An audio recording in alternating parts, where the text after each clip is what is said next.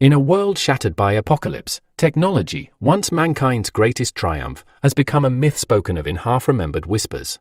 Amid the ruins and acid rains, Xiaosu hunts, not for glory, but to survive. Every trap he sets, every beast he brings down, is for his younger brother Liu Yuan, whose strange affinity for luck might one day mean something, or nothing at all. The world outside their crumbling settlement tells a grim tale. Disasters have been sweeping through like blades, shredding what little hope humanity clung to. Civilization, if it can still be called that, has split in two, the desperate masses scraping by in the dirt, and the chosen few hiding behind towering fortress walls, hoarding what remains of power and progress. One morning, soaked in mud and worry, a ragged young man asked a weary trader, "What happened to all our tech? The drones, the medicines, the clean energy?" The man snorted. "They're not gone. Just curated, like museum pieces, by the folks living behind those lovely 10-story steel hugs we call walls." The boy looked toward the distant fortifications. "Then let's tear them down. Share the good stuff again." The trader chuckled, eyes squinting under the brim of his hat. "Kid, people behind those walls sleep easy knowing the rest of us don't. Equality's a bedtime story we stopped telling long ago." Elsewhere, a patrol of mismatched mercenaries trudged through the sludge. One turned to another and said, "If you dead set on reaching Mount Jing, talk to Ren Xiaosu. Not that it'll help, he can barely aim straight." Their commander barked, "Tighten up. You march like drunks at a funeral." Then, as if summoned by their ineptitude, the forest around them changed. A sinister red glow pulsed between the trees. Xiaosu, always alert, stopped mid-step and turned. He could feel it, something breathing wrongness into the air. From the shifting crimson light came the first sign of terror, a snarling beast, its head rising slowly, unnaturally, from the brush. Its eyes glowed like molten rubies. More followed, monsters, misshapen and swift. An insect the size of a small vehicle skittered into view, its limbs like razors. A massive wolf, fur streaked with crackling blue energy, padded forward behind them. Xiaosu, blood dripping from the corner of his mouth, stood his ground. His limbs shook, his breath ragged. And then, a whisper, not from the woods, but from within. "Do you wish to unlock your shackles?" The answer came without hesitation. Yes. As if in answer, rain began to fall, cold, bitter, and acidic. The forest hissed as it soaked. Beneath a crooked tree, a crude snare lay forgotten, its prey long dead from the toxic storm. Time was running out. Xiaosu hadn't caught anything today. Without meat, there would be no rations. And without rations, well, starvation was a patient killer. Then, whoosh. Wings. He looked up. A sparrow. Small, fast, agile. His eyes locked on it. Finally, he muttered, a flicker of hope in his voice. The bird banked through the downpour, its feathers slick with rain, but its vision keen. It saw him. It dove. Xiaosu blinked. Oh no. It's smart. But there was no time to admire its tenacity. He dropped low, reaching into the mud for his weapon, a battered old cooking spoon, repurposed with desperate creativity. He squared his stance. The red-eyed monster behind him wasn't waiting. It charged. Xiaosu swung, smack. The sparrow took the blow and hit the ground. One more strike, and it was still. He leapt forward, hand closing around its tiny throat. A squeeze. A crack. Silence. He breathed hard, rain soaking him through. Dinner served, he muttered with a crooked smile. Exhausted but triumphant, he slung the sparrow's carcass over his shoulder. A few days' rations, if he was lucky. He turned toward the direction of the nearest barter store, but then stumbled. His vision blurred. Pain lanced through his skull, sharp and electric. He hit the ground, clutching his head. No. Not now. This happens at midnight. But it was early. Something was changing. Something deep. As if the rules he thought he knew were starting to rewrite themselves. Xiaosu leaned back slightly and shut his eyes. It was happening again, had been ever since the day he barely escaped the wolves. Townspeople shrugged it off as simple headaches. "You just stressed, they'd say, or drink more water, kid." But Xiaosu knew better. This wasn't pain. It was something else. A surge of pure, blinding chaos that licked at the edges of his mind like fire. He tried to steady himself, force his thoughts to stop spinning. Control, just for a moment. He glanced at his hand and realized, with mild surprise, that he hadn't blacked out. He was still conscious. Then, the world around him began to shift. A brilliant light burst through the gloom, piercing the mist like a blade through silk. It was so intense that Xiaosu had to shield his face with his arm. As the light settled, a massive shadow emerged from within the haze, its form both unfamiliar and eerily majestic. A palace. It loomed silently, not of brick or stone, but something older, stranger. He took a hesitant step toward it, his feet heavy, breath shallow. The enormous doors stood slightly ajar, just enough to whisper invitation. After a moment's pause, he reached out and pushed. The doors creaked open to reveal a chamber drenched in opulence and shadow. Black haze clung to the ornate walls like a living thing. Xiusu instinctively placed a hand on his makeshift weapon, eyes sweeping the room with guarded caution. Then, something on a nearby table caught his attention, an object, simple yet somehow magnetic, quietly pulling in the surrounding smoke. He squinted at it. Suddenly, pain lanced through his skull. He clutched his head, stumbling. The dizziness hit him like a hammer, and the world spun. And just like that, he was gone. Where he had stood, a stranger now appeared, stepping into view with a crooked grin. He looked down at Xiaosu's limp body, sprawled in a puddle of rain and regret. But then, as quickly as it came, the dizziness ebbed. Xiusu blinked. He was awake. Faster than usual this time. Good. Because the rain was falling harder now. He groaned, pushed himself up from the wet ground, his bones aching in protest. That's when he heard footsteps. A man stormed toward him, eyes wild. "Give me your loot," the stranger shouted, practically foaming at the mouth. Xiaosu didn't wait. With a grunt, he swung his weapon, a dented metal ladle, and smacked the man square in the face. There was a crack, a cry, and the unmistakable sound of a tooth skipping across the mud. The man dropped like a sack of wet laundry, clutching his face. Xiaosu backed away slowly, shielding his catch from the rain, and then something bizarre happened. A translucent blue window popped up in front of him, floating mid-air. On it, glowing words, "Task, transfer the loot to the other party." Xiaosu stared. "Oh, come on. Now you want me to be generous." He muttered to no one in particular. He glanced back at the man, still writhing in the mud. The window flickered, as if waiting. He approached slowly. The man looked up, tears streaming down his cheeks, hand pressed to his missing tooth. Xiaosu stopped just behind him, casting a long shadow. Holding up the sparrow's limp body, he asked, flatly, "You really want this?" "Yes." The man cried. "Yes. I need it, I'm starving." With a sigh and a frown, Xiaosu extended the bird carcass. Ding! Another window appeared. Task complete. A shadowy image of the palace flashed briefly before vanishing. On the table inside that memory space, a scrap of paper floated up into the air, hovered, and slid neatly into what Xiaosu now recognized as an old-fashioned typewriter. The keys clicked by themselves, printing something new. Reward, basic profile settings unlocked. Scanning enabled. View survival and hunting skills of others. Interesting. Very interesting. Then the man below him whispered, eyes wide, "You a good person."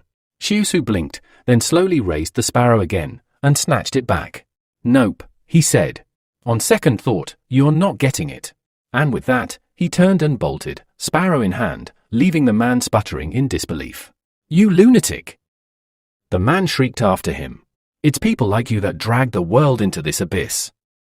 Xiusu didn't even look back. Eventually, he slowed to a walk, panting, the precious prey still slung over his shoulder. He wiped rain from his brow, glancing up into the blank, slate-colored sky. Ahead, the settlement came into view, crumbling homes like crooked teeth surrounding the rusted gate. He passed by a small crowd huddled near a broken barrel fire. They saw him. They always saw him. "There he is again," one man muttered. "Back with meat. Every damn time." Another's fist clenched. "Bet he thinks he's better than us." Xiaosu met their stares. With cool disdain, fingers brushing the handle of his weapon in warning. One man took a step forward, but a hand gripped his shoulder. "Leave it." His friend whispered, "Don't mess with that one." After a tense pause, the man backed down. Xiaosu turned away, the echo of their bitter muttering behind him. "He's sick in the head," someone hissed. He didn't respond. He didn't need to. Song-Su kept walking, boots slapping against muddy ground, past the sagging ruins of homes half swallowed by rust and rot. He approached the large metal gates and veered off, spotting a squat building tucked between leaning shacks. With a deep breath, he stepped inside, the smell of dust and iron thick in the air. He slammed the sparrow carcass onto the counter with a damp thud. "How much?" he asked. Behind the counter, the shopkeeper jolted, flinching at the sound. "Watch it, boy." "That glass is expensive," he grumbled, shooting a disapproving glance at the now smeared counter. Muttering, he leaned over the sparrow and examined it, poking at its ribs with 2 bony fingers. He fetched a set of old metal scales and began weighing the bird. 3 jin, 6 liang, the merchant muttered. Xiaosu raised an eyebrow, unimpressed. "And that gets me." The man scratched his jaw. 700 coins. Xiaosu blinked. 700? For this? He jabbed a finger toward the bird. "That's robbery." With a tired sigh, the shopkeeper raised his hands in reluctant surrender. "Fine. 800. But only because you didn't bruise the meat." 800 still low, Xiaosu snapped. "Times are hard, and I nearly lost an arm getting it. 900 or I walk." The man crossed his arms and shook his head slowly. "You're not easy to deal with." Xiaosu turned on his heel. "Then I'll take it to old Li. He knows the value of prey." As he reached the door, a forced smile spread across the merchant's face. He moved quickly, blocking Xiaosu's path. All right. Let's talk." "No need to get Li involved. I'll talk after I see what he offers," Xiaosu said, brushing past. "Fine." 900, the man called out. "Think about Liu Yuan's tuition." Xiaosu paused. Slowly, a sly grin crept across his face. "You know, for bringing that up, the price just went up. 1200. 12. The shopkeeper's jaw dropped. He stared at the bird like it had suddenly grown golden feathers. Muttering curses under his breath, he rifled through his till, counting notes with the energy of a man parting with his soul. Eventually, grumbling all the while, he handed over the full sum. "Get me a jacket," Xiaosu said as he pocketed the coins. "For you?" or the merchant asked, already pulling one off the shelf. "For Liu Yuan." "What about your coat?" "That thing's falling apart." Xiaosu didn't answer, just stood still until the man handed him a smaller, neatly folded jacket. He took it with a nod. "Anything else?" the merchant asked, his tone lighter now. "Anti-inflammatories?" "You look half dead." "How much?" 600. Xiaosu scoffed. 600? It's winter. Nothing inflames in winter. Forget it. The shopkeeper chuckled, wrapping the jacket. "Next time, bring a live sparrow." By the time Xiaosu returned home, the rain had slowed to a tired drizzle. Inside, his younger brother sat hunched over a makeshift desk, scribbling away with a stub of pencil. The room smelled faintly of smoke and wet wood. The boy looked up, startled. "Brother!" Xiaosu gave him a tired smile and dropped the wrapped jacket on the table. The younger one stood. "You're back early. Was the hunt bad?" "It was fine," Xiaosu said, ruffling his hair. "How's studying?" The boy's eyes lit up. "Great! But hunting sounds way cooler. When can I come with you?" Xiaosu crouched beside him, suddenly serious. "Never. It's dangerous out there. Studying is safer. Smarter." He turned away, tossing a few scraps from the sparrow onto the fire. "Besides," he muttered, "if I could afford it, I'd be studying too." His brother noticed the torn sleeve and the dark bruise beneath. "Your arm, just a scratch," Xiaosu replied quickly, already slicing the guts into a pot. Before long, the soup was ready, if it could be called that. He ladled a bit into a bowl and slid it across the table. "Eat." The boy shook his head. "You need it more." "I'm fine." "No, you're not." 2 days ago, someone died from an infection. The boy's voice cracked with worry. His eyes welled up with tears. Xiaosu gritted his teeth. "Enough." His voice dropped, hard and cold. "If you study, really study, you won't have to go into the wilderness like me." The younger boy sat, biting his lip to keep from crying. He began eating in silence, anger and sorrow simmering behind his eyes. Xiaosu tried to soften his tone. "Here, try the jacket. Fits better than your old one. Where's yours?" But Xiaosu was already lying down on the cot, turning his back. "I'm going to rest." The soup vanished slowly, and the room grew quiet. Raindrops tapped at the broken window. Sleep didn't come. Instead, Xiongsu stared at the ceiling, thoughts drifting. That palace, the dream, or whatever it was, kept tugging at the back of his mind. Something about it felt unfinished. He blinked. A sound. He sat up suddenly, heart pounding. The room blurred, and when his vision cleared, the palace stood before him once again. No door creaks, no footsteps. Just there. Drawn by a force he couldn't explain, Xiongsu approached. The black haze still hung thick in the air. He reached out, trying to feel it, but his fingers passed through. Intangible, he whispered. Of course you are. And yet, something in him pushed forward anyway. Xiongsu stepped deeper into the strange palace, guided by instinct more than reason. Minutes passed in silence until he reached a familiar place, the painted table with the ancient typewriter sitting like an artifact of another world.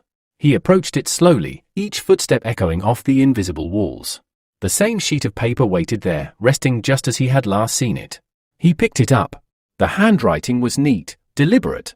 A task, to share food. Just that. Xiongsu narrowed his eyes. Simple on the surface, but loaded with meaning in a world where kindness costs more than bullets. He set the page down and stared at the typewriter, its keys etched with strange hieroglyphs. He ran his fingers over the carvings, each one pulsing with a sense of quiet power. Reading them, an odd thought crept into his mind. They're asking me to be good. In this place? His lips tightened into a line. Impossible, he murmured to the emptiness. That same night, a figure passed through the village shadows, her presence soft and light. Xiao Yu's sister drew aside the threadbare curtains of Xiongsu's home and slipped inside, only to freeze in place. A blade pressed to her throat. Her breath hitched. Trembling, she turned her head slowly. It's me, she whispered. Liu Yuan squinted through the dim light, eyes narrowing. Xiao Yu's sister. The recognition dulled the edge of his knife. He exhaled and lowered it, still on guard but no longer hostile. She didn't flinch. Is it true? She asked. About Xiongsu's injury. Liu Yuan nodded toward the corner of the room. Wounded in the arm. Sparrow fight. Her hands clutched together in front of her, nerves peeking through her posture. Liu Yuan sighed, weary beyond his years. You're 8 years older than him, he said bluntly. You shouldn't be getting attached. The girl's cheeks turned red. He and you. You both feel like brothers. Liu Yuan said nothing. She stayed a little longer, silent, then stood to leave. Tell him I came, she said softly. I will. He watched her go. After she left, Liu Yuan wandered outside, the night cool against his skin. He sat against the wall of their home, knife in hand, fingers gripping the hilt like he was still on guard duty. A voice broke the silence. Don't bully her. He turned his head. Xiongsu stood there, pale in the starlight. I wasn't, Liu Yuan replied. I saw her smoking. Cigarettes like that only come from factories outside the walls. Probably got them from some savage. You think that's enough reason to judge her? She's only close to you because you hunt. People like her. They don't come around for nothing. Xiongsu didn't flinch. No one's pure, he said calmly. Not anymore. Doesn't mean we get to tear each other apart. He sat down beside his brother, both of them staring into the dark. Just don't push her away, all right?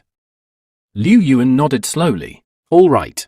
The silence returned, heavier now. You're not sleeping, the boy said. Got things to think about. He looked up at the sky. Maybe I have abilities too. I'll figure it out. Eventually. The stars shimmered above them, cold and distant. Liu Yuan tilted his head. There's a rumor, people with gifts. When we hunted last, I wished for the sparrow to fall, and it did. Xiongsu frowned. No wounds. No arrows. It just dropped. After wishes, there's always some illness, Liu Yuan said with a quiet shrug. They both looked up as streaks of silver shot across the heavens. Don't make a wish, Xiongsu said quickly, voice tight. I don't want you getting sick. Liu Yuan smiled faintly. Why do they fall so fast? Maybe, Xiongsu said, they don't want to listen to anyone's wishes. Morning came, golden light piercing through the fog of the village. At the crumbling schoolhouse, a teacher paced in front of a half-empty room. He raised a worn book. Who knows what technology means? Only Liu Yuan looked up. I don't. The others were busy passing notes, daydreaming, or carving into desks. From outside the window, Xiongsu watched, leaning just far enough to hear. The teacher closed the book with a sharp snap. Lesson's over. Then, suddenly, his gaze flicked toward the window. Empty. Xiaosu had already ducked away. Later, the teacher found him loitering nearby. "You can listen at the door," he said, voice stern but not unkind. Xiaosu bowed, his smile faint but genuine. Xiaosu bowed slightly, offering a cigarette with quiet sincerity. "Thank you," he said, "for letting me stand by the door." The professor, hunched over a shallow plate of soup, accepted it without hesitation. Striking a match, he lit the tip, inhaling deeply. The smoke curled around his worn features. He glanced at the boy, half amused. "You're one of the few who actually wants to be here," he said, exhaling a thin grey ribbon. "Why?" Xiongsu's expression didn't change. "Because learning something new is never bad," he replied. "And teachers are respected. No one steals from them. No one dares to take their vegetables." The professor chuckled, a dry rasp that quickly turned into a cough. His shoulders trembled slightly as he reached for a cloth. Xiongsu leaned forward. "There's something I've wanted to ask for a long time." "Go ahead," the man said, coughing again, then lifting the cigarette back to his lips. "You once said that before the disaster, humanity had access to incredible technology. But where did it all go?" The professor stared into the smoke. "It didn't disappear," he said finally. "It's just locked away. The disaster wiped out most of our youth. The world kept turning, but the people didn't. The knowledge survived, but it's kept by a few, hoarded behind the wall." Xiongsu's face darkened. "Then maybe the wall should be torn down." The man raised an eyebrow. "If we release the technology," Xiongsu continued, "we could rebuild." The professor's voice was quiet. "As long as the wasteland is out there, the outcasts will gather near the wall's edge. And the consortium inside? They'll never let it fall. That wall isn't just stone and steel. It's a boundary between those who rule and those who are ruled." He crushed the cigarette halfway, saving the rest. "But that's enough for now. Let's get back before the kids set the place on fire." He excused himself to change, complaining that the smoke had soaked into his shirt, leaving Xiongsu alone with his thoughts. Just then, a soft chime echoed inside him. Another task notification. Back in class, students whispered as they noticed Xiongsu standing at the door. The teacher returned, cleared his throat, and wrote the word survival on the board. "Today's lesson," he said, "is about wolves." Silence fell. The air shifted. "When you become adults, your parents won't be able to protect you anymore," he said. "So, what should you do if you're attacked by a pack of wolves?" He pointed at the door. "Xiongsu." Eyes turned. Xiongsu hesitated, then stepped forward. "Find a high place," he said, "with an open view and a tailwind." The professor nodded slowly, but Xiongsu added, a crooked smile playing on his lips, "that also makes it an ideal place to die. The wolves will corner you. You'll see them coming, but you won't stop them." The room went still. The air grew heavier. For a moment, no one spoke. Then Xiongsu glanced at his task interface. The notification was still red. He adjusted his tone, turned back to the teacher. "But maybe I've never even seen a real wolf. Maybe survival isn't about strategy. Maybe it's just luck." A pause. "Most people," he said, "don't survive." The teacher raised a brow, and then smiled. "Congratulations," he said. "From now on, you'll teach survival lessons." From the classroom, gasps spread among the students. Xiongsu blinked, stunned. Then the task notification flickered green. "Task completed. +10 power." He felt it immediately, like lightning beneath the skin. Muscles coiled tighter, breath came easier, posture straightened without effort. He clenched a fist. 3.5 points. A normal adult male rated a 3. He was stronger now. Better. The palace was real. So were the powers. After class, Liu Yuan found him leaning by the wall, staring up at the sky. "You're different," he said. Xiongsu gave him a sidelong glance. "Teacher lets you do anything. Are you his heir or something?" Xiongsu snorted. "He just doesn't have enough cigarettes." Liu Yuan smirked. "Still, being a teacher wouldn't be bad. If I take the job, maybe I'll give it to you later." Liu Yuan looked away. His thoughts swirled quietly. "He always gives me everything. The moment he gets something good." Before the silence could settle too deep, Xiongsu turned and called to him. "Hey!" Liu Yuan blinked. "Yeah?" "You thinking too loud again," Xiongsu said, smiling faintly. Xiongsu and Liu Yuan walked home side by side, the dusk painting the village in hues of copper and deepening blue. Their conversation wandered, quiet, fragmented thoughts passed between brothers too used to keeping words in reserve. Midway through the path, the low clink of armor and the dull thud of boots pulled their attention. A small detachment of armed men marched through the village. The leader's face was stern, the others worn and wary. One soldier, young, sunburned, and bitter, grumbled loudly. "Mount Jing? What kind of joke is that?" I asked for leave, not a death sentence. Xiongsu's eyes narrowed, scanning the group. Hardened movements, mismatched gear, cold stares. They weren't soldiers. Mercenaries. They need a guide, another muttered. Some local who won't piss his pants the moment we reach the mountain. Mount Jing. Xiongsu's thoughts turned grim. Going there was as good as digging your own grave. A girl moved past him. For a second, their eyes met. The wildness in her gaze struck him like a blow, calm, untamed, and dangerous. She wasn't from around here. She wasn't from anywhere safe. Liu Yuan nudged him. "Think they'd take you as a guide?" Xiongsu shook his head. "Something's wrong with this group. Better we stay clear."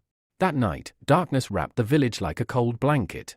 Xiongsu sat awake, the curtain gently swaying. Outside, insects chirped. Inside, Liu Yuan's voice broke the silence. "Does your wound still hurt?"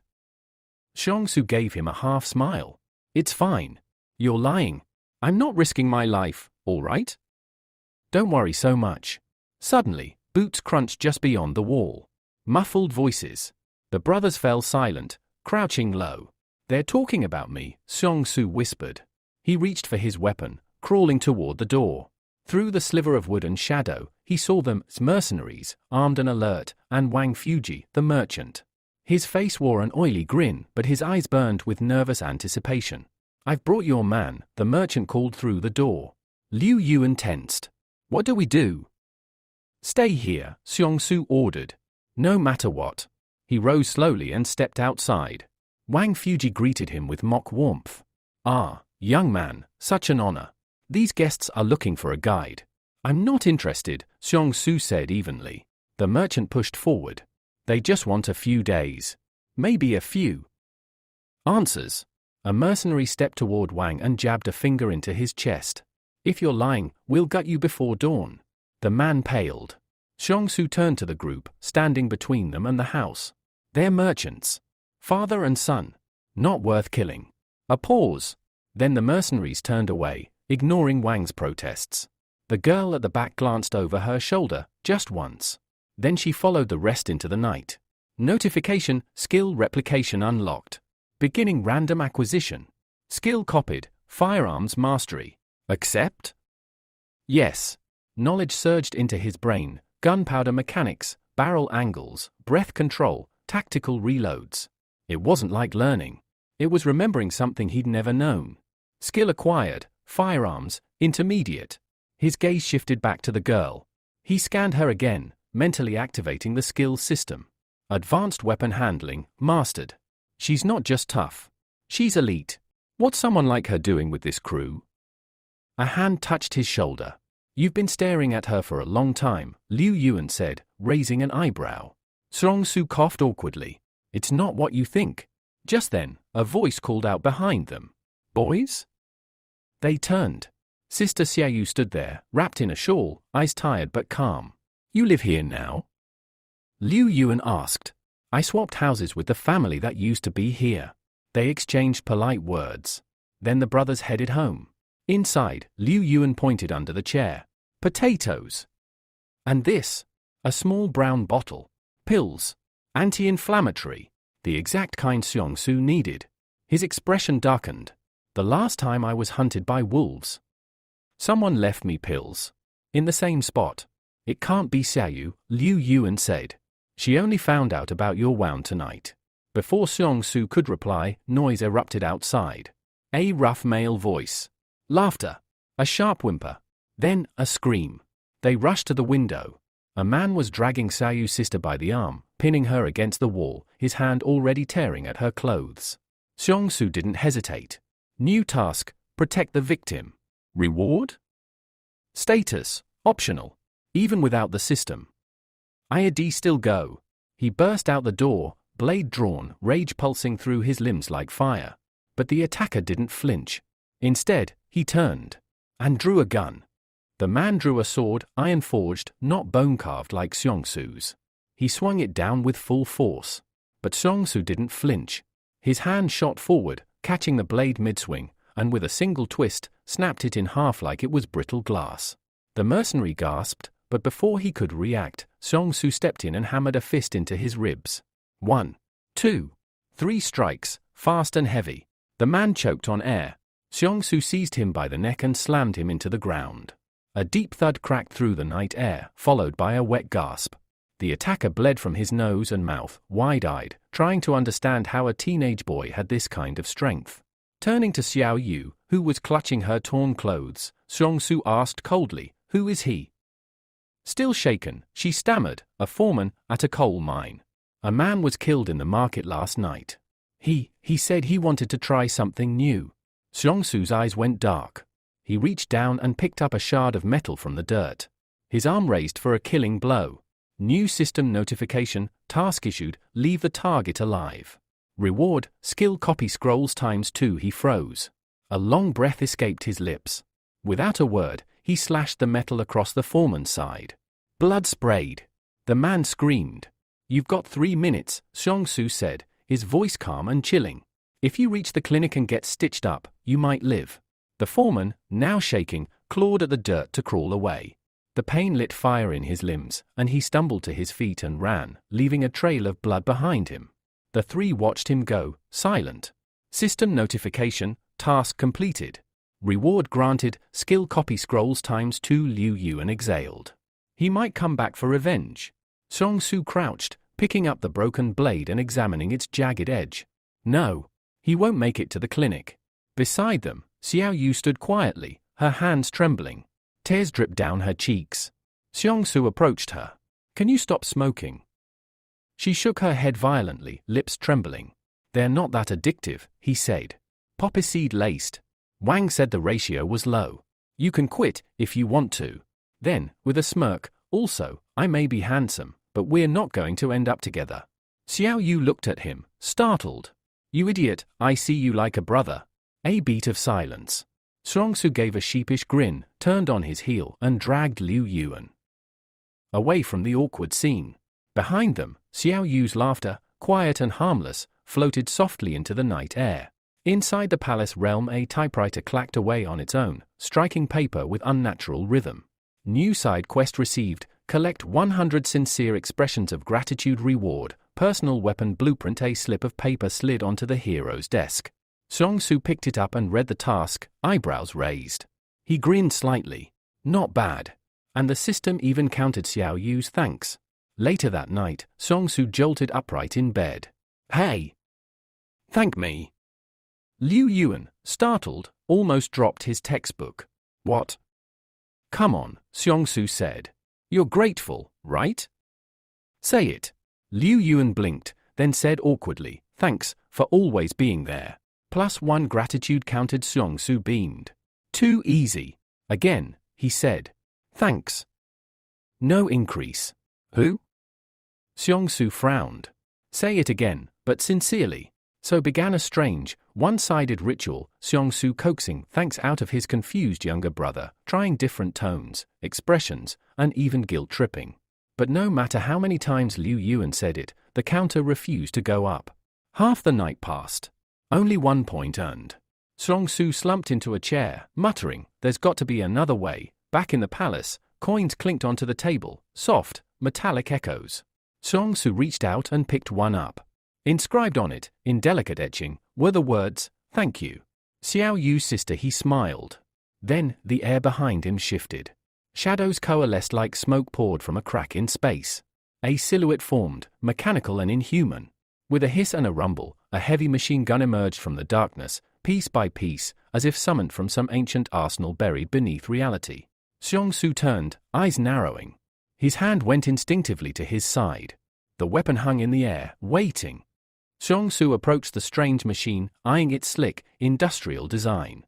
It stood motionless in the center of the shadow-filled room, waiting. With cautious curiosity, he leaned closer and examined the device, noting the odd symbols etched into its metallic frame. It was unlike anything he'd seen in either world. After a moment of thought, he reached into his pocket, took one of the gratitude coins, and tossed it into the machine. A sharp clang echoed through the chamber. A second later, something small dropped from the chute and struck the floor with a dull clack. Xiaosu picked it up. It was a glass bottle, about the size of a thumb, filled with a luminous, pale green liquid. There was no label, no inscription, no clue what it was. Then, dizziness. A wave of disorientation swept over him, pulling his mind somewhere else. The palace, the shadows, the machine, they all vanished. And just like that, he was back in the real world, bottle still in hand. Liu Yuan, wide-eyed, looked up from his notes. Where did that come from? Xiaosu didn't answer right away. He twisted off the cap and examined the liquid inside. A part of him feared it could be poison, but curiosity and instinct told him otherwise. He dipped 2 fingers into the fluid, brought them to a wound near his shoulder, and closed his eyes as he applied it. Instant relief. The pain disappeared like it had never existed. Staring down at the bottle, Xiaosu finally understood gratitude could buy miracles. He clenched the small vial and whispered to himself, I need more coins. The next morning dark circles hung under both brothers' eyes as they walked through the school gates. Their teacher greeted them with surprise. You two look like you haven't slept at all. What happened? Xiaosu smiled faintly, brushing it off. Nothing to worry about. The teacher raised an eyebrow. Well, have you thought about your speech? You are officially starting as a teacher today. I'm ready, Xiaosu said, stepping inside the building with Liu Yuan beside him. Inside, the students gathered and greeted him enthusiastically. Their youthful energy caught him off guard. He extended his hand and asked with a half smile, do you all think teaching is difficult? The students looked at each other in confusion. As payment for my efforts, Xiaosu said, how about you thank me sincerely? The head teacher blinked in, surprised but chose not to interfere. Xiaosu took a breath and declared, from now on, no greetings. Just gratitude. Thank your teacher each day. But even as he asked for thanks, the system didn't register a single one. He sighed. They're not being sincere. Changing tactics, he began the lesson with something practical, survival training. He spoke passionately about basic wilderness skills, water purification, and how to spot edible plants. But soon, the class grew restless. One student raised his hand. Teacher, the sun's setting. Can we end the lesson? Xiaosu paused. He wanted to push through, but safety came first. All right. Class dismissed. The children rushed outside, laughing, shouting, some turned back to wave. Thanks, Teacher Xiong. Moments later, coins clinked onto the palace table. The typewriter clicked twice, recording the gratitude. Xiaosu stood still, a soft smile playing on his lips. So that's what real thanks feels like. Later, on the road home, you can't run classes that long, Liu Yuan muttered. They'll ban you. Xiaosu shrugged. What's wrong with giving everything to education? As they walked, Liu Yuan suddenly tugged his brother's sleeve. Look! A small crowd was forming ahead, people with weapons strapped to their backs, backpacks loaded with supplies. Leading them was Rick Lu, an older man they recognized. It looked like he'd volunteered to be a guide for the expedition. Nearby, merchant Wang Fuji approached them. You refusing this opportunity? The merchant asked, tone laced with disappointment. And you know it's a good job how? Xiaosu replied coolly. The poor never leave this place, Wang said. That wall doesn't just keep people out. It keeps us in. These people, they're going beyond. He leaned in, voice low. I heard they need a guide to navigate the wasteland outside. Liu Yuan whispered, should we talk to them? But Xiaosu turned away. You go. I'm heading home. On the way back, Liu Yuan tugged at his brother again. Over there, look. Xiao Yu's sister stood on the side of the street, trying to sell her earrings. A rough-looking man leered at her, suggesting she'd make more money working nights. Xiaosu stepped forward and shut the conversation down without hesitation. His voice was sharp, his glare colder than steel. She doesn't need to sell anything. He handed her some money. I was going to buy medicine anyway. You take the pills instead. She hesitated, speechless. Xiaosu punched his chest lightly. I can take care of myself. I'll always have soup. So you'll always have dishes to wash. She stared at him, then laughed quietly, tears in her eyes. I'll hold you to that. As the evening sun faded behind the wall, Xiaosu looked out across the town and saw a group of people gathering near the clinic. Two of them were arguing with a local doctor, voices raised, desperate. Something was happening, and Xiaosu had a feeling it was only the beginning. The smug doctor stood in the doorway, arms crossed, eyes filled with disdain. The man begging at his feet was pale and trembling, clearly in pain, but the doctor made no move to help. With a loud clang, he shut the iron door and turned the key in the lock. "Don't come back without money," he spat. From the alley across the street, Xiongsu, Liu Yuan, and Xiao Yu watched silently. Their expressions were cold, unreadable. "Remember this," Xiongsu said to his brother, his voice low and bitter. "This is our reality."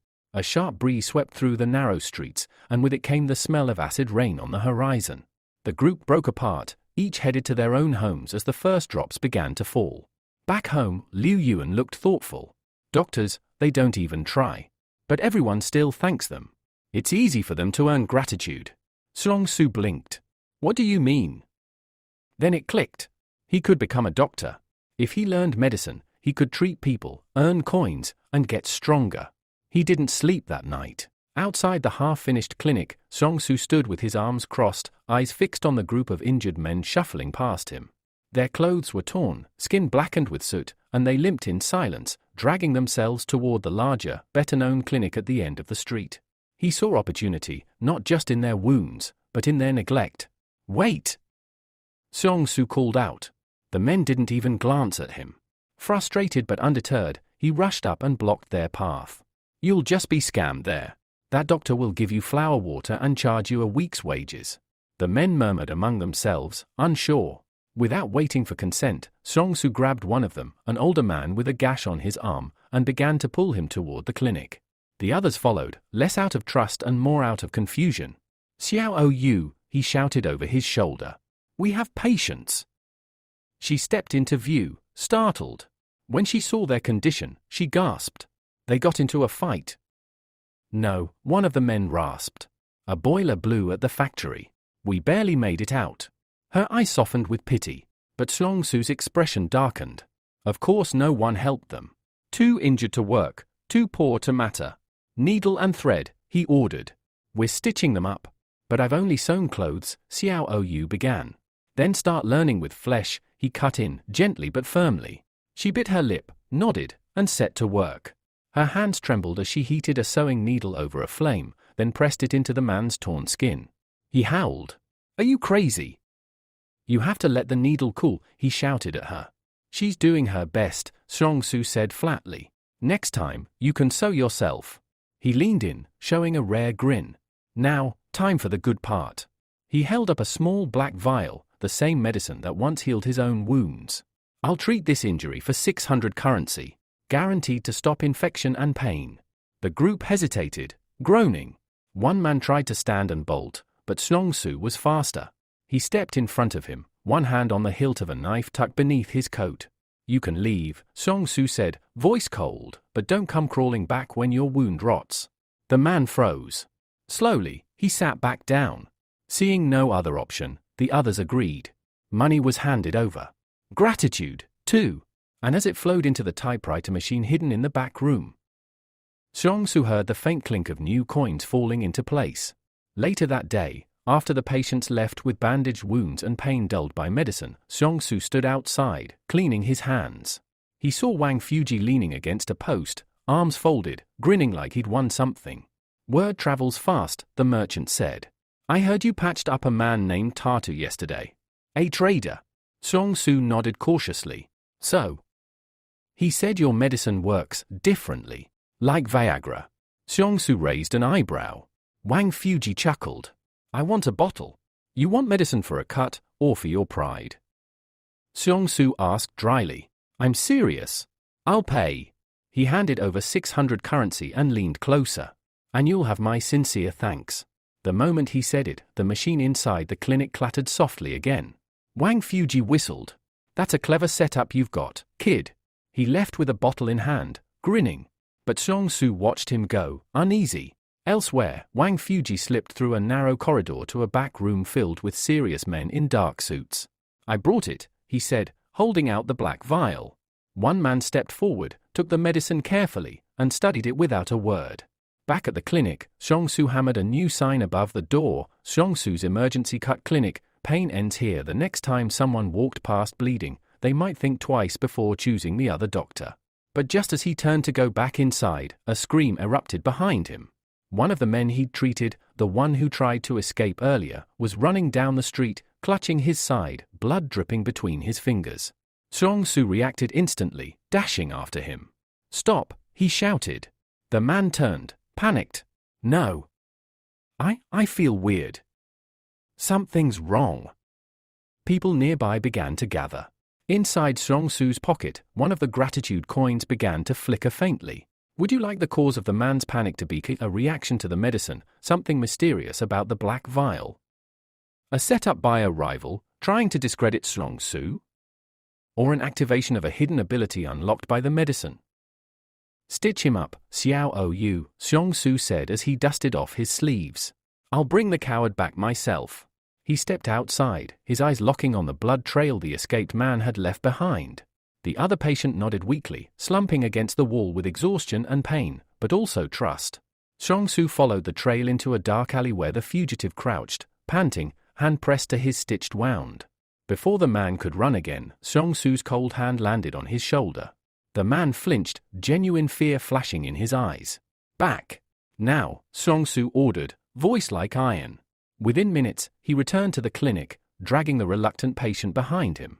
Inside, Xiaoyu was threading the needle with surprising steadiness, finishing up the final stitches on the other man. As she tied the last knot, the system in Xiaosu's mind pinged softly: white heavy check mark, task complete, treat 3 patients, reward, +1 skill point, +150 gratitude. One of the injured men shifted on the mat and muttered in disbelief, "It doesn't even hurt anymore." A new notification appeared: new task unlocked, heal 10 patients, reward.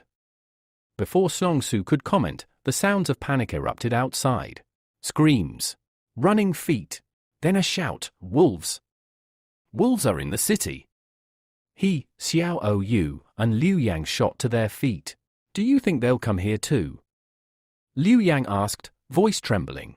"Wolves are smart," Xiaosu replied, peering out the window. "They'll go where the blood is. The factory. But they'll break through, right?" Xiaoyu asked. "The wall can't collapse, can it?" Xiaosu stared at the horizon. Nothing is eternal.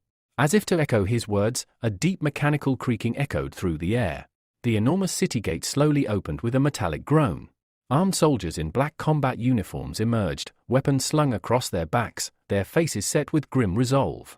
"Firearms, they actually have guns," Liu Yang whispered. "Don't ask too many questions," Xiaosu muttered. From the crowd, a voice scoffed, "What's the point? Wasting bullets on corpses and animals." But Xiaosu wasn't listening. His thoughts drifted back to the factory manager who had once pointed a pistol at him, only to be later torn apart by wolves. If the manager had a gun, it might still be there. He turned to Liu Yang. "Go to Xiaoyu tonight. Stay with her until the elder returns." "Where are you going?" Liu Yang asked urgently. Xiaosu didn't answer. He was already out the door. As he ran through the darkened streets, a shadow moved near the old clinic. The smug charlatan doctor stood in the doorway, frowning. What the hell is that boy doing now? But Xiaosu didn't slow down. Smoke from the exploded factory still hung in the air like a ghost, illuminated by the flickering glow of street fires and burning barrels. Ahead, the wolves had arrived. Massive, fanged, and utterly fearless, the beasts prowled the wreckage. Some were injured from gunfire, but none were retreating. The military had opened fire, but to Xiaosu's horror, bullets barely slowed the creatures. A direct hit to one wolf's foreleg only enraged it, making it lunge with terrifying speed. The wolves struck as a pack, their snarling echoing through the empty streets. Soldiers screamed as they were pulled into the dark. From behind them, an older officer barked orders, even shoving his own men forward. "Keep shooting!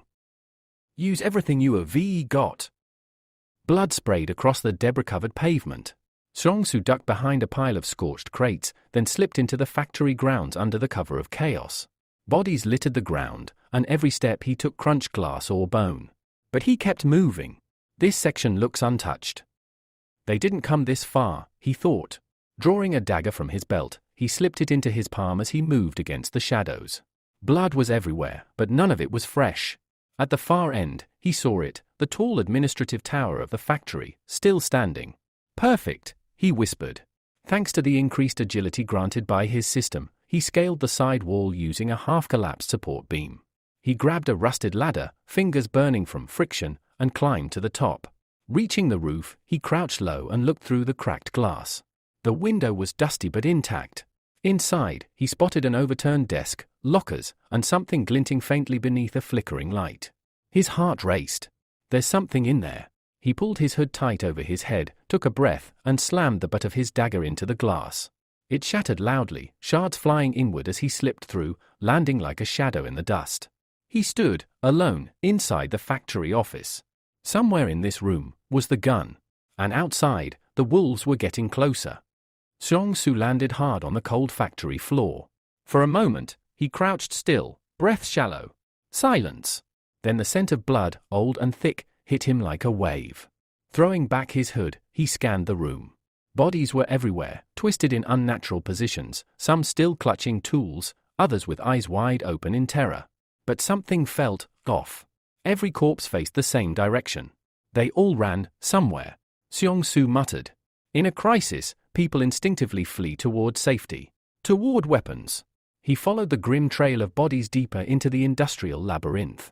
Eventually, he reached a large steel door marked by blinking emergency lights above it. The air smelled of oil and iron. A pile of corpses was stacked near the threshold. Some had clearly died desperately trying to enter. He ran a hand along the metal surface. The door was locked. After a moment's hesitation, he knocked. To his surprise, the panel hissed, and the door cracked open. Xiaosu jumped inside just as the mechanism clicked again, sealing the room behind him. A man inside nearly dropped his gun in shock. "You're not with the military, are you?" the man asked, voice sharp with paranoia. Xiaosu's eyes narrowed. Wang Dongyang. Recognition dawned in the man's eyes, followed quickly by suspicion. He raised the gun again, hands trembling.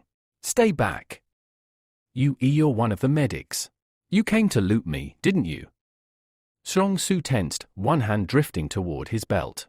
He recognized the factory manager immediately, though Wang looked different now, wild-eyed, sweat-drenched, desperate. "Put that thing down," Xiaosu said calmly. But the muzzle never wavered. "You left everyone to die, didn't you?" Xiaosu continued, voice quieter now, colder. "You ran in here. Lock the door. Let them scream out there alone." Wang's jaw clenched. "If you want to live, take me back to the city. I'll tell them you helped me. I can make things good for you." Xiaosu smiled faintly. "Or I tell them the truth." For a moment, the manager's bravado cracked. He sneered. "Then I'll kill you right here." But Xiaosu's eyes were already locked on the gun's safety switch. "You forgot something," Xiaosu said, easing forward. "Your gun's still on safety." Wang blinked, glancing instinctively at the weapon. That was all Xiaosu needed. In a flash, he drew his bone blade, slamming the weapon upward and knocking the gun aside. Steel met skin. The manager grunted as Xiaosu's blade sliced across his forearm. A punch to the chest knocked him backward, winded and stunned. Xiaosu stepped forward, placing the blade's tip against his ribs. Wang choked, blood already spilling from his mouth. Wait! I can tell you where I keep my things." "You want weapons? Ammunition? I'll give it all to you." "Where is it?" Xiaosu asked coldly. "Spare lockers, northeast wing, 3rd floor." Wang gasped. "Please, let me live," but Xiaosu wasn't buying it. "You're stalling. Your lungs are already collapsing. You've got minutes, at most." He stepped in and pressed the blade deep. Wang gasped, eyes wide, then collapsed like a puppet with its strings cut. Blood pooled beneath him. Xiaosu didn't linger. He crouched beside the body, searching Wang's pockets quickly and efficiently. He found 3 full magazines, a worn map, and a broken radio. Satisfied, he turned toward the stairs. The sound of distant gunfire echoed from outside. He needed to move, now. By the time he returned home, sweat clung to his brow and his boots were stained with blood. Liu Yang rushed to meet him. "You're alive." Some of the soldiers came back, injured, but alive. They say the wolves were nearly unstoppable. Xiaosu gave a slow nod, already processing the implications. So guns do slow them down. Not enough to win, but enough to survive. Just as he was about to speak further, a low rumble vibrated through the ground. Military trucks rolled into the settlement, engines growling like beasts. One by one, soldiers climbed out and fanned into the streets. They began banging on doors, shouting commands. "Everyone out! Line up outside your homes!" The people murmured, confused and afraid. "What's going on?" someone shouted. A soldier responded with indifference. "Whoever left the trading city today, identify them and receive a reward." Xiongsu's heart skipped. They were looking for him. He had disguised his injuries, made them look like wolf bites, but they must have checked Wang Dongyang's body. His pistol was missing. From the doorway, Xiongsu stepped into the crowd, Liu Yang at his side. He scanned the soldiers. Their eyes were searching, their hands already on their weapons. A lone hand rose from the murmuring crowd. Everyone turned. A man in a dirt-stained white coat stood tall, a doctor from the clinic. His face was pale but determined. It was him, he shouted, arm outstretched. "He left the city last night." "That boy, Xiongsu." The crowd gasped. Soldiers snapped to attention, their eyes now fixed on Xiongsu. A bolt of fear surged through him, setting his nerves alight. His body tensed as the soldiers approached. "Search him," barked the commander. Xiongsu stood still, hands raised, forcing calm into his expression even as panic scratched behind his eyes. Before the soldiers could touch him, a voice rang out from the side. "Wait." It was Wang Fuji, the merchant with deep pockets and deeper secrets. He stepped forward, arms crossed casually but voice firm. "This one is under Boss Law's protection," Wang said. "He's not to be touched." The soldiers exchanged uneasy glances. "Boss Law," one muttered. The name alone drained the confidence from their faces. "I suggest you confirm with him yourself," Wang added, voice edged with warning. "I don't speak out of turn." A heavy silence fell. The commander finally grunted, "Even if he's with Law's people, we still need to check." They turned to Xiongsu and began to search his clothes and body, slow and thorough. Inside the small house, 3 soldiers forced their way in. Liu Yuan stood in their path, trembling, clutching a rusted kitchen knife. "Back off," he shouted, his voice cracking. "Yuan, move!" Xiongsu shouted from outside, voice sharp. Frozen, his younger brother looked at the knife, then at the soldiers, then slowly stepped aside, eyes wide with fear. The soldiers tore through the house. Liu Yuan could only watch helplessly, hands clenched into fists. He whispered to himself, over and over, "Please don't find it, please don't find it." The minutes dragged.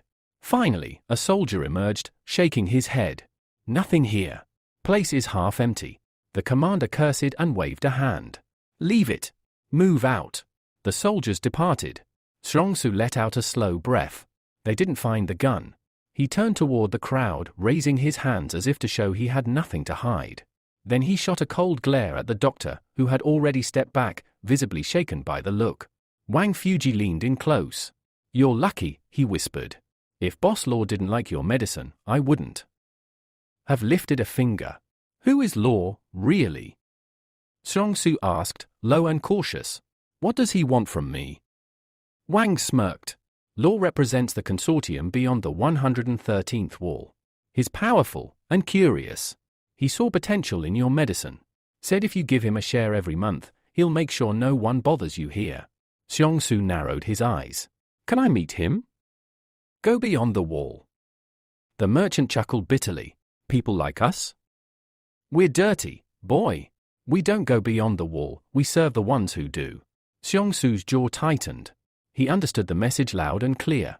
Law didn't want him, he wanted what he could make. Suddenly, a weak voice behind him broke the moment. "Brother," Xiongsu turned just in time to catch Liu Yuan, pale and sweating, collapsing into his arms. "Yuan," he cried. The boy's skin was burning, his breath shallow. Xiongsu rushed him inside. Shiu, already fetching water, wrung out a cloth and applied it to the boy's forehead. "I made a wish," Liu Yuan muttered. "I wish they wouldn't find the gun. I just wanted to protect you, the idiot," Xiongsu whispered, brushing his brother's damp hair aside. "You should have said nothing, you're good boys," Xiao said quietly, applying the cloth again. "You protected each other. That's more than most adults can say." Outside the door, Xiongsu stood silently, watching his broken brother and the girl tending him. After a moment, he whispered, almost to himself, "I'll get us out of this. I'll lead you to a better life." Dawn came. Xiaosu stepped outside with an empty bucket, the world newly bright but no less cruel. Wang Fuji was waiting.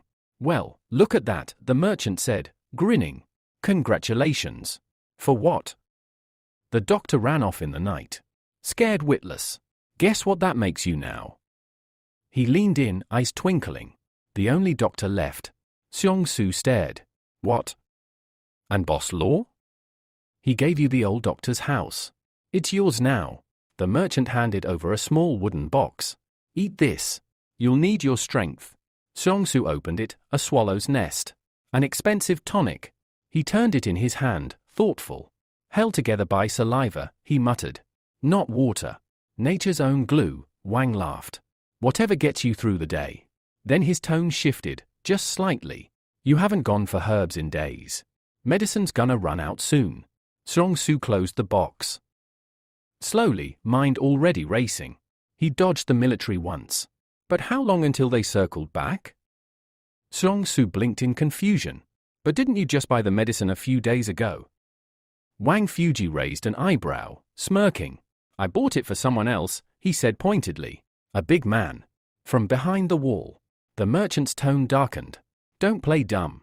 If it weren't for your supply, you wouldn't have that clinic now." Xiaosu remained quiet, then silently handed over a new jar of medicine. 1 jar. 200 currency. Without hesitation, Wang snatched it from his hand, dropped a heavy pouch of coins on the table, and turned to leave. Without hesitation, Wang snatched it from his hand, dropped a heavy pouch of coins on the table, and turned to leave. "Gratitude, doctor," he said over his shoulder. "Now pack up. You've got a brick house to move into." Later that day, Xiaosu, Liu Yuan, and Xiao Yu arrived at the clinic, their new home. The place was modest but sturdy, built from real brick. Inside, the air smelled of herbs, dust, and old bandages. On the wall hung a faded banner, "Skillful hands bring back to life." As they stood there, a chime echoed in Xiaosu's mind, an unseen force issuing a challenge, "New task, save 10 patients." Without hesitation, Xiaosu accepted. Moments later, the door creaked open. A nervous couple entered. "Doctor, please help," the man said. "My wife's for months pregnant, and she's been having stomach pains." Xiaosu's confidence faltered. He blinked, looked at the woman's abdomen, then back at them. "I don't know much about pregnancy," he admitted. "I won't give you medicine, but I'll ask my teacher for guidance. That's the best I can do right now." To his surprise, the man smiled with relief. "You're already better than the last doctor," he said. He lied about everything. The couple bowed. Xiaosu stared, puzzled. 2 thank yous received. He blinked again. 1 patient, 2 thanks. So it worked like that, huh? From that moment on, he worked as a doctor. He, Liu Yuan, and Xiao Yu stitched wounds, boiled bandages, and soothed fevers. One man groaned loudly as Xiao Yu sewed up a gash on his arm. "Hold still," she said calmly, pressing the cloth harder. Xiaosu offered the man water and advice. "Tell your mother to drink only boiled water from now on." The patient bowed in thanks as he left. Task complete. New task, treat 20 patients. Reward, +3 strength points. Liu Yuan's eyes lit up. If treating people gives rewards, why don't you just treat everyone? Xiaosu shook his head. "I'm not going to lie to people for profit." The last doctor didn't know what he was doing either, and when trouble came, no one helped him. "But no one will help us either if something happens," Liu Yuan whispered. Xiaosu placed a firm hand on his brother's shoulder. The grip startled him, it was stronger than expected. "Then don't let the sorrow of this century become your sorrow too," Xiaosu said quietly. Liu Yuan fell silent, the words settling deep in his heart. A bell jingled at the clinic entrance. A new man entered, shifty-eyed, shoulders hunched. He leaned in close to Xiaosu. "Doctor," he whispered, "I need your help. But it must stay between us." Xiaosu nodded. "Of course." The man closed the door slowly, then stepped back. "Don't be afraid. I'll show you." His cheeks suddenly swelled like balloons, and a strange blue glow appeared around his jaw. Before Xiaosu could move, the man seemed to spit something blue, a small orb, right at him. The orb hovered midair, then cracked open, releasing a howling vortex of blue energy. The gale knocked Liu Yuan clean off his feet. Papers flew. The windows rattled. Then, silence. Xiaosu stared, stunned. That was definitely not a bubble of saliva. The man smiled sheepishly. You don't think I'm sick? No, Xiaosu said, brushing dust from his shoulder. I think you have a special ability. The man's shoulders sagged with relief. He bowed deeply. I'll tell my parents. Thank you. Another thank you received. Night fell. The world outside grew quiet, the stars dim behind grey clouds. Xiaosu lay in bed, thoughts swirling. People with abilities, in small towns. The world's changing fast. Too fast. At least he had a clinic. At least he had family. For now. Then, a sound. Soft. Muffled. He bolted upright. Outside. Movement. Shadows climbing the fence. They landed with faint thuds near the brick wall. But before they could get their bearings, a tall shadow loomed above them, cloaked in moonlight. It was Xiaosu. His voice was low. Icy. You either very lost or very stupid. In a blink, Xiaosu launched a fist into the gut of the first intruder. The man crumpled with a scream, writhing on the cold ground, gasping for air. Get him, the wounded man barked to the others. 3 more surged forward, clumsy, panicked, fists swinging wildly. But Xiaosu didn't flinch. He looked almost bored. Within seconds, the robbers were on the floor, groaning, holding their ribs, blood on their lips. They weren't soldiers. They were desperate amateurs. And now, defeated ones. Xiaosu stood over them, arms crossed. Who sent you? None of them spoke until a door banged behind him. A loud knock, then another. The front door. Muffled voices. Uniformed. Military. Xiaosu's face twisted with annoyance.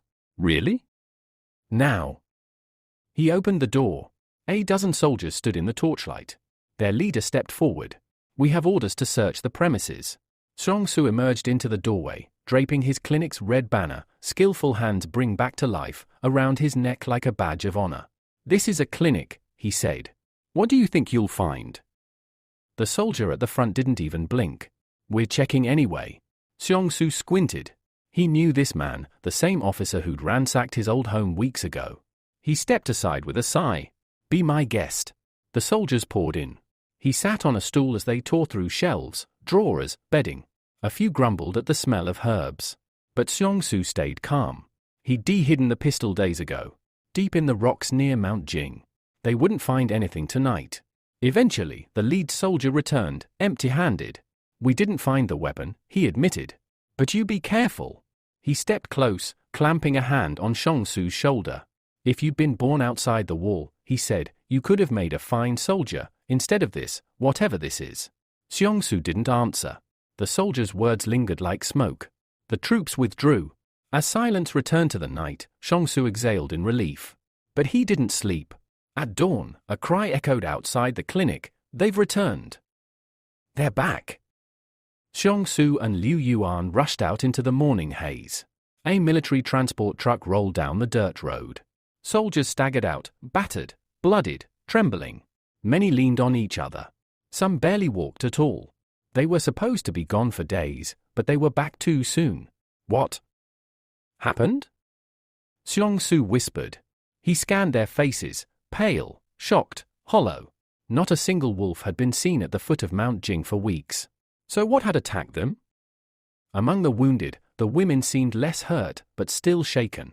Wang Fuji rushed up as accusations flew. You found us a bad guide, one man shouted at the merchant. Wait! What happened to him? Wang asked, panicking. A girl stepped forward. Something bit him. In the river. All we found was his body. Wang's face paled. You should have taken Xiaosu, he said, gesturing toward the doctor standing nearby. Only he knows how to cross safely. But the woman scoffed. I'm not trusting a guy who's not even right in the head. Wang nodded reluctantly. Maybe not. But he's the only one who survived that mountain more than once. The woman pulled her hood over her head. We're going back behind the wall. That news brought instant relief to Wang Fuji. As the truck pulled away, the merchant turned to Xiaosu, trying to look friendly. You should thank me, he said. I helped you. Got rid of that whole mess. Xiaosu turned and started walking away. Wait, at least let me explain. It was kind of me to recommend you. I can draw you a map, Xiaosu snapped without stopping, so you can go up that mountain next time. Wang Fuji scowled. I helped you, Boy, you owe me. I have a brother to care for, Xiongsu said, jaw clenched. And a gift, Wang pressed, you were meant for more than bandaging peasants. The words triggered something in Xiongsu. His eyes narrowed. You don't get to decide what I was meant for. The tension cracked like lightning between them. Then, shouts erupted from the side. 2 soldiers surged forward from the alley, gripping Wang Fuji's arms. Hey, hey! What's going on? The merchant yelled. You're under arrest, one of them said coldly. Wang Fuji twisted, eyes wide, shouting, Xiongsu. Tell them. Say something. But the young doctor said nothing. He only watched, silently, as the man who played both sides was dragged away. And the wind, still thick with mountain scent, carried the sound of footsteps farther and farther from the clinic. Before Xiongsu could reach the door, Teacher Jiang spoke quietly, not turning away from his stew. You shouldn't go. Xiongsu paused. Why? The old man stirred the pot slowly. Because whatever's waiting for you on that mountain, it's not something anyone comes back from unchanged. There was silence between them. Only the sound of bubbling broth and the distant murmur of voices outside the school. Xiongsu looked down. I don't have a choice. Teacher Jiang finally turned to face him, eyes solemn. You always have a choice. But if you go, make sure you come back as yourself. The young man gave a soft nod, then bowed again, lower this time. Please look after Liu Yuan. The teacher patted his shoulder. The boy will be safe here. Now go, before Wang Fuji bursts in again screaming like a goat in heat. As Xiongsu stepped out into the fading evening light, he felt the weight settle across his shoulders. Somewhere behind the wall, people with powers were being hunted, studied, maybe even killed. Inside the wall, desperation was turning neighbor against neighbor, and grief was spilling out in blood. And now they were dragging him back to Mount Jing, to that place where soldiers returned changed, if they returned at all. He reached the clinic, where Liu Yuan sat silently packing a small satchel of herbs and bandages. I'm leaving soon, Xiongsu said gently. Liu Yuan didn't look up. I heard. A long pause. Then the boy asked, will you come back? The older brother knelt beside him. I will. Promise? Xiongsu hesitated for a beat too long. Then, forcing a smile, he ruffled his brother's hair. Yeah, I promise. Later that night, the group gathered in front of the gates. Wang Fuji was already shouting at porters to load crates onto the transport. The girl from the failed expedition was there too, her expression distant, unreadable under her hood. The soldiers avoided eye contact. Everyone moved with quiet urgency, as if the mountain itself might hear them coming. Wang Fuji turned as Xiongsu approached. Ah. Finally. Thought you'd vanished again. The young man ignored him, climbing silently into the back of the truck. As the engine roared to life and the walls of the settlement faded behind them, Xiongsu couldn't shake the image of the man who died in the street earlier, the woman who followed him into death, the boy with the bubbles taken at gunpoint. None of this was normal. And the further they got from the wall, the more he felt it, like something old was watching them, waiting. Meanwhile, back at the school, Teacher Jiang lit a lantern in the hallway. Most of the students were asleep. Liu Yuan sat on his bed, staring at the floor. His hands were clenched. His eyes glowed faintly, for just a second. And then they faded. He whispered to no one in particular, I didn't ask for this. Back in the truck. As the convoy rolled toward the looming shadow of Mount Jing, Xiongsu looked out the window. Trees lined the road like sentries. The mist was growing thicker. Wang Fuji spoke suddenly beside him, you ever wonder what's really out there? Xiongsu didn't answer. But deep inside, a voice whispered, I'm about to find out. Yang Xiaojin steps out of the vehicle, her crimson horns casting a long shadow in the orange twilight. Her sharp eyes narrow at the arguing group near the supply truck. Enough. Her voice cuts through the forest air like a blade. The soldiers stop mid-scolding and glance her way, startled by her presence. Xiongsu freezes too, crumbs still on his lips, a half-eaten cookie in his hand. He offers a sheepish grin. Yang Xiaojin walks up to him, eyes locked onto his with quiet intensity. You're our only guide, aren't you? Xiongsu nods slowly. Apparently. Then let him eat. If he dies from hunger before the mountain kills us, you can explain that to Boss Luo. The soldiers grumble but step away, casting annoyed glances. Xiongsu takes another bite, exaggerated and smug. He meets Yang Xiaojin's gaze again, chewing loudly. You're all right, he says with his mouth full. Don't push it. That night, as the makeshift camp flickers under lantern light, the atmosphere turns tense. The forest around them is unnaturally still, no insects, no owls, no wind. Just an eerie silence that sets everyone's nerves on edge. Inside one of the tents, Luo Xinyu polishes a compact scanner, occasionally glancing toward the shadowy treetops. She doesn't speak, but her shoulders are rigid with worry. Xiongsu, lying on a mat near the campfire, watches the flames dance. He clutches the skill scroll he received earlier, his fingers running along the old, parchment-like edges. He hasn't opened it yet, unsure what power it might hold or what it might cost him. Behind him, young Xiaojin appears, tossing him a bottle of water. Don't die from dehydration either. You're full of kindness tonight. Just don't get in my way when things go wrong. Because they will. Meanwhile, back at the settlement, Liu Yuan stands by the window of the classroom-turned-dormitory. Sister Shiu watches him with concern. Are you okay? He doesn't answer. His eyes glow faintly again. It's getting harder to stop it now. Outside, a bird crashes into the glass and falls to the ground, dead. Liu Yuan clenches his jaw. Back in the forest, near midnight, a soldier screams. The entire camp jolts awake. The scream is sharp, desperate, and then, nothing. Guns are drawn. Lights flicker on. Yang Xiaojin and Luo Xinyu step out fully armed. Xiongsu rushes to the edge of the camp, scanning the trees. One of the soldiers, pale and shaking, points into the woods. He just disappeared. Something grabbed him. I swear. There's blood in the grass, dragged in a long arc into the dark forest. Yang Xiaojin whispers, "We're not alone on this mountain." Xiongsu's heart pounds.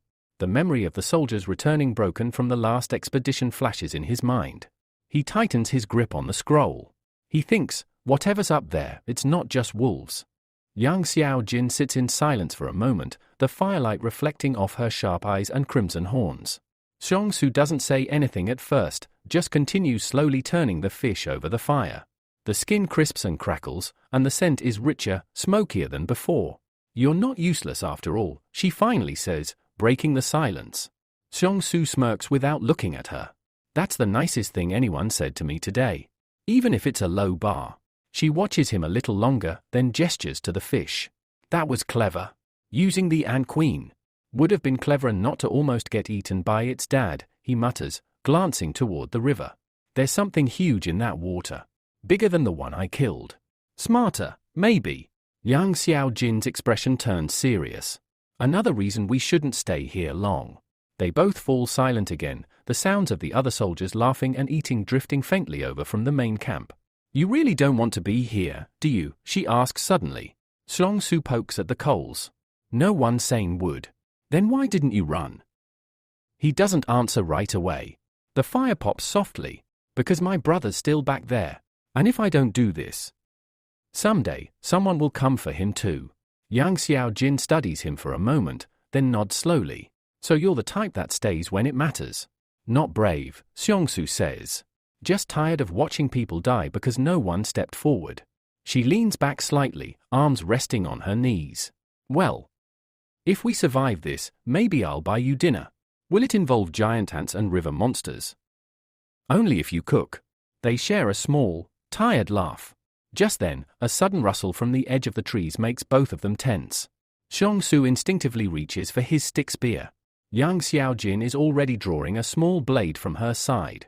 A shadow slinks just outside the firelight, too low for a man, too fluid for a deer. Xiongsu's heart rate spikes. That's not one of your soldiers, is it? Yang Xiaojin doesn't answer. She's already on her feet. Elsewhere, back at the main camp, one of the soldiers patrolling the perimeter stumbles upon a patch of disturbed earth. He kneels, touching it. Suddenly, his flashlight flickers and dies. Heavy breathing. Behind him. He turns, too late. A flash of motion. A gurgled scream. Back at the fire, Yang Xiao Jin and Xiongsu both hear it. One scream. Cut short. They look at each other. It's starting, she says. We need to wake the others. Too late, says a new voice. They spin around. Luo Xinyu stands nearby, eyes wide, weapon in hand. They're already inside the camp. Yang Xiaojin sits in silence for a moment, the firelight reflecting off her sharp eyes and crimson horns. Xiongsu doesn't say anything at first, just continues slowly turning the fish over the fire. The skin crisps and crackles, and the scent is richer, smokier than before. "You're not useless after all," she finally says, breaking the silence. Xiaosu smirks without looking at her. "That's the nicest thing anyone said to me today. Even if it's a low bar." She watches him a little longer, then gestures to the fish. "That was clever. Using the ant queen. Would have been cleverer not to almost get eaten by its dad," he mutters, glancing toward the river. "There's something huge in that water. Bigger than the one I killed. Smarter, maybe." Yang Xiaojin's expression turns serious. "Another reason we shouldn't stay here long." They both fall silent again, the sounds of the other soldiers laughing and eating drifting faintly over from the main camp. "You really don't want to be here, do you?" she asks suddenly. Xiaosu pokes at the coals. "No one sane would. Then why didn't you run?" He doesn't answer right away. The fire pops softly. "Because my brother's still back there. And if I don't do this, someday, someone will come for him too." Yang Xiaojin studies him for a moment, then nods slowly. "So you're the type that stays when it matters." "Not brave," Xiongsu says. "Just tired of watching people die because no one stepped forward." She leans back slightly, arms resting on her knees. "Well, if we survive this, maybe I'll buy you dinner. Will it involve giant ants and river monsters?" "Only if you cook."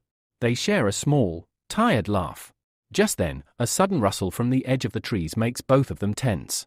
Xiongsu instinctively reaches for his stick spear. Yang Xiaojin is already drawing a small blade from her side. A shadow slinks just outside the firelight, too low for a man, too fluid for a deer. Xiongsu's heart rate spikes. "That's not one of your soldiers, is it?" Yang Xiaojin doesn't answer. She's already on her feet. The girl said only one word, fish. Not exactly a warm introduction. Without hesitation, she raised her gun and pointed it directly at Shangu, clearly threatening him. Startled and confused, Shangu reluctantly agreed to hand over 2 pieces of fish. He was unpleasantly surprised by her aggressive behavior but knew better than to argue with someone holding a loaded weapon. Before he could say anything else, a second woman appeared from behind the tents, also demanding 2 pieces of fish. It seemed Shangu had unintentionally started a seafood buffet. He gave up the fish, he couldn't refuse them, not with armed women popping up like mushrooms after the rain. Just then, a young man named Luo Shinu approached. He reached into his coat and offered Shangu a chocolate bar in return for his generosity. In a blink, he popped the entire thing into his mouth, barely chewing before it was gone. Shangu blinked, surprised. Luo grinned and muttered, "I'll bring you another one," already regretting his impulsive generosity. Meanwhile, the first girl, Yang Xiaojin, still hadn't lowered her weapon. Without a word, she reached into her pouch and sprinkled spices over the fish. Shangu, who'd been too nervous to notice before, now caught a better glimpse of her face, and found himself unexpectedly captivated. "Are all the girls beyond the wall this beautiful?" He wondered, a bit dazed. By morning, the tension of the previous night had settled into fatigue. Shangu awoke slowly, lying some distance from the mercenary camp on a makeshift bed of bundled clothes and leaves. His eyes, heavy with sleep, wandered across the landscape. The camp was already stirring. Some soldiers were up and sharpening weapons, others were still snoring in their tents. Stretching with a groan, Shangu made his way into the nearby forest. Something felt off. On the ground, he spotted fresh footprints, right near the spot where he discarded the fish bones the night before. His pulse quickened. A predator had been here. Close. Too close. He crouched instinctively and gripped his knife, eyes scanning the trees. Moments later, he returned to camp where the soldiers were packing up their gear. One of them barked an order for Shangu to ride in the first vehicle and lead the way. He agreed, but quickly warned the man opposite him, "Tell everyone to stay away from the river." The soldier looked at him, puzzled. "What's there to be afraid of?" "In the river?" Shangu didn't answer. He just looked ahead. Once the squad was ready to move, the convoy began rolling out. Shangu rode in the lead vehicle, eyes alert as they moved through the dense terrain. Everything seemed calm until the driver suddenly shouted, "Something's ahead." The entire convoy ground to a halt. Shangu squinted out the window and, to his surprise, saw a deer standing directly in the path. Soldiers leapt from their vehicles, weapons at the ready. But the deer didn't move. It just stood there, unmoving, staring them down like it owned the road. Over the radio, the lead commander ordered, "Nobody move. Don't shoot." Do not provoke it. Someone muttered, relieved, it's just a herbivore. That thought didn't age well. As soon as a soldier approached, the deer charged straight at the group with terrifying speed. The driver of the lead car swerved hard, barely dodging the creature. But the second vehicle wasn't so lucky. The deer's massive antlers slammed into it with bone-jarring force, lifting the front of the car off the ground. Shanggu watched in shock as the beast reared its head and flipped the car. Gunfire rang out as the soldiers opened fire, but the deer vanished into the forest, wounded but not dead. The dust settled. Soldiers scrambled out of their vehicles, shaken. Shanggu noticed that young Xiao Jin hadn't fired a single shot. She stood calmly, almost aloof, as if the chaos hadn't touched her at all. One soldier was injured, lying beside the overturned car. Help him, a voice called to Shanggu. He walked over, unhurried, and knelt by the man. After a quick check, he concluded the injury was just a scratch. Nothing serious. Meanwhile, the soldiers inspected the wrecked vehicle. It was totaled, no chance of repair. With no time to waste, the survivors crammed into the remaining cars and prepared to move out. As the convoy rolled forward again, a voice grumbled from the back, "Why is Shanggu still riding in the front?" "They moved me back." Before he could finish his complaint, the man grabbed his neck with a sudden gasp and collapsed to the ground. Everyone froze. Soldiers rushed over. They inspected the car, confused. There was no sign of an attack, no visible threat. A nearby soldier checked the fallen man's pulse and looked up grimly. He's not breathing. The group fell silent. Shanggu stood still, eyes fixed on the lifeless body. Cold dread crept over him. Something was wrong. Terribly wrong. And he had no idea what was coming next. The soldier who had been standing next to the deceased man tried to explain what he saw, but no one could make much sense of it. As tension thickened in the air, a strange sound echoed from deep within the forest. Everyone froze. It was too loud and too unnatural to ignore. Whispers spread quickly. There was something out there. One soldier, clearly unnerved, suggested that they should call off the mission and turn back. "It's getting too dangerous," he said. But the senior officer, firm and unyielding, snapped back, "We have our orders. We complete them, or we don't come back at all." Before the argument could escalate, Luo Xinu, who had been quietly observing the commotion, interjected, "Enough bickering. Let's just get out of this cursed forest." She threw a glance at Shanggu and added with dry sarcasm, "You ride in the back this time. Try not to attract any more wildlife." As the soldiers prepared to move out, they examined the body of the dead soldier one more time. That's when they noticed it, a small, almost invisible beast sting lodged in his neck. Shanggu frowned. He wasn't a medical expert, but it seemed far-fetched that a grown man could drop dead from just bee venom. Back at the vehicles, some of the soldiers called out for Shanggu. He responded that he was coming and began walking back. The soldier's body was zipped into a bag and loaded into the truck, right next to where Shanggu would be sitting. This didn't seem to bother him in the slightest. He helped himself to the military's food supplies, chewing contentedly while staring into space. The soldiers heard him talking to himself in the back and exchanged glances. "I'm telling you," one of them whispered. "There's something off about that guy." Another soldier broke the silence with a strange observation, "Why is it getting hotter the further north we go?" The temperature was rising, noticeably. By late the next day, the convoy reached a mountain range veiled in dust and smoke, its peaks still faintly glowing under the fading light. The soldiers disembarked at the base of the mountains, tired and wary. One man suddenly pointed upward. "Look! There's something written up there." They all looked up. Before them stood a massive stone slab, weathered by time but unmistakable in its message, "Better not to enter here alive." The soldiers stared at the message in stunned silence. Who had carved this ominous warning? One of them turned to Shanggu, who stood at a distance, gazing up at the stone.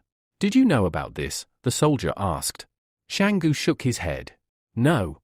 This wasn't here last year." The atmosphere shifted. Suspicion filled the air. "Why were you here last year?" another soldier asked, stepping forward with a narrowed gaze. When Shanggu hesitated, one soldier raised his gun. Shanggu raised his hands, exasperated. "What do you want me to say?" "I'm too short to leave a message that high up." He quickly explained that he had been chased by wolves last year and had run deep into the forest. "They weren't after me, exactly, I just happened to be nearby." The memory hit him in flashes, running through the trees, heart pounding, unsure if he would survive. The wolves had only stopped chasing him once he entered the canyon known as the Howling Wind. The The sound of that name alone quieted the crowd. You hid there? One soldier asked. For how long? 2 days, Shanggu replied. I don't know what's deeper inside, and I didn't want to find out.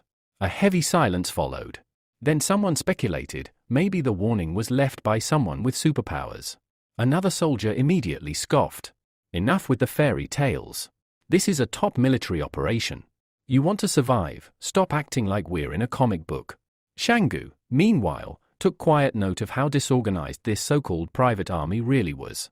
Just then, another strange sound broke through the heavy silence, this one coming from the rear of the convoy. Weapons were drawn instantly. 2 soldiers rushed to the noise and fired several bursts at the presumed threat. When the dust settled, the terrifying intruder turned out to be a mouse. A tiny, hungry mouse nibbling at their food supplies. The silence that followed was long and awkward. Suddenly, one of the soldiers called out, his voice tight with shock. Shanggu, come here. Where's the body? Shanggu blinked. What do you mean, where's the body?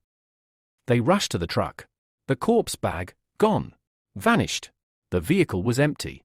Another soldier spun on Shanggu, interrogating him with wide eyes. What happened to it? I don't know, Shanggu said honestly, still scanning the interior. I was sitting right next to it. Fear now gripped the camp. The soldier who had earlier pushed for a retreat raised his voice again, more urgently this time. We need to turn back, now. This place isn't right. This time, the commanding officer hesitated. The certainty in his eyes wavered. He gathered the soldiers around him and took a long The soldiers discussed the situation in hushed, tense voices. Everything was on the table, the ominous inscription carved into the cobblestone, the mysterious death of one of their own, and the unseen dangers lurking in the forest. No one had answers. Only more questions. Breaking the uneasy silence, the blue-haired girl adjusted her glasses and calmly said, honestly, I think the forest is safer than that canyon. At least we know what's here, sort of. Her voice was cool and measured, a stark contrast to the rising anxiety around her. The commander wiped sweat from his brow, clearly overwhelmed by the pressure. Seeing this, the girl offered him a steadying look. Relax. If it's your position in this private army that's worrying you, I'll help you get transferred out once we're back beyond the wall. Although that wasn't exactly what the commander was fretting over, he gave a slight nod. Thanks, he muttered, accepting her reassurance more than her offer. After weighing everything carefully, he finally made his decision. We rest here for the night, he declared. At dawn, we return behind the wall. Going forward now, it's too risky. As the group began settling down, Shanggu climbed atop one of the cars, scanning the horizon. That's when he saw it, a faint silhouette in the distance, barely visible against the darkening sky. His face paled. Squinting hard, he focused. A wolf. White fur, blue eyes. And it was grinning at him. Heart pounding, he shouted down to the others, wolves. Everyone to the gorge. Now. Gasps and chaos followed his cry. One soldier shouted back in protest, are you crazy? We'll be torn apart in the gorge. But Shanggu was already leaping from vehicle to vehicle, frantically urging the soldiers to move. If we don't run, we die here. He ducked and scooped up the dead mouse from earlier, the one the soldiers had riddled with bullets. At the same moment, the first of the wolves emerged from the tree line, snarling, savage, and not alone. The pack charged. Without hesitation, the wolves descended on the soldiers, attacking with terrifying speed and brutality. Screams filled the air. One beast lunged straight at Shanggu. He barely managed to leap from the back of the car and roll to the side before it could sink its teeth into him. Nearby, a soldier was pounding on a car door, trying to get in. Open up. Let me in. But the soldier inside shouted back in panic, we need to go. Now. The vehicle surged forward. The man outside was dragged down by a wolf, his screams echoing horribly across the clearing. His shrieks of pain chilled everyone to the bone. Shanggu sprinted after the moving convoy, trying to catch up on foot, desperate to reach the gorge. Just then, a second vehicle swerved beside him and braked hard.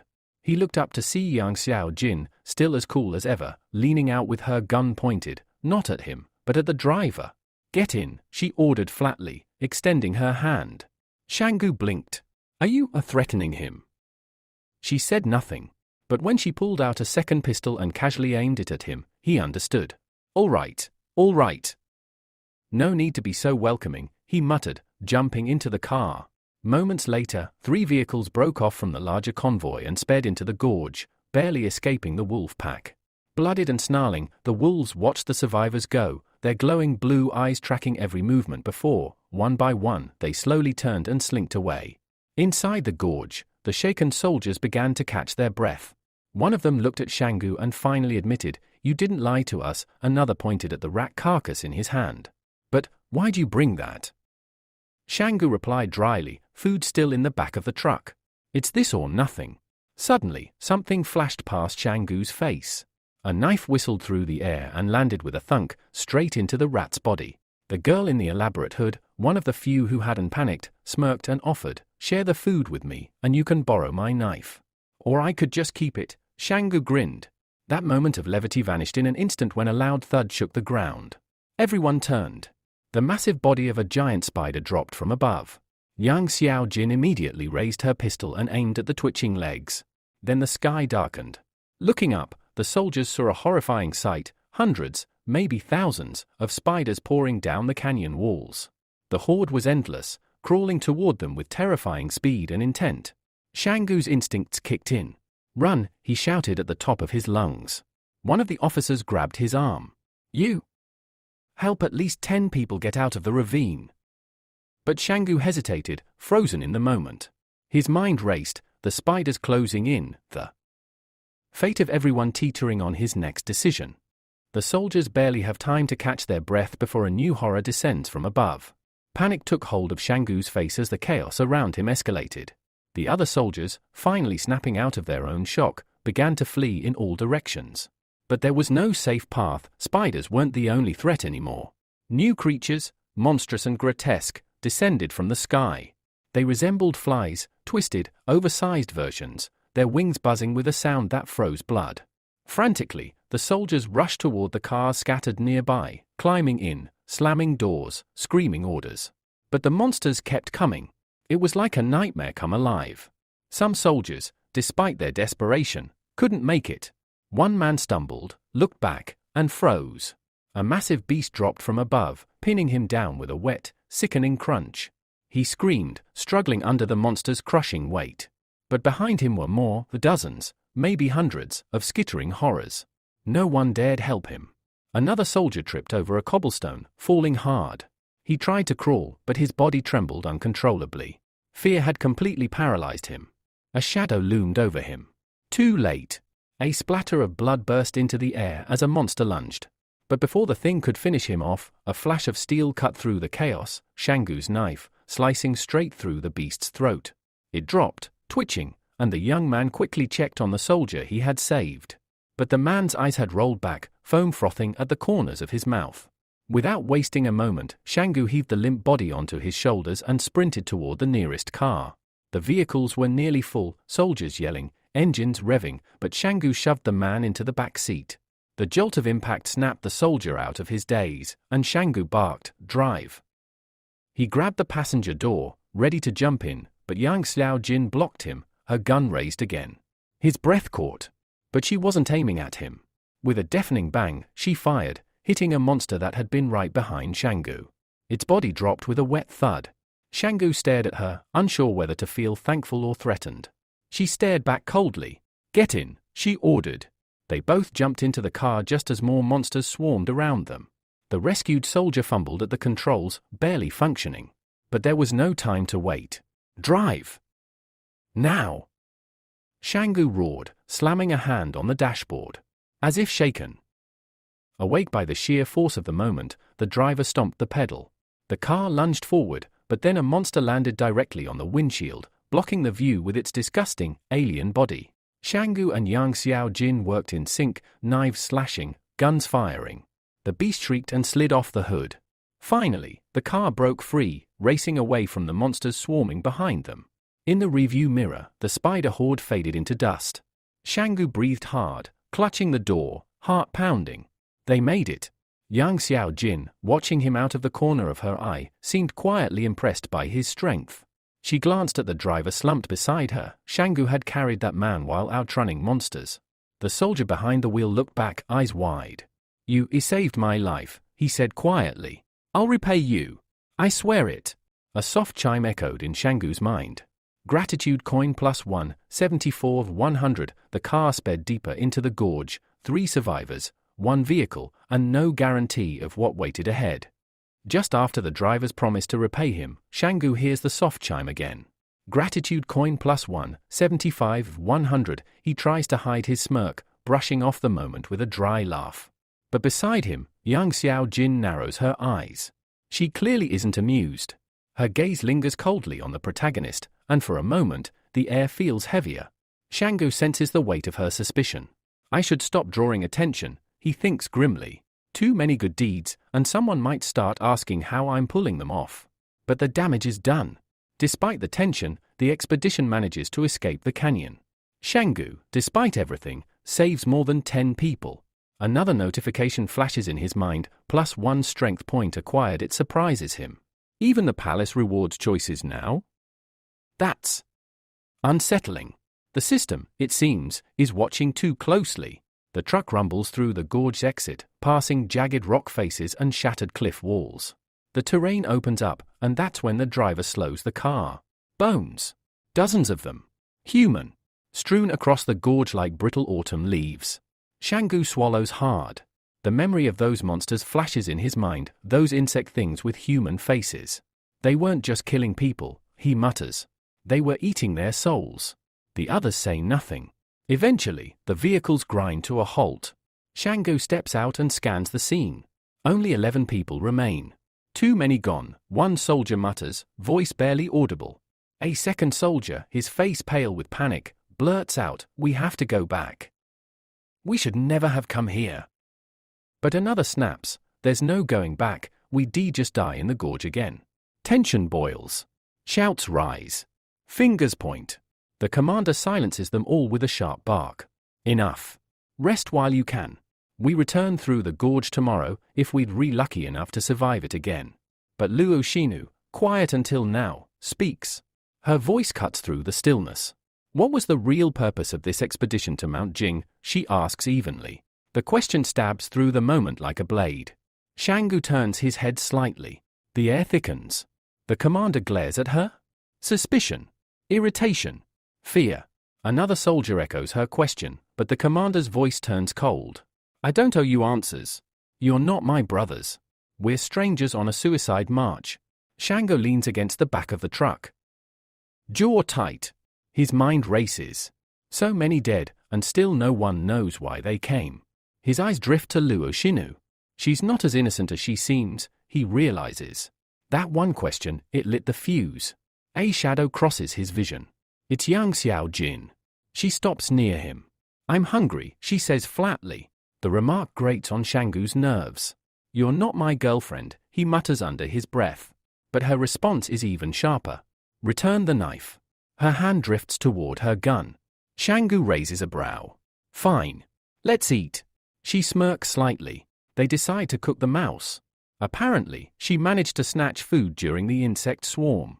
He offers a nod of grudging respect. Together, they prepare what little they have. Soon, smoke rises from the pan. Meat sizzles. The aroma of cooked food drifts through the camp. The other soldiers, tense, bitter, lost, quiet down. One by one, heads turn toward the fire. For a moment, the arguing stops. As Shangu cuts the final bits of meat, he looks down at the rest of the mouse. Useless now. With a sigh, he tosses the leftover carcass aside. Gasps follow. One soldier steps forward, incredulous. "What are you doing?" "That was still food."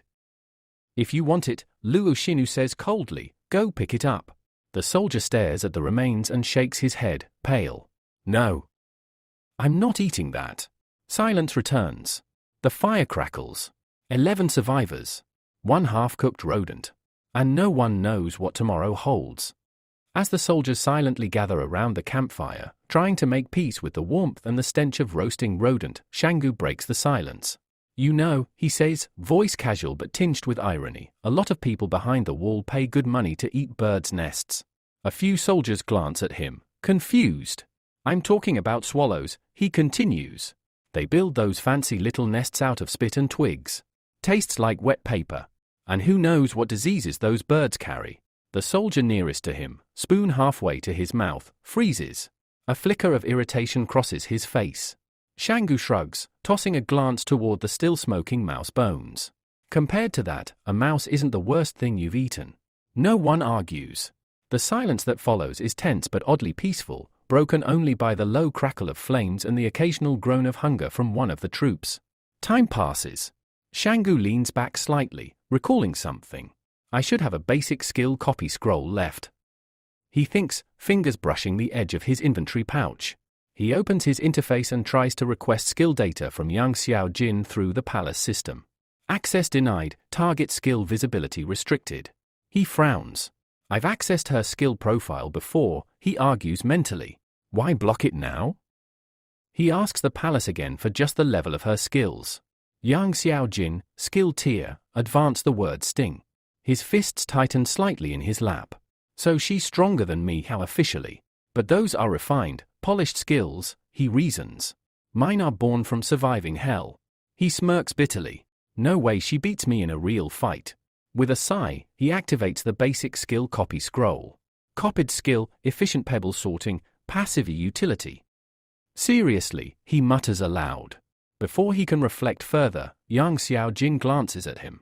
How's the meat? Xianggu looks up and forces a smile. In the wasteland, you cook food and boil water longer.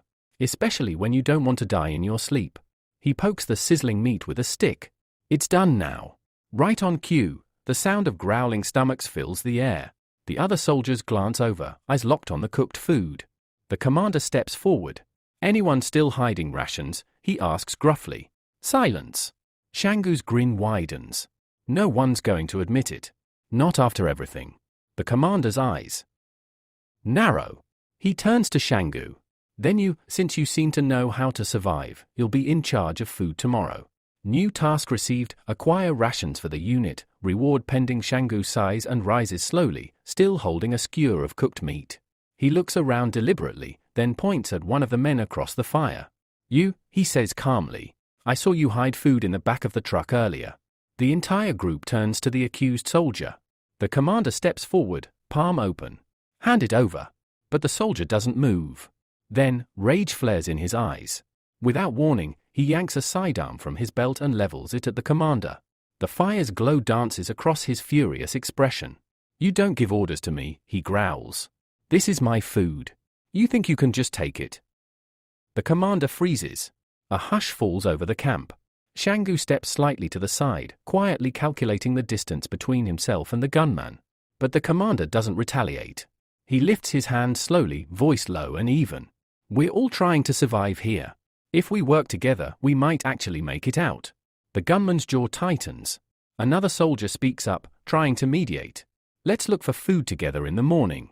No one's saying we'll take everything. But the man holding the gun shakes his head. And if we don't find anything? Then what? You expect me to starve while you eat off me? His eyes flicker around at the others. Paranoia. Desperation. He doesn't lower the weapon. And before anyone else can speak. Out of the corner of his eye, Xianggu caught a blur of motion, the commander suddenly lunging forward. With a sharp, precise kick, the captain's boot slammed into the rebel soldier's stomach, sending him flying. The force of the blow was enough to throw the man off balance. He crashed to the ground with a grunt but stubbornly kept his pistol raised, trembling slightly as he fought to rise. Breath heaved from his lungs. His face twisted in fury, hatred, and disbelief. Before anyone could move, a chilling shift occurred in the air. One of the other soldiers, who'd remained quiet until now, suddenly lunged toward the commander from behind, knife gleaming under firelight. The commander turned just in time, eyes wide in genuine shock. But he didn't raise a hand. He didn't need to. From his shadow, a dark creature exploded forth, shapeless at first, then solidifying into a twisted, shadowy mirror of the commander himself. It moved fast. Too fast. With inhuman fluidity, the creature intercepted the assailant's strike, redirecting the knife, slamming it back into the attacker's own abdomen. Gasps rang out around the fire. The man screamed and dropped, clutching his bleeding gut. Then, another shot rang out. The man who had hoarded the food had managed to fire his pistol, but the shadow creature moved again, standing between him and the commander. The bullets tore forward but collided against the dense, black form with a metallic clang, deflecting off like they'd hit steel. One by one, they dropped to the ground, glowing slightly red from the friction. No one moved. No one breathed. Even Shanggu sat frozen, stunned. That wasn't a skill. That was a real superpower. He turned his head toward Yang Xiaojin. She was still sitting beside him, calmly chewing a piece of cooked meat, eyes half-lidded, showing no reaction at all. Typical. The firelight flickered across the commander's still form. The two shadow duplicates stood flanking him in perfect silence. For a moment, he looked almost like a god standing before mortals. Then, the shadows dissolved into wisps of black mist, vanishing into the night. The commander exhaled and lowered his head. His voice was firm, but low. "I wasn't trying to hurt anyone. I just wanted to stop this before it turned into a massacre." No one replied. Shanggu and Yang Xiaojin quietly returned to their seats. The injured man on the ground groaned, writhing in pain. Blood seeped from the stab wound in his abdomen, soaking the dirt beneath him. The commander turned toward Shanggu. "Check his wound." Without a word, Shanggu got up and approached. He knelt beside the man, gently pushing back his shirt to inspect the gash. "Deep," he muttered. "Clean entry. But not fatal." The wounded man's eyes flickered open. His face was pale with pain. "How long do I have?" The commander answered before Shanggu could. "I didn't hit anything vital." Then he looked down at the protagonist again. "Shanggu, use your medicine. Heal him." Shanggu hesitated for a moment, just a breath. Then he reached into his pouch, pulling out a compact medical pack wrapped in cloth. He opened it slowly. As Shanggu knelt beside the wounded man, he didn't reach for his medicine immediately. Instead, he straightened, crossed his arms, and looked up at the commander. "I was hired as a guide," he said coolly. "Not your personal medic. You want my supplies? Then pay for them." The commander narrowed his eyes. "I lost my wallet during the ambush." Shanggu didn't flinch. "Not my problem." A sudden thought crossed his mind. With a smirk, he reached into the injured soldier's jacket, and sure enough, found a pouch of crumpled bills. Well, he muttered. Looks like he was holding out. He waved the cash with mock cheerfulness. Payment accepted. From nearby, Luo Xinu stepped forward. "I've got a sewing kit," she offered, casually. The commander nodded. "Stitch him up." As she knelt to help, the commander crouched beside the fire, gaze distant. His voice came low and measured, almost thoughtful. A long time ago, there were traces of civilization in this region, before the cataclysm. We were sent by the higher-ups to mark the paths through these mountains, to prep for future expeditions to the ruins. He paused. "But when I came here, I realized something. These mountains hide more than just ruins. There are secrets buried here. Things the higher-ups probably never wanted to face." He looked around, his voice quieter. "I changed my mind. I'm not going back behind the wall. It's more dangerous there now. Especially after what happened earlier." His meaning was clear, his superpowers had been exposed. There was no return for someone like him. He scanned the soldiers. "You've seen what's out here. You've seen what's following us. If any of you still want to go back, I won't stop you. But if you want to live, you follow me." A brief silence followed. Then Yang Xiaojin stepped forward, licking the last of her food from her fingers. "I'm coming," she said simply. "Too dangerous to go alone." Another soldier nodded. "Best way to stay alive is to follow the guy who can summon shadows." One by one, hands began to rise. The commander gave a short nod of approval. Then Luo Xinu, standing by the fire, looked at Shanggu. "I'll go too, if he goes." Shanggu raised an eyebrow, and then lazily raised his hand. The group was decided. "Good," the commander said. "We move at dawn." He turned to the vehicles. "We'll abandon the cars. There's forest ahead. We go on foot." He looked at the wounded soldier still lying on the ground. "Someone will carry him." Before anyone else could speak, Shanggu stepped forward. "I'll do it," he said, surprising everyone. "I could use the arm workout." The soldiers blinked, unsure whether to be impressed or suspicious. With the help of another soldier, Shanggu hoisted the wounded man onto a makeshift stretcher. They moved together into the dense forest. The commander walked alongside, stealing glances at Shanggu, his brows furrowed. He didn't understand what the young man was playing at, too helpful, too calm. But Shanggu didn't care. He tended the wounded man's bandages gently, professionally. And with every groan of relief, with every whispered thank you, he felt the weight in his palm, the tingle of another gratitude coin forming. Click! Another one. He grinned to himself. This was easier than he thought. Shanggu was quietly satisfied. So that's how it's done, he thought smugly, glancing down at the gratitude coin in his hand. Play the hero, earn a thank you. Easy. Without breaking pace, the group pushed deeper into the forest. It had only been a year since Shanggu was last here, but the change was jarring. The trees had grown taller, their branches thicker and denser, like the forest had been feeding off something unnatural. Suddenly, a shout broke through the rustle of leaves. Shanggu turned around sharply, just in time to see one of the soldiers looming over Luo Xinu, backing her against a tree. She was clearly uncomfortable, adjusting her clothes as she stepped away from him. Before Shanggu could intervene, a cold click cut through the air. Yang Xiaojin had appeared behind the soldier, a pistol jammed directly into the back of his skull. The soldier's hands flew up immediately in surrender. Yang's tone was calm but lethal. His gun's yours now, Shanggu. Shanggu blinked in surprise. Mine? For a moment, his face lit up with unrestrained glee. Without hesitation, he dropped the stretcher and bolted toward the man, snatching the weapon from its holster like a kid grabbing candy. He turned it over in his hands, admiring the craftsmanship with reverence. The disarmed soldier hissed, "You think a vagrant like him can use that?" But his words fell flat. Shanggu was already expertly checking the sights, the weight, the chamber. He knew guns, and it showed. Yang Xiaojin narrowed her eyes at the soldier. "You want to test that theory," she said, her tone sharp.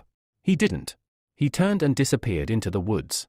Yang crossed her arms and tilted her head toward Shanggu. "Who? I'll admit it, you're not bad with weapons." From a distance, the commander had watched the whole exchange in silence. He now stepped forward, eyes locked on Shanggu.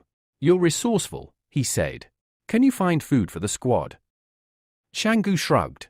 "I can't just summon boars out of thin air." As if on cue, a loud crack echoed through the trees, followed by a heavy thud. The squad turned toward the sound. Lying a few meters away was a wild boar, unconscious at the base of a tree, a small trickle of blood on its snout. Everyone stared. Shanggu turned his head slowly, eyes narrowing. That little brat again? He could practically feel his younger brother's distant wish shaping the world around. Soldiers wasted no time. Knives flashed as they began butchering the animal. Shanggu approached calmly, watching the red pool grow. "Don't leave any for later," he warned. "And be careful with the blood. Out here, you reek of meat and you'll wake up to thumb-sized ants chewing your bones." The commander, though already familiar with these dangers, gave him a nod of genuine appreciation. "Thanks. Good call." Luo Xinu, standing nearby, silently observed the exchange. Her gaze lingered on Shanggu, thoughtful, maybe even impressed. That night, the squad finally rested. Campfires crackled softly, and the rich aroma of cooked meat hung in the air. Shanggu ate quietly under a tree, savoring the rare moment of peace. Luo Xinu sat down beside him, brushing her hair back. "Not bad," she said, voice light. "Moonlight, fire, good food. Almost romantic, don't you think?" Shanggu didn't look up. "We're surviving," he replied flatly. "Not dating." She laughed, unbothered. "Still, you're pretty charming. Handsome, too." Shanggu chewed slowly, one eyebrow raised. His instincts flared. Why now? Why the sudden attention? He'd seen her hovering near the commander more than once, clearly trying to cozy up to him, but each time, she'd been brushed off. Now she was here, beside him, turning on the charm. He glanced at her from the corner of his eye, suspicious. "What are you really after, Luo Xinu?" Shanggu leaned back against the tree, chewing slowly, watching the firelight flicker across Luo Xinu's face. "She thinks I'm just another naive kid," he thought, some fool who'll melt at a few sweet words and a pretty smile. His expression hardened. "Stay away from me," he said sharply. Luo Xinu blinked, taken aback. She rose from the log, brushing off her clothes, trying to recover her composure. "You've got it wrong," she said softly. "I like you. Really." She reached out and gently touched his cheek, her fingers feather-light. But Shanggu wasn't moved. His eyes narrowed, and his voice came out rough and loud. "Shut your mouth." The sudden outburst echoed off the nearby trees. Both of them fell silent. Yang Xiaojin, seated quietly just a few steps away, looked over, eyes sharp and unreadable. Her gaze lingered for a moment. Luo Xinu turned and walked away, her shoulders stiff. Shanggu watched her go, expression unreadable. Girls like that, ever since I learned how to hunt, they've always been around. Clingy, useless. Not even worth keeping around for free. Before he could dwell on it further, a soldier approached the commander. Sir, we're out of water. The commander stood and turned toward Shanggu. Where can we find more? Right then, a familiar ping echoed in Shanggu's mind. The palace had issued a new task: teach the squad how to acquire water. He stepped forward. There are two ways, streams and dew, he said. But today, we're lucky. Pine trees. He pointed to the cluster of towering pines nearby. The sap and the dew from the needles can keep you alive, at least for now. Immediately, a small notification from the palace flashed before him, +2 strength points. Grinning, Shanggu jumped up, grabbing onto a branch and swinging himself higher into the trees with surprising agility. The soldiers below watched in stunned silence as he scraped the needles and collected blades of grass, tapping them into his mouth to sip the bitter liquid inside. It tastes awful, he said, but unless you want to die of thirst, copy me. He demonstrated again, squeezing a blade of grass until a small drop hit his tongue. It was warm, bitter, slightly acidic, but it worked. Above, young Xiao Jin was already perched on a branch, watching him closely. Without a word, she mirrored his actions, sipping dew from a pine needle. Shanggu smiled at her, genuinely, for once. Then, the palace chimed again, new skill available, bomb creation. Accept, he said quickly, then added, analyze nearest target. A new notification blinked into view, stealth assassination skill, passive scan complete. Shanggu smirked. Now this is more like it. After a while, he descended, landing softly on the forest floor. Around him, soldiers awkwardly tried to mimic his method, clambering up branches and awkwardly tipping grass into their mouths. Then the sky darkened. A sudden crack of thunder rolled through the mountains. A cold, noxious wind blew through the leaves. And then, the rain came. It hissed as it fell, turning leaves black where it landed. Shanggu's eyes widened. Acid rain, he shouted. Cover up. The camp exploded into motion. Soldiers scrambled to throw hoods over their heads and haul their gear under shelter. The wounded man was pulled on a stretcher through the mud.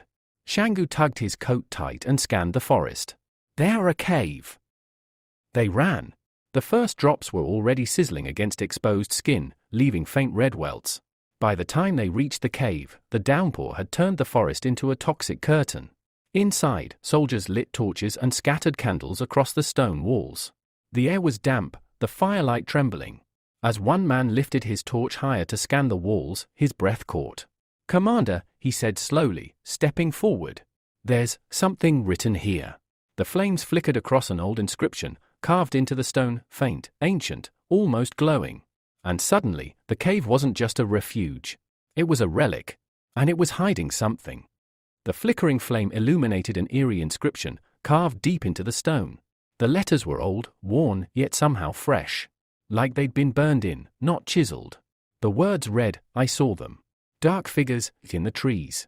Then we all disappeared. Silence settled over the soldiers like a blanket of ash. Outside, a red lightning bolt cracked the sky, the thunder so close it shook dust from the cave ceiling. No one spoke at first. Who the hell could have carved that? One soldier muttered. The commander stepped closer, frowning. The 112th wall.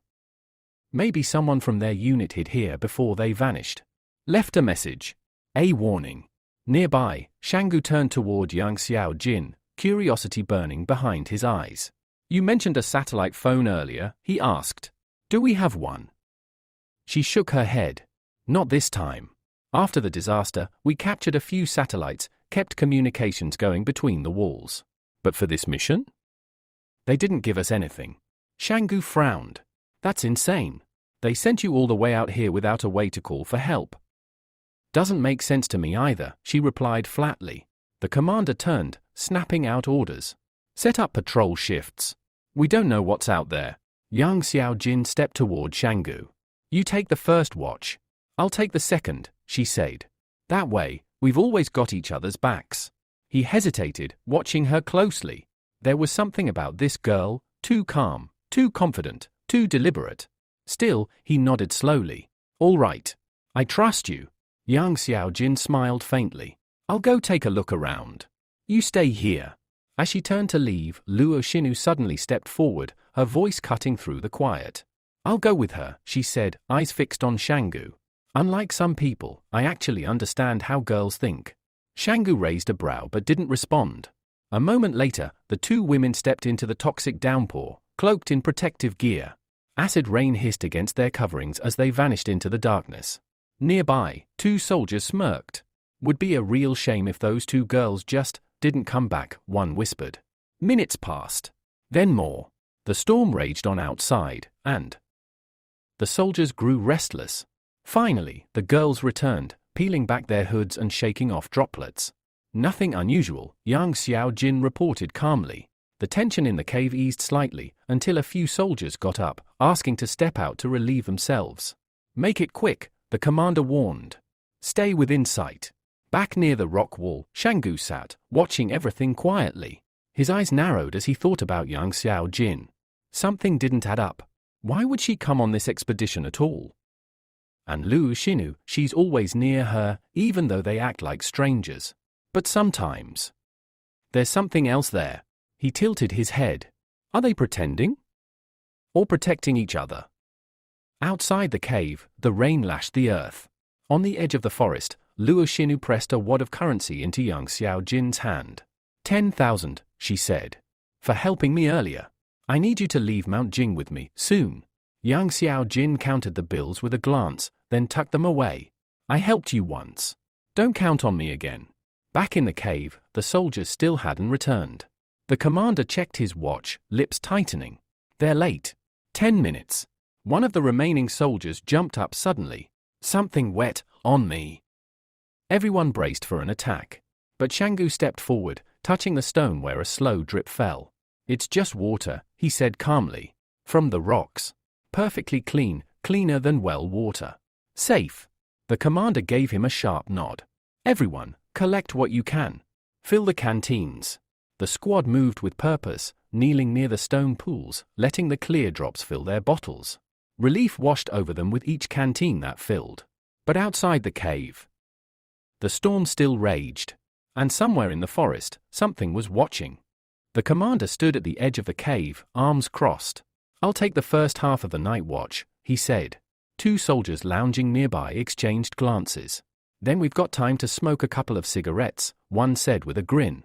Be on guard, the commander warned, giving them a sharp look. As the acid rain continued to hiss outside, the rest of the squad began settling into uneasy rest. People arranged themselves in whatever sleeping positions they could manage, some curled on the cave floor, others leaning against rock walls. Near the entrance, the two soldiers smoked quietly, casting stealthy glances across the cave. Their eyes moved from face to face, calculating. Without a word, the two returned from their break. Their hands slid into their belts. From the shadows, cold steel glinted in the torchlight. They raised their blades silently over their unsuspecting comrades. Time to go to hell, one of them muttered. But just as the blade came down, bang! A single gunshot shattered the silence. Yang Xiaojin, who had only pretended to sleep, had her pistol drawn and aimed. Her bullet struck the first man in the chest, dropping him mid-strike. The second attacker lunged toward Shanggu, but the protagonist was faster. He intercepted the blow with ease, twisting the man's arm and flipping him onto his back. The knife clattered across the floor. Traitor, the wounded man coughed, blood pooling at his side. Gritting his teeth, he yelled out, Sun Jun Zhong. Now! Do it! But Sun stood frozen. What? I don't know what you're talking about, he stammered, backing away slowly.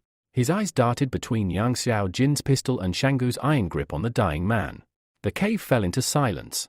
The rest of the squad had woken up, groggy and confused, but quickly grasped what was happening. Tension electrified the air. The commander activated his superpower, a shadowy aura enveloped his form as he prepared to strike if needed. Shanggu kept his grip tight on the attacker's throat, eyes narrowed. He wanted to understand why.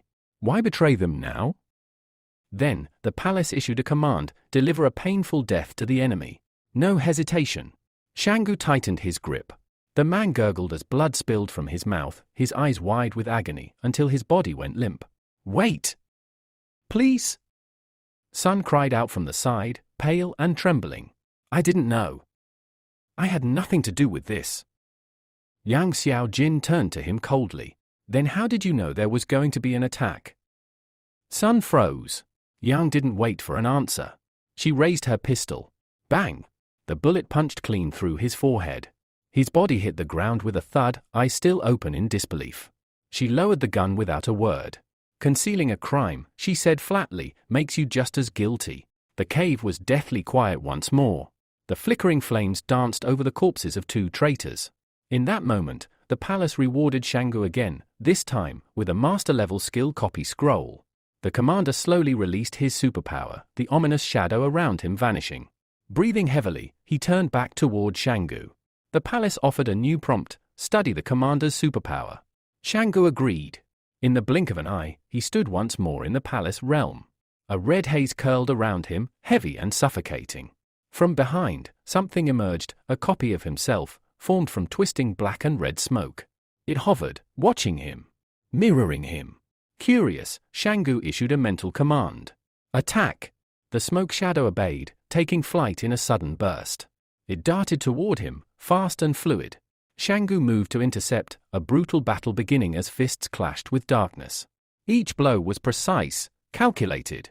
The shadow fought with his exact moves, but with feral aggression. Breathing hard, Shanggu found an opening. He clenched his fist and slammed it forward. Crack! The shadow shuddered, broke apart, and dissolved into dust. He stood alone again in the red mist, victorious, more skilled, more dangerous than ever before. Shanggu admitted to himself that the shadow was at least twice as fast and twice as strong as his physical body. According to the palace's assessment, the shadow form was undying, sustained only by the user's spiritual energy. As long as he had enough of it, he could continue to summon and control it. Curious, Shanggu asked the palace to reveal his current level of spiritual power, but access to that information was denied. That alone was enough to make him drop the matter for now, though it nagged at him.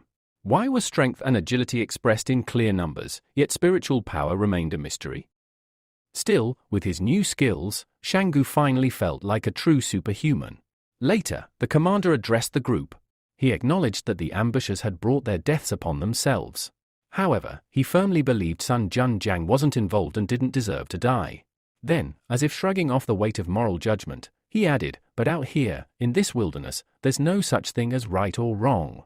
Shanggu watched him go, still tense from the night's events despite his fatigue. A girl nearby turned to the boy next to her and asked if he'd been pretending to sleep. Shanggu answered coolly, confirming her suspicion.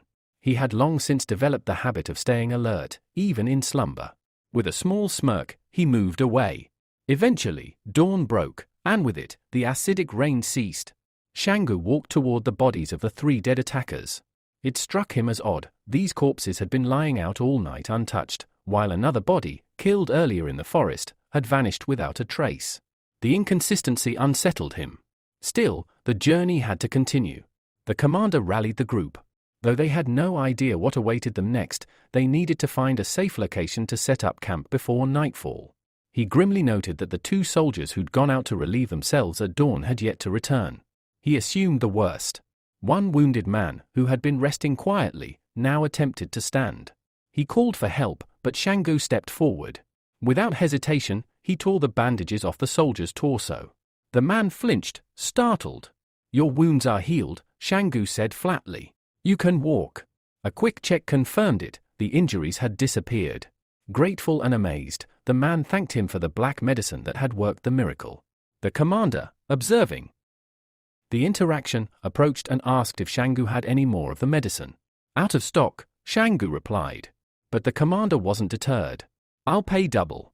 Out of my own pocket." That caught Shanggu's attention. He raised an eyebrow. "Well, there's a little left." The commander smiled. "I got the money from the pockets of the men who attacked us. Looted it from their corpses." They made the exchange carefully, both moving simultaneously to avoid any funny business. The commander handed over 8,000 in currency, swearing it was all he had left. Shanggu accepted it and checked his inventory. It now showed 20,000 in total. At that moment, the palace offered him the opportunity to purchase a personal vault. He accepted. A new space opened up within the palace, his own private storage. However, upon entering, Shanggu was disappointed to find only a tiny chamber behind the vault door. All that money, and this was all the space he got? As time passed, the sun climbed higher, casting its rays over the ridges and illuminating the dense forest below. The group of survivors continued their journey deeper into Mount Jing's wilderness. Walking beside the commander, Shanggu asked, "Do you know what's really kept on Mount Jing?" The commander paused, then replied, "Some believe the mountain holds secrets related to the evolution of animals, or perhaps the origin of a new stage in evolution itself. Are there ruins here, like you mentioned before?" Shanggu pressed. "Not ruins exactly," the commander corrected. "More like a hidden city. Something ancient and mysterious." Those words made Shanggu visibly tense. He had a bad feeling. The group pressed on, navigating through increasingly thick vegetation. Shanggu recalled that the commander had once spoken of remnants of a pre-disaster civilization, knowledge that could potentially help superhumans. "What is the real secret behind this place?" he asked. The commander looked ahead grimly. "Superhumans have started to appear more frequently than ever. There's even a whole organization of them now." Shanggu's brows drew together. "Did your forces try to capture this group?" The commander shook his head. "These people are far more powerful than you think. The leadership behind the fortress walls has done more than just create shelters to defend against superhumans. They want to harness them." He looked up at the towering trees, his voice heavy with warning. "What Mount Jing holds, we don't know exactly. But when Wang Kongyang left, he learned that other elite teams were already en route. Whatever's here, others are after it too. To the average person, superhumans aren't considered part of society anymore," he added. "And people are capable of terrible things when facing someone they don't see as human." Shanggu could see now why the commander had no intention of returning behind the walls. Suddenly, a soldier behind them spoke up. "Don't worry, sir. I won't reveal your secrets." The commander glanced back, a rare smile breaking across his face. "Out of everyone here, you're the one I worry about the most." He turned to Shanggu then, eyes sharp with curiosity. "Tell me, are you a superhuman?" The question took Shanggu off guard, his expression hardening, but the commander laughed it off. "Relax, I'm joking. You just seem to have a real knack for irritating people." Shanggu didn't smile. A little later, the young man warned the group to avoid stepping in puddles. Leeches this time of year can be deadly. They continued their cautious march, the skies remaining unusually clear. Then, the commander abruptly raised his hand. "Stop!" Everyone froze. A soldier up front gasped. "What the hell is that?" Leaning against a tree up ahead was a strange girl dressed in white. Her presence was surreal, her stillness unsettling. The commander spoke aloud, more to himself than to anyone else, trying to make sense of the vision. They decided to avoid her, but before anyone could act, the girl leapt into the air. In a flash, she landed again, hands touching the ground like a predator poised to strike. As the mysterious girl in white landed with a predatory crouch, Shanggu and Yang Xiaojin immediately raised their guns in defense. The girl reacted by spinning through the air with unnatural agility, evading any direct line of fire. Her movement caused a wave of panic among the soldiers, some instinctively stepping back in fear. The commander quickly regained control, shouting, "There's nowhere to run. We hold our ground." He devised a plan on the spot. He would use his shadow ability to restrain the girl, giving the soldiers a chance to neutralize her.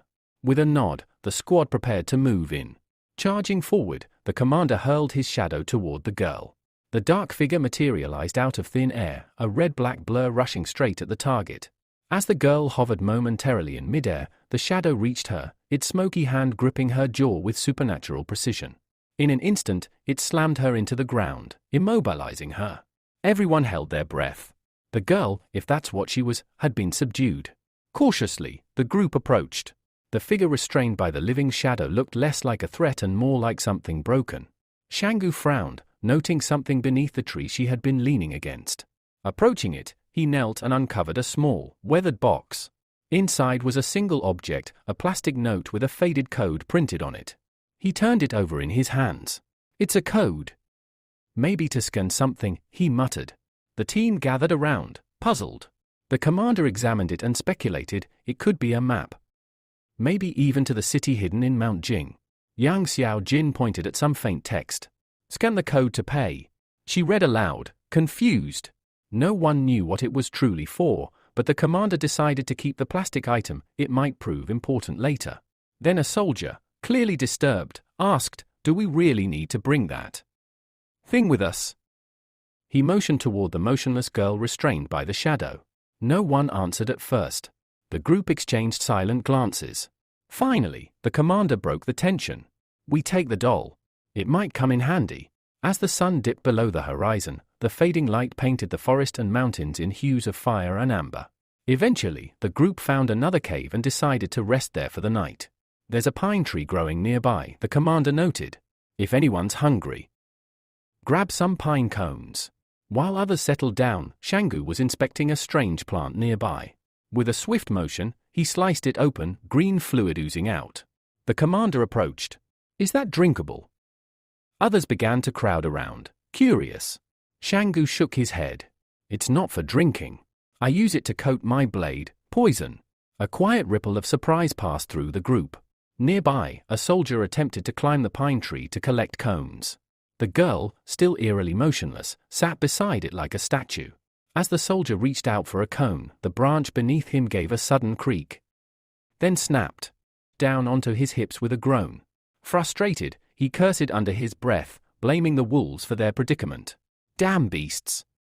They the reason we are stuck in this godforsaken gorge." Xianggu approached, watching the man with mild amusement.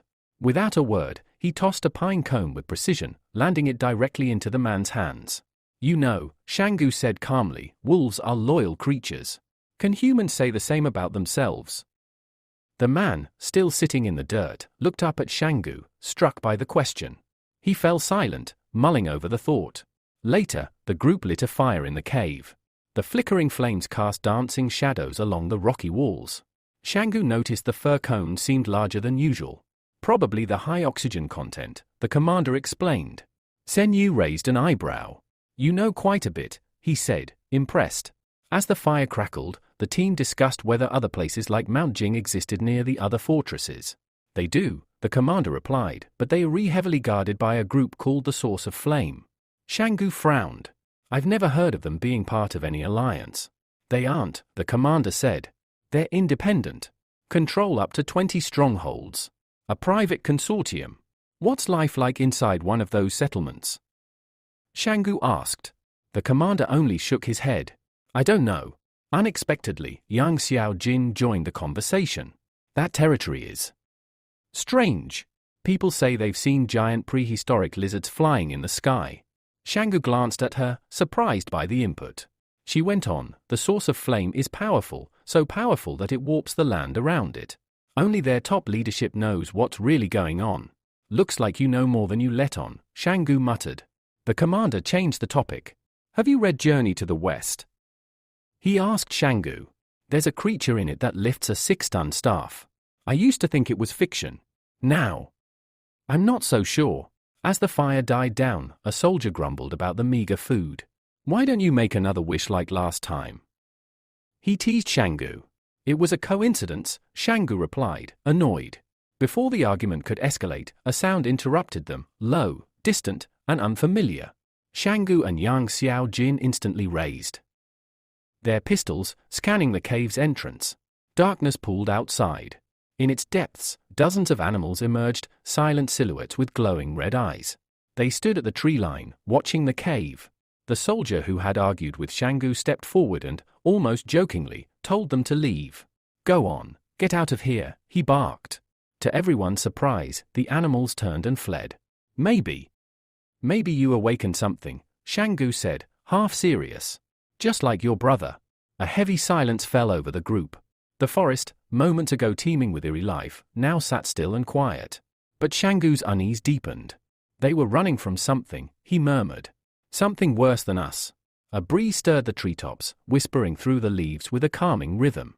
Yet beneath that tranquility, something else began, a soft clinking. Metallic, cold, deliberate. Chains. One by one, faint clinks echoed through the night. The sound seemed to slither closer, drawn toward something, or someone, unseen. Weapons raised again. The group stood alert. Whatever it was, it wasn't over. For a while, nothing happens. The eerie sound of chains fades into silence, as if swallowed by the forest. The squad remains tense but unchallenged. One of the men breaks the stillness. We should change shelter. Now. Shanggu nods in agreement. The animal's instincts are sharper than ours. They were trying to hide, something scared them. And I think those chains were connected. He recalls a disturbing pattern. When they passed through the gorge, there was a pile of human skeletons, but no animal bones. Not one. That's what's strange, he mutters. I left fish bones behind once. They vanished by morning. The body of the soldier who died from the bee sting? Gone. Not even a trace. It all connected. Bones were disappearing, systematically. Maybe the plants evolved, he says aloud. Just like the animals. Maybe they consume bones. The commander, trying to calm the rising fear, replies, we just need to stay cautious. That's all. Right, another soldier adds, as long as we stay out of the forest, we're fine. Their journey continues, moving through little-known ridges and hills. But Shanggu isn't convinced it'll be that easy. Nature, in this world, was not forgiving. As the group pushes forward, a chill creeps up Shanggu's spine. His eyes narrow. From between the trees, something watches them. A tall, black silhouette. Its eyes glow red. Chains clink with every movement. Jagged teeth glint between its cracked lips. Young Xiaojin raises her gun, unwavering. Shanggu quietly flips off his weapon's safety. The sound is barely audible, but Yang notices it. Their eyes meet. The commander sees it too. Shoot to kill, he yells. I'll pin it with my shadow. With a guttural rattle, the creature lunges, chains thrashing, shrieking against bark and stone. Shanggu shouts, warning of imminent contact. But the creature doesn't attack. It swerves suddenly, away from them. Deeper into the forest. Fleeing the confrontation. Confused, the squad hesitates. Why did it run? One man whispers. After a hushed exchange, they conclude the creature must be bound to the forest. It couldn't, or wouldn't, leave its domain. It wasn't chasing us, Shanggu murmurs. The animals weren't running from us. They were hiding from that. The cave had been their refuge. The danger, for now, was gone. The commander orders rest. I'll take first watch, he says, glancing around. I get it, no one trusts me. Doesn't matter. I'll keep us safe tonight. Silently, Shanggu and Yang Xiaojin exchange a glance and nod. They lean against the cave wall, weapons near, eyes half-lidded but alert. Eventually, the fire burns out, plunging the cave into a quiet darkness. One by one, the others fall asleep. Time passes. Then, boom. A thunderous explosion rips through the air just beyond the cave. Dust and earth rain down like ash, rattling the walls. The entire mountain seems to tremble. Everyone jolts awake, coughing and scrambling for their weapons. Shanggu's heart pounds in his chest. Something just got a lot closer. Shanggu and Yang Xiaojin spring to their feet, their weapons half raised, eyes squinting toward the searing flash that had just lit the horizon. From the mouth of the cave, the rest of the team pours out into the open, stumbling over each other as they race to assess the situation. A thick plume of ash curls skyward from the distance. The sky burns orange near the summit of Mount Jing. It looks like the mountain is ready to erupt. The commander's expression darkens. The other teams must have made contact with the source already. Whatever's happening up there, it's begun. We need to move. Now. Shanggu glances sideways at him, distrust creeping into his features. You speak like you expected this. The commander meets his gaze without flinching. We are already here. There's no turning back. Whatever secrets Mount Jing holds, we either learn them or die trying. Shanggu hesitates, but eventually nods. If we start something, we finish it. The team shoulders their gear and leaves the cave. The air has shifted, it's hotter, thick with sulfur and tension. The ground occasionally trembles beneath their boots. The soldiers sweat and groan under the heat, their uniforms sticking to their skin. But the march continues. Suddenly, a rustling sound stops them in their tracks. A colossal beetle, larger than a horse, crawls across their path, its chitinous body glinting in the strange light. Shanggu silently points at it. The team begins to whisper, uneasy. Why are the animals so huge now? One soldier mutters. It's the mutation, Luo says. Humans didn't grow bigger, but we got superpowers instead. The commander nods grimly. Throughout history, human evolution was never about brawn. It's always been about the mind. Intelligence. Shinggu joins in. Our teacher used to say that there's a gene in the body, one that caps muscle growth, so the brain has priority over energy and resources. Evolution had to choose. Luo Xinu raises an eyebrow, impressed. Your teacher sounds like a genius. Shanggu smiles faintly. He reads obsessively. Every night. That's what sets him apart. Suddenly, the commander halts the group. Body. Up ahead. They approach cautiously. There, lying twisted in the dust, is the corpse of a man. Recently dead. No rot. No scavengers. Just silence. How did he end up here? Someone whispers. Could be the Jing consortium, another offers. Shanggu narrows his eyes. Something glints beneath the corpse. Kneeling, he brushes aside the dirt and reveals a familiar object, a worn military token. His breath catches in his throat. Shiu, it's the soldier who died from the bee sting. The same man whose body had disappeared. Shanggu stares at the token, turning it over in disbelief. This doesn't make sense. He crouches lower, studying the body. The skin is pale, clammy, torn open in jagged, frenzied gashes. He frowns. The internal organs, they were eaten. The commander suddenly cries out, eyes wide with recognition. Those are human teeth marks. Shanggu slowly turns toward him. You're sure? I know what human bites look like. My ex left a mark on me once. I'd never forget it. A cold silence falls over the group. The forest seems to tighten around them. Someone lost their mind, a soldier offers weakly. Shiu steps forward, looking pale. Is it possible that thing in chains from last night was a human? A long pause. The idea hangs in the air like smoke. One by one, their expressions shift from confusion to unease, from fear to something worse, the dawning realization that whatever rules once defined life, death, and humanity have begun to unravel. And Mount Jing is only the beginning. We need to get out of here. Now, young Xiao Jin said sharply, her eye scanning the dense tree line. 3-person formation, tight angles, no blind spots. Shanggu blinked. Tactical formation? You'll be on my left. Maintain visual angle. Cover my flank, she instructed, not slowing her pace. Shanggu gave a light chuckle of surprise. Understood. Perfectly.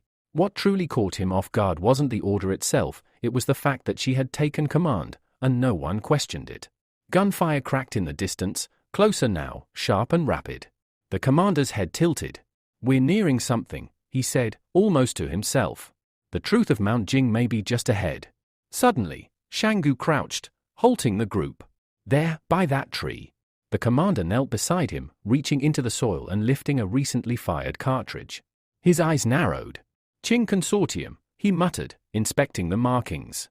The words caused a ripple of unease among the group. They've already moved in, he added grimly. They're not just ahead of us. They might be all around us. A rustling sound cut through the air. A wild boar burst through the underbrush, charging blindly through the group. It was limping badly, foam and blood at its snout.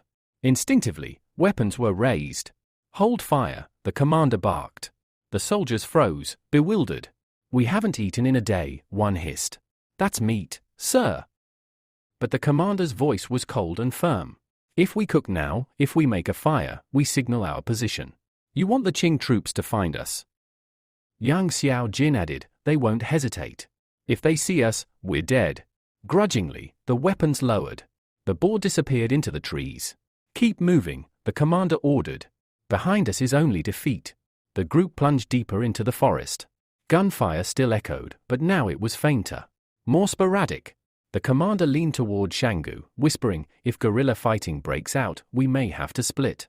You, me, and young Xiao Jin, we can move fast. The rest, they're a liability. Shanggu hesitated, and then nodded. He understood. Then the commander straightened and looked around. Wait, where's young Xiao Jin? The group froze. She was right here, a soldier said. Wasn't she? No one had seen her go. No sound. No signal. She vanished, Shanggu said slowly, eyes narrowing. Maybe she broke away intentionally. Or something took her. The commander stared at him for a moment. Then he nodded once. Too convenient. A sudden clang echoed through the forest. The soldiers spun around as the unmistakable rattle of chains grew louder. Heavy. Unnatural. Eerie. Not again, one of the men whispered, panic rising in his voice. It can't be that thing, it can't. The sound moved closer, metal scraping wood, links grinding against bark. The soldier turned to look for leadership, only to find that both the commander and Shangu had vanished. He stumbled back, breath quickening. No, the remaining 3 soldiers were left in the middle of an unfamiliar, darkened forest, utterly alone. Somewhere between the shadows and trees, the chains continued to move, slowly, deliberately. The sound of chains grew louder, heavier, closer, relentless. Panic gripped the trio of remaining soldiers. One of them, his eyes wild with fear, broke first. Without a word, he turned and ran. The others followed, their injuries forgotten, survival instincts kicking in. But fear has a price. One man lagged, his breath ragged, a sharp pain shooting through his limbs. Desperation flashed in his eyes. He reached out and shoved the runner ahead of him. The soldier fell, hard, crashing into the underbrush. Someone has to be sacrificed, the injured man muttered, eyes wide with justification. We can't all die. The fallen soldier tried to scream, only to freeze in terror as a dark silhouette appeared behind him. Chains clinked. Red eyes gleamed. The scream was cut short. Snap. The body fell silent. The man who tripped him turned around, breath catching as he saw the creature, its limbs bound in rusted chains, its face twisted into something once human, but no longer. It roared, a sound not of rage, but of torment, and the remaining 2 fled for their lives. Luo Xinu sprinted ahead, heart hammering. Behind her, the hysterical soldier's voice cracked with desperation. Please? Leave me alone, he begged the creature, the forest, the gods, anyone who would listen. Then he saw Luo stumble briefly, her breath ragged. His thoughts turned dark. Another chance. He reached for her, planning to shove her into the path of the monster. But Luo saw it coming. She twisted mid-run and dodged his grasp, shooting him a look of cold fury. Before he could try again, something even more unexpected stopped him. Shouts. Flashlights. Red laser sights danced across the darkened trunks. Drop your weapons, barked a new voice. They froze. A dozen uniformed figures emerged from the underbrush, weapons raised. Tactical armor. Cold eyes. Who are you? One of them demanded. We're being chased, the man shouted. A monster, it's right behind us. The soldiers didn't relax. Down on your knees. Feet behind your heads. Luos complied slowly. The man followed, still pleading. A soldier spoke into his radio. Control, we've located an escapee. Possibly contaminated. Requesting immediate backup. The squad began advancing in formation, rifles trained forward. Coordinated, cold efficiency. They weren't there to rescue anyone. They were here to contain. Then it came with the thing in chains. It burst from the trees, snarling, howling with bloodlust. Without hesitation, the soldiers opened fire. A storm of bullets ripped through the air. Smoke and light. A sickening screech echoed as the creature was driven back under the hailstorm of firepower. Behind the firing line, 2 soldiers frisked the kneeling survivors. One of them paused, puzzled. Sir, what the hell is this? Under the soldier's cloak, they had found something strange, a lifelike human doll. Unnervingly detailed. Its eyes almost real. Far above, Shangu crested a slope, sweat glistening on his brow. He paused, staring across the canopy below. He was alone now, or at least, apart. The commander was nearby somewhere, but the 2 men had made a silent, mutual decision. They did not trust each other enough to stay side by side. Everyone has a motive. Everyone hides something. His mind lingered on young Xiao Jin. Her disappearance wasn't a coincidence. And what she knew, what she hadn't said, was just as troubling. What is the secret of Mount Jing? From below, he heard movement. A group of men, maybe a dozen strong, weaving through the trees. Voices. Weapons. Orders. Shangu stayed hidden, crouching behind a rock outcrop, ears straining. Experimental Object 17 is unstable, one of them said. Another voice, containment failed. That thing was one of ours, before the neural grafts failed. They're not supposed to operate this far out. The trigger zone should have held. The words chilled Shangu's blood. Experimental. Object. The men passed beneath his position, unaware of his presence. As their voices faded into the trees, Shangu's mind raced. The creature. The teeth. The human-like bite marks. The doll. The disappearance of corpses. The soldiers that weren't quite soldiers. The forest itself, twisting, alive. Mount Jing wasn't a place of legend. It was a labyrinth of secrets. and they had only scratched the surface. Shanggu crouched low, eyes scanning the scene below in disbelief. So many soldiers, and they still can't kill it.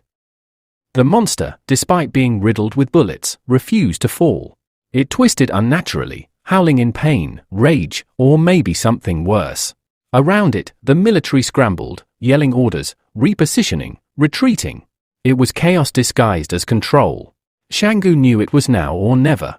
He slid away from the cliff's edge, careful not to draw attention, and ascended a narrow rock face just above the commotion. A jagged boulder offered shelter. There, hidden in the shadows, he caught his breath and observed. A blast-scorched clearing stretched out below him, and beyond it, something new, a man. Isolated. Focused. He wore a sterile white lab coat, completely out of place amid the rubble and ash, and was carefully extracting blood from the corpse of a mutated beast. Shanggu narrowed his eyes. Consortium, he thought grimly. They're not just killing these monsters, they're studying them. He began inching forward, hugging the cliffside, careful not to make a sound. Then something made him pause. Across the cratered landscape, beyond the scientist, loomed a derelict multi-story structure. Its concrete frame was half collapsed, paint faded, windows long shattered. Yet despite its ruin, someone stood on its rooftop. A tall figure in white. Unmoving. Regal. His posture was calm, but his eyes were everywhere, scanning the forest, the soldiers, the burning wreckage below. And beside him, another shadow, an attendant, perhaps, or a guard. Shanggu stiffened. That's the one in charge. There was something about the man's stance. Not arrogance, ownership. As if this devastation belonged to him. As if every scream, every drop of blood, every secret of Mount Jing answered to him. Shanggu's fingers curled instinctively around his weapon, but he knew better than to act. He was one man. And below the building was a fortress of guards, researchers, and tech beyond anything he had seen before. This isn't just an operation.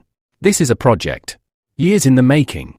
Slipping away, Shanggu moved through the skeletal remains of what had once been a city. Faded storefronts, collapsed balconies, vines swallowing old neon.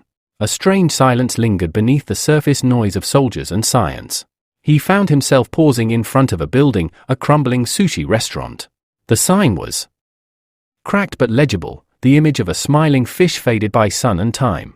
Sushi. He'd only heard of it from books. So strange. So far from home. What was this city before the fall? He allowed himself a moment to imagine what it must have been like: bustling crowds, the scent of fresh rice and fish, neon lights blinking above cheerful music. Then the thought passed, and he moved on. Ahead, he noticed a tobacco shop, its glass doors shattered, but the shelves inside, still mostly intact. A grin tugged at his lips. Tobacco. Maybe even alcohol. Might as well get something out of this disaster. He approached cautiously, heart a little lighter. Surely the military wasn't interested in a place like this. Slipping inside, he noted the plastic-wrapped cartons, their labels faded but legible. He reached for one, only to find the packaging brittle, the content spoiled by time and moisture. He checked another. And another. All ruined. His satisfaction soured.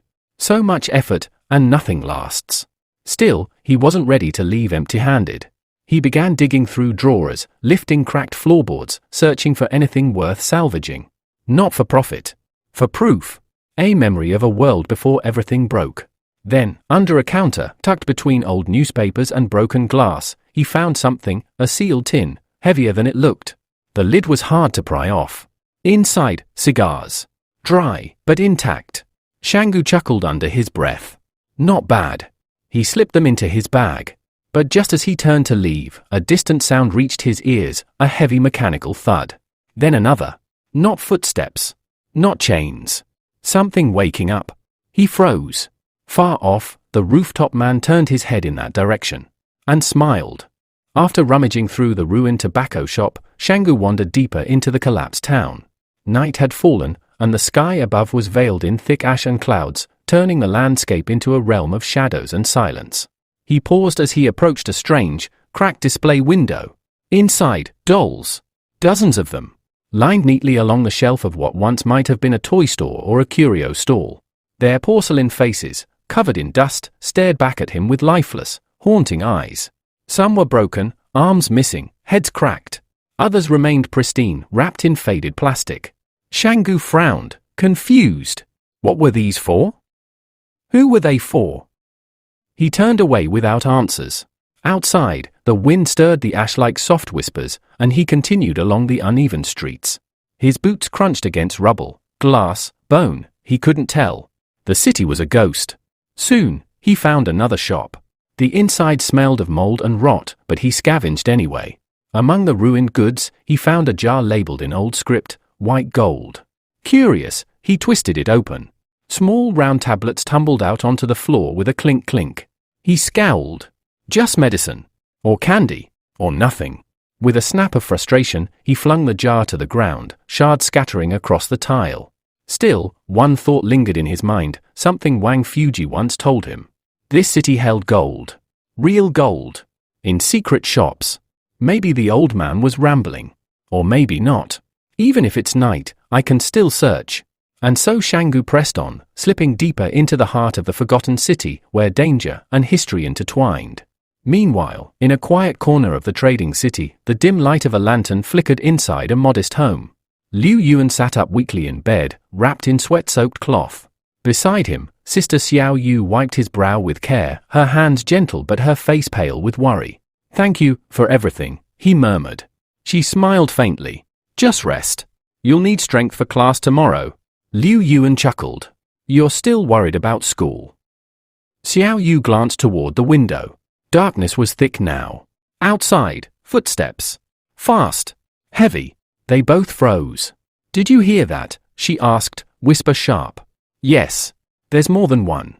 Xiao Yu snatched a kitchen knife and turned toward the door. Her hands were trembling, knees locked in fear.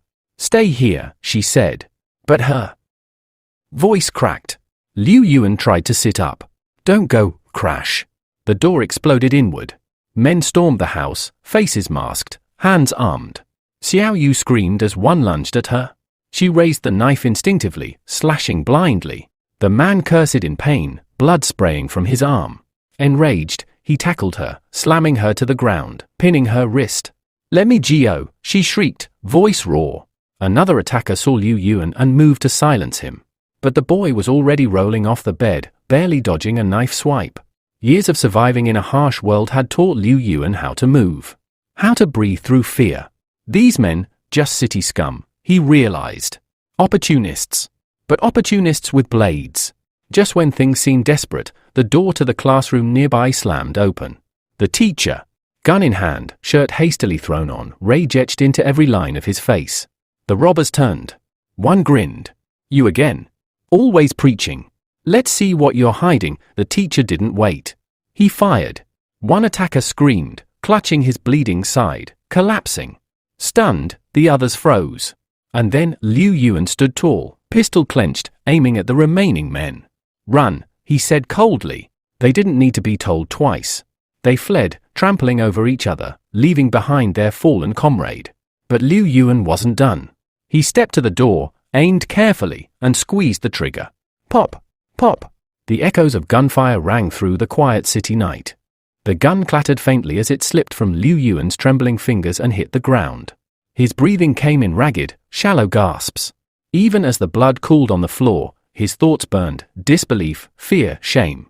His eyes stared at the lifeless bodies sprawled just a few meters away. He was only 13, and he had just killed. Sister Xiao Yu knelt beside him, wrapping her arms tightly around his small shoulders, trying to quiet his shaking. "It's over," she whispered, voice cracking. "You did what you had to do." Liu Yuan didn't answer. His ears still rang from the gunfire. His pulse pounded like a war drum. The teacher, Jing, stood nearby, still stunned. He stared at the scene, then at the boy. "What have I taught him?" He thought grimly. The cruelty, the resolve, it was familiar. Too familiar. Like seeing a reflection warp by war. He stepped forward, voice low but steady. "That pistol. Did Xiongsu give it to you?" Liu Yuan finally looked up, eyes hollow but resolute. "He didn't give it to me. He left it behind, because he knew someone had to protect what he couldn't." Jang nodded slowly. Liu Yuan continued, standing shakily. "We'll leave. Me and Sister Xiao. We'll go far, out of the city. I don't want to bring more trouble." "You don't have to run," the teacher said, placing a hand on his shoulder. "Let me handle this." Liu Yuan looked at him, unsure whether to believe it. Outside, the sound of approaching boots echoed through the street like a slow drumbeat of fate. A convoy of soldiers, dressed in dust-caked combat gear, closed in on the school. Their commander, face scarred, jaw clenched, walked with brutal purpose. Only Shanggu would have the guts to pull something like this, the commander muttered. He's as bold as he is dangerous. From the shadows, an old voice spoke up, Wang Fuji. He'd come out in his night robe, shaken awake by the commotion. It's all a misunderstanding, he said, trying to soothe them. You know how boys are, guns, pride, mistakes. But the commander wasn't moved. Save your excuses. I know now, Shanggu killed my brother, Wang Dongyang. He's a murderer. Wang Fuji's smile faltered. Desperate, he reached for a pouch of credits. We can settle this. The commander's reply was cold steel. He drew his weapon and pressed the muzzle against the merchant's forehead.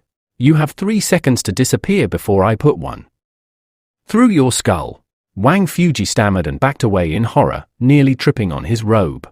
The military approached the school doors, prepared to arrest every relative of Shanggu, to make a point. But the teacher stood in the way. Without fear. Without stepping aside. The soldiers raised their rifles, but he didn't move. Instead, he calmly extended a single, creased card toward the commander. Take this to Boss Luo, he said, tone sharp with authority. Tell him Jiang is calling. This is beyond your pay grade. The commander sneered. You think some piece of paper protects you? You think I care about names? He grabbed the card and paused. 178th Fortress. The blood drained from his face. He took one step back. Then another. The commander's composure cracked, jaw twitching, breath uneven. Without another word, he turned, motioned for his men, and climbed into the nearest military vehicle. His hands trembled on the steering wheel. And just like that, the engine roared to life, and the convoy peeled away into the night, leaving dust and tension behind. Inside the school, silence returned. Xiao Yu wiped her tears and helped Liu Yuan to his feet. The teacher looked out at the fading lights of the retreating convoy. They'll be back, he muttered. But next time, they'll ask permission. Liu Yuan, still shaken, asked, Who are you, really?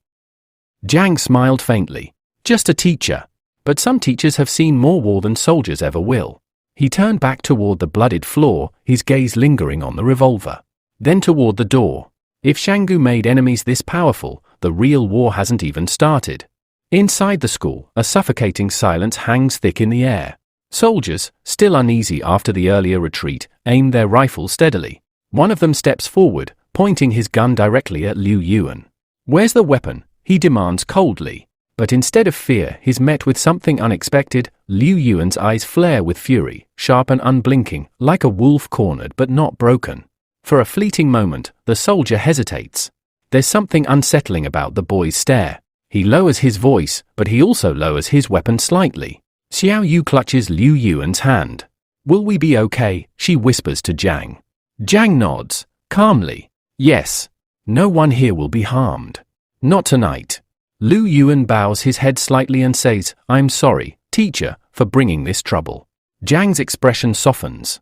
You protected your home. There's no shame in that. Then, the boy looks up, curious and cautious.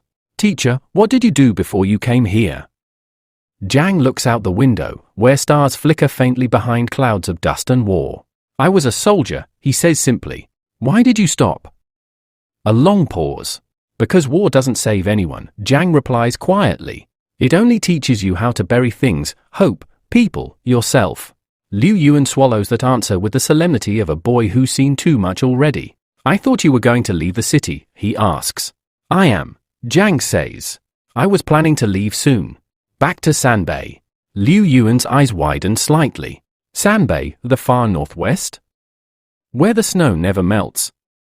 Jiang nods. Where yellow dust buries the roads, and the white fields never end. There's hardly a tree for miles, but, he smiles faintly, the people still wait. Wait for who? But the teacher says nothing, only offering that quiet, enigmatic smile that keeps his ghosts hidden. Jiang crouches down to Liu Yuan's level. The military won't hurt you. They don't want this problem. Especially not with Luo on his way. Meanwhile, at the outer gates of the city, the sound of metal groaning fills the air as giant reinforced doors begin to creak open. Sparks fly from old machinery as soldiers crank the gears to life.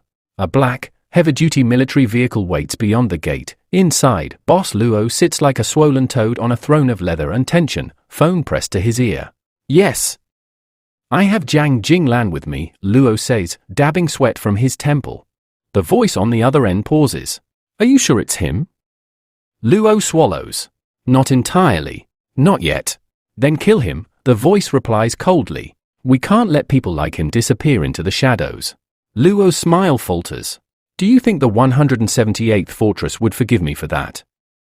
The voice chuckles darkly. It's the same man who stood on the rooftop overlooking the ruined city, calm, precise, and untouchable. No, he says. But maybe they'd send a thank you note if you were discreet. Luo glances out the window, heart pounding. I could have him. Disappear quietly. No need, the man replies. Send him back. Let Jiang be someone else's headache. Luo scowls. That's easy for you to say. Because I don't make stupid enemies, the man replies, then shifts gears in the conversation. Tell me, Luo, you mentioned a boy. Shanggu. You have him? A gleam appears in Luo's eye. Yes. Not in custody, but we know where he is. The man's tone turns sharp. Did he find anything? Luo shrugs. He wandered the ruins. Didn't report anything of use. I see, a brief pause. Have you heard anything about Yang Xiao Jin? Luo furrows his brow. Who? It's the first time I've asked, the man replies, voice now like ice. But I suggest you start asking around. Back in the city, Jiang feels the distant tremor of something shifting. Political forces are moving. Old alliances are stirring again, and dark names, Yang Xiao Jin, are resurfacing like bones from the earth. And somewhere in the half-ruined city of Mount Jing, Shanggu stands alone, unaware that all eyes are turning toward him, military, mercenaries, and monsters alike. He's not just being hunted anymore. He's becoming the spark of a coming war. Luo's hands tremble as he pockets the phone, the weight of Qing Jun's orders still hanging over him like a noose. He turns to the squad commander. Don't touch the younger brother. His name is Liu Yuan, Luo says, his voice low. Qing Jun was clear. Do what you want with the rest, but not him. The squad commander grits his teeth and nods stiffly. He doesn't like it, but Qing Jun's voice carried the weight of far more dangerous consequences than his own pride could handle. Inside the walled compound, beneath flickering floodlights and growing shadows, Qing Jun finally sets the device down. His eyes, cold and calculating, shift toward the prisoners. I am Qing Jun of the Qing family consortium, he says with calm menace. You should have heard of us. Before him, Luo Xinu and her surviving partner kneel with backs straight, defiance flickering in their eyes despite exhaustion. Xinu's glare is sharp, anger mixing with barely contained fear. Qing Jun walks slowly toward them, the hem of his pristine white coat dragging faint trails of dust behind him. Tell me, he says, everything about Xiongsu and Yang Xiao Jin. How are they connected? The man beside Luo Xinu clears his throat nervously. They're not connected. Not that we know of. Yet the names sound alike, Qing Jun muses. Strange, don't you think? The kneeling fighter nods quickly, eager to stay on the man's good side. But it's just a coincidence. That's all. We did encounter someone else, Commander Shu Zanu. A superhuman. Controls shadows. Qing Jun's brows rise slightly. But Xiongsu, the man continues, lowering his voice, he's the one you should worry about. He ran the opposite way during the canyon ambush. Carried a wounded man over his shoulders like it was nothing, and still outran a Mokar. He could be a superhuman too. Qing Jun turned slowly, his attention now locked on the speaker. Interesting. Why didn't you say that sooner? The man's face pales. I didn't think it mattered. Please, we're just civilians. Without missing a beat, Qing Jun gestures to his aide. Commander Shu, risk factor C. Xiongsu, risk factor F.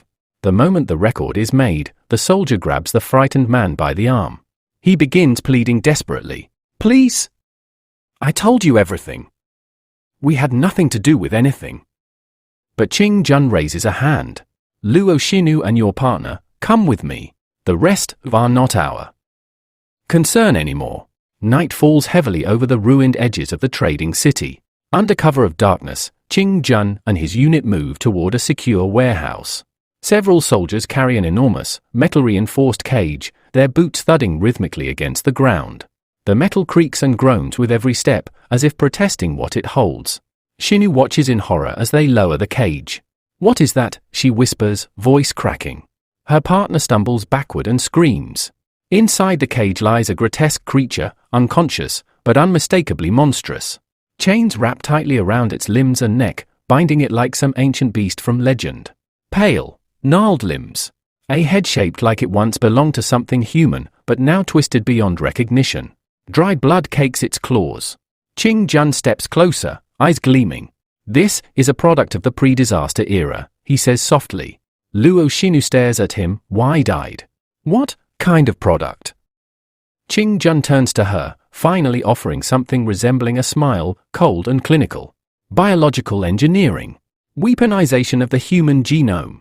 Before the collapse, this was what your ancestors were working on. Power at any cost."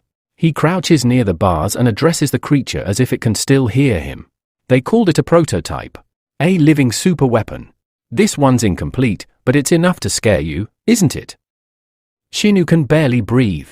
"Why show us this?" "Because the same blood runs through Xiaosu," Qing Jun replies. "Also I suspect." He stands, brushing dust from his coat. "By midnight, I want Xiaosu, Yang Xiaojin, and Shu Zanu found. We will classify them properly. Use the creature if needed." His aide salutes sharply. "Yes, Commander Qing." The man who had spilled everything watches in growing horror as the soldiers tighten their grip on the cage. It snarls in its sleep. His voice shakes as he asks, "Where are we going?" Qing Jun gives a faint, dismissive wave. "You'll see," he says. "But I doubt you'll like it." Xiaosu wipes the dust from his jacket and squints at the faded sign of the department store. Broken glass glints on the sidewalk like frost under the dying orange hue of the sunset. The city is eerily quiet, too quiet. He knows he's being hunted. Every cracked window, every motionless alley feels like a potential sniper's nest. But he also knows he has no choice but to keep moving. Staying still means being found. Inside, the department store is a skeleton of its former self, collapsed shelves, overturned mannequins, discarded clothes covered in layers of grime. Xiong moves quietly, the soft crunch of debris under his boots the only sound. His eyes scan for anything useful, medical supplies, food, weapons. Elsewhere, beneath industrial lights and the cold scrutiny of Qing Jin's analytical mind, the monster writhes uncomfortably under the focused spotlight. Its eyes, glowing crimson, narrow to slits. It crouches low in the cage, pressing itself against the bars furthest from the light. Its skin bubbles faintly along the arms, as if the light activates something underneath. Qing Jin raises a brow. "Fascinating," he mutters. "Photophobia that appears selectively. This behavior suggests it retains some basic environmental response, but not full cognition. It's responding to stimulus, like a wounded animal." One of the soldiers hesitates before speaking. "Sir, what if it's evolving?" Qing Jin barely glances at him. "They all evolve. That's the point. That's why the origin of flame created them." His voice turns quieter, almost reverent. "To defy entropy, to break the death cycle of cell division. But they succeeded only in making this." He motions again, and a different soldier takes down notes. Subject classification, origin, presumed origin of flame laboratory cell division limit, broken, presumed immortal, cognitive decline, complete physical abilities, enhanced strength, agility, durability sensitivity, high photophobia threat class, omega containment notes, avoid daylight exposure.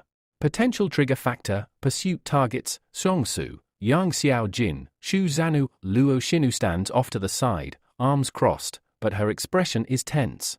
She doesn't trust Qing Jin or the monster. "You're planning to use that thing?" Qing Jin turns to her, emotionless. "I don't need to. I need only one of its kind to understand how they cheated death. The rest? We eliminate them."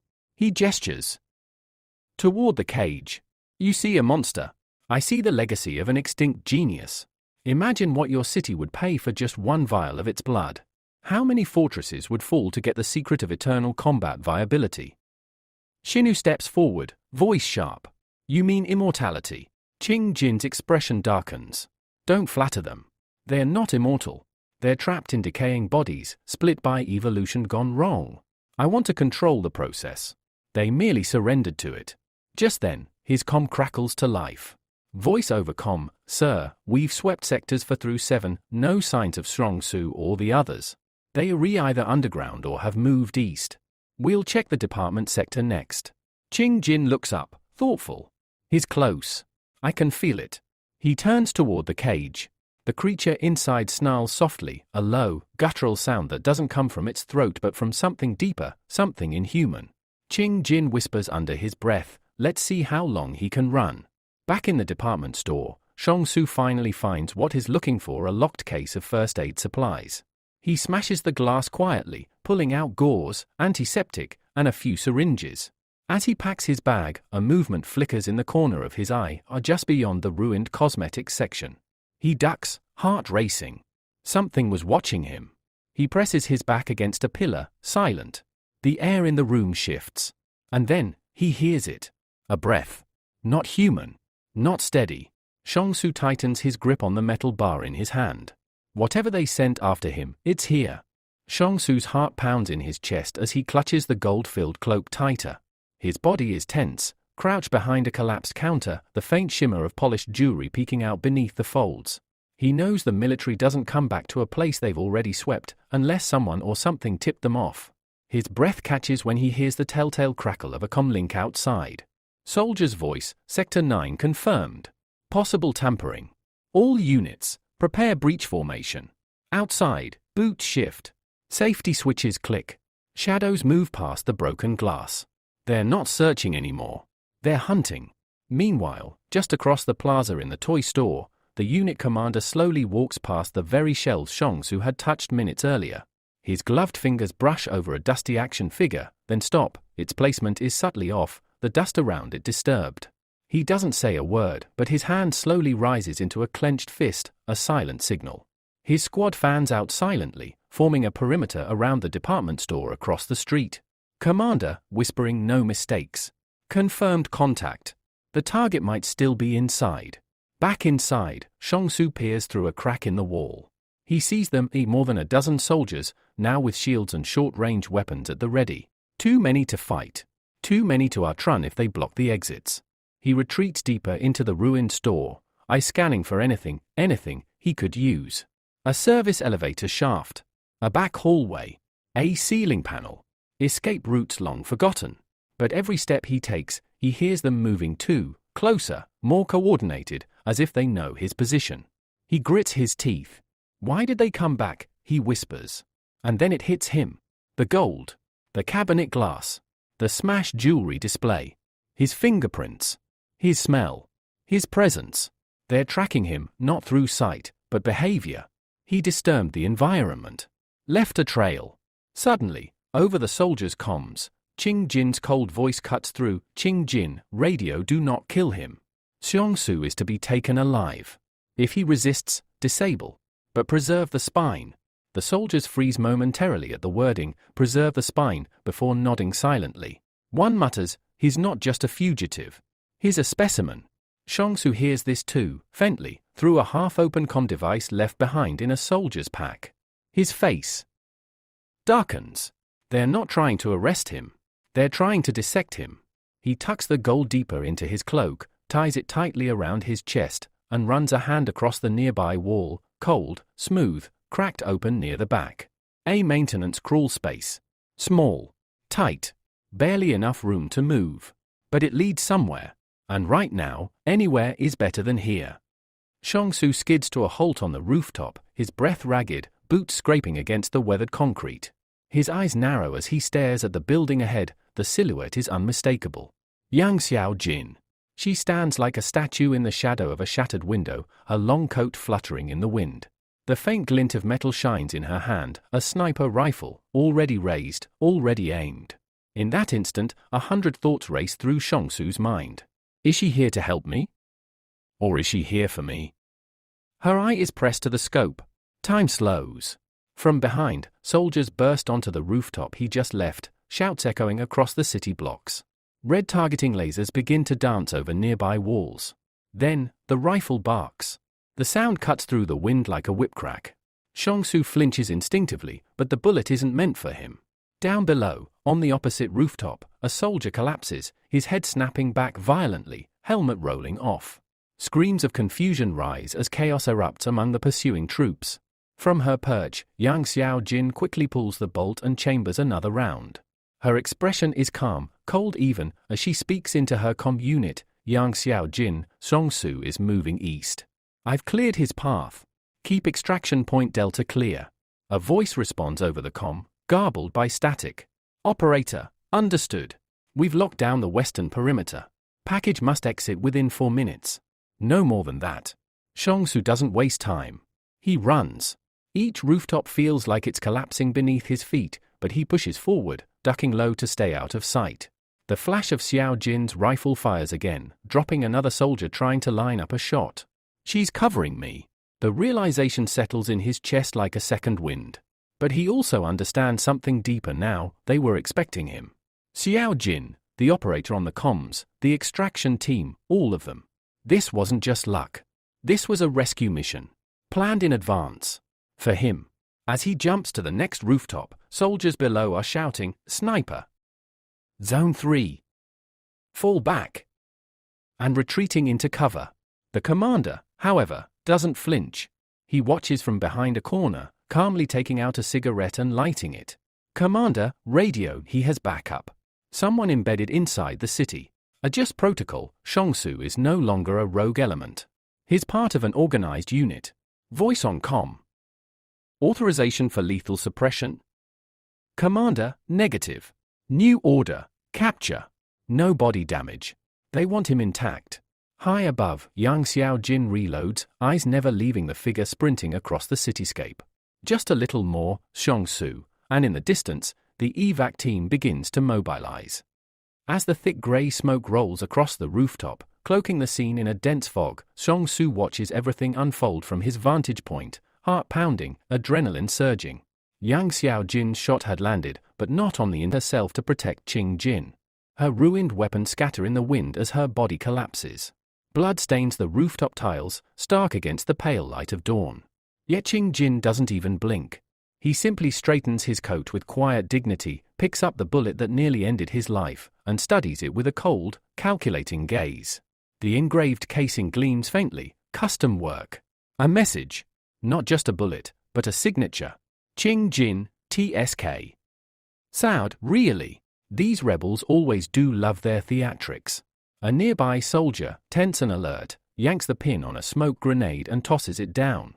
It detonates with a sharp pop, releasing a thick column of smoke that quickly billows up, swallowing everything. Soldier, radio to sniper confirmed, southeast quadrant. Rooftop, the abandoned building.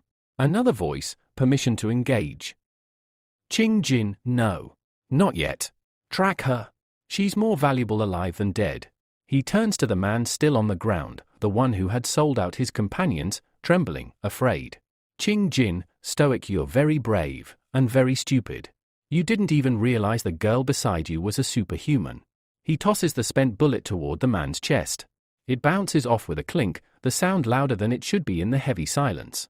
From above, Xiongsu grits his teeth. Luo Xinu, a superhuman? Since when? How many of us are still pretending to be ordinary while hiding something deeper? He glances at the spot where the smoke is thickest, trying to trace Xiao Jin's position, but the military is already converging, cutting off sightlines. I have to move, now. Meanwhile, deep in the smoke, Qing Jin gives his next order. Qing Jin, to radio a reassign units. Forget the sniper, circle her position but don't push. I want Xiongsu alive. No mistakes. Luo Xinu too. Soldier, and the girl with the fans. He looks back once at the body. Qing Jin, flat, she's already done her job. Back at the rooftop, Yang Xiaojin ejects the spent shell, reloads, and whispers under her breath, damn it, that should have worked. But she doesn't. Hesitate. Her eyes flick to a grappling hook she's prepared. Time to move. As Xiongsu crouches among the thick foliage at the forest's edge, his breath shallow and his heart thundering, the volcanic sky above casts an ominous red glow over the trees. Smoke billows in the distance, Mount Jing has awakened, and with it, the entire world seems to shift beneath his feet. Behind him, the forest rustles. 3 units of elite Qing soldiers fan out, methodically closing in. But none of them know the forest like Xiongsu. Just moments earlier, he'd watched as Luo Xinu and Yang Xiao Jin vanished with a casual wave, disappearing in a shimmer of magic, leaving behind only questions. Why help him? Why kill Qing Jin? Why fake a shot at him? It wasn't a missed shot, Xiong realizes. It was a warning, a signal, a setup, or a test? His thoughts are interrupted by gunfire. The commander had burst through the rooftop door, shield first. Xiong's shots failed to land, but the delay was enough, he had to run. Now the soldiers were closing in. From behind a thicket, Xiong watches silently as the first squad passes, their boots crunching over dry leaves. The young man knows he can't shoot, not with a pistol and dozens of trained fighters spread across the terrain. But he doesn't need to win. He just needs to disappear. A crack of thunder rips through the forest. The volcano bellows again, spewing molten light skyward. Trees tremble as the earth quakes beneath them. For just a moment, everyone freezes, even the soldiers. This is it, Xiong thinks. The world's in chaos.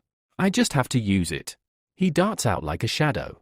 The commander, still pacing the tree line, watches smoke rise and murmurs into his radio, "Commander, we're nearing the impact zone. The target's heading into unstable ground."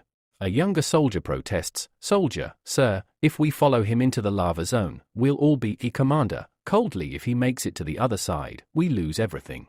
Finish him on sight." Xiongsu crouches behind a large moss-covered boulder, silently watching the patrols pass.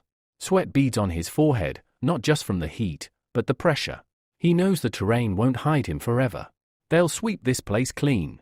Magic or not, I'm outnumbered. I need an edge. Then, just ahead, he spots it, a collapsed root system, twisted over a hollow underground tunnel, likely carved by lava flow decades ago. Narrow, dark, and treacherous. It's perfect. He slips inside the tunnel. Back at the tree line, the commander stares into the choking black horizon. "Commander, he's going into the fire." "Soldier, what now?" "Commander, grimly, we don't chase a ghost into hell. We wait on the edge and watch the smoke. If he comes out, we finish him." But even he doesn't sound confident. Deep in the darkness, Xiongsu finally slows his pace. He's not safe, but he's buying time. Time to think. Time to rest. Time to plan. Luo Xinu. Yang Xiao Jin. Qing Jin, the bullet, the lab, the monster. Too many moving pieces. Too many lies. And now? Now the volcano burns. And with it, maybe the truth will rise too. As Xiongsu drops to one knee, blood pooling beneath him, his breath grows ragged. The sharp pain radiating from his pierced leg, his wounded torso, and his bruised fist signals the stark reality he is no longer in control of this fight. The monsters, red-eyed, chained, and inhumanly silent, close in, undeterred by his defiance. The air grows heavy with iron and smoke. They weren't tracking me, Xiong realizes, they were waiting. Waiting for his moment of weakness. Waiting for his shadow to leave him vulnerable. And worst of all, his dagger is gone, stolen, perhaps, by someone he trusted. One of the monster's lunges, its jagged claws gleaming, aiming to end him. But at the last second, Xiongsu rolls away, the claws raking a fresh gouge into his shoulder. He screams but keeps moving. "I need my shadow back. Even if it kills me." Through gritted teeth, Xiongsu forces himself to his feet, the world spinning around him. He stretches one trembling hand toward the air and summons the red shadow again, despite knowing full well the cost. A deep hum pulses through the forest. And then, it appears. The red shadow materializes once more, erupting from Xiong's body in a burst of blood mist. The force of the emergence knocks back the nearest monster, shattering trees and flinging dirt skyward. Xiong gasps as a sharp wave of phantom pain courses through his body, the price of summoning. The shadow doesn't hesitate. It lunges at the monsters, tearing through them like a spectral demon. Chains snap. Bones crack. One of the creatures is bisected mid-lunge, dissolving into smoke. But Xiongsu feels every blow the shadow takes, each blocked strike echoes in his ribs, every glancing hit dulls his vision. His body is reaching its limit. "I can't take much more." Finally, only one creature remains. It moves with inhuman speed, dodging the shadow's flurry, and grabs Xiong by the throat, lifting him effortlessly into the air. Xiong chokes, eyes bulging, fingers clawing at the air, and then, the monster suddenly jerks violently, its chest erupting with a glowing shard of blue steel. The creature drops slung and collapses. Behind it stands a slim figure cloaked in silver ash, holding a blooded blade. "You really are reckless," the voice says flatly. The smoke clears just enough for Strong to see her face, Yang Xiaojin. Her sniper rifle is gone. In its place, she wields his dagger, gripped backwards, still humming with energy. Strong collapses, coughing blood, unable to form words. "You can punch yourself later," she mutters. "For now, rest. I didn't steal it, idiot, I saved it. And you." She kneels beside him, places the dagger in his hand, and presses a glowing palm to his chest. A warm surge of healing magic pulses through his body, dulling the pain. Strong, eyes fluttering between consciousness and unconsciousness, barely manages a single thought, so they are working together. "But why save me now?" Just before he blacks out, he hears her whisper one more thing, "You not ready for what's coming. But we'll make sure you are." The commander kneels beside the mangled corpse of one of the monsters, his expression grim. His fingers trace the singular shoe print stamped into blood-soaked soil. "One man did this," he whispers. "No. One superhuman." A wave of unease ripples through the soldiers behind him. No words need to be spoken, fear is already in their eyes. These monsters, once used as fearsome test subjects by the Jing consortium, had never been beaten in direct combat. Until now. Meanwhile, Xiaosu stands among the wreckage of bodies, breathing heavily, blood drying on his face, his new blade still glowing purple. The shadow beside him, armed with an identical weapon, mirrors his stance perfectly. They are no longer running. They are ascending.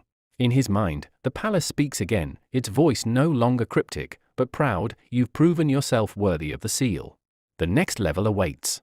A glowing message burns across Xiong's vision, new quest unlocked, the 1,000 Blades trial reward, 1,000 coins reward upgrade, Soul Shredder form, Phantom Edge objective, eliminate 3 command-ranked enforcers of the Jing consortium. As the message fades, Xiong tightens his grip on his sword. The power surging through his veins is overwhelming, but it's also burning away the old version of himself. The one who ran, who doubted, who bled without purpose. That person is gone. He looks down at his reflection in the blade. A small smile plays across his lips. "Thank you," he says softly again, this time not to himself, but to the sword. "Let's see how many more monsters want to test fate." In the distance, the forest rustles. The volcano rumbles. And overhead, Jing consortium drones begin to circle, eyes in the sky, looking for that superhuman who destroyed their secrets. They won't have to look for long, because Xiaosu is no longer hiding. The report came through swiftly. Shu Zanu's abilities needed immediate re-evaluation. The officer's voice was steady, but his words startled the representative of the Jing consortium. Defeating for test subjects was no small feat. Their threat level had now been adjusted to level B. As the discussion continued, the man in white, clearly someone of rank, ordered the commander to collect C-type blood samples from Shu Zanu at the earliest opportunity. With the line cut, Qing Zhen leaned back, thoughtful. Lu Xinu, Shu Zanu, and Yang Xiaojin had already revealed parts of their power. Now, all that remained was Xiongsu. "Go ahead and move," Qing Zhen muttered under his breath with a sly smile. He believed Xiongsu had potential to become a powerful bargaining chip, particularly useful in the ongoing political Cold War against Zhang, the teacher from Trading City. There was no concern over not catching the boy just yet. After all, the consortium controlled the fortress, and if Xiongsu ever dared to return within those walls, they would be waiting. Meanwhile, the military continued its pursuit in the dense forest. The trail was growing cold, but the commander assumed the enemy had headed toward the volcano.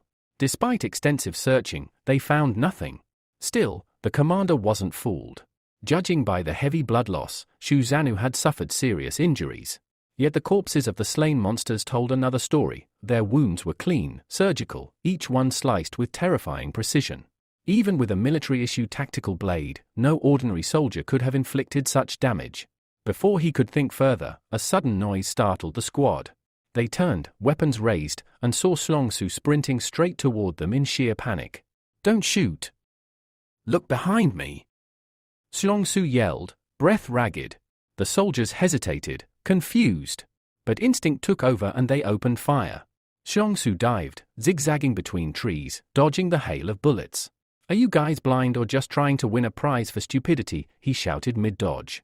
Behind him, the true threat came into view, an entire swarm of test subjects thundering through the forest, red eyes glowing, relentless. The commander and his men froze, paralyzed by fear at the horrifying sight. Xiaosu didn't waste the opportunity. He used his shadow ability to escape in an instant, vanishing from their line of sight. Still, as if they hadn't seen the deadly creatures behind him, the soldiers opened fire again, now back on Xiaosu. "Are you kidding me right now?" he yelled, twisting midair to avoid the next volley. "They're literally right there." Even while running for his life, Xiaosu found himself baffled by the soldiers' logic, or lack thereof. Xiaosu shifted slightly to the side, eyes flicking toward the chaos behind him. Clearly, he had something in mind. With a sudden surge, he soared into the air, his shadow trailing behind like a living storm. "Let the monsters play with the soldiers for a bit," he said with a dry smirk. Then, boom, he blasted through the line of soldiers like a human battering ram, knocking several to the ground as he flew past. Back on the ground, the commander's heart sank. The monsters, those savage test subjects, were now barreling straight toward the military unit. And there were far more than expected. This is insane," the commander muttered. "We were told there'd only be 100. It didn't add up. Someone had lied. Was Flame Source feeding us false data?" he snapped, eyes narrowing. Trying to manipulate Qingzhen. But there was no time for blame. The wave of monsters was approaching too fast. Picking up his radio, he barked out orders: "All units, fall back and establish a defensive line facing the city. Open fire immediately, buy time." Xiaosu, watching from above, couldn't help but pause. This wasn't what he expected. These aren't just mercenaries, he thought. They're actually protecting the city. He watched as the soldiers formed a line, planting their feet and unloading their weapons into the oncoming horde. Most of them had no hope of surviving, but they didn't waver. Is this what separates the consortium's elite from the private fighters? He wondered aloud. Then his thoughts returned to Qingzhen, the man in the white suit. What kind of person can command soldiers willing to throw themselves into the jaws of death for a lost cause? On the front line, the commander stood firm, frustration building. "Bullets aren't doing anything," he shouted.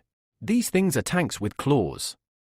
Through the haze and fire, a radio crackled with new orders, permission to slowly retreat toward the city outskirts. It was the best they could do now. "Hold formation," the commander yelled. "Cover each other's retreat, don't let them break the line." One by one, squads fell back. Others stayed behind, firing into the tide of monsters, buying every second they could. Far ahead, Xiaosu darted through the trees, grinning. "Worked like a charm," he muttered. "They're all too busy with the monsters to worry about me." He could still hear the commander's voice echoing in his head, the confusion, the shock. "Didn't expect this either, did you?" Xiaosu laughed to himself, gloating in his small victory. Maybe I'm not the only one being underestimated. But the moment didn't last. Suddenly, from deep within the volcano, a sound rumbled like thunder tearing through the earth. Xiaosu stopped cold and turned. From the mouth of the volcano, a colossal hand, dripping lava, slowly rose into the sky. His eyes widened. No way, something survived in the lava.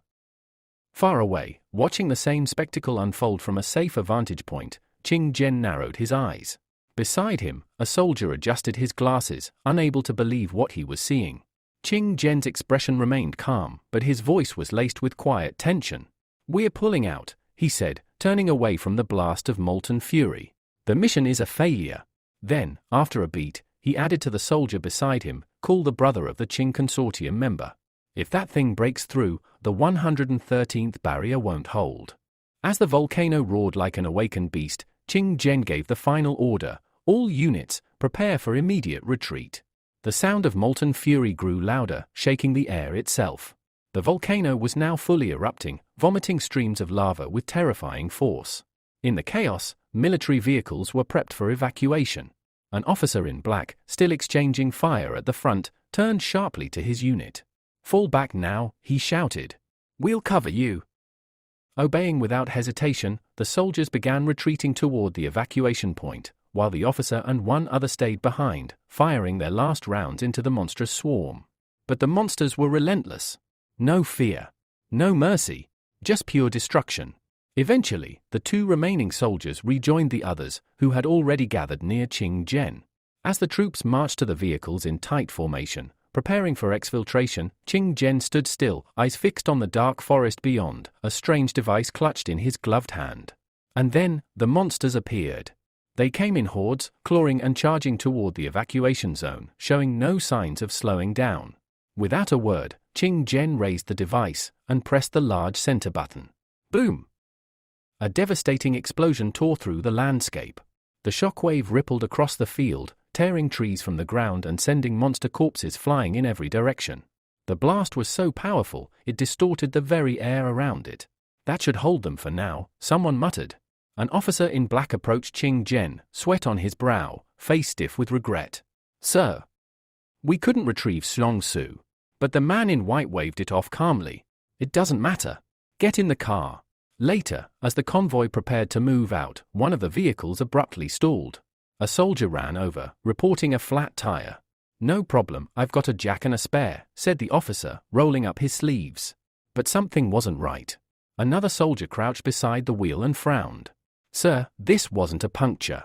This tire's been slashed. They checked the spare, also slashed.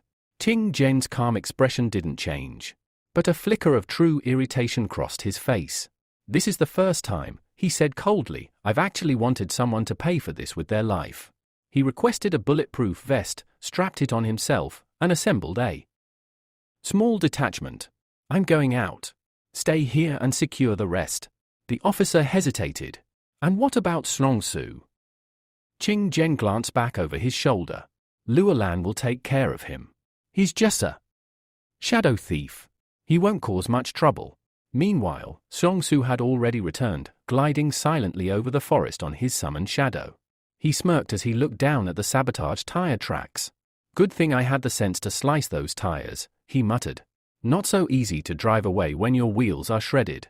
Nearby, tucked in the underbrush, his old cloak lay forgotten. He grabbed it with relief, slinging it back over his shoulders. The loss of the gold still stung a bit, but he let it go. One problem at a time, he told himself.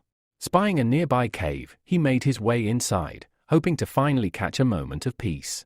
He built a fire, warm and crackling, casting flickering light across the rock walls. He stared into the flames, thoughts drifting. This wasn't the first time he'd holed up in a place like this. Last time, he was with a full detachment. Suddenly, he paused. His eyes narrowed. A fresh sign. Tracks in the dirt. Something, or someone, was here. Could it be Yang Xiaojin? She had been the last one to leave this cave. But if she had returned, why not reveal herself? Outside, the volcano still rumbled violently. Chunks of lava rained across the forest, setting trees ablaze.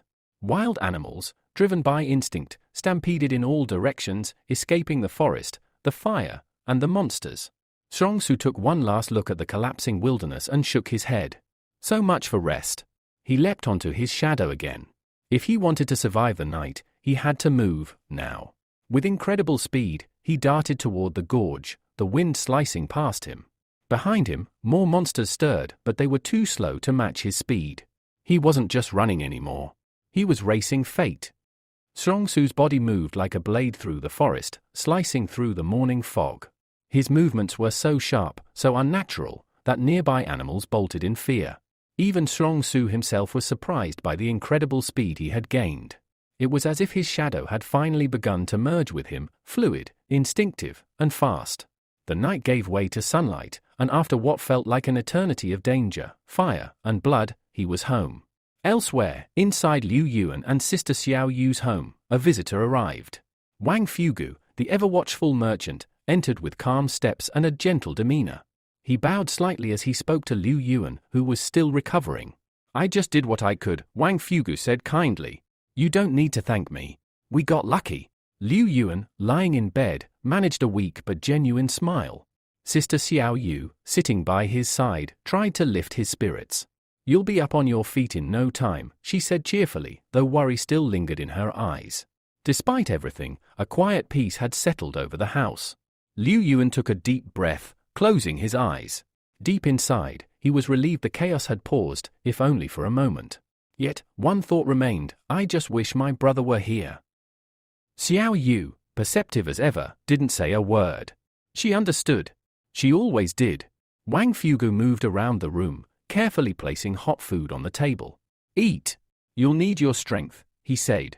As they ate, Liu Yuan quietly recalled a memory, his brother's words from long ago: happiness doesn't come from pleasure.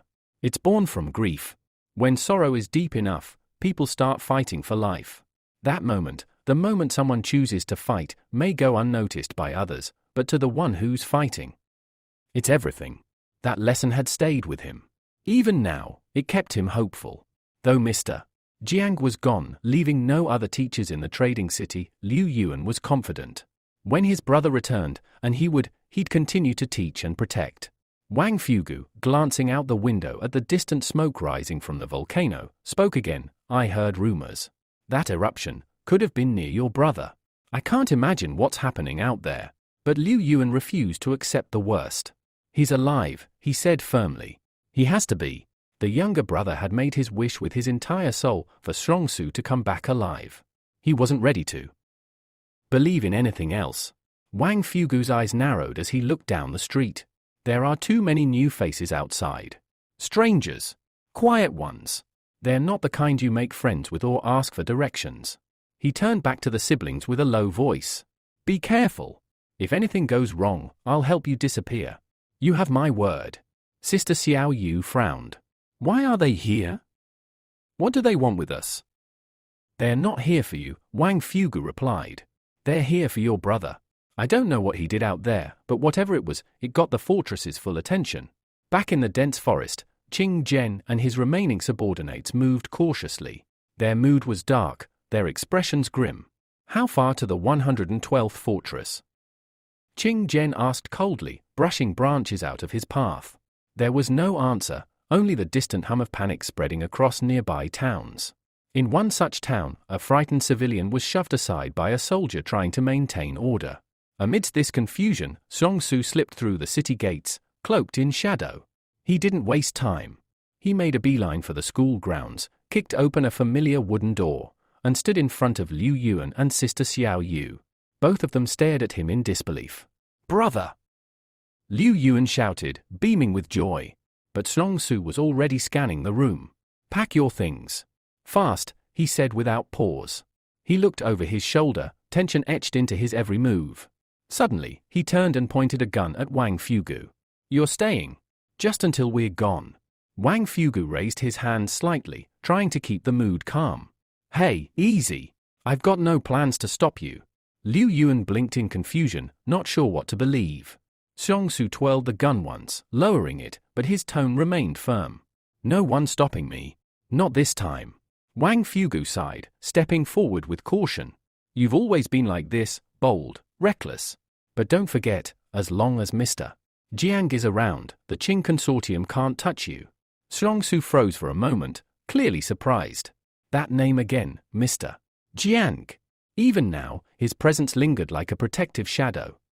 Despite the tension in the room, Xiaosu lowers his weapon, then speaks with unexpected honesty. I'm not running because of the Qing consortium, he says quietly. I'm leaving because of what's coming out of that mountain. His words stop Wang Fugu cold. The mountain, the merchant asks cautiously. What exactly did you see on Mount Jing? There's a moment of silence. The kind of silence that carries weight. Xiaosu doesn't answer directly, but the look in his eyes is enough. Something terrible is coming. Wang Fugu hesitates, then takes a step forward. Take me with you, he says, voice calm. I want to be part of your team. I trust you with my life. That surprises Xiaosu. He had expected Fugu to abandon him the first chance he got, but instead, here he was, offering loyalty. You? Xiaosu smirks. You're weak. What can you even do? Wang Fugu doesn't back down. I know medicine. I've patched up more people than you've shot. You'll need me. The young man narrows his eyes, calculating the risk. After a pause, he nods. Fine. Go find your son and bring him here. Wang Fugu's face lights up, grateful for the chance. As the merchant leaves, Liu Yuan speaks up from the side of the room. Brother. I killed someone. A group of robbers came, and I shot them. Xiaosu's expression tightens. Did anyone see you? Did they report it? No. Mr. Jiang protected us. He left with the military. Before he left, He gave us this. Liu Yuan hands him a coin weathered and etched with unknown symbols. Xiongsu studies it, eyebrows furrowing. Did he say anything else? Only that you should go to Sabe and find the 178th fortress. Xiongsu closes his hand around the coin and nods. If something happens, that's where we go. From the corner of the room, Xiao Yu chimes in. We've already packed everything. Xiongsu glances at the bags, then does a double take. Did you pack all the cabbages from the backyard? Xiao Yu gives a shy, innocent smile. We might need them. Xiongsu sighs. We'll find food in the wild. You can't fight consortium agents with vegetables. Wang Fugu returns shortly after, pulling along his stubborn young son. The boy is angry, dragging his feet. I'm not going, the boy says, crossing his arms. You don't get to choose, Wang Fugu replies. We're leaving. Together. The argument gets heated fast. Xiongsu listens with growing annoyance. Who's Li Yukan? He asks, cutting through the noise. Liu Yuan responds quietly. She's Oldler's daughter. That's all Xiongsu needs to hear. We're not taking her. The words hit like a slap. The boy's face contorts with shock and fury. Mr. Jiang would never leave the children. Xiongsu just shrugs. Well, I'm not Jiang. He turns his back without hesitation. With everything gathered, they sneak outside and begin climbing over the wall, hoping to avoid attention. Wang Fugo scrambles up first, and Xiongsu follows. Then, a voice echoes through the quiet street. He's back! Xiongsu is home.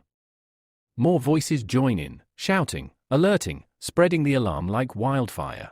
Grab him! Wang Fugu curses under his breath. They were watching. I knew it. Before the group can react, dark shapes emerge from the alleyways. A group of unknown men rush toward them.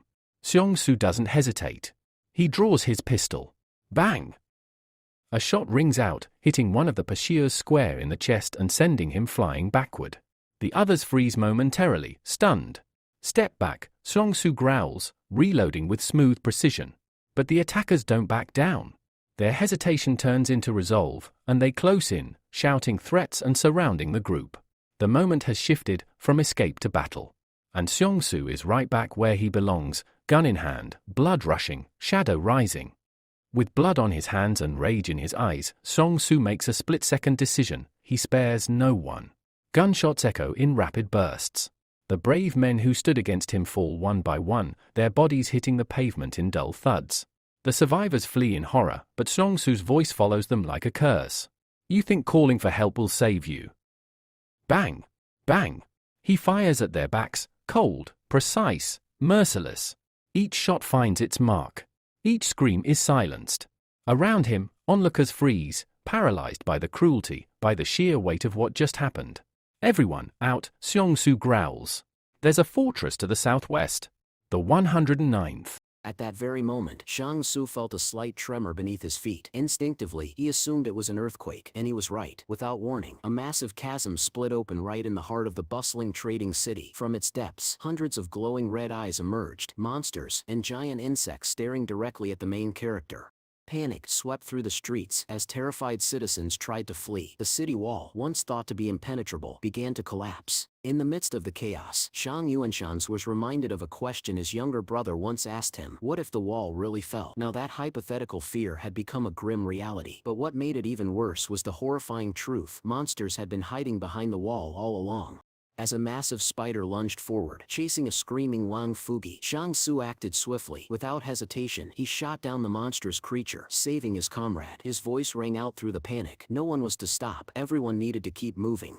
Xiao, still shaken, voiced his concern. Would the rest of the town survive this nightmare? But the protagonist replied firmly. Their top priority was survival. As long as they lived, hope remained. Suddenly, Li called out, pointing to something strange within the wall. There, a mysterious light shimmered. As they ran, Shang Yusu caught sight of a bubble, something eerily familiar. He speculated that it was the same bubble once created by Zhang Ban. Could it mean that Zhang Ban was still alive? The bubble floated upward toward a swirling cluster of airborne insects. Then, just as it neared the creatures, it expanded violently. Cries of astonishment filled the air as someone shouted about a Superman. The bubble burst apart into countless smaller spheres, scattering in all directions. While the insects became distracted by the shimmering orbs overhead, ordinary townsfolk seized the moment to flee. Wang Fugi turned to the protagonist with alarm, warning him that it looked like thousands of people were now running straight toward them. Zhang Yuanzhans knew they couldn't let them get too close. The crowd could bring new dangers. He understood the people of the trading city all too well. They were capable of any cruelty if it meant saving themselves. As their squad pushed forward, Zhang Yusu handed his weapon to Li Yuan, instructing him to hide it well. Sometime later, after putting significant distance between themselves and the city, the group came to a halt. Night had fallen quickly, and they had finally escaped the immediate chaos, at least for now. Wang Fugi's son looked up with admiration and asked how he could become one of those powerful beings known as superhumans. Li Wan responded thoughtfully, explaining that becoming a superhuman wasn't simple. It required certain conditions, such as extraordinary luck or a rare bloodline. Meanwhile, elsewhere in the group, some people were muttering about Wang Fugi himself. They criticized his cowardice, pointing out that now he was hiding behind the younger members of the squad. One man speculated that the merchant might be carrying a considerable amount of money. However, another quickly warned against making any reckless moves, reminding everyone that Zhang Su and Li Wan were armed. Attacking them would be dangerous. They continued debating, suggesting that too many people had reasons to harm Zhang Rong's group, and the young men wouldn't have enough bullets to fight everyone off. One man finally asked who would be the first to make a move, but at that question, the entire group suddenly fell silent, averting their gazes and avoiding eye contact. As night fell completely, small groups of survivors sat scattered around the ruins of a destroyed house, speaking in hushed tones. Suddenly, a sharp, piercing wolf howl shattered the tense quiet. Startled, people leapt to their feet in fear. They knew wolves were fearsome predators. Without hesitation, many began to run. At the same time, Zhang Su and his squad had built a campfire deep in the forest. Li Wen approached the flames and noticed a large pot simmering over the fire. He commented that the food smelled delicious. Nearby, Wang Fugi's child wrinkled his nose and complained about the cilantro Zhang Su had foraged, saying it smelled like bugs. Zhang Su only chuckled and replied condescendingly that the boy probably hadn't eaten bugs before. That's why he said such things. Just then, Wang Fugi's eyes widened in alarm. He had spotted a large group of people approaching their camp. Zhang Su quickly assessed the situation and told everyone that those were desperate survivors trying to save themselves. They had no time. His squad needed to leave immediately. Though regretful, he admitted that they didn't have the luxury of mercy anymore. In this world, survival came before everything else. At that very moment, the distant rumble of engines echoed through the forest. Military vehicles began to appear between the trees. Hearing the sound, Zhang Yuanshan's team instinctively looked up, surprised. He wondered aloud why such vehicles would be here. Spotting people near the machines, he realized the vehicles must have come from the fortress, but something felt off. The convoy was too small. There should have been far more troops from the Jing consortium present. Elsewhere, in one of the leading trucks, Boss Lu himself sat, visibly frustrated. A soldier driving the vehicle asked if they had enough fuel to make it to the 109th fortress. The reply was negative. However, the man suggested they siphon fuel from one of the trucks behind them. Boss Lu immediately refused. Those trucks were full of wounded people, packed to the limit. The soldier insisted, saying Boss Lu and Qin Zhen had always been kind to everyone, so the others were willing to endure a little hardship for them. But Boss Lu gave him a bitter look and told him not to call him a good man. In his words, good men don't live long. Back at the camp, Zhang Su continued watching the scene unfold, his expression darkening. He muttered that it looked like even the fortress's highest-ranking officers were now fleeing, and with so many desperate people following behind his squad, the threat was only growing. Still, Zhang Yuanzhan Su made a quiet vow. If their group was attacked by a small number of wild animals, he would stay behind and fight them off so the others could escape. Eventually, his squad rejoined the larger group of disaster survivors. As things settled for a moment, Wang Fugi turned to Zhang Su. Although he acknowledged that now was not the ideal time, he couldn't help but ask what had happened to Zhang Su's companions who had gone with him to Mount Jing. The protagonist solemnly states that when they had first departed for Mount Jing, their group numbered 21, but now, only 4 had survived. Wang Fugi, taken aback by this grim revelation, begins to wonder if Xiangong might truly be a superhuman. The main character doesn't deny it. He admits that Mount Jing was overrun with mutated monsters far beyond what they had anticipated. Hearing this, Wang Fugi confesses that had Xiangong Su not returned when he did, they all would have surely perished. As the night wears on, Xiang Yu and Shansu's squad presses forward through the forest, carefully navigating between the trees. Suddenly, the protagonist halts and silently raises his hand, signaling the others to stop. What they witness next is a disturbing scene: an unknown man holding another at gunpoint, demanding all his food.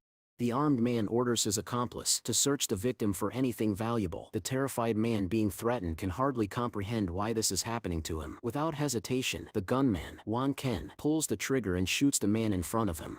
Wan Ken coldly explains his reasoning. Fortress 113 has vanished, and everything in Fortress 109 is now starting over. In his mind, possession of a weapon makes him the new ruler of this broken world. He declares himself the true boss, and demands total obedience from those around him.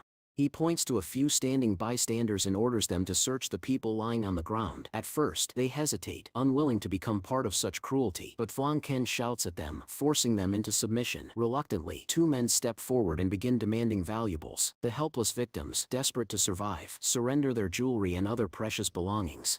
Wang Fugi, watching from the shadows, becomes anxious. He whispers that their group could be next, but Xiang Su, calm and resolute, assures him that no one will be taking anything from them.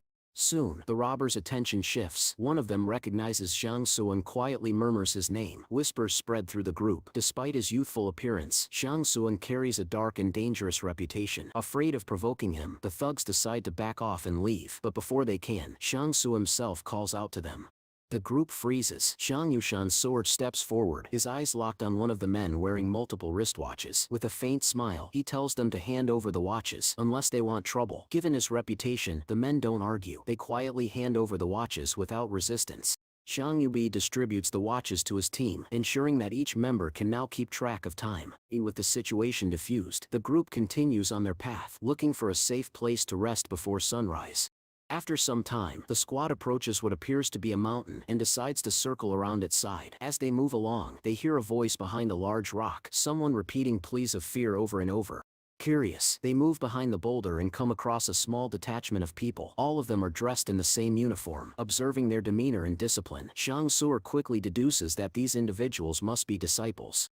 As night falls again, Xiang Yu and his squad settle down and begin building a fire to set up camp. As the flames flicker, the protagonist looks up at the group across from them and notices a familiar insignia on their clothing, the emblem of the Fortress Second High School.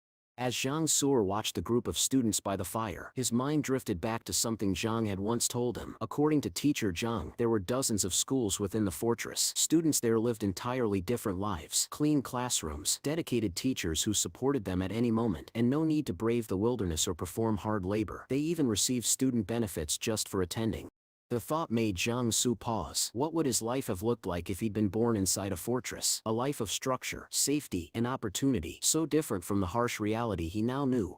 Though he had lost his disciples from the trading city, Xiang Su still hadn't figured out how to earn new gratitude from others. But he remembered how he had once expressed gratitude to himself, and how that had helped him strengthen his blade. With that in mind, he attempted to thank himself again, hoping to generate gratitude coins. This time, however, it didn't work. Meanwhile, nearby, one of the young students turned to her teacher and whispered that she was hungry. The woman, gentle and calm, pulled the girl into a comforting hug. She reassured her that the people from the 109th fortress would help them, and that together they would collect edible plants. Curious, some of the students asked what edible plants looked like so they could help. Avoiding their eyes slightly, the teacher quietly asked if they could see Xiang Su's group. She suggested that they copy the actions of those survivors. After all, they seemed confident and capable. One of the students questioned why they didn't simply ask for help directly. The teacher sighed and explained that without a functioning fortress, no one was obligated to protect them anymore. They needed to learn to rely on themselves. At that moment, Sister Xiao approached Xiang Su and addressed him directly. She brought up the group of girls among the students who were around his age, and teasingly asked if he liked any of them. But Xiang Su, clearly exhausted, replied curtly, it wasn't the time for such talk.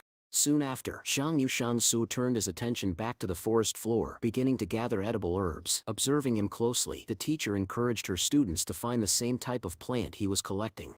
To his surprise, Xiang Su looked up and saw several students mimicking his actions, picking herbs right beside him. Excited, they showed the plants to their teacher.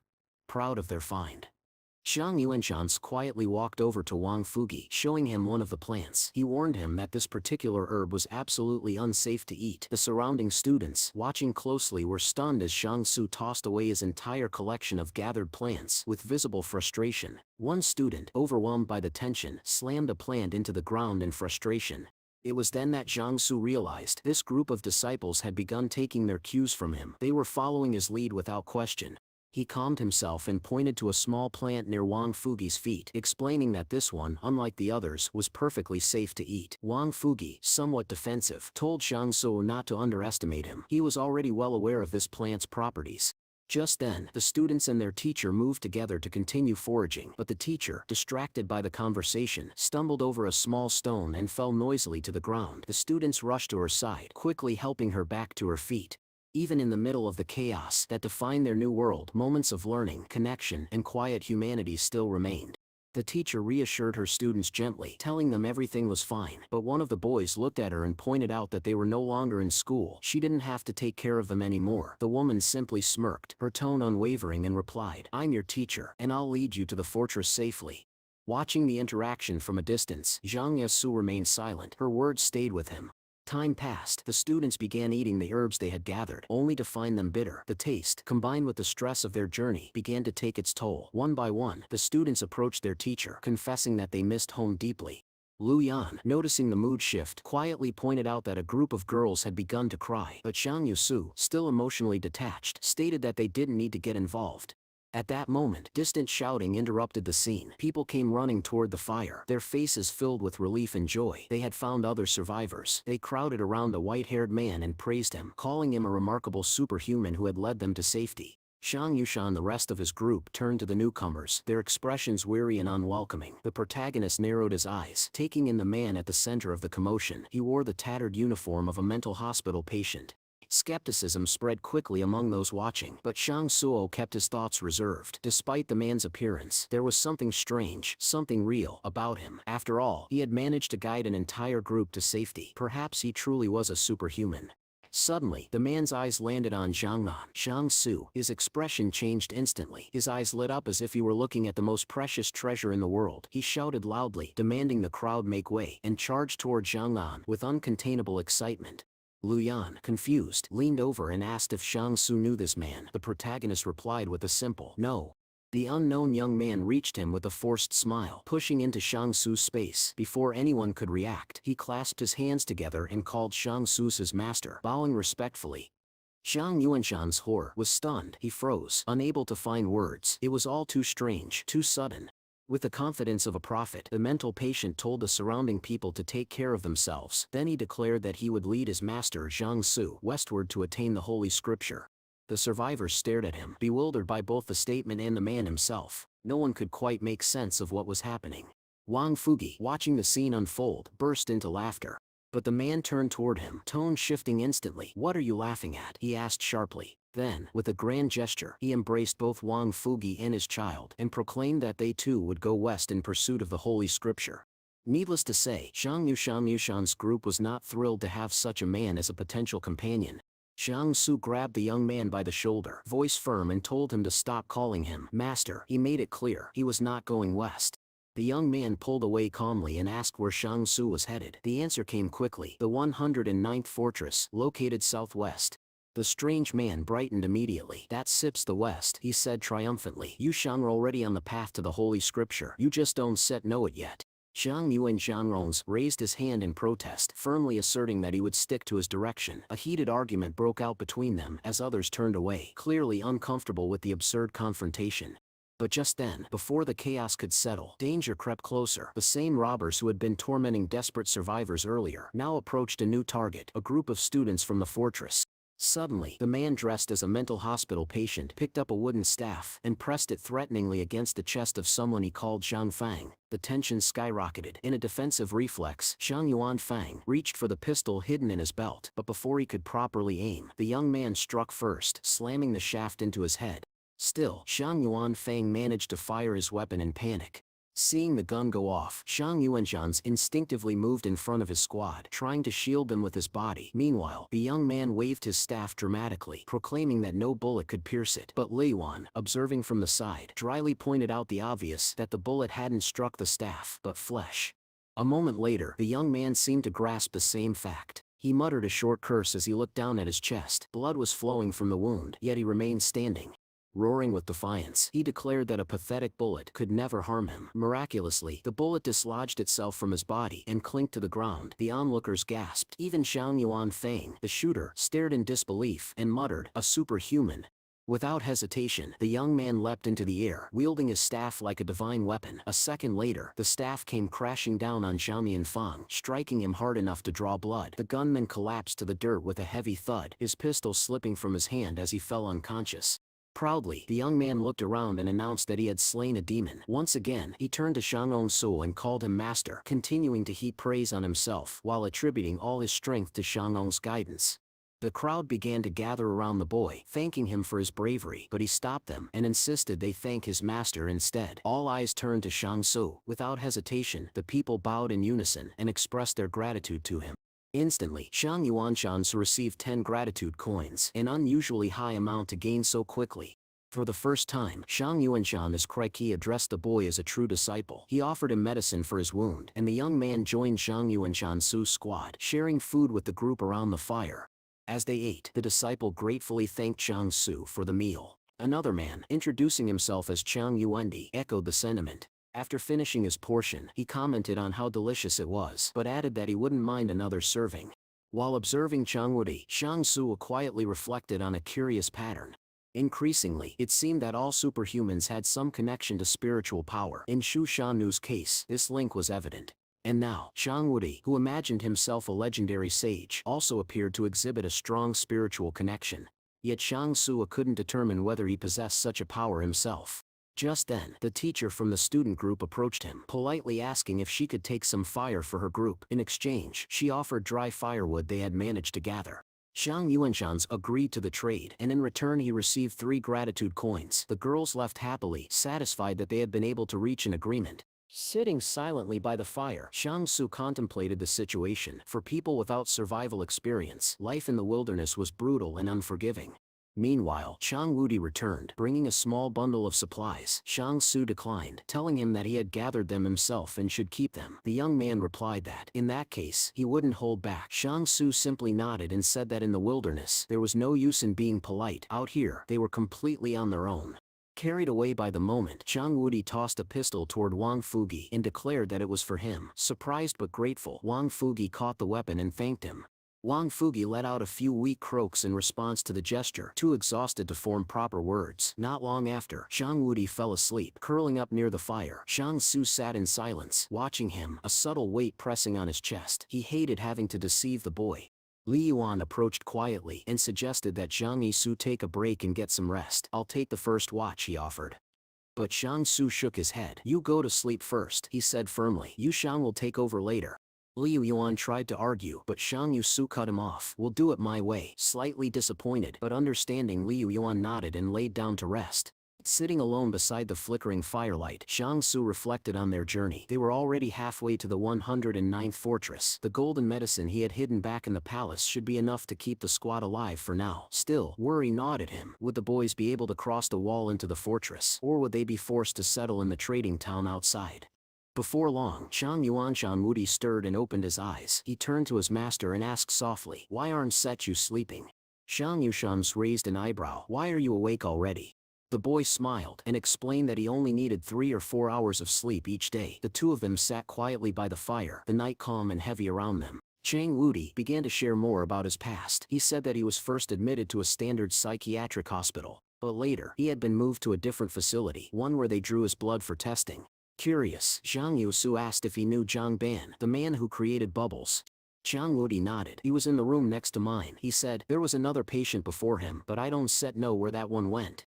That caught Shang Su's attention. He began to wonder seriously, where had the third patient disappeared to?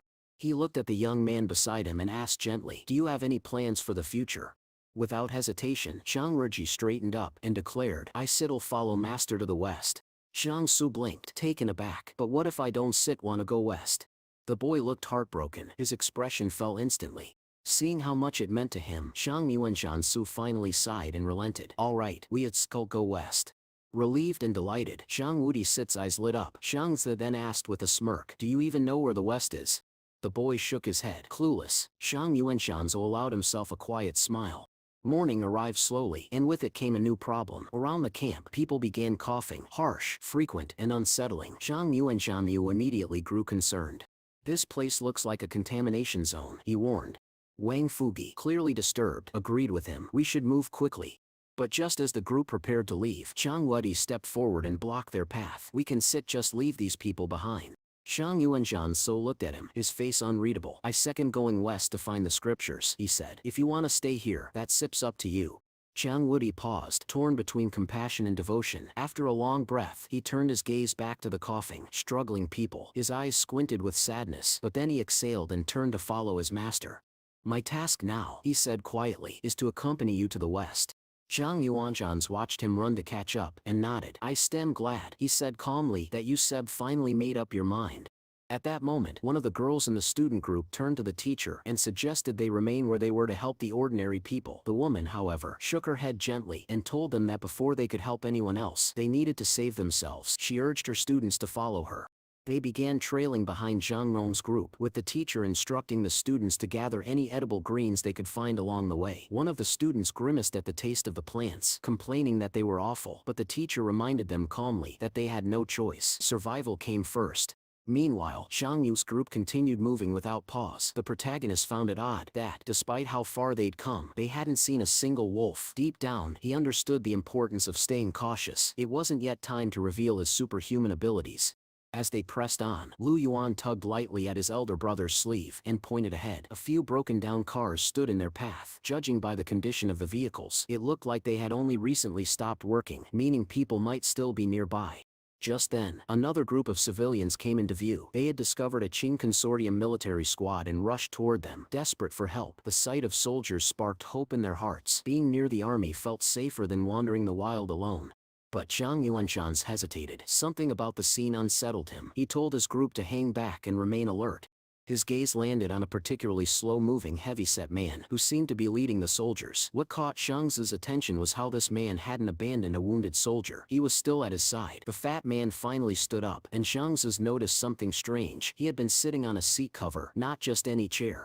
Then came the order. The leader instructed his troops to confiscate all weapons from the incoming refugees, citing security concerns within the camp. The soldiers obeyed, lifting their rifles and approaching the group. The refugees instinctively stepped back, fear flashing across their faces. Xiang Yu and Zhang Wudi stood unmoving, their faces blank. They didn't resist, but they didn't cooperate either.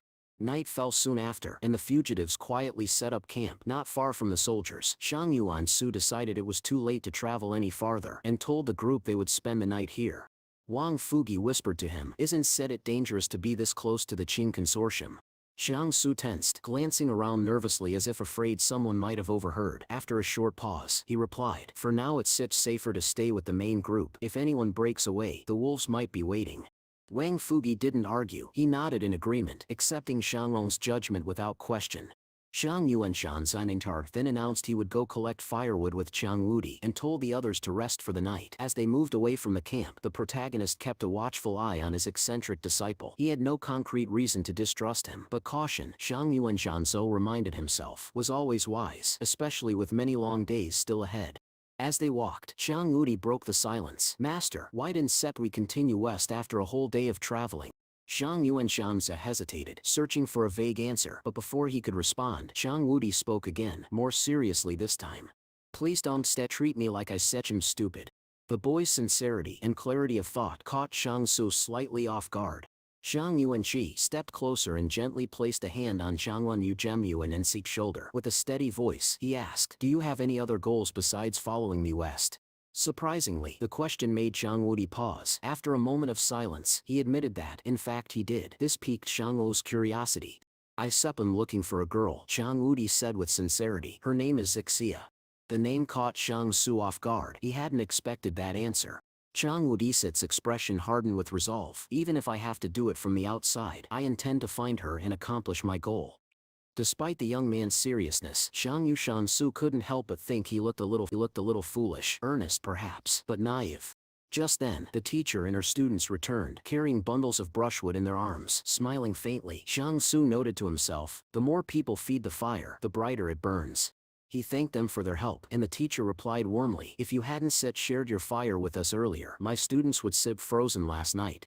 After a brief exchange, both groups agreed to head back toward camp together, but as they turned, Shangha suddenly stopped and said he'd found something useful. He asked them to gather the students. It turned out the protagonist had discovered a stash of plant-based food supplies. Everyone quickly helped set up camp once more, and the boys sat down to eat, restoring the energy they had lost from their relentless travel. As they ate, Zhang Wudi turned to his master and asked, do you feel like something's missing from our team? Zhang Yuanjing gave a short reply, no. At that moment, he overheard the teacher speaking to her students. She explained that they were close to the 109th fortress now and reminded them to collect sweet potatoes they found on the way to avoid going hungry. One of the students, uncertain, asked her if they would truly make it to the fortress. Her answer was calm and confident, just follow Shangsu. As the group continued talking, that same student nudged the teacher and pointed slightly to the side. She turned and for a brief moment locked eyes with Shangsu. No words were exchanged, but the look between them carried weight. Meanwhile, not far from the camp, soldiers were engaged in a quiet conversation with Boss Luo. They asked him if Qing Zhen would be coming to rescue him. Boss Luo, wearing an exhausted and grim expression, shook his head. He explained that a member of the Qing family might have perished during the disaster on Mount Jing. The earthquake and volcanic eruption had caused severe destruction. Anything could have happened, and he was worried that a nearby fortress might have been affected as well.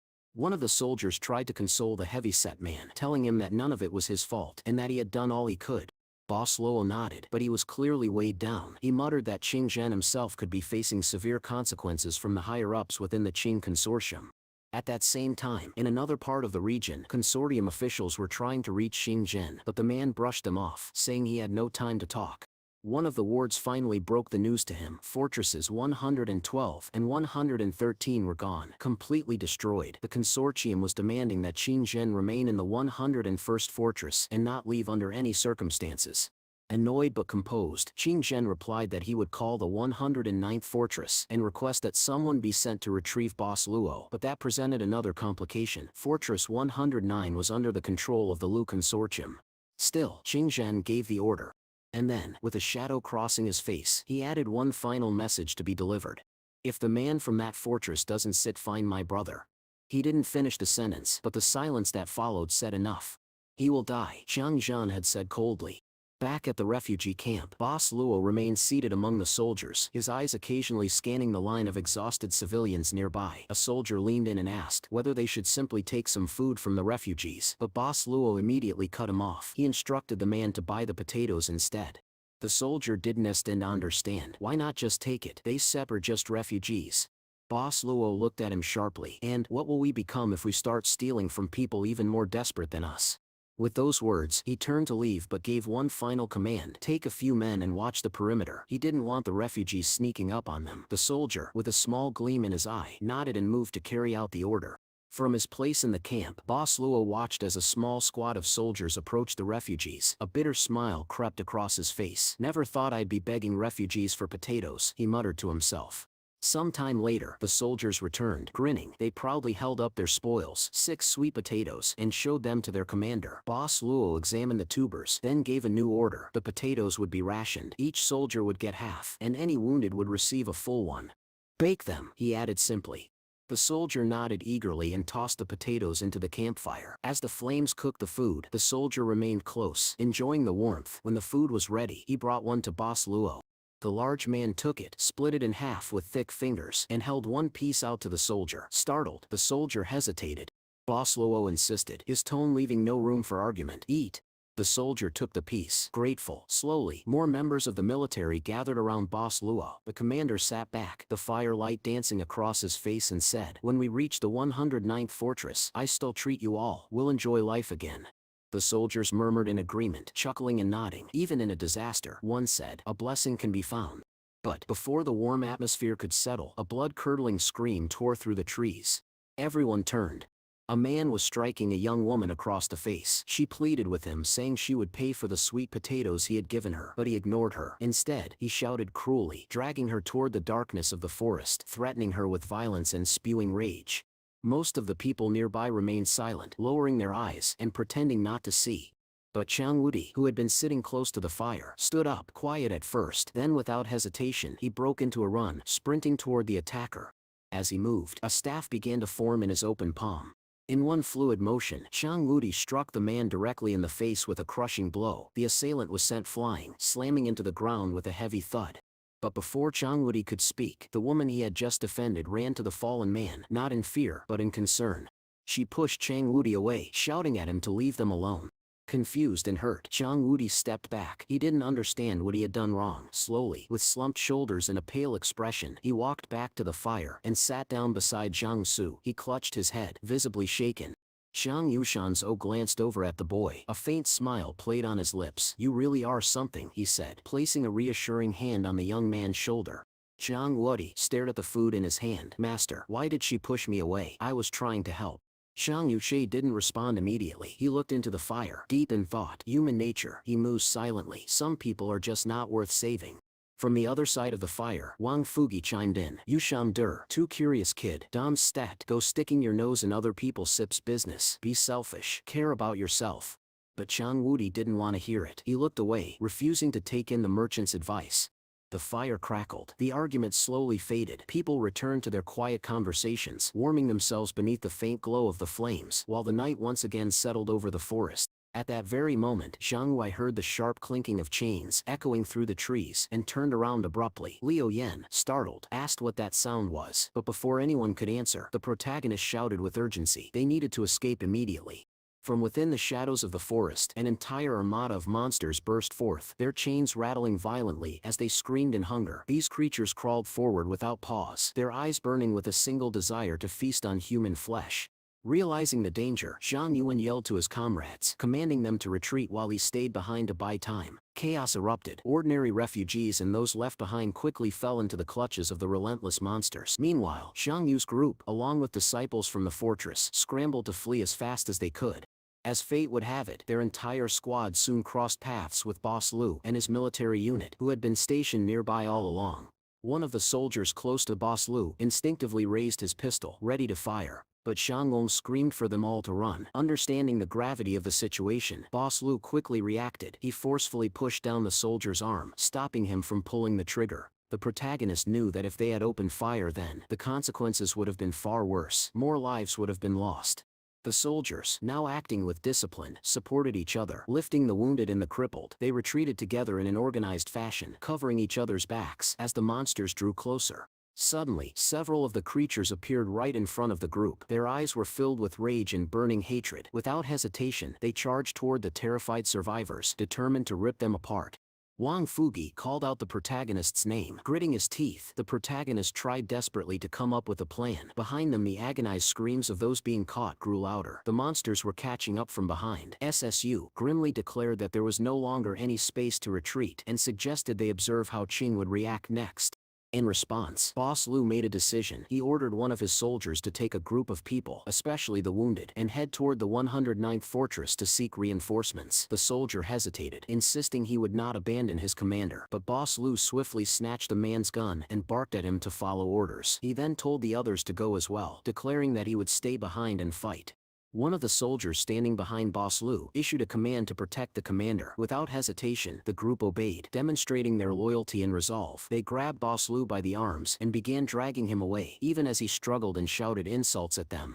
At that moment, the military opened a large dark container. Inside was a grenade launcher. A soldier retrieved the weapon, raised it, and took aim at the advancing monsters. With determination in his eyes, he fired. The missile burst from the launcher's barrel, soaring through the air. As the first explosion rocked the forest, the rest of the soldiers opened fire with their firearms. A deafening boom echoed through the woods, shaking the very ground and tearing apart everything in its path. In the chaos, soldiers began throwing hand grenades, one after another. Explosions and gunfire engulfed the battlefield, the sounds of war drowning out the screams and roars. But amidst the barrage, one of the monsters flanked a soldier carrying a grenade. The man, already half blinded, having lost sight in one eye, couldn't react in time. He turned his head just in time to see the creature leap toward him. The monster bit into his neck, tearing flesh with brutal force. Yet even in his final moments, the soldier acted with heroism. With his last ounce of strength, he triggered the grenade next to his own body, sacrificing himself to ensure the monster would die with him. Xiang adjusted his ears, still disoriented from the recent explosion, as if fighting off a concussion. Suddenly, a staff materialized in the hands of Cheng Wudi, who stood ready to face the oncoming wave of monsters. Xiang Yuan swiftly issued a command, telling his disciple to move to the right. Without hesitation, the young man followed his master's order. At that moment, the protagonist summoned his sword, a weapon he had received as a symbol of gratitude. With a sharp, fluid motion, he slashed through the air, cutting down the monster in front of him in a single blow. He turned quickly and shouted at his group to keep moving forward, but the others stood frozen in fear and indecision. With growing urgency, Shang Yuanshan rode at them to run. Luan grabbed Sister Zhang Yuan's hand and dashed forward. Wang Fugi and his son followed close behind, racing through the battlefield. Zhang Yuan sat Cheng Wudi, silently inviting him to join the fight. Without exchanging a single word, both young men charged forward, ready to face the monsters head-on.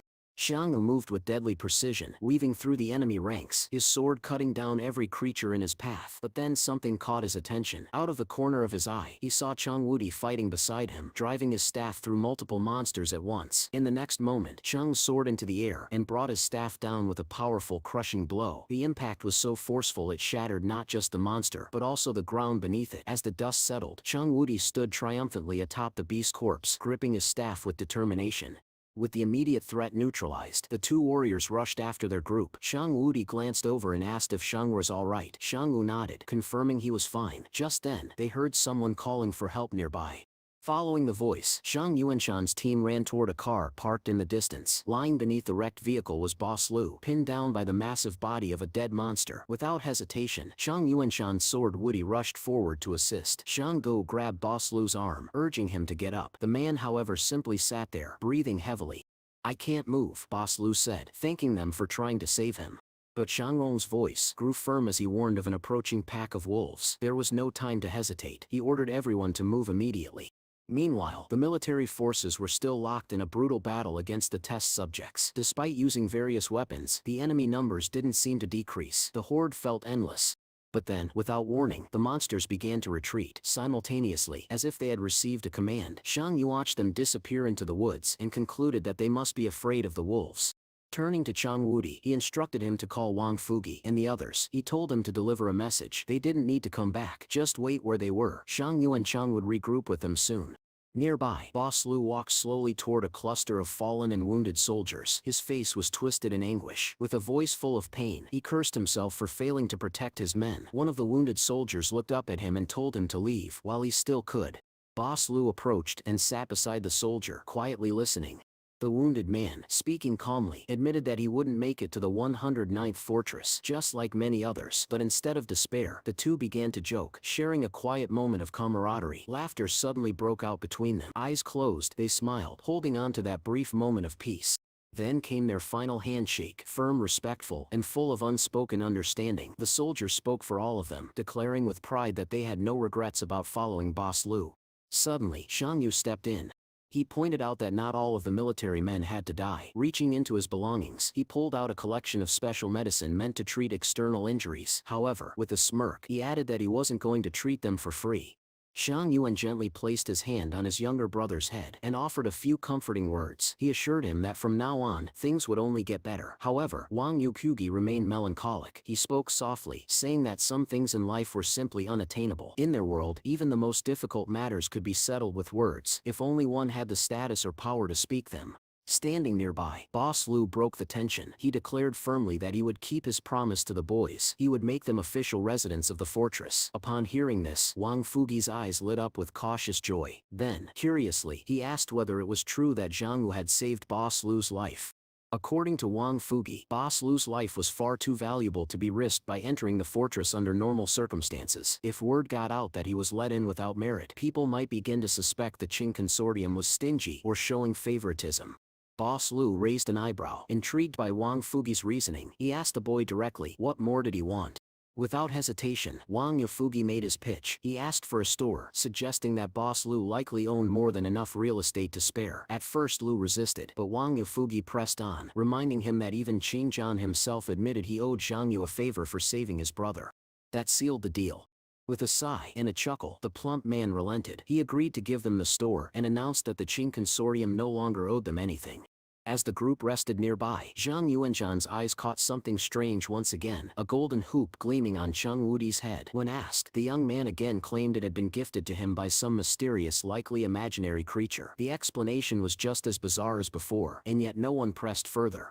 Eventually, the entire group resumed their journey. As they moved forward, the grand trading city of the 109th fortress slowly came into view.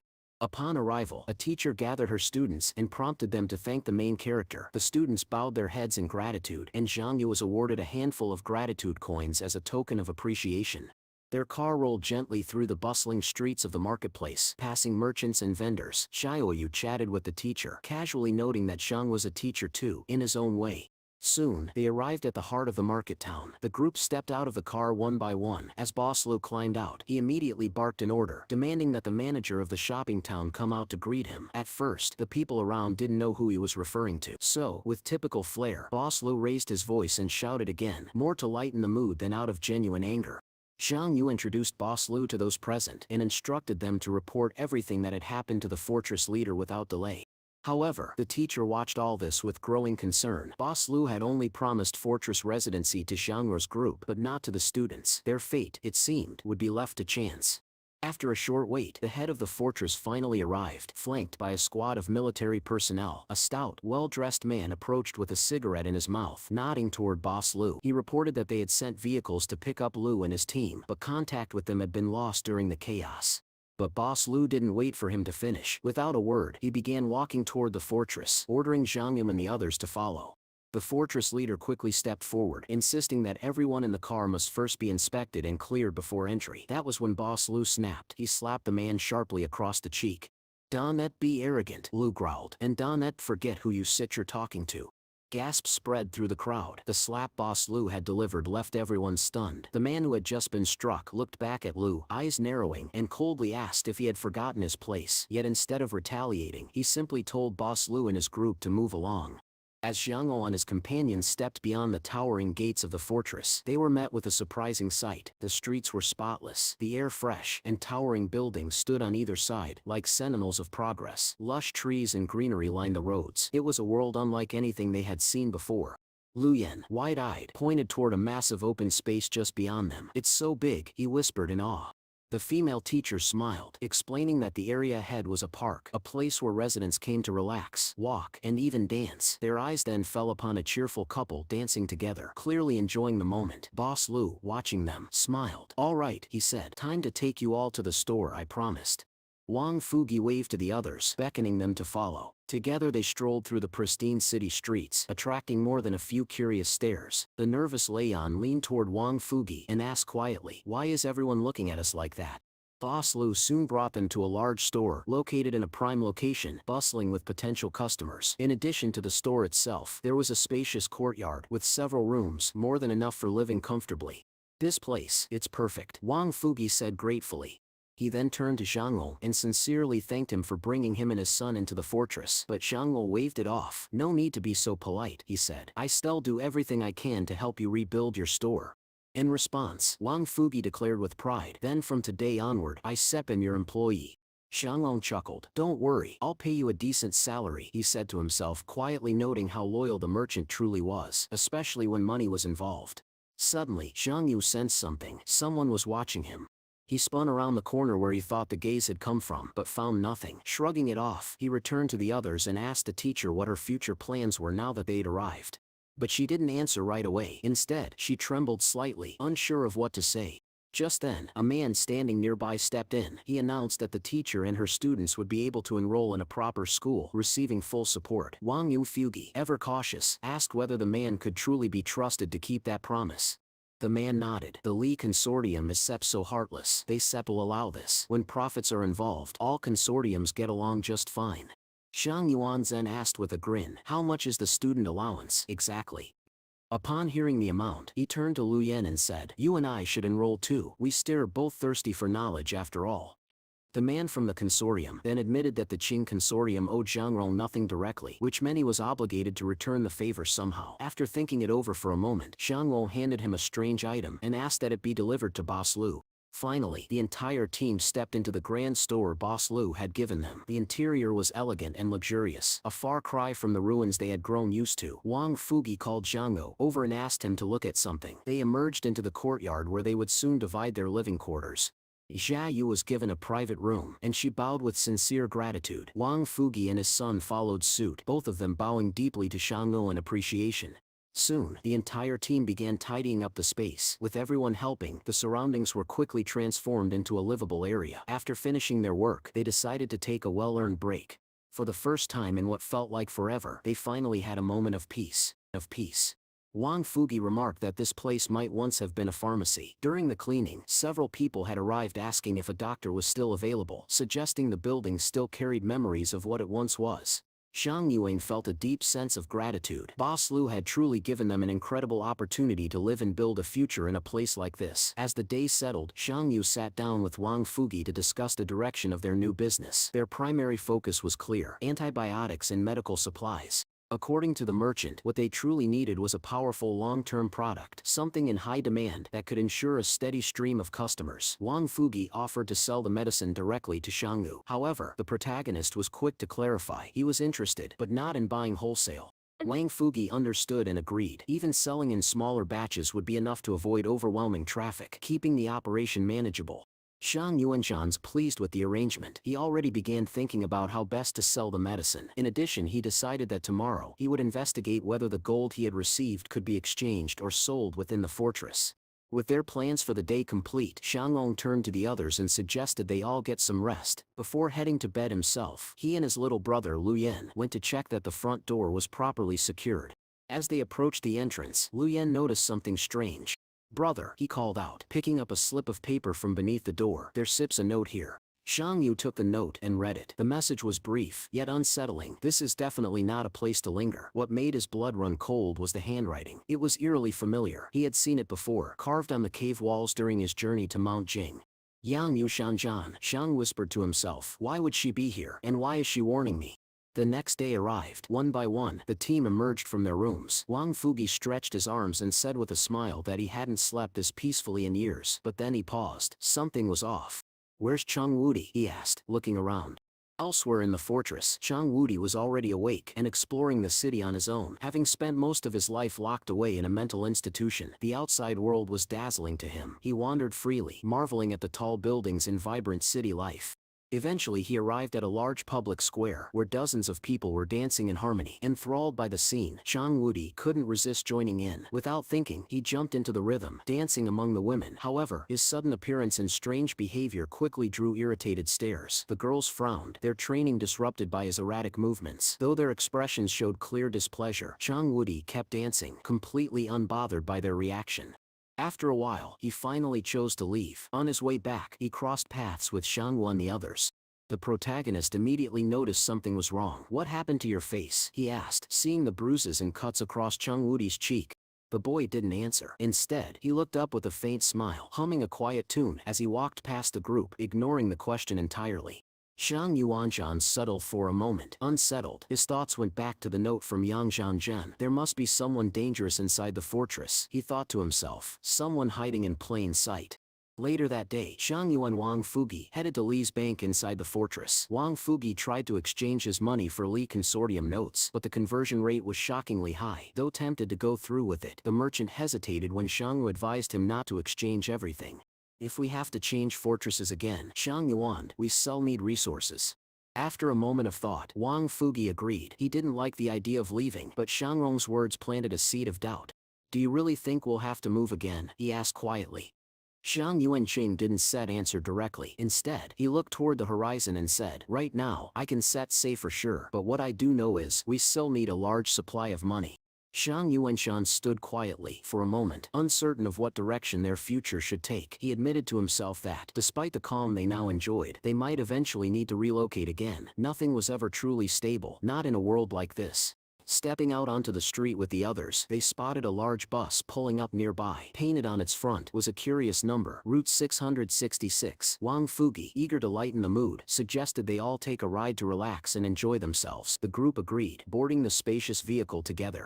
As the bus rolled through the streets of the fortress, a quiet conversation began among the passengers. People were marveling at how life behind the walls seemed so effortless, almost too easy. Lu Yen remarked that the people living here probably didn't even know what real problems were. But Shang Yu disagreed. There are always problems, he said calmly. Lu Yen frowned. Aren't there people who don't have any? Shang Yuanshans turned to him and replied, only dead people don't have problems. Lu Yen sighed. You really didn't have to say something like that on a nice day. As the bus continued along its route, something caught Shang Rong's eye. A sign for a jewelry shop flashed past the window. Without a word, he stood up and exited the bus. Take everyone back, he told Wang Fugi as he hopped off. Wang Fugi looked around, confused. Where did your brother go? He asked Lu Yen. I don't know, the boy answered, eyes searching the street. Meanwhile, Shang walked briskly through the city, telling himself it was better not to involve anyone else, especially when it came to the gold. Entering the jewelry shop, he assumed no one was paying attention to him. But then, something on the wall made him freeze. It was a wanted poster with a familiar face. The man in the image was none other than Shu Zanu. Realization struck Shangrong's instantly. If the Qing consortium simply tested the gold he had, they might recognize where it came from and who it belonged to. The commander's face wasn't there by coincidence. The Qing consortium was actively hunting Shu Zhanu. And somewhere far from the fortress, Shu Zhanu himself was on the move. After a long grueling journey, he had finally arrived at a trading village near the 111th fortress. The road had not been kind to him. To survive, he had eaten wild, sometimes even poisoned, plants, anything that could keep him alive. Stopping at a small merchant stall, he approached a counter and offered payment for food. But the merchant behind the stall froze in horror, his eyes locked onto Shu Zhanu's face. Moments later, he shouted, "He Seps wanted." Panic erupted. The 101st Fortress, the central seat of the Qing consortium, had clearly put out a high-priority bounty on Shu Zhanu, but the commander himself had done nothing to deserve this level of attention. Regardless, he had no time to argue. A shadow emerged beside him, and he vanished into the forest, riding atop his summoned companion. As he flew through the trees, Shu Zhanu navigated with fluid grace, dodging unseen obstacles and kicking up clouds of dust with his speed. Time blurred as he made his way, heading directly toward the 109th Fortress. Elsewhere, Qing Zhen, driving a car en route to Fortress 111, happened to witness something unusual. A familiar silhouette darted across the road, swift, ghost-like. Qing Zhen's eyes narrowed. That was Shu Zhanu, no mistake. Realizing the man was heading straight toward the 109th Fortress, he snapped at his subordinate. Send a message to the 109th Fortress. Tell them Shu Zhanu was coming. With that, the Qing consortium squad moved out, pushing beyond the safety of the walls, ready to intercept the commander before he could disappear again. Qing Jin didn't see the real threat as the so-called Superman. No, what he saw as the true obstacle were the old men who ruled at the head of the consortium. The power within the Qing family had shifted over time, one shadowy figure replacing another. And yet, despite the constant changes, the true heart of the Qing clan remained the same. Those aged faces pulling the strings behind the curtain. There was an old saying within the Qing family, violence is only a method to maintain order, but it can never become order itself. And now that Qing Jin had stepped into the spotlight by confronting a certain company, he knew that the elders would try to suppress him, to crush his momentum with subtle but suffocating pressure. Inside a moving car, dressed in white, Qing Jin sat with his young ward, discussing their immediate future. The ward, aware of the growing tension, suggested that they gather their loyal soldiers and simply walk their own path. After all, they had weapons and manpower. But Qing Jin refused. These men want to return to their families, he said quietly. The ward responded, done set, we all. With a sigh, Qing Jin told him to step out of the vehicle. Once outside, Qing Jin was met by rows of military personnel lined up in disciplined formation. One of the officers gave a rousing speech, reminding the soldiers to uphold their pride and never bring shame to the name of the Qing forces. The soldiers all responded with a sharp unified salute. Qing Jin acknowledged them, then turned to his ward. Come, he said, we are going to the residence. Later, as their car approached a grand city building, Qing Jin exited swiftly and entered the residence. There, in the solitude of his private quarters, he finally allowed himself a moment of peace. He stepped into the shower, letting the water wash away the weight of the day. Emerging refreshed, he looked in the mirror and spoke with rare warmth. These men, he said to himself, they are more than soldiers, they are loyal warriors. He understood the truth. Now that there was a fracture in the power structure, everyone would be eager to claim their share, and no one would pass up the opportunity. Shortly after, Chang Yushan attempted to leave the house, only to be stopped by a soldier posted at the door. The guard stated clearly he wasn't allowed to leave. Qing Zhen smirked. The elders forbade me from leaving Fortress 111, not my own house. I'm just following orders, the soldier replied, stepping forward. With a calm, firm voice, Qing Zhen continued, I'm just going to listen to music. Everyone here knows I enjoy it. Despite their orders, the soldiers couldn't bring themselves to stop him. He left the house. Moments later, Qing Zhen sat comfortably in a dimly lit lounge, sipping his drink while classical music played softly in the background. He poured himself another glass. The performers on stage changed, moving on to a new piece. The world shifted around him, but Qing Zhen remained the one constant in the room, unbending, unbothered. A messenger approached. The bureau requests your presence at the meeting. Qing Zhen didn't even look up. Tell the bureau they have to wait. Meanwhile, on the other side of the fortress, Xiangwu was walking through the streets, silently cursing himself. Selling gold was now clearly too dangerous. The risks were far greater than the reward. He concluded it would be wiser to keep running the store and relying on the school subsidy, even if it meant swallowing his pride. He frowned, frustrated by the idea that someone as capable as him would be reduced to selling medicine like a street vendor. Still, he had little choice. Returning to the store, he was met with a familiar sight. Yet another patient walking in, complaining about their health. In a moment of dry humor, Zhang quipped, sounds like you're pregnant. The man, understandably irritated, frowned at the joke. Just then, a new quest appeared from the system, a medical mission to treat the sick. Zhang Yuanzhan's expression changed immediately. Well, if there's a reward, he muttered, rolling up his sleeves. Whether the man had actual gastritis or not didn't matter anymore. Zhang Yuan had work to do, and now it even paid. Zhang Yuanshan scared the man a few pills, not out of genuine concern, but simply to complete the quest. Moments later, the system palace confirmed. Task completed. A random skill point was awarded. The patient, satisfied, smiled and thanked him, saying he'd definitely try the medicine. Then, with a casual goodbye, the man exited the store. Just then, the door burst open. Wang Yufugi hurried inside, calling out to Xiangrong multiple times before waving a leaflet in front of him. Intrigued, Xiangrong took the paper and examined it closely. His eyes narrowed. It was an official notice from the consortium. The announcement stated that superhumans were now encouraged to come to the company and donate blood for research. What caught everyone's attention, however, was a bold promise: 1 million yuan for 200 milliliters of blood. Wang Fugi, eyes gleaming with excitement, asked if Xiang wanted to try it. All the other fortresses see superhumans as a threat, he explained, but the flame source not only pays for their blood, it even protects them. As they discussed it, Liu Yan walked by and overheard the conversation. He frowned. There's something wrong with that company, he said firmly. You shouldn't go. He reminded Zhang O how Zhang Wudi had been arrested simply for revealing his identity as a superhuman. Who knew what Flame Source's true intentions were? Wang Fugi hesitated, then nodded. You're more important than any amount of money, he said, adding that they should warn Zhang Wudi not to use his powers either. But Shang Ren's stone was sharper now. Zhang Wudi will stay quiet, he said, or will make sure of it.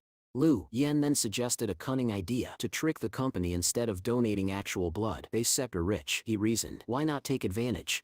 Xiang Yu didn't like the sound of it. He scolded his younger brother gently and told him to go get ready for school. Liu Yan nodded. I get it. His expression darkened a bit, and Xiangrong didn't blame him. The boy had grown up in a cruel world, one where survival shaped his every thought. After a brief pause, Xiang Yu shifted topics. What do you think the numbers in that note mean? He asked Wang Fugi. The merchant speculated that it might be a phone number. Liu Yan lit up with curiosity as Xiangmo explained how telephones could let people communicate over great distances. Excited by the idea, the group gathered around a dusty landline phone, staring at it as if it were a relic from another world. Chung Wudi stepped forward. I think I know how it works. He picked up the receiver and pressed a few buttons. Beeps echoed from the handset. Suddenly, he shouted something into the phone and immediately got yelled at in return. I think I called a psycho, he said, placing the receiver down. Everyone laughed, amused by the strange new experience. Shang Yu decided to try again. He dialed the number on the leaflet and pressed the interaction button. Li Yan, ever curious, spoke to the person on the other end, explaining that they were just learning how to use the phone. The man grumbled and hung up, but the group was already buzzing with energy. Li Yan declared joyfully, "This phone is amazing." Then the unexpected happened. The phone began ringing by itself. Everyone went quiet, staring at the device in shock. Zhang Lum hesitated for a moment, then picked up the receiver.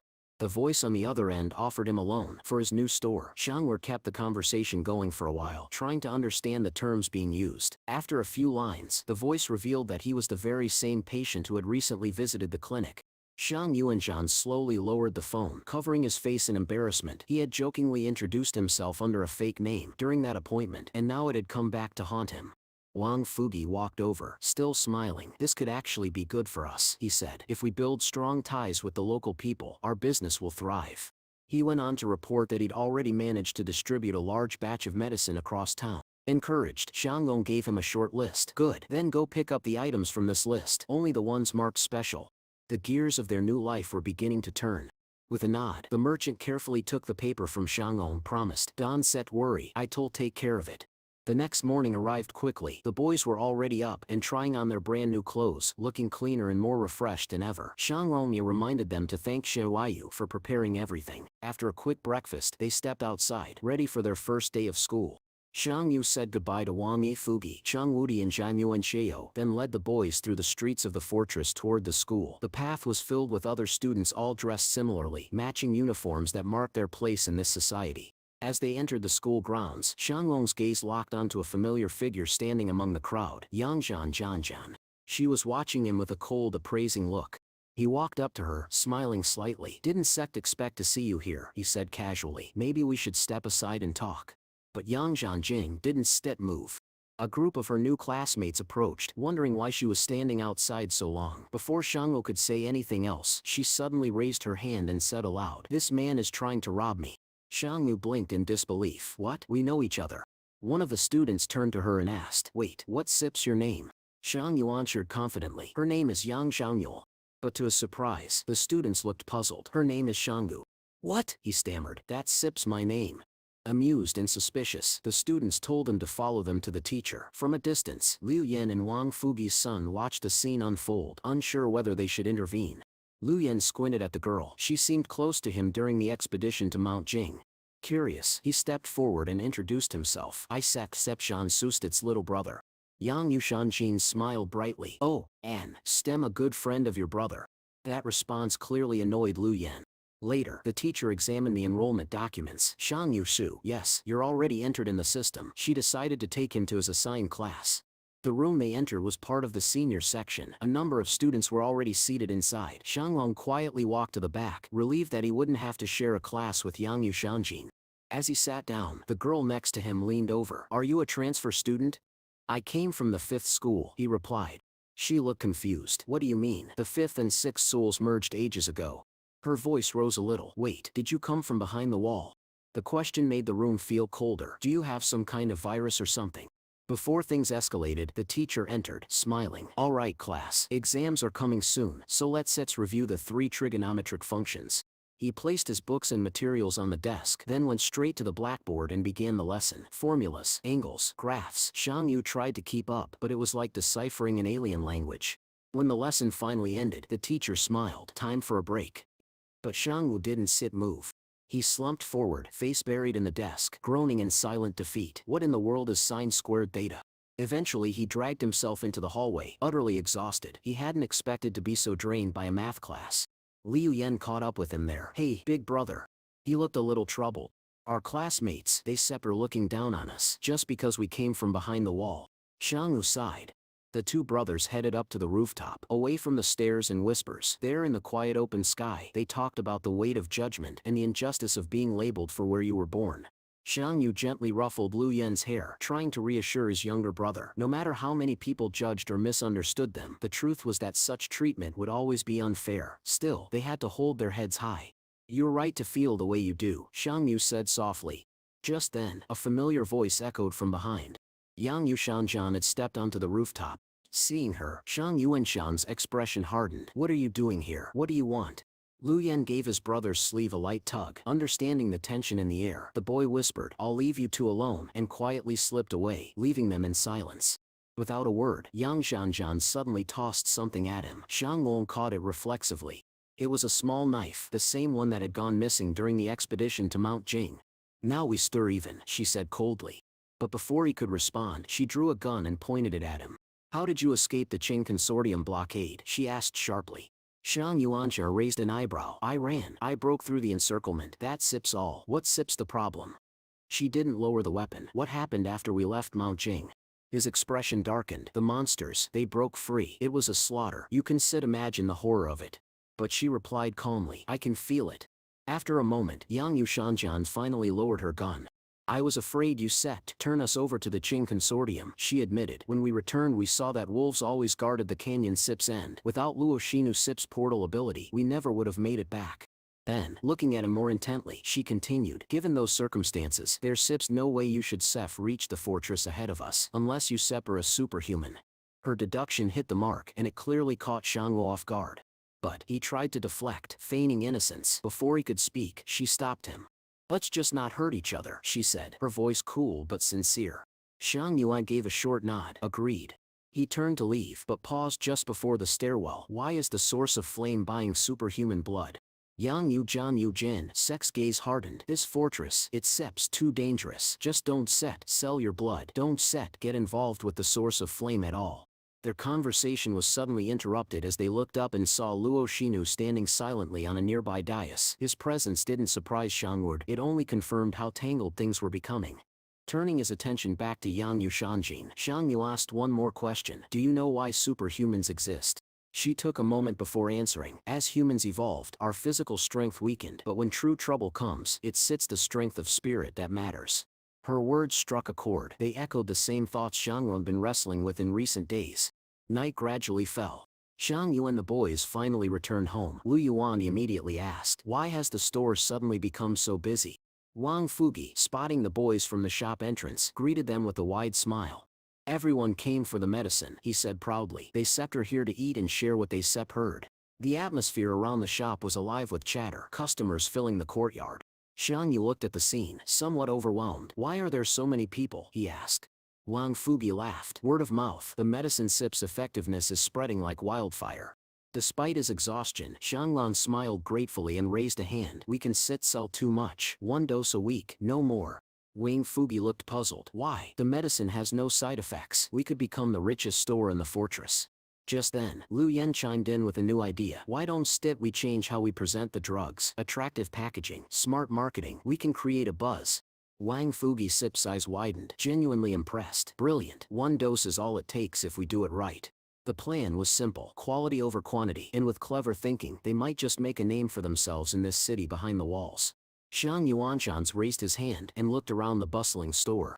Where's Sep's Chong Woody? He asked. Wang Fugi scratched his head and replied. He left right after you boys headed to school. No idea where he went. But just as he said that, Chong Woody appeared at the door, carrying several bags of goods in his arms. The timing couldn't have been more perfect. Later that evening, Shangrong found himself lost in thought. His mind wandered back to Yang Shanjin, to her cryptic words, her warnings, and the possibility that she might be involved in something far more dangerous. Could she really have plans to blow up the entire fortress?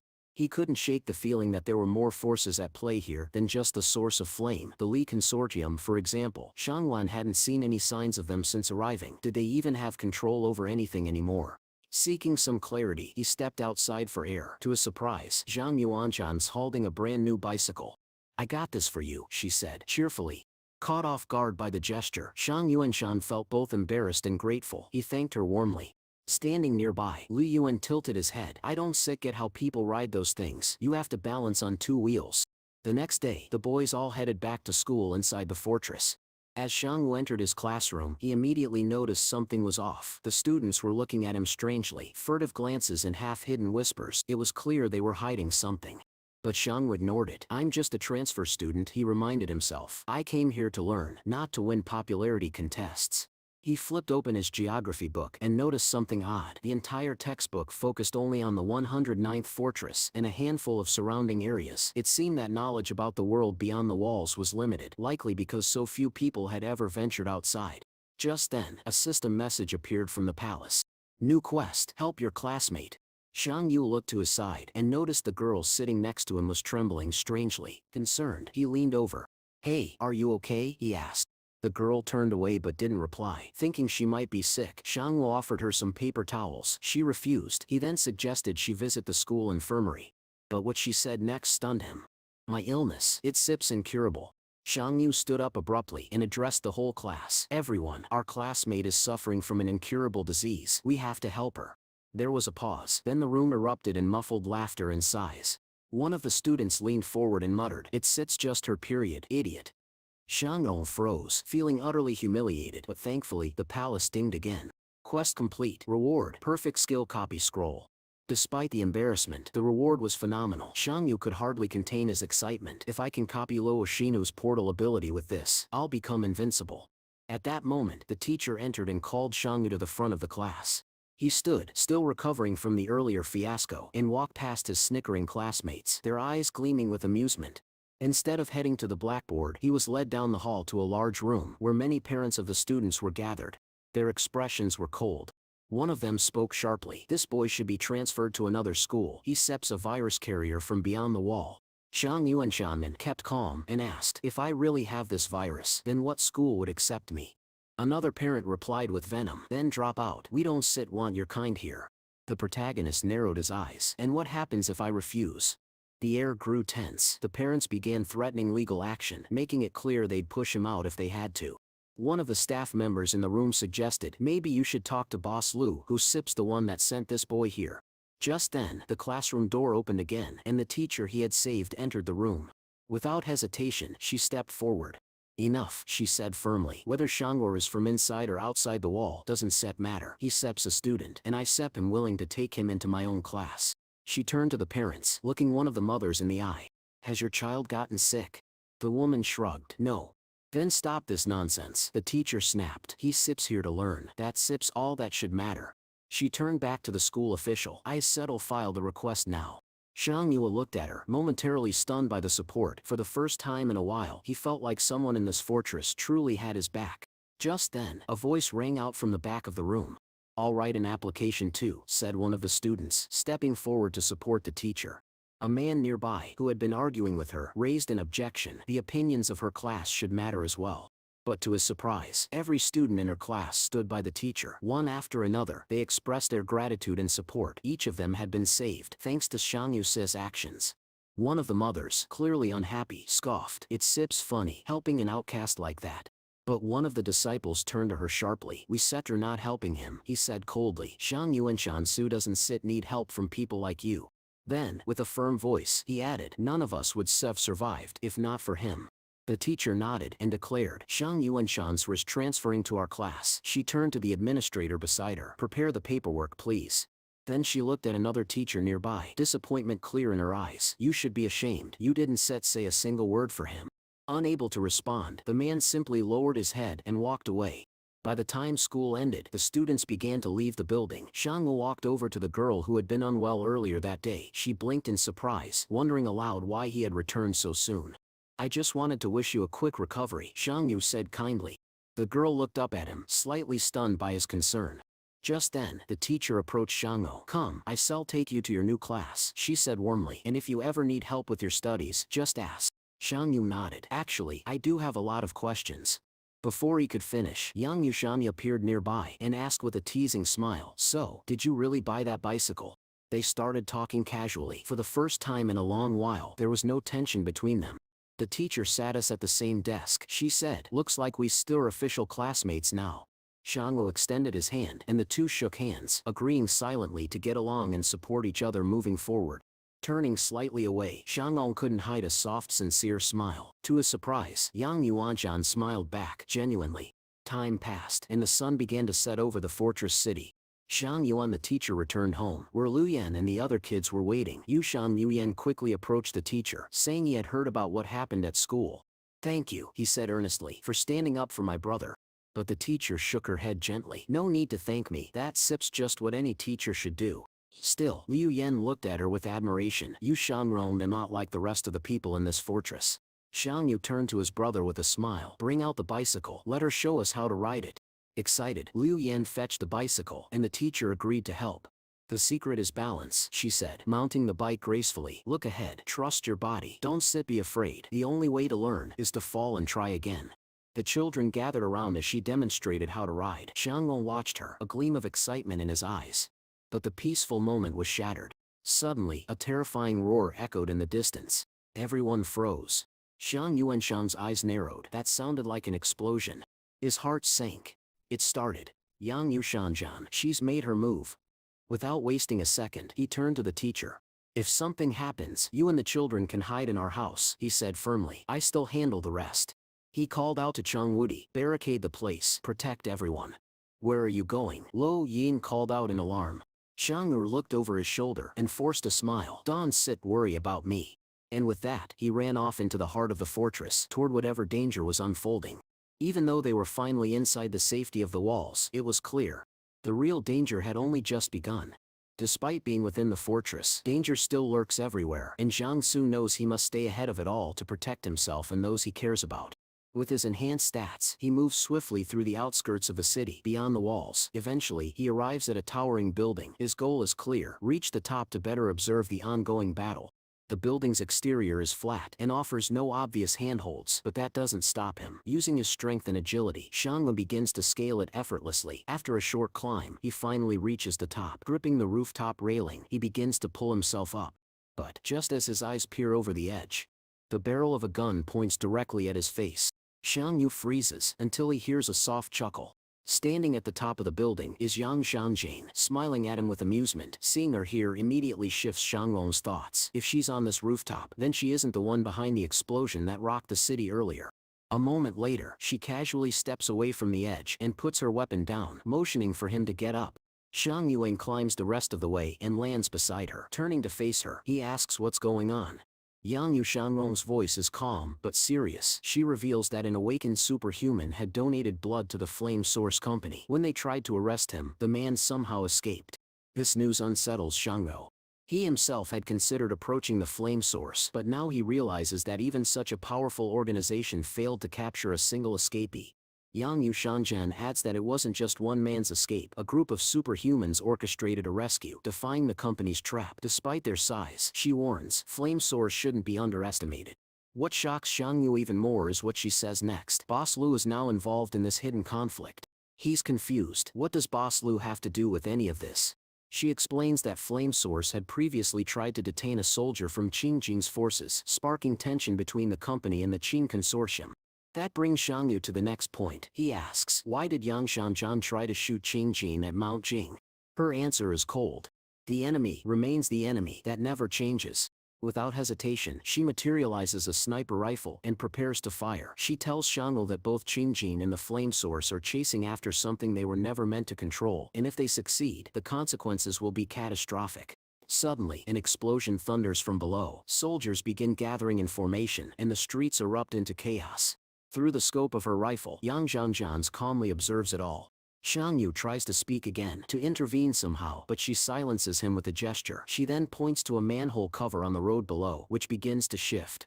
A few seconds later, Boss Lu, exhausted and dirt-covered, emerges from underground, leading several other people with him. Yang Yushanjian tosses Xiang Yu a pair of binoculars. Measure the distance to the target, she instructs, and the wind speed. Reluctantly, he provides the information. Then, with a pit in his stomach, he asks, are you going to kill Boss Lu? But Yang Yuanzhan gives no reply. Instead, she calmly pulls the trigger. The sniper rifle erupts with a deafening blast, and Boss Lu's car explodes in a fiery inferno. Yang Yushanjian lowers her sniper rifle proudly, satisfied with her shot. As smoke billows in the distance and debris flies into the air, she gazes upward calmly, while Xiang Yu stands nearby, shocked and confused. Meanwhile, an enraged Boss Lu, covered in dirt and ash, tries to make sense of what just happened. Furious, he demands to know who opened fire on him, but his companion urges caution, warning that the explosion would quickly attract unwanted attention. Without wasting another second, the trio flees. They disappear into another manhole, slipping away before anyone can catch them. Back on the rooftop, Xiangwan Yong Xiangyu briefly continue their conversation, still trying to unravel everything happening around them. With a teasing smirk, Yang wishes him good luck and suddenly vanishes, using a portal to escape right in front of his eyes. Frustrated, Xiangwan is left standing there alone once again. But things only get worse. Soldiers from the fortress arrive. Having seen the explosion and assuming Xianglo is the sniper, with no choice but to escape, he hides, already tired of always being the one left to take the blame after every encounter with Yang Yushanhua. Taking a brief rest in a crouched position, Shang Yuanzhan marvels at his improved agility, but soon, he's reunited with his group. Lu Yuan hurries to check on his older brother, and Shang Yu, wiping the sweat from his brow, explains that a conflict has broken out between the source of flame and the superhumans. Turning to their teacher, he insists on sending Chung Wudi to escort her to safety, just in case things escalate. Then, a knock echoes at the door. It's Boss Lu. Peeking through the peephole, Shang Yu sees that Boss Lu has brought a companion, and they're dragging an unconscious woman with them. Despite his exhaustion and confusion, Shang Yu opens the door. The moment Boss Lu steps in, the stench hits Shang Long hard. He instinctively covers his mouth and blurts out a question. "Why do you smell so bad?" Ignoring the comment, the plump man goes straight to business. He wants medicine. Shang Long presses him, asking if he had anything to do with the explosion near the wall, but Boss Lu brushes it off, clearly not wanting to talk about it. With a half smile, Shang Yuan decides to ask about the whereabouts of Boss Lu's car. The man lies, claiming it's undergoing a technical inspection. Since Shang Ru has never owned a car, he innocently asks what that means, prompting a brief explanation. Eventually, Boss Lu makes a quiet request. He asks Shang Ru not to tell anyone about what happened that evening. Shang Ru agrees, albeit with a sly, knowing smile. The man then notices Shang Wenjiang's completely drenched. When asked why, the young man fumbles for an excuse, saying he was learning how to ride a bicycle. He even points to the teacher nearby, claiming she was there to help. Although skeptical, Boss Lu decides to believe it. They shift their attention to the injured woman. With concern, Shang Luan's sister Shang Long help her sit on a chair. Boss Lu watches carefully, shouting at them not to hurt her, but deep inside, he's already planning to convince her to join him as a bodyguard. Once she wakes up, Sister Zhang gently wipes the woman's body, noting that she looks to be about 27 years old. Shang Yuanzhan's her a bottle of medicine and asks her to treat the wounds carefully. Out of modesty and professionalism, Shang Yuanzhan's offering one to turn around. She will need to remove the woman's clothes to apply the treatment properly. Some time passes, and the woman suddenly awakens. She bolts upright, confused and defensive, shouting, "Who are you people?" Boss Lu, trying to win her trust, claims he was the one who saved her from the source of flame, but she immediately replies that she doesn't remember him at all. As she tries to leave, Zhang Yuanzhan stops her, warning that she hasn't fully recovered. Tears well up in the woman's eyes as she turns to the group and says, "My brother." He sips still in their hands. Her voice is full of fear and heartbreak. Boss Lu is stunned. Two superhumans in one family. But not everyone shares his optimism.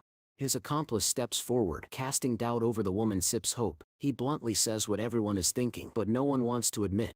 "Your brother might already be dead."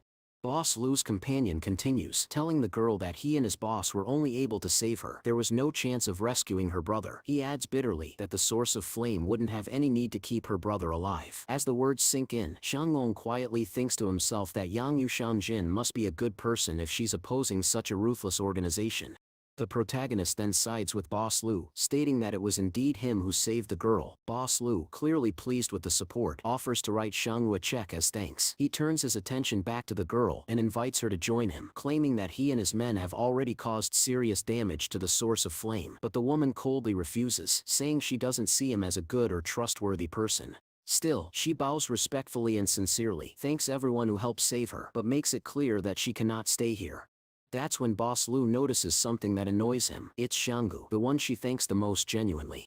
Before Boss Lu can react, a sound interrupts the tension. Everyone turns to see Sister Shangrong's holding Dong Yuaning, who has fainted. Shang Yuanshan's points to the unconscious girl and tells Boss Lu to take her with him, but the man declines. Instead, he offers to pay Shang Yu to take care of her for the time being. With that, Shang Yu instructs Zhang Yuan to bring the girl into the house and tells Chang Wudi to stand guard until Boss Lu fulfills his promise. The next morning, Yang Yusham Yuanzhan Yuing returns to school. As she scans the area, she spots Shangwan Yuan and casually walks over. She starts up a light conversation with Lu Yuan, and Shangwan's mildly surprised by how close they've already become. Yang Shilin, joining the moment, teases Shangwa about why he didn't come by bicycle. Shangya brushes her off, jokingly saying the bike is in technical inspection, which is clearly a jab at the car explosion from the previous day. Is still smiling mischievously, the girl mocks him back. She explains that, unlike bicycles, cars actually need inspections, then starts listing off various car parts just to toy with him. Finally, Shang Yu admits that he never really learned how to ride a bike. Yang Yu Shang Yuanshan confidently says that she mastered it on her first try, but a second later, the palace system informs Shang Yu that she's lying and has no bike riding skills at all. This revelation annoys him a little, but there's no time to dwell. The math lesson begins, and today's topic is probability theory. Shanglong cringes, not even knowing what the word probability means, but he's somewhat relieved that he brought his old first and second grade textbooks, hoping they'll help him catch up.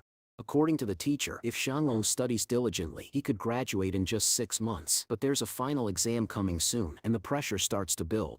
Turning his head slightly, Shang Yuan notices that Yang Xiaoyuan Jin is asleep at her desk. Smirking, he crumples a piece of paper and tosses it at her. She opens her eyes in disbelief and reads the note. "Are you even planning to study for the final exam?" After a pause, she writes a response and passes it back. Shang Yu opens it and nearly loses it. It's Sep's written in his own handwriting saying, "Go to sleep." She forged his handwriting perfectly, and it leaves him speechless. Unfortunately, the teacher catches them in the act. He glares and demands, "What are your names?" Both of them, without missing a beat, answer, "Shang Yu."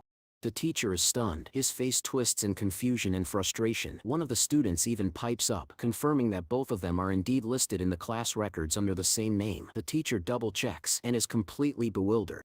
Not backing down, he orders Yang Zhanjian to answer a question at the board. In response, she slowly takes off her cap, dramatically drawing everyone's attention to herself. Just a second later, Yang Yuanzhanjian places her cap onto the real Shang Su's head, teasing him once again. Surprisingly, the look suits him, and the teacher, unamused but persistent, insists that the protagonist come to the board. Time passes, the class ends, and students start filing out, but Shang Yu is not done yet. As the others leave, Shang Yuanshan silently decides to tail Yang Yuanshan Jin. He's convinced that she's behind all the dangerous devices and explosions. Following her from a distance, he eventually spots her communicating with Luo Shinu through a portal. She's just about to leave when an idea strikes him. Now is the perfect time to use his skill copy scrolls. Shang Yuanshan's has 2 scrolls, one basic and one perfect. Hoping for a game-changing ability, he uses them both. Soon after, the palace system informs him that the skill Shadowgate has been selected. Excited, Shang Yu instantly accepts. This was the same portal skill he had seen Luo Shinu use before, and now he has a chance to master it himself. He begins training at once, successfully creating an entrance and exit portal. With a grin, he steps toward the portal and places his hand into it. But that's as far as he can go. He can't pass through. He realizes, disappointed, that Luo Shinu had only extended her hand when she used the skill, and this might have affected the copy he received. Frustrated, Shang Yuan mutters that the palace is not as reliable as he once thought, but quickly composes himself. "At least I got something," he tells himself. Having some superpower is better than none at all. He continues practicing his new portal skill. A little later, Shang Yuanzhan's why he returned alone and where the others are. He just chuckles and says he'll go back for them in time for dinner. But the teacher narrows her eyes and reveals something suspicious. She saw him leaving school with Yang Zhanjian. Nervously scratching his head, Shang laughs it off, saying he was just in a rush. Just then, an armored vehicle pulls up. From inside, Boss Lu emerges, grinning, and asks if the young man likes his brand new car. Shang Yu, not wasting time, cuts straight to business, demanding payment for the upkeep of the superhuman girl. Boss Lu steps out slightly, saying he'll handle the payment by noon today. He's also there to deliver tonic supplements for Dongyuan. Knocking on the door, he asks the girl to open up, but there's no reply. Shang Yu smirks and jokes that Boss Lu must be too much of a big shot to be ignored like this. Trying to steer the conversation elsewhere, Boss Lu asks if he can borrow Chung Wudi for a task, but Shang insists that Boss Lu speak to him directly. When he finally does, Boss Lu confides that multiple forces have been seen approaching the fortress walls. There are whispers of important research being conducted at the university. Naturally, Shang was curious and asks for details, but Boss Lu plays dumb, saying he doesn't know the specifics.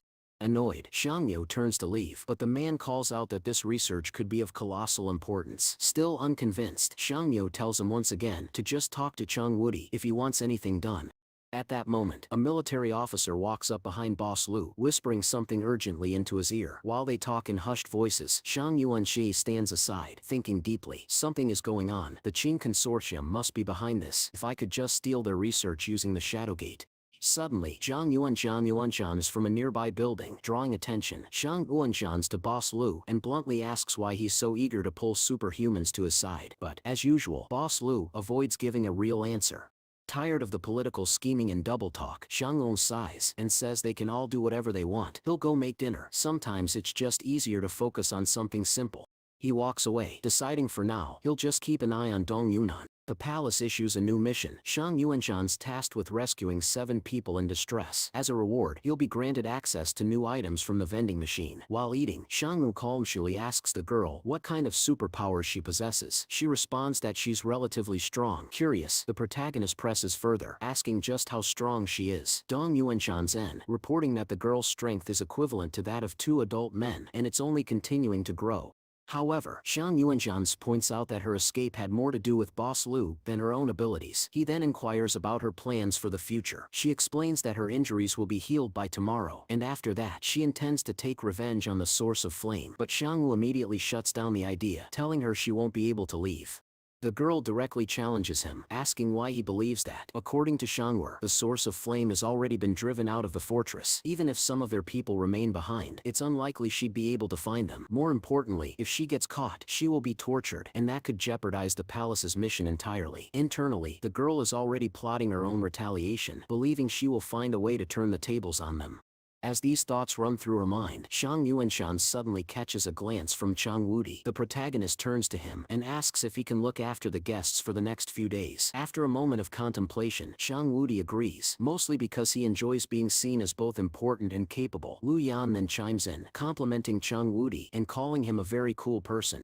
But things take a dark turn. Sometime later, Shang Yidi ties Dong Yuan's hands and throws her into a pitch-black room. Shocked and confused, she demands to know why he's holding her and where she even is. With bitter realization, she mutters that she never expected her so-called rescuers to be such deceitful people. Without a word, Shang Yidi takes a small rag and stuffs it into her mouth, silencing her.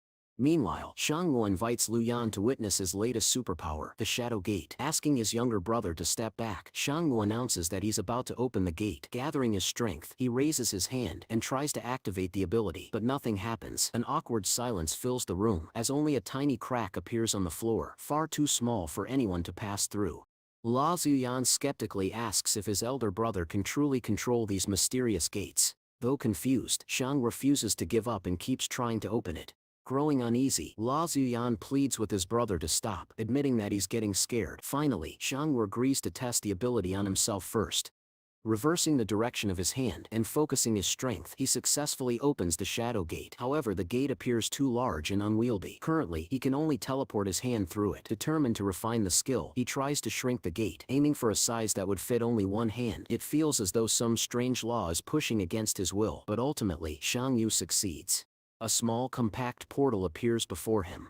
Surprised, Shang Yu asks the palace what's going on, but the palace simply replies that it is not authorized to disclose such information. He then tells Lu Yuanqin to bring a live chicken during tomorrow's grocery trip with Xiao Yu. When his brother asks what this new power is even good for, Shang Yuanqin replies smugly that it allows him to hit someone without them knowing who did it. Shang Yuanshan then reminds Lu Yan that he's on guard duty today, while he himself will be spending time crafting explosives. The following morning, the store reopens. Wang Fugu hangs a new sign near the entrance. A voice calls out to him, asking if the store sells a certain special medicine. Wang Fugu replies that due to the complex production process, he can only sell 1 dose per week and at a high price. The man isn't happy with this. He claims the cost is far too steep and insists that he's an important individual. But just then, Shang Yuan appears beside him and bluntly states that it doesn't matter who he is. No special treatment will be given. The man pleads, explaining that he urgently needs the medicine and asks Shanggu to reconsider. Suddenly, a few men approach the group. One of them identifies the man as Shanning. Bowing his head respectfully, Shan addresses the man standing before him, Boss Wang.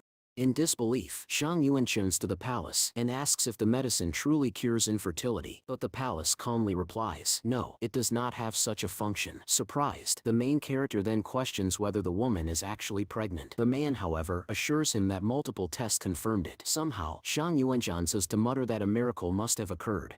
Some time passes. Shang Rong returns to the school and walks quietly down the corridor. He enters the classroom, takes his seat, and waits. Soon after, the teacher enters the room and calls for silence. She announces that they must now select both a class headman and the head of the student council. One student unexpectedly nominates Shangwu for the position of class head. Meanwhile, as the head of the student council, a proposal that triggers laughter among her classmates. Smiling, the teacher declares that the matter is settled. Curious, Shang asks what responsibilities these roles actually involve and whether there are any additional benefits. When he learns that the duties are simply to monitor the academic process, he can't hide his disappointment. Noticing Yang Yushang Yuanshan's ongoing on her desk, he leans toward her and asks if she's anxious about the upcoming final exams. She whispers back, barely audible, that Boss Lu is planning something dangerous, and advises him to stay away from the man. Her words leave Shangrong visibly stunned. Leaning closer, he urges her to repeat herself, as if doubting what he just heard. Reluctantly, Yang Yushanjin lifts her head. The closeness of the moment suddenly makes Shangwell flustered. Quietly, she explains that she saw people from the Qing consortium observing the 4th mental hospital and even attempting to rob it. If her words are true, the hospital houses many captured superhumans, one of whom is particularly dangerous. Yang Yushanjin admits she's relieved the man remains behind those walls. Shang wonders aloud whether Boss Lu isn't afraid to act so openly, given that this is the territory of another consortium. But Yang Yushanjin quickly corrects him. He has completely underestimated the Qing consortium. They have numerous agents inside the 109th fortress, and all of them, including the weapons of mass destruction, are under Boss Lu's command. She adds that Shanglo doesn't truly understand how terrifying this man really is. Shocked, Shang Uenqi then asks about the especially dangerous superhuman in the hospital. Each second superpowers this man possesses. Slightly lowering her head, she whispers that the man has hypnosis abilities. For now, he remains confined to a special cell. Food is brought to him while he wears noise-canceling headphones, a measure to block out external stimuli and prevent him from influencing anyone. Curious, Shang Guan's asks why they don't just kill him, but Yang Yuan says that the man hasn't committed any actual crimes yet. In addition, she warns Shang to be wary of Dong Yuanan as well, claiming that she too is dangerous. Surprised by how much Yang Yuan's asked revealed, the young man asks directly what exactly is wrong with the girl they're keeping. She replies that investigators confirm there's no connection between Dong Yunan and the deceased superhuman. However, a series of strange murders recently occurred in the 109th fortress. All the victims were drained of blood and transformed into grotesque monsters. Suspicion now hangs heavily over Dong Yunan. Furthermore, Luo Shinu reportedly witnessed an entire battle involving her, and always suspected that Dong Yuanshan's true motive was to rescue another superhuman. Shang Yuanshan then admits that Dong Yuanshan is currently being held at their shop. Alarmed, Yang Yushanjing urges him to return quickly, but he reassures her, saying there's no need to worry. He and Shang Wodi tied her up securely. At that very moment, Zhang Wudi is inside the shop, standing next to Shiu, who is busy preparing food. Just a short distance away, Jun Yuan lies bound and seemingly helpless. However, slowly and silently, she begins to struggle against the ropes, trying to free herself without attracting anyone's attention. Shang Yuanshan's called out to Chang, informing him that dinner was nearly ready. The sudden announcement startled the woman standing behind him. Now freed from the ropes, Dong Yuan leaned against the boy and suddenly called him little brother. Her lips curled as she opened her mouth sharply, revealing fangs like those of a vampire. Without hesitation, she lunged forward and bit Chang Woody, attempting to drink his blood. However, her teeth instantly shattered upon contact with his skin. It turned out he was protected. The young man jumped to his feet and struck her with a powerful blow, sending her stumbling backward. Overcome by the pain, Dong Yuan collapsed to her knees, clutching her stomach. Furious, Chang Woody clenched his fists and screamed at her, demanding to know how she dared to attack him. He then pulled back his hand, preparing to strike again, and didn't stop at just one blow. He hit her 3 more times, causing her to scream in agony. Later, when Shang Su returned to the shop, Dong Yuanshan was left reflecting on the situation. All she had wanted was to steal the blood collected by the flame source. Now she couldn't even grasp how things had spiraled so far out of control. Chang Wudi, Shang Su, Lu Yin, and Xiao Yu stood surrounding her, looking down at her defeated figure. In that moment, Dong Yuan turned to Xiao Yu, whom she perceived as the kindest among them. Desperately, she begged her to convince the others to let her go. But instead of helping, Xiao Yu silently handed another coil of rope to Chang Wudi. Without a word, the young man moved behind Dong Yuanshan and tied her up even tighter. The protagonist observed the scene from a distance, quietly reflecting on everything that had just unfolded. Once the binding was finished and the girl lay completely restrained, Shang Yuanshan ran Yuanji's shoulder. He instructed him to lock the door and make sure Boss Lu didn't see her in that condition. After some time, the group left the room. Shang Su suddenly remarked aloud that something was missing. Lu Yan responded, noting that what was missing was Boss Lu's voice, the same voice that had been constantly seeking Dong Yuan. The main character then wondered aloud whether Boss Lu and his accomplices had possibly robbed a 4th mental hospital. Turning to his companions, he asked if they knew where the hospital was located. Shang Yu responded by asking why he wanted to know and added that Lu Yan had earlier requested her to purchase a map of the 109th fortress. As Xiang Rong prepared to leave, he instructed the others to keep a close watch on Dong Yuanshan and not let her cause any more trouble. Later, the protagonist found himself on a bustling street filled with music. He studied the map carefully, planning his next move. That's when he noticed a half-open hatch on the ground. It immediately caught his attention. From within the hatch emerged one of Boss Lu's men, the very one who had helped kidnap Dong Yu and Jane. Soon after, more soldiers followed, and then Boss Lu himself began climbing out. As he surfaced, he gave a swift order. The squads were not to engage in combat unless they saw a specific target. If they did, they were to retreat immediately. A commanding soldier relayed the chilling instruction to eliminate everyone except the special target. The reason those targets had once used their own kind as test subject. Boss Lu's mind wandered back to the time he had been monitoring the 4th mental hospital. He recalled observing a young man who resembled Chang Woody. That boy had been subject to numerous experiments. His mind thoroughly examined, but the boy had remained distant, unwilling to form connections, silently trying to comprehend the horrors around him. During one particular experiment, a doctor suddenly collapsed, feeling violently ill. As the doctor sank to the cold floor, the boy's body began to levitate. A defiant grin spread across his face, a grin that seemed to reveal something far more sinister. Boss Lu had called the young man a legendary demon summoner. He believed the hypnosis process had awakened something inside him. At that time, one of the soldiers had suggested taking the boy for further study, but Boss Lu refused, stating that even the Qing consortium couldn't control a creature of that magnitude. Now Xiaosu couldn't help but wonder who had they come for back then. Meanwhile, a small group of soldiers quietly approached the door. One of the men knocked lightly on the door. As it creaked open, a unit of soldiers burst inside, knocking one of the researchers to the floor in the process. At the same time, several armored vehicles came racing toward the building. Yu Xiangru quickly noticed that members of the Li consortium had already arrived, and they weren't wasting any time. The protagonist instantly realized that Boss Lu's team was in serious trouble. If he wanted to help them, he needed to return to the shop to distribute the medicine. Meanwhile, inside the building, Boss Lu discovered a young girl lying unconscious. She looked no older than 10 or 11. His partner hoisted the girl over his shoulder and urged that they leave immediately. As they rushed out, Boss Lu muttered that shaking off the Li consortium would be no easy task.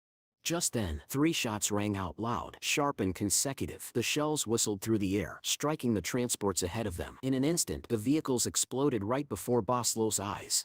Enraged, he began cursing wildly, shouting at the unknown assailant, but with no other option, he retreated once again into the sewers. On a nearby rooftop, young Xiaojin adjusted her clothes with a confident smirk. The night grew deeper, and the moon rose high over the city.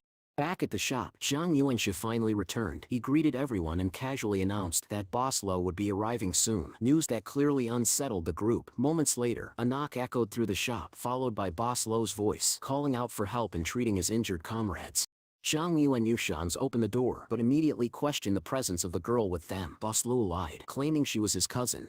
After a while, the unknown girl slowly stood up and addressed the gathered crowd. Lu Xian asked for her name, and she replied confidently, introducing herself as Shi Lin. When someone asked about her abilities, she answered by effortlessly lifting Wang Fuji's son above her head, clearly displaying her superhuman strength. Suddenly, the unopened door swung open, and a young man stepped inside. He introduced himself as Shentan, adding that he came in peace. Boss Lu, filled with disbelief, immediately drew his gun and pointed it at the stranger. He then turned to Xianglong, warning that this person was an extremely dangerous individual. Zhang Yuan narrowed his eyes. Could this be the same dangerous man that Yang Xiaojin had mentioned earlier?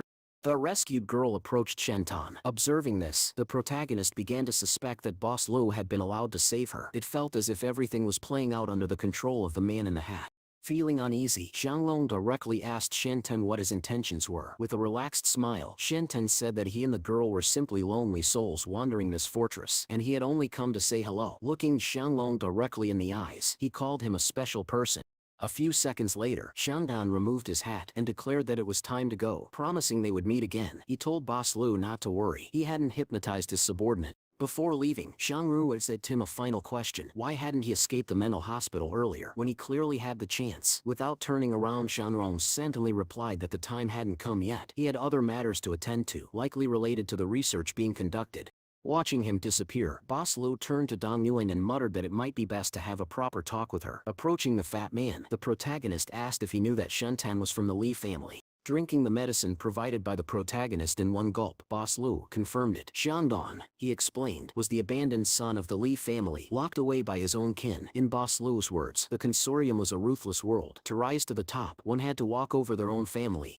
Zhang Yuan looked at him curiously and asked how many of his own relatives from the Qing family he had thrown aside. Boss Lu replied coldly, they had no other choice. Someone like Qing Zhen had to rise to the top. Shang Yuan surprised at how protective Boss Lu was toward his brother, but Boss Lu simply said that he was a lost man now and intended to live however he pleased.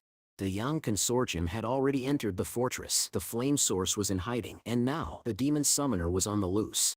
To make matters worse, Boss Lu grumbled about unknown enemies who had just blown up his vehicles. Shang Yong's couldn't help but laugh. Pointing at the main character, Boss Lu advised him not to stick his head out unnecessarily and to stay hidden.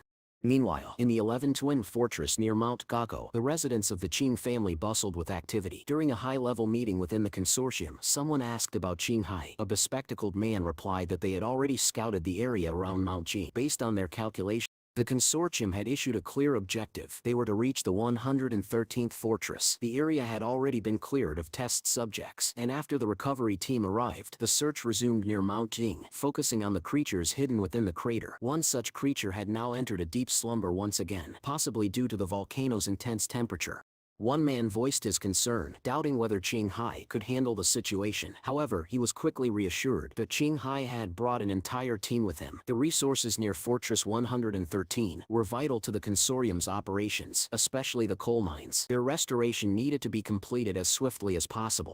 A man named Qing Yuan was approached with orders to assist in transporting the remaining resources to the fortress. Then the man with the monocle asked what Qing Zhen was doing. The answer was blunt: nothing. The man seemed pleased that he had managed to suppress Qing Zhen using his own methods.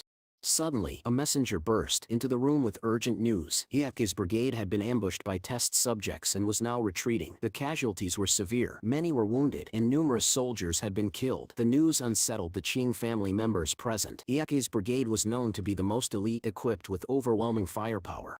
One member of the group suggested involving Qing Zhen, as he had significant experience battling test subjects. But the man with the monocle objected. He stated that the 7th Brigade could only be overpowered through a lightning-fast raid. This hinted at the emergence of intelligent test subjects. From that moment forward, he forbade Qing Zhen from leaving his villa, declaring that the will of the consortium must not be jeopardized by a single individual. Qin then stepped forward and informed the group that he would be taking command of the 1st Brigade. Saluting firmly, he accepted the mission. Some time later, several military vehicles had gathered together. Beneath one of them, hidden under the chassis, was a fugitive officer with shadow summoning abilities. Climbing up into the vehicle, he finally allowed himself to rest, finding a quiet spot where he could eat and sleep. His attention was caught by several locked crates nearby. He broke them open, and inside he discovered a massive stash of weapons and ammunition.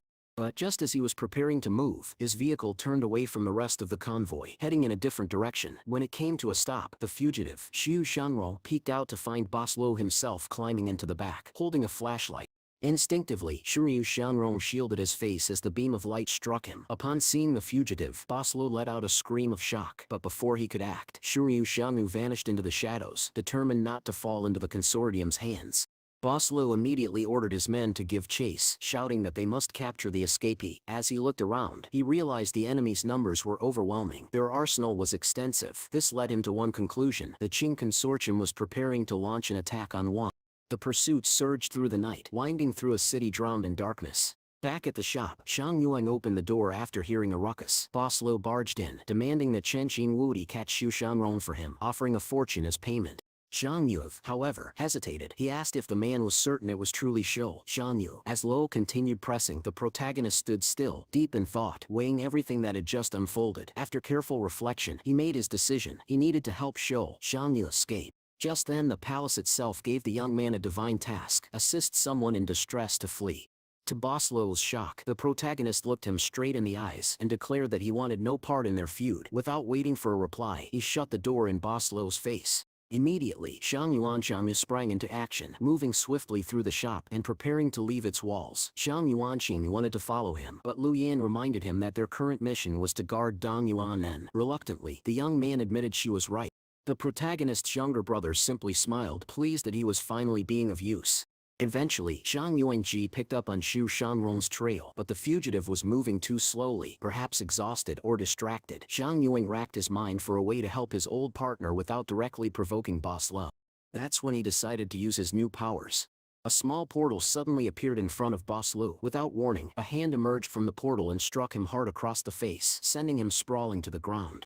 Liu suspected that the attack had been carried out by Lo Shinu, the one who originally possessed the ability to open portals from the ground. Furious, Boss Lo lashed out at his own soldiers, calling them pathetic compared to the superhumans. In the wake of the failed pursuit, he gave the immediate order to retreat. He knew they had already attracted too much attention. Watching from a distance, Xiangrong remained calm. As long as Shu Xiangrong wasn't captured, everything would eventually turn out fine. Though the protagonist had once slandered his former partner, he felt no regret.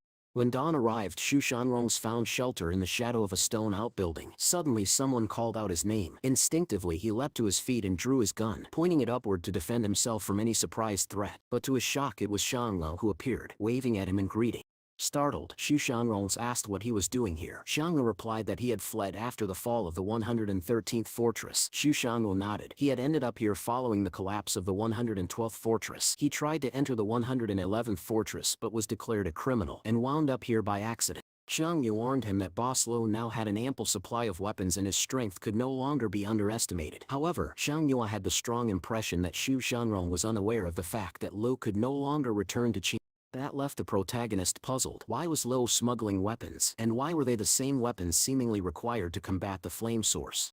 Shu Xianrong smiled and expressed his gratitude to Lo Shinu, whose sudden intervention during the chase had allowed him to escape. Grabbing Xianrong by the shoulders, Shu Xianrong said he knew it must have been difficult for him as well to break away from the Qing consortium. He then offered Xiangru a piece of his food, a leftover half of a steamed bun. When the young man declined, he softly replied that Shi Xianrong was truly a good man. As Shou Shanyuan quietly began eating, the protagonist sat beside him, the atmosphere still tense but sincere. Unexpectedly, Shanrong pulled out 5,000 yen in a sealed envelope, placing them into Shou Shanyu's hands. He asked him to deliver the letter to Jian Jinglin at the 178th fortress. Shu Xianyu smiled. Coincidentally, that was his next destination anyway. He accepted the task and sincerely thanked Xiangyuan for trusting him. Just then, their quiet moment was shattered. Someone had crept up behind them without making a sound. A woman in a flame source military uniform stepped out from the shadows, confronting them. Alarmed, Xiangrong warned Shu Qianshu to stay alert. These soldiers were known for hunting superhumans. In a flash they found themselves surrounded from all directions. Escape was no longer an option. They would have to fight. But there was a problem. Xiang Yuanshan's Hun Xiangrending ability in front of Shu Xianyul. The woman smirked. She boasted that their squad had never lost a single raid. She advised them to surrender immediately and referenced something called Operation Early Morning, a name unfamiliar to Shu Xianyu. Both men readied their pistols and began their defense, but it quickly became clear their enemies were too fast. The flame source soldiers dodged bullets effortlessly. Pistols wouldn't be enough. As Xiangrong glanced at their smug expressions, he realized that brute force wouldn't work here. Their faces were far too confident, too untouchable. Even if he escaped, Shu Xianrong would likely still be caught. He needed a miracle. Then he saw her. Yang Xiujin stood not far away, watching the scene unfold through the scope of her summoned sniper rifle. Xiang Yuanxiang lowered his weapon and turned toward the flame source squad. Calmly, he asked what they planned to do with him and Shu Xianrong. The woman answered without hesitation. After a breakthrough in genome editing, they intended to use the genes of superhumans to ensure the survival of humanity. She insisted that it was a great honor to go down in history even at the cost of personal freedom. But Shang Yuan wasn't swayed. He stared her down. If that's the price for freedom, he said, slowly raising a white handkerchief above his body, then freedom is worth everything. She laughed bitterly and called him a fool, but just as the wind stopped blowing the cloth, a bullet struck her dead center. Her eyes widened, blood spilled from her lips as her body collapsed backward, lifeless. Through the scope, Xiang Yuan gave a silent salute and whispered, "Thank you." Yang Shixin smirked faintly, her gaze still fixed through the scope. She had broken the enemy's encirclement, but now the remaining flame source soldiers moved far too fast for her to get a clean shot. Below, Xiang Yu and Xiangrong scattered in unison, launching themselves into battle against the remaining enemies. With Yang unable to cover them any longer, the outcome would now depend entirely on the main character's strength, and he had no intention of backing down. The soldiers from the Origin of Flame organization who stood in Xiangrong's path were prepared to stop him no matter what. Realizing he couldn't outrun them forever, the protagonist finally summoned his shadow. Suddenly, one of the soldiers teleported directly behind him. Reacting instantly, Xiang Yuan recalled his shadow, repositioning it defensively. The man behind prepared to strike, just as another soldier from the front drew his katana and charged. A fierce battle erupted. Both sides demonstrated peak performance, each blow carrying lethal intent. In one smooth motion, Xiang Yuan summoned his special blade and cut down the enemy in front, splitting his body cleanly in two. Meanwhile, his shadow eliminated the attacker behind him. As the enemy fell, one of the dying soldiers gasped out a question, stunned. "Why do you have two abilities?" Zhang Yuan looked him in the eye and answered calmly, I have 3, but you won't get to see the third. Before he could take a breath, another soldier, one who had remained hidden in the shadows, launched an ambush from above. With astonishing speed, the man descended toward the protagonist's head. But Zhang Yuan didn't flinch. He activated his Shadow Gate technique, repositioning the tip of his blade behind the enemy's back and driving it straight through. As he retrieved his weapon from the dying soldier, he muttered with clear irritation, you all looked impressive, but in reality you were weak.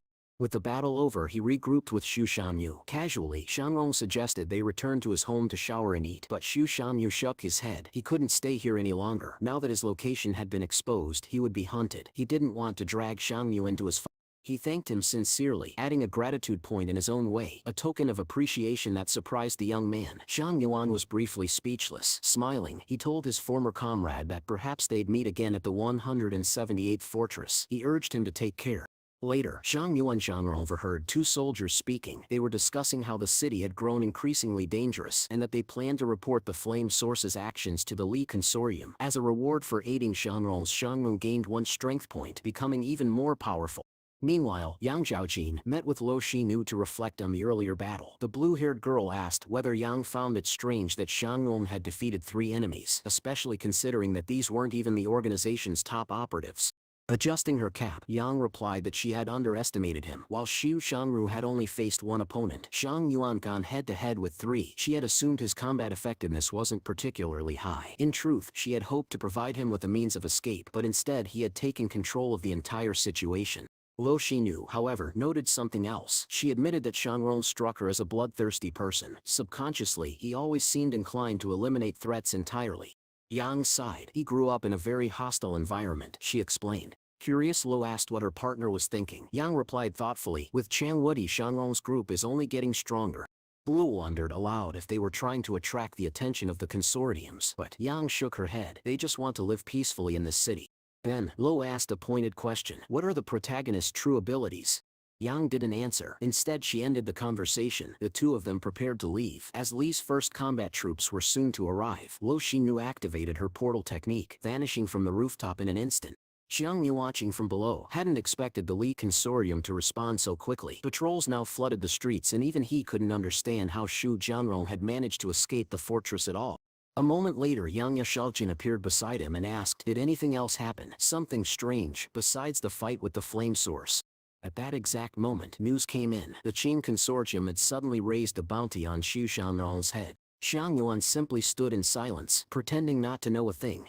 After the battle with the origin of flame, Zhang Yuan turned to Yang Xiaojing and sincerely thanked her for helping him during the conflict. However, her response was dry. Without even looking at him, she opened her notebook and began reading through it intently. Still focused, she asked, why did you save Xu Shangyu? Zhang Yuan calmly replied that he had no personal motives behind his actions. Trying to ease the tension, he added that if something were to happen to her in the future, he would save her too. Her expression softened and a faint smile tugged at her lips as she looked back down at her notes. Zhang Yuanshan somewhat awkwardly looked away. Yang Xiaojin then shifted the conversation. She asked what he planned to do with Dong Yunan and casually suggested handing the girl over to her. According to Yang, Dong Yunan's presence could have a special effect on superhumans, a statement that took Shen Yu by surprise. Pondering her words, he replied that he would give Dong Yuan to her in 4 days as a reward for saving her earlier. Just then, the teacher entered the room, announcing that she had discovered the admission requirements for the University of the 109th Fortress. Hearing this, Zhang Yuanxi's curiosity was piqued. He turned to Yang and asked what life was like at the university. She explained that although classes were free, the exams were extremely strict, and the number of accepted students was very small. Universities, she said, had once been open and free places of learning. Now they had become more like research centers, high-pressure environments focused on productivity, not learning. She added that out of every 100 fortresses, only about 20 universities remained. Teachers were constantly pushing students for maximum efficiency. Bright-eyed, Zhang Yu asked whether there were any student subsidies available, but Yang bluntly told him there weren't any. She warned him not to bother university students unless he was conducting real scientific research.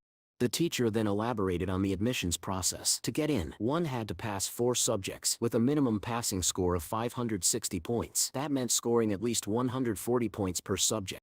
Zhang Yu was stunned. Just yesterday his total score across all subjects had only reached 140, not per subject, total. Then how do I even score that much in a single subject? He asked in despair. Yang replied jokingly, just do 2 fewer questions. Trying to get some perspective, Zhang Yu asked the palace what level of mathematics young Eugene had. The system responded that her knowledge was average, which gave him a bit of relief until he remembered she had passed all her high school subjects with flying colors. He realized then how far behind he truly was. He had once assumed, seeing her asleep in class, that she was just like him, but the truth couldn't have been more different. Yang turned to him and asked, "Do you really want to go to university?" Lowering his head to the desk, Zhang Yu answered softly, "I don't deserve to." A silence settled over the room. The next day marked the arrival of the final exam. Zhang Yu entered the examination hall, looking around but not seeing any familiar faces. A few minutes later, the teacher arrived and officially began the exam. Back in Merchant City, teachers would ask questions orally to save paper, but here in the fortress, Zhang Yu was surprised by how many printed materials were available. He glanced to the side, his eyes wandering across the room, and then raised his pen. From the back of the classroom, a girl leaned forward and asked if she could copy from him. At that exact moment, the palace issued him a task to help a classmate during the exam. Confused by such an assignment, Zhang Yuan hesitated but eventually shared his notes. A second later, he was rewarded with a gratitude point, and even better, he gained agility points without having to exert much effort at all. The protagonist leaned back, relaxing a little after the test. His classmate, clearly amazed, asked whether he really knew how to solve all the problems. Zhang Yuan laughed honestly. "With my level of knowledge, there's no way I solved everything." After the graduation exam ended, Zhang Yu walked home with his younger brother and Wang Fuji's son. When they arrived at the shop, Shiu met them with a worried expression. She delivered shocking news. Wang Fuji had been taken away. The entire room fell silent. Especially for Fuji's son, the news hit like a thunderclap. Zhang Yun quickly asked for details. Shiu explained that men from the law enforcement department had shown up, stating that they didn't have a license to sell medicine. The law enforcement officers hadn't just taken Wang Fuji, they also accused the shop of employing unlicensed doctors. According to them, someone had to be held accountable. After explaining everything, Zhang Yuanyu looked at Xiang Yuan and Mix. Yu Xianglong sighed well, looked at Shang Ri's expectantly, waiting for his response. He asked if the officers had said anything else before leaving. She replied that they had instructed them to contact the Ministry of Law and Order. Xiang Yuan, however, decided not to rush things. After all, Dong Yuan was still in their custody, and Boss Lu was due to visit the store that evening. The situation called for patience and questions. As the sun dipped beyond the skyline, Boss Lu arrived in his car. Leaning out the window, he asked why Shang Rong was standing outside. Xiang Yuan got straight to the point. Wang Fuji was arrested. Lu climbed out of the vehicle and unfazed replied that this was a classic trick. In his experience, this was how people operated when they wanted to steal a medicine formula. They'd first cripple the seller, then try to buy the formula dirt cheap. He added that it was common for schemers to act innocent, only to turn around and cheat naive people out of what was rightfully theirs. Curious, Zhang Yue asked if anyone from the Jing consortium was involved with the Ministry of Law Enforcement. Lu responded with a smirk, claiming that even 2 of his own comrades had been arrested 2 days ago, but then he laughed, revealing it had only been a joke. He assured Zhang Rong that he would try to free Wang Fuji that very night. But before even a minute had passed, the shop door opened and to everyone's astonishment, Wang Fuji himself stepped inside. "How is this even possible?" Zhang Yu asked in disbelief. "Weren't you arrested by the ministry?" Wang Fuji explained that he had indeed been taken to the ministry, but a message from Lu Yuan prompted his immediate release.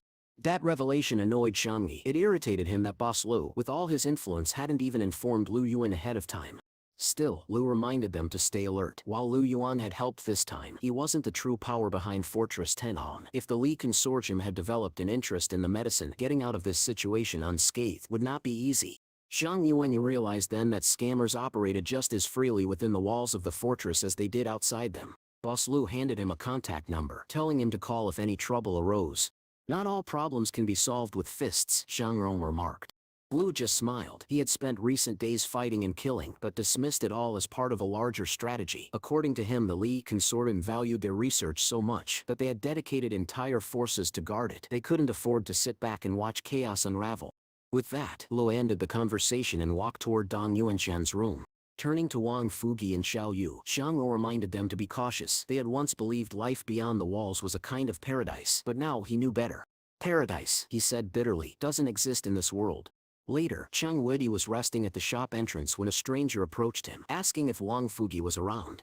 Spreading his arms casually, Chang replied that the merchant had gone out to buy a bicycle. He asked why the man was looking for him. The man presented an official document and said someone had filed a lawsuit against Wang Fuji for unfair competition. "What kind of competition are we talking about?" Chang asked. The man, stern and dressed formally, told him that all would be explained at the courthouse. He placed the paper on the nearby table and added that if Jing was Wang's closest relative, he could sign for it. Jing, unfazed, declared himself to be Wang Fugi's senior mentor. The man stared at him in disbelief. Another official, wearing glasses, grew annoyed. Wang Gilong is his closest relative, not you, he snapped. Failing to make progress with Zheng, the officials eventually gave up and said they'd return another day. When Shangro returned home, Wang Fugi explained everything in more detail. Apparently the lawsuit had come from individuals claiming unfair business practices, and the officials had demanded a summons signature. Zhang Yuanxian's face darkened. He was clearly displeased with how events were unfolding. He remembered when they had first entered the fortress, the suspicious glares, the disapproving parents at school, the way they were looked down upon just for being refugees. Now that their store had found success, someone was using the very laws of the fortress to bring them down. To Shangyu, it was clear, this was not justice, it was sabotage. He spoke with rising anger, noting how the longer they stayed behind walls, the more uneasy he felt, far less comfortable than when he was out in the wild. But Shangyu was never the type to cower in the face of danger. He knew he would have to rely on his own strength to resolve the crisis. Without hesitation, he instructed Wang Fuji to take the summons and head straight to the legal department to uncover the mastermind behind everything that was happening. Meanwhile, late into the night, several men sat around a table sharing dinner. Their conversation turned grim as they discussed how the entire squad known as the Source of Flame had been completely wiped out. It was a brutal massacre. Still, some among them argued that the people from the Well of Flame had committed numerous atrocities themselves, perhaps deserving such a fate. Nearby, a demon summoner overheard the discussion. He speculated that this could very well be the work of the protagonist, a young girl. Upon hearing him refer to Shangyu as exceptional, asked if it was because Shangyu could not be hypnotized, but the summoner simply smiled and revealed that he had never even tried. His intuition warned him that if he ever attempted to hypnotize Shangyu, it might be he who would fall asleep instead. Hearing that, the little girl suggested they should just eliminate Shangru altogether, but the summoner only gave her a quiet smile, saying there was no need for that now. Besides, the white-haired man believed she wouldn't even be capable of defeating Shangru. As night descended completely over the city, a unit of soldiers continued their operation, moving in perfect formation. One soldier leaned against the wall, carefully inspecting his weapon. Once satisfied that all preparations were complete, the commanding officer gave a silent hand gesture, an order for the squad to proceed. A pair of soldiers emerged from a corner and began advancing. Meanwhile, members of the Qing consortium were observing everything through monitors, carefully tracking each soldier's movements. Qinghai had died at the hands of the test subjects, and now only the name of the 7th Brigade remained. This operation was crucial, for if it succeeded it could greatly strengthen the consortium's forces and elevate the commander to replace Qinghai in the eyes of the Presidium. Everything seemed to be progressing smoothly, yet the commander couldn't shake the eerie silence surrounding the city. Turning to Lieutenant Li, he asked if this was the site of the attack. Li confirmed it was. Right here, the test subjects had struck, splitting the battlefield in two. They had shown detailed knowledge of the terrain, and regular bullets had proven ineffective against them. Still, the commander reassured the lieutenant not to worry. The monsters had attacked and vanished. According to the latest intel, this was their territory. The real question was, where were they now? As the soldiers pressed onward, a new terrain unfolded before them. Reports came in of massive cracks on the surface and traces of test subjects near the edges, possibly hiding below. The commander ordered 2 auxiliary squads to investigate, but one soldier voiced his fear, warning that none of them would survive if they encountered the test subjects down there. The commander, however, dismissed hesitation and reminded everyone their job was not to think, but to obey. Cautiously, the soldiers advanced, scanning every inch of the area. Lieutenant Li remained fixed on the monitors, his eyes never leaving the screen. One of the soldiers soon reported a chilling discovery. This dungeon had once been the lair of the experimental subject. They had been forcibly expelled from a massive cave, and now not a single monster remained. The obvious question followed: where had they all gone? Nearby, an abandoned laboratory was discovered, leading to speculation that the subjects had used some kind of equipment before disappearing. The commander then ordered a retreat, instructing the soldiers to collect any syringes found on the ground during their withdrawal. He was determined to uncover what substances had been injected into the subjects to transform them into such monstrosities. Complete darkness had now fallen over Mount Jing, swallowing the surroundings in a heavy shadow. At the same time, the Presidium of the Qing Consortium convened once more in a large solemn office. A messenger entered, reporting the Qing Yuan's team had located both equipment and syringes. One man, distinguished by his monocle, showed no reaction. The messenger lowered his head slightly and continued, revealing that Qing Jin had completely escaped. They believed a convoy had smuggled him out of the fortress. Fury erupted among the council members. Outraged, they demanded a full investigation into how Qingzhen had managed such a feat. Calmly placing his hands together, the man with the monocle asked where the convoy was headed. It turned out the transport was moving toward the 109th fortress. They suspected that Qingzhen's true goal was to rescue his brother Lu. Still, the man was surprised that Qingzhen had slipped away unnoticed. Some speculated that a secret unit was operating under his command.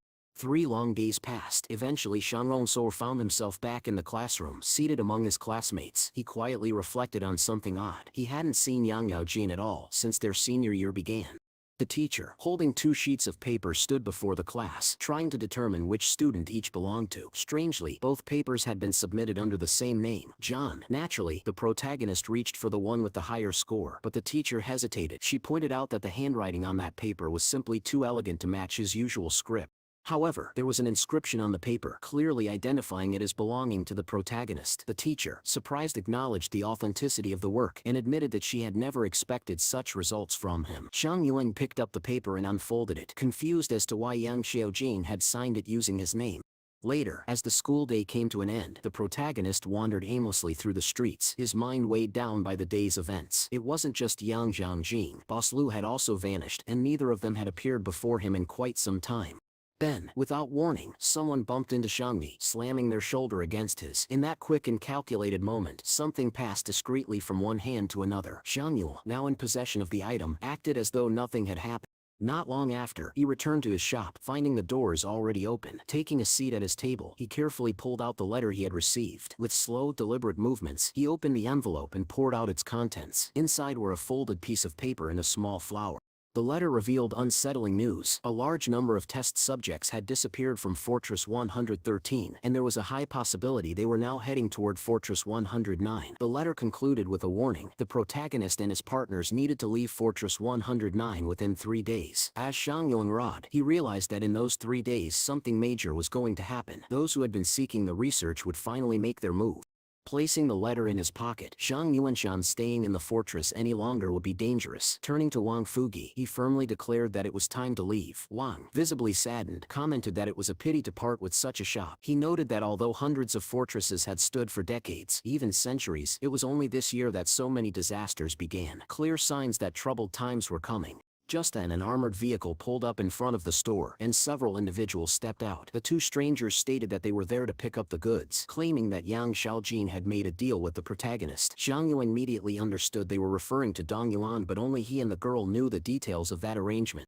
He asked the men if they were comrades of Yang Xiaojin or Lo Shanyu, but they refused to answer. Shang Yuan, growing wary, recognized the organization's structure as overly complex and hierarchical. Still, he asked the men to wait, explaining that he couldn't hand over Dong Yunan just yet. He hadn't even received the promised reward from the palace for keeping the woman captive for 7 days. The men agreed to wait and sat down. After some time, Shang Yuan brought out Dong Yue, who was tied up. Placing her on her knees, he told her she should have realized her mistakes by now. He announced that he was handing her over, hoping she would become a useful superhuman for society.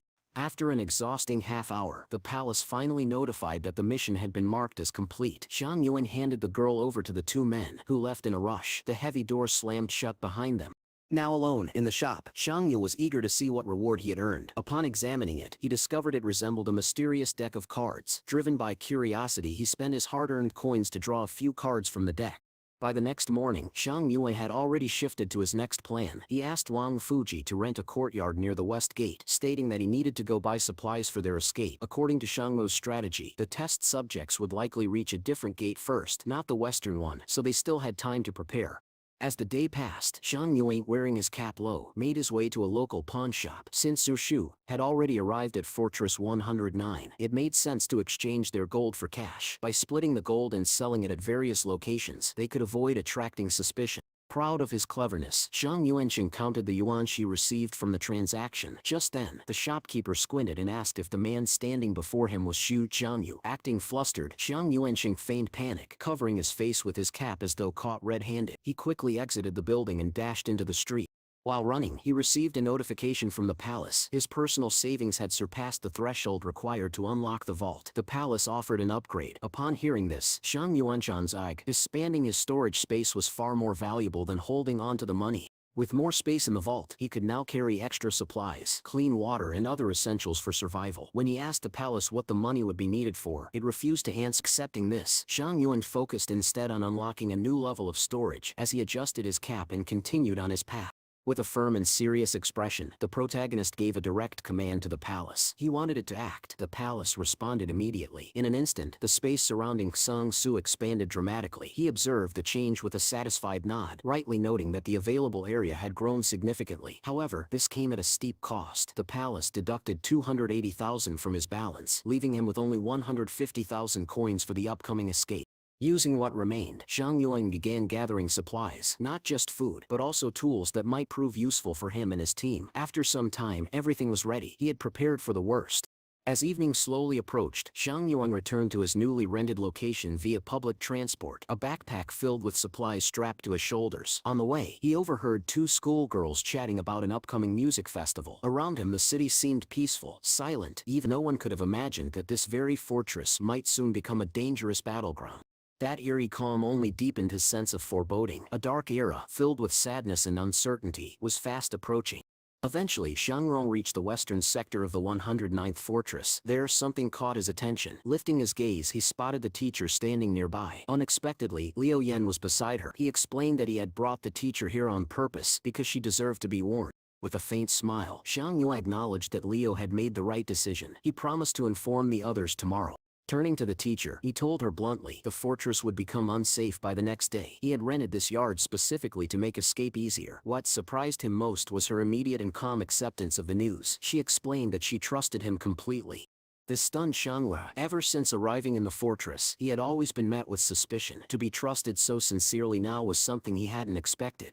He informed the teacher that she could take her students with her, but warned that resources were limited. They would have to flee separately. When she asked if they planned to escape by bicycle, Zhang Yuan confirmed it. A single bicycle cost at least 1,000, and steel was an extremely scarce material at the time. According to him, a bicycle shop stood just a few meters from the house, and when the fortress inevitably fell, it would be possible to borrow transportation from there. Len noted that those bicycles would likely be permanently taken by fleeing survivors. Still, she said she would use a special method of borrowing the bikes without actually stealing them.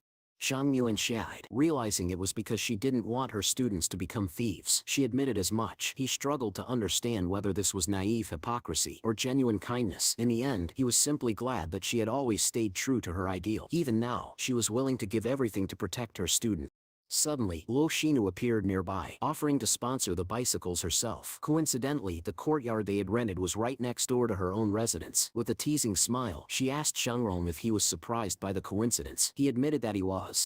He asked where Yang Xiaojin was, but Lo Shinu only giggled, avoiding the question. When he pressed her further, asking if anyone else lived there, she confessed that Yang Xiaojin's house was directly across the street. Then, she questioned why he hadn't told her about the Dong Yuanshan incidents earlier. Zhang Yi simply replied that he had decided to keep it to himself. As night fell, Shangrong sat down to a modest meal, but his thoughts wandered. It had been a long time since he had last seen Yang Yangjian, and now Lo Shinu was also disappearing from his daily life. To his surprise, the blue-haired girl had already arranged for bicycles to be delivered quickly and free of charge. Tossing an apple core to the ground, Shanglin contemplated the strange stillness around him. Were they truly about to shatter the peace of the city tonight? He stepped into a small park, immediately recognizing it as a military base. It was clear to him now, the consortium's troops were stationed here. Suddenly an unfamiliar man approached, addressing him rudely and demanding to know what he was doing there. Zhang Yu and Shangrong smiled politely and claimed that this was a university and that he was conducting research. Despite his calm demeanor, the stranger didn't believe him. With a sharp motion of his hand, he signaled to his nearby companions to close in. Then, without warning, a grenade landed at Shangrong's feet and exploded. Chaos erupted instantly. Shangrong tried to identify who would dare pull such a reckless move right there in the heart of the city. Troops quickly mobilized, gathering to restore order. A few trucks alone would never be enough to break through a heavily fortified structure unless they were carrying explosives. Another explosion followed, catching everyone's attention. Zhang Yuan's swiftly, dropping to the ground and covering his mouth to avoid the dust and debris. At that moment, one of the soldiers disguised in civilian clothing pointed a gun at Zhang Yu and pulled the trigger. The bullet missed by mere inches, slicing past his ear without drawing blood. The shooter was stunned. He hadn't expected the young man to dodge the bullets so effortlessly. Another man lunged toward the protagonist, swinging his fist with the clear intent to strike. Xiang Yuan watched the incoming blow. Just before it landed, he ducked to the side and evaded it, leaping away in a swift motion. In the blink of an eye, he was behind the attacker, eyes burning with intensity. He struck with precision, his fist landing hard against the man's neck, causing blood to spill from the man's mouth. At that very moment, another soldier raised a gun toward Xiang Yu, but before he could pull the trigger, his head was blown apart by a sudden lethal shot. Xiang Yu looked up and found himself in the direct line of Yang Yuan's Xiaomi rifle. She lowered her weapon and gave him a confident wink. She had fired the shot. Meanwhile, on a nearby street, the demon summoner stood beside a car, speaking to a curious crowd. He recounted a bizarre story about an old man catching a falling child from a tall building. The audience, confused, listened as the man continued, delivering meaningless phrases that hinted at madness.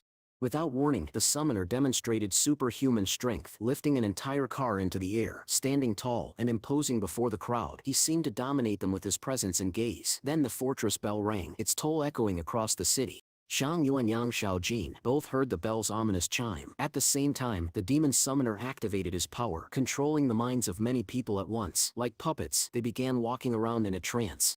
A hypnotized crowd advanced toward the scene of the earlier explosions, the same location where Shangrong had just been engaged in battle. From behind came the demon summoner himself. Grinning, he announced to the crowd that the abandoned son of the consortium had sent them a small gift. Yang Miaojing's expression hardened. Seeing the mindless crowd, she immediately realized who they were now up against. At that moment, Xiang Yu noticed yet another group, people rushing out of a nearby building. Military personnel appeared, one soldier instructing his partner to issue a warning shot, but not to harm any civilians. A warning burst from the soldier's machine gun echoed through the streets, but the entranced citizens didn't even flinch. Realizing they were out of time, the soldier gave the grim order, "Open fire." The air was quickly filled with the thunder of gunshots and the screams of chaos. The soldiers were now firing into the mesmerized crowd, and many people, some of them mere teenagers, fell to the ground, struck by bullets. Peeking around the corner, Shangrong watched in horror. He couldn't believe what he was seeing. Were these people truly insane, or simply victims? Suddenly he heard a metallic rumble beneath his feet. Glancing down, he realized he had stepped on a manhole cover. From below, voices echoed. Someone said the hatch was sealed, and they'd have to find another exit. But then a familiar voice cut through. Boss Lu ordered it blown open. Before the explosion could happen, Xiang Yuan bent down and opened the hatch himself, clearing the way. Boss Lu climbed out of the sewer, not particularly grateful. Xiang Yu asked what they were doing down there. Lu explained that he and his men knew the underground tunnel system better than anyone. Xiang Yuan then asked if Boss Lu also intended to attack the university grounds. With a sly grin, Lu admitted it. He claimed he was going after a treasure the Li consortium was hiding within the university. He didn't know the exact nature of the research, but he had a general idea of its location. According to Lu, the university might be working on nanorobotic technology. The Li consortium had done an excellent job hiding its secrets, so most people were left to speculate. Unlike the Jing consortium, Li focused heavily on nanotechnology, and their developments had already been used in the medical field. Years ago, they had created the first DNA-based nanorobots that could cleanse the bloodstream of clots. Their knowledge in the area of medicine and disease was extensive. This revelation surprised Xiang Yu, who had assumed the research involved superhumans, not medical science. Boss Lu extended a hand to Xiang Yu, asking him to stay. He even offered money in exchange for help retrieving the research data. He tried to win him over with one more warning. Test subjects were evolving. It seemed they had begun experimenting on themselves, growing stronger. Despite Lu's offer and threats, Xiang Yu wasn't persuaded. He turned away and walked off. A few dozen meters later, something unexpected happened. He noticed someone chasing after Yang Xiaojin. To his shock, it was none other than Fortress Administrator Lu Yuan himself. Now, many pieces began to fit together. It made sense why Yang Xiaojin had entered the school so easily. It had been her all along who rescued Wang Fugi from the investigation, and with Lu Yuan's help, she had secured permanent resident status within the fortress. Xiang Yue had always been curious about how Xiaojin had gained access to the fortress middle school. For a brief moment, he wondered, was her target really him? Did she plan to bring him into her mysterious organization? Looking up to the rooftop, Xiang Yuan saw her standing there. Around him, Wang Fugi, Cheng Wudi and a worried sister Xiangrong arrived, rushing to his side. "Are you all right?" they asked. Xiang Yuan nodded calmly. "Everything's fine," he replied. Afterward, Shangrong gave a decisive command. Everyone was to mount their bicycles and leave the fortress together. His entire team quickly gathered the remaining supplies and began their departure from the area, which had now become a war zone. As they moved, a superhuman figure with hypnotic abilities walked slowly down the street. He was speaking to a girl, the very one responsible for the eerie tolling of the bell that had echoed through the city. Their conversation was short, but pure. The girl asked him directly, "Why are you doing all of this?" The demon summoner paused for a moment, then shared his story. His mother had once married into the Li consortium for the sake of her sick husband. Even after her sacrifice, the man still died. She then raised her son within the Li family and eventually fell in love again. This time with a young teacher. She had hoped to marry the man and start anew. But the Li consortium held rigid beliefs. A woman who marries into their family is bound to them for life. Her desire to remarry was seen as a disgrace, an unforgivable betrayal. The consortium acted swiftly and mercilessly, dragging her from the fortress in front of a large crowd and burying her alive. Now, the demon summoner and the girl walked the very same street his mother had once been paraded down. The memory haunted him. Suddenly, a small portal formed behind him. A voice called out, challenging him. What did the other citizens of this fortress do wrong? The summoner turned, smiling darkly. "Don't hide in there," he said. "Come out and face me." From the portal, Lo Shinu emerged, stepping into the street as if walking through a door in space. She demanded answers. The summoner's expression turned grim. He recalled how, on that day, people had laughed and shouted in the crowd, yet no one, not a single person, had spoken up for his mother. No one had taken action. To him, that silence was guilt. Every one of them was complicit. He then declared that he knew of the terrible force fast approaching the 109th fortress. The Li consortium had chosen to take shelter within the university. But when devastation arrives, who will protect the innocent? Lo Shinu raised her hand slightly, trying to reason with him. "You've already taken your revenge," she said. "Justice may be delayed, but it is never absent." But the summoner only chuckled, correcting her. "Justice delayed," he replied, "is justice denied." Still, Lo Shinu pushed forward. "Justice delivered through evil only creates shame," she said. Then she asked him directly, "What do you believe the true nature of a superhuman is?" Smiling once more, he answered, "Colossal strength of spirit." He then pointed to himself. "My understanding of mental strength, it means developing your brain." At this, panic flickered across Lo Shinu's face. She took a step back. She tried to argue that the human brain had already reached its peak before the disaster, and anything beyond that was just rumor. But adjusting his hat, the summoner dismissed her claim. "You still don't understand the brain," he said. "We don't even know which part of it governs our emotions." Lo Shinu closed her eyes, repeating the words of a demon spiritualist. "The more powerful a superhuman's ability, the closer they drift to self-destruction. The body cannot endure such strength for long. The will becomes too much, and the body begins to decay." But in the demon summoner's mind, there was one exception. An image of Shangwu appeared, someone who defied that fate. Their dialogue ended. The summoner looked at the girl beside him and told her to go handle her own matters. He would remain there to witness the downfall of the 109th fortress. Without a word, Lo Shinu agreed. Her body began to fade and dissolve, disappearing right in the middle of the street. As darkness crept in, countless test subjects began to gather at the fortress wall. They started climbing. One by one, they reached the top, roaring hysterically as they leapt into the city's heart. Their goal was simple: annihilate anyone in their path. People who had failed to find shelter were now being hunted. A large hole erupted in the wall of the fortress, and like a violent tide, wave after wave of humanoid figures surged into the city. Elsewhere, in a facility designated for chemical storage, a man-made portal opened. Lo Shinu stepped through, gun drawn. Noting that the area was empty, it seemed all personnel were occupied fighting the test subjects. She approached a hard drive sealed in a glass case. "Is the research I need on this?" she wondered aloud. Without hesitation, she raised her gun and fired. The glass shattered and she reached inside, retrieving the hard drive. Clutching it tightly, she hunched down slightly, eyes scanning the room. She had what she came for, but the real battle was only just beginning. Suddenly, the lights in the room flickered on, and just as quickly Lo Shinu's shadow portal began to destabilize and collapse. Her eyes widened with grim realization. The Li consortium had set a trap for her. Yet in that moment, it wasn't her own safety that weighed on her heart. It was Yang Xiaojin. Meanwhile, high above the chaos, the girl in the caps was already positioned on a rooftop, clutching her sniper rifle, watching the city below with silent focus. At the edge of the 109th fortress, Zhang Long's group finally reached the wall on their bicycles. Lu Yuan turned to his elder brother and asked, "How are we going to open this gate?" With a small, confident smile, the older brother replied that he would take care of it. Before they had even arrived, he had prepared explosives. To everyone's surprise, Zhang Yuanshan stepped forward and carefully placed several identical cards, his newly acquired weapon from the palace, against the gate as if sticking them on like talismans. Moments later, a thunderous explosion erupted. The blast was powerful enough to destroy the gate and even more severe than expected, forcing them all to brace themselves against the shockwave. When the smoke cleared, Xianglong stood tall, satisfied that his plan had worked. Though his companions looked on with disbelief and confusion, he simply grabbed his bicycle and gave the command. It was time to leave the fortress and head north. But just then something caught his eye. On a nearby rooftop stood Yang Xiaojing.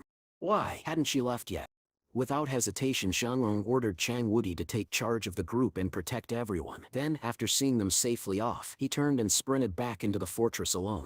Watching him disappear into the distance, Wang Fugu couldn't help but remark, "He's truly brave." In that moment he knew with certainty, following Xianglong had been the best decision of his life.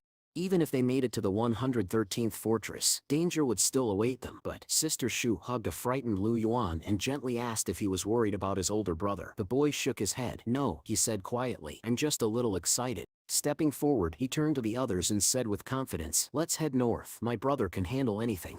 And with that, the group mounted their bicycles and rode deep into the forest, leaving the burning fortress behind. Back in the city, Xiang Yu and Xianglong found himself facing a desperate scene. Crowds of terrified civilians surged past him, fleeing the relentless test subjects that pursued them. As he watched the chaos unfold, he thought bitterly, none of them ever considered the dangers that lie beyond the fortress walls.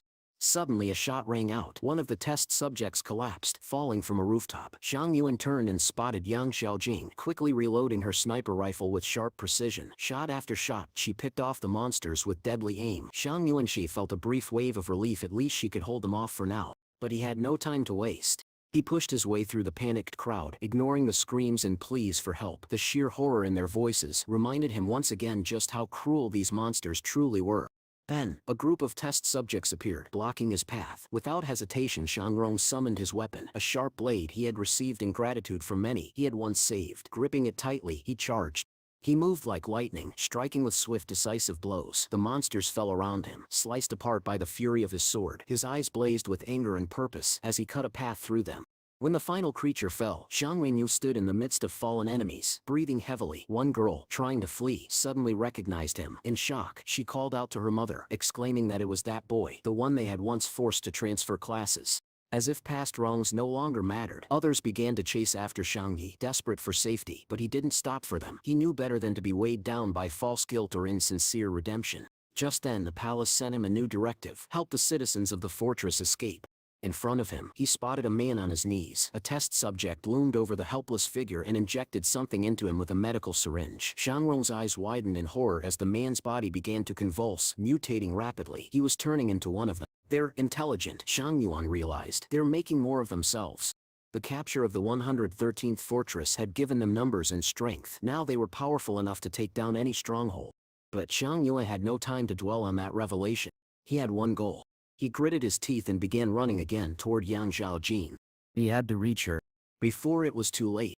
Realizing that the gunfire had ceased, Xiang Yuanxingli understood. Yang Yuanshan must now be fighting in close combat. Without hesitation he summoned his red shadow, materializing it right before him. Gritting his teeth, he began climbing the wall of the building, rising higher and higher with urgency.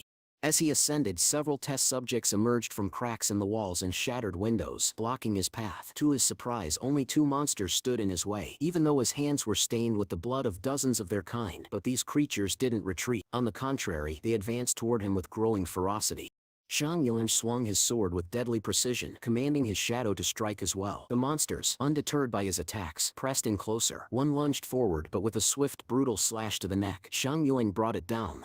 Grabbing his shadow's outstretched hand, which gripped a building's edge, he climbed onto the summoned creature's back. Without missing a beat, he ordered it to ascend toward the rooftop.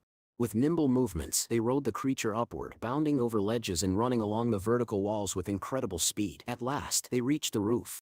The moment his feet hit the cold rooftop, Xiang Yuan, his eyes locked onto a devastating scene. Yang Xiaojing, bloodied and surrounded, collapsed onto the rooftop's surface, her strength fading. "Rest," he said gently, stepping between her and the horde. "I'll get you out of here."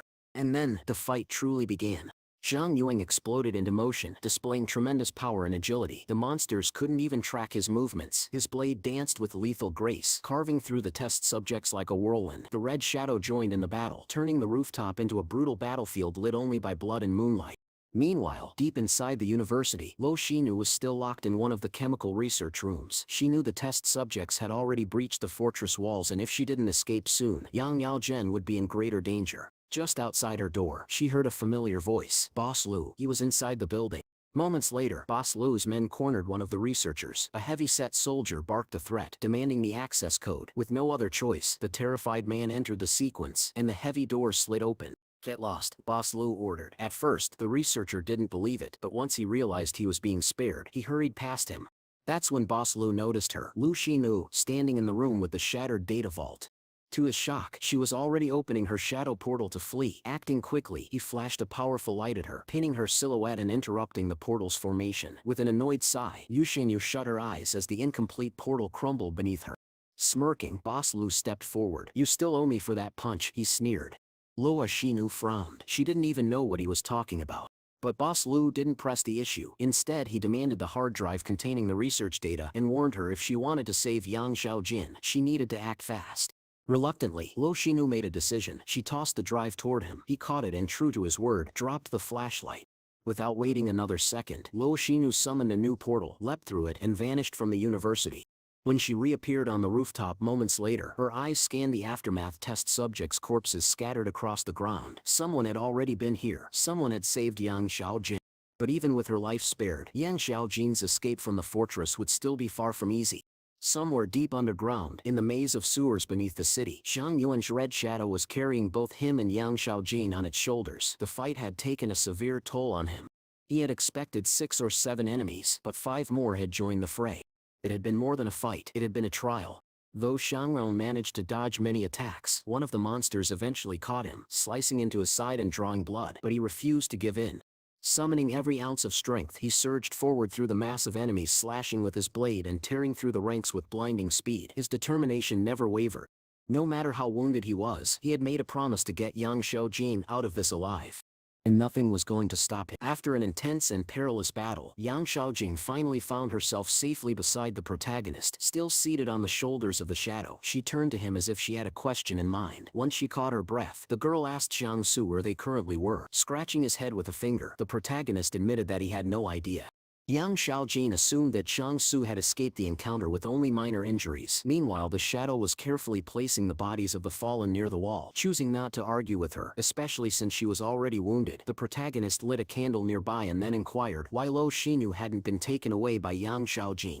In response, the girl, now resting against the wall, suggested that something must have happened to her partner, otherwise she would have surely come. The main character listened closely, carefully concentrating on everything she said. He then turned to his shadow named Shiu and sincerely thanked her for her immense help during the rescue. Yang Xiaojin laughed at his gratitude and told him not to make her laugh. Her wound still ached. With a wry smile, she confessed that she had secretly installed a tracker on Shiu's body to monitor him. That meant the shadow standing in front of them wasn't the real Shiu. Curious, the girl pondered aloud why the Qing consortium kept raising the bounty on Shiu's head. Even though he was nowhere near the crime scenes, the protagonist told her not to blame him. After thinking it over, Yang Xiaojin leaned in and speculated that the protagonist's true ability might be the power to copy others' abilities. Sitting down beside her, the protagonist asked what she thought she was implying, but Yang Xiaojin confidently declared that she already knew he had copied her weapon handling ability, and because of that, the bounty on Shiu had increased. Wanting to steer the conversation elsewhere, Zhang Yuanshanzas, Dai Xing Yusha Rao Sasu suggested they talk about it later. After escaping the fortress, slightly dejected, Yang Yuanshanzan asked why he had come back for her, but Zhang Yuanshanzas, saving her hadn't been his intention at all. Accepting his answer without complaint, Yang Xiaojin promised not to reveal his secret to anyone. She reflected on how superhumans had started to appear all over, yet none had managed to break through the threshold of true power. For instance, she brought up the demon spiritualist, Le Shantan, who was far from reaching his potential. Identifying herself as a member of the rebel group, she said they referred to this era as the dawn of the gods, firmly believing in the rise of extremely powerful superhumans. Reflecting on the protagonist's capabilities, Yang Xiaojin suggested that perhaps he was the hope they had been waiting for. She closed her eyes as Jiangsu handed her a small piece of food. Accepting it, she joked that this all felt like a candlelit dinner. As he quickly tossed some food into his own mouth, Yang Xiaojin mentioned that sending Xiaomu to the 178th fortress might have been a good idea. According to her, everyone in the consortium said that the edge of the fortress was where dangerous beasts and insect swarms gathered. The 178th and 169th fortress served as barriers, not only against these creatures but also against the invading forces of humans. Hearing this, Zhang Yuanshan's eye gazed that the test subjects they had encountered earlier might be connected, but Yang Yuan Jing clarified that she was referring to people like themselves. The fact that human conflict continued even after the disaster was to her a bitter irony. The protagonist's former teacher had once been the original commander of the 178th Unit and the de facto leader of the fortress. He mysteriously disappeared over a decade ago, but the people had waited for his return, and when he finally came back, the fortress began to prosper once again. Listening to her, the protagonist realized his mission to save the people of the fortress was far from over. He asked Yang Xiaojin if she had a resident ID for this fortress. She replied that she had never had one. She was surprised that despite the crowded streets, the test subjects had chosen her specifically as their target. Zhang Su proposed a theory. Perhaps it was because she wasn't a registered resident. The idea intrigued her. On his way to rescue her, he had witnessed the test subjects injecting drugs into ordinary people, effectively infecting them. Yang Xiaojin surmised that if all the fortress residents were injected, there would be over 100,000 infected. However, Zhang Su explained that the monsters were selective. Curious, she asked what criteria they used. To understand that, they would first need to figure out where these test subjects came from. She then revealed information from the source of flame, stating that the laboratory on Mount Jing had belonged to them even before the disaster. All that was known was that they had conducted experiments on terminal cancer patients, believing these individuals had nothing to lose. A quiet stillness fell between them. The two sat silently beside the flickering candle for some time. Finally, Yang Xiaojin asked if it was time to move on. Zhang Yuanxi asked if it was time to move on. Zhang Yuanxi dosted, treating her wound first, then deciding their next move. However, she took the medicine from his hands and insisted she could take care of it herself. Pulling down her sleeve slightly, she revealed a deep wound on her shoulder and began treating it. Looking at it, she admitted she had heard rumors of the protagonist's black medicine, though she hadn't expected it to work this well. Out of the corner of her eye, Yang Xiaojin noticed that Zhang Su was injured too. After fighting the monsters, he quietly lowered his shirt to reveal his own wound, casually stating that he was already used to pain like this. Despite Zhang Long's insistence that the pain didn't bother him, Yang Yaojiang offered to treat his wounds. Gently, she began applying the black medicine to his cuts, asking him to speak up if it became too painful. Sitting with his back to her, the protagonist remained silent, enduring it without complaint. As the two discussed their next move, the protagonist suggested that they wait until daylight to escape the fortress. He believed the test subjects would retreat once the sun rose. Yang Xiaojin agreed with his theory, admitting that she doubted anyone close to her would risk their lives to rescue her. Handing the medicine jar back to Zhang Su, she murmured that she didn't need to say it out loud, but Zhang Su urged her to finish what she started. After a brief pause, she thanked him, and in that moment, the protagonist received 10 gratitude coins. However, their moment of peace was short-lived. They suddenly realized that the test subjects might take shelter in the sewers to avoid sunlight. Right then, the lifeless body of a monster crashed to the ground near them. Without hesitation, Zhang Yuanshan rushed to Yang Yuanjin and quickly lifted her onto his back to shield her from danger. Embarrassed, the girl didn't resist. To buy time for their escape, the protagonist summoned his shadow to confront the threat. But before the shadow could act, Yang Xiaojin suddenly took Zhang Su onto her back, insisting on carrying him instead. She pointed out that he was far more seriously injured and needed the help more than she did. Carrying him through the sewers, Yang Xiaojin moved swiftly. From above, several test subjects dropped into the tunnel, blocking their path. Acting fast, Zhang Yuan materialized a sword in his hand and expertly cut the monsters down, slashing them into pieces. Yet, more kept coming, crawling along the sewer walls and ceiling in pursuit. The chase intensified. The monsters leapt at them from the ceiling, but Zhang Yuanxi countered with powerful sword swings, halting their advance. Still being carried, he told Yang Xiaojin to let him go, but she stubbornly refused, declaring that she would get him out of there no matter what. Elsewhere in the sewers, Boss Lo was wandering the tunnels, pleased that he'd managed to hide from the test subjects. Suddenly, a strange sound echoed ahead. To his shock, Yang Xiaojin came charging toward him, still carrying Zhang Xiu on her back. The group froze, staring at one another in disbelief at such an absurd encounter. Boss Lo's eyes immediately locked onto the protagonist's shadow and mistook it for Shu Shanwu, assuming he had somehow arrived here as well. Without wasting time, Zhang Su urged Boss Lo to escape quickly. Boss Lo, huffing and puffing from exertion, complained that every time he met the protagonist, something disastrous happened, but since he knew the sewer system well, he agreed to guide them to safety. As the trio pressed forward, Boss Lo's guards opened fire on the approaching test subject. Their bullets hit some enemies straight in the head, while others passed right through Shangru's shadow. Still convinced it was Shu Shangru's doing, Boss Lo assumed the man must be somewhere nearby. Eventually, they reached one of the sewer hatches. Boss Lo barked in order for everyone to climb out. With the protagonist's help, Lo managed to scramble to the surface, where dawn was finally breaking. For a brief moment, they were safe. Catching his breath, Boss Lo admitted he never imagined meeting Shu Shanrong like this and thanked the shadow for saving him. But the relief was short-lived. Several test subjects emerged from the sewer hatch and began climbing to the surface. The sudden appearance of new threats caught everyone off guard. Acting quickly, Yang Yuanzhan's reached into one of her pouches, pulling out several grenades. Without hesitation, she hurled them toward the approaching monsters. The explosions lit up the area, engulfing the enemies in fire. Surprised, the protagonist asked when she had gotten her hands on bombs. She casually replied that she only had 3. Even so, Boss Lo warned that there were far too many enemies and explosives alone wouldn't be enough to stop them. Just then, help arrived. Military personnel and several armored vehicles stormed the area, pushing past the trio to engage the test subjects. The soldiers surrounded the group in a semicircle, using their armored formations to protect them. Suddenly, Jing emerged from one of the military vehicles. Without delay, he ordered the troops to open fire. The soldiers obeyed, unleashing a hailstorm of bullets from heavy machine guns. The powerful rounds tore through the test subjects, piercing their bodies and turning the battle into a massacre. As the monsters fell, Jing received a radio transmission. The test subjects were retreating. A voice asked if they should pursue. Jing thought it over. He knew that a drawn-out positional battle would put them at a disadvantage, especially if it spilled onto the streets. Pursuit, he realized, might be too risky. Jing raised his hand, commanding his troops not to pursue the retreating enemies. He stated plainly that it was now the Le Consortium's problem. As calm settled over the battlefield, Boss Lo approached Jing, remarking that the enemies had finally left them in peace. The plump man noted that the Le Consortium had made remarkable strides in nanotechnology. In contrast, Jing admitted that the Qing Consortium had no practical use for such advancements, as they had yet to make any significant progress in that field.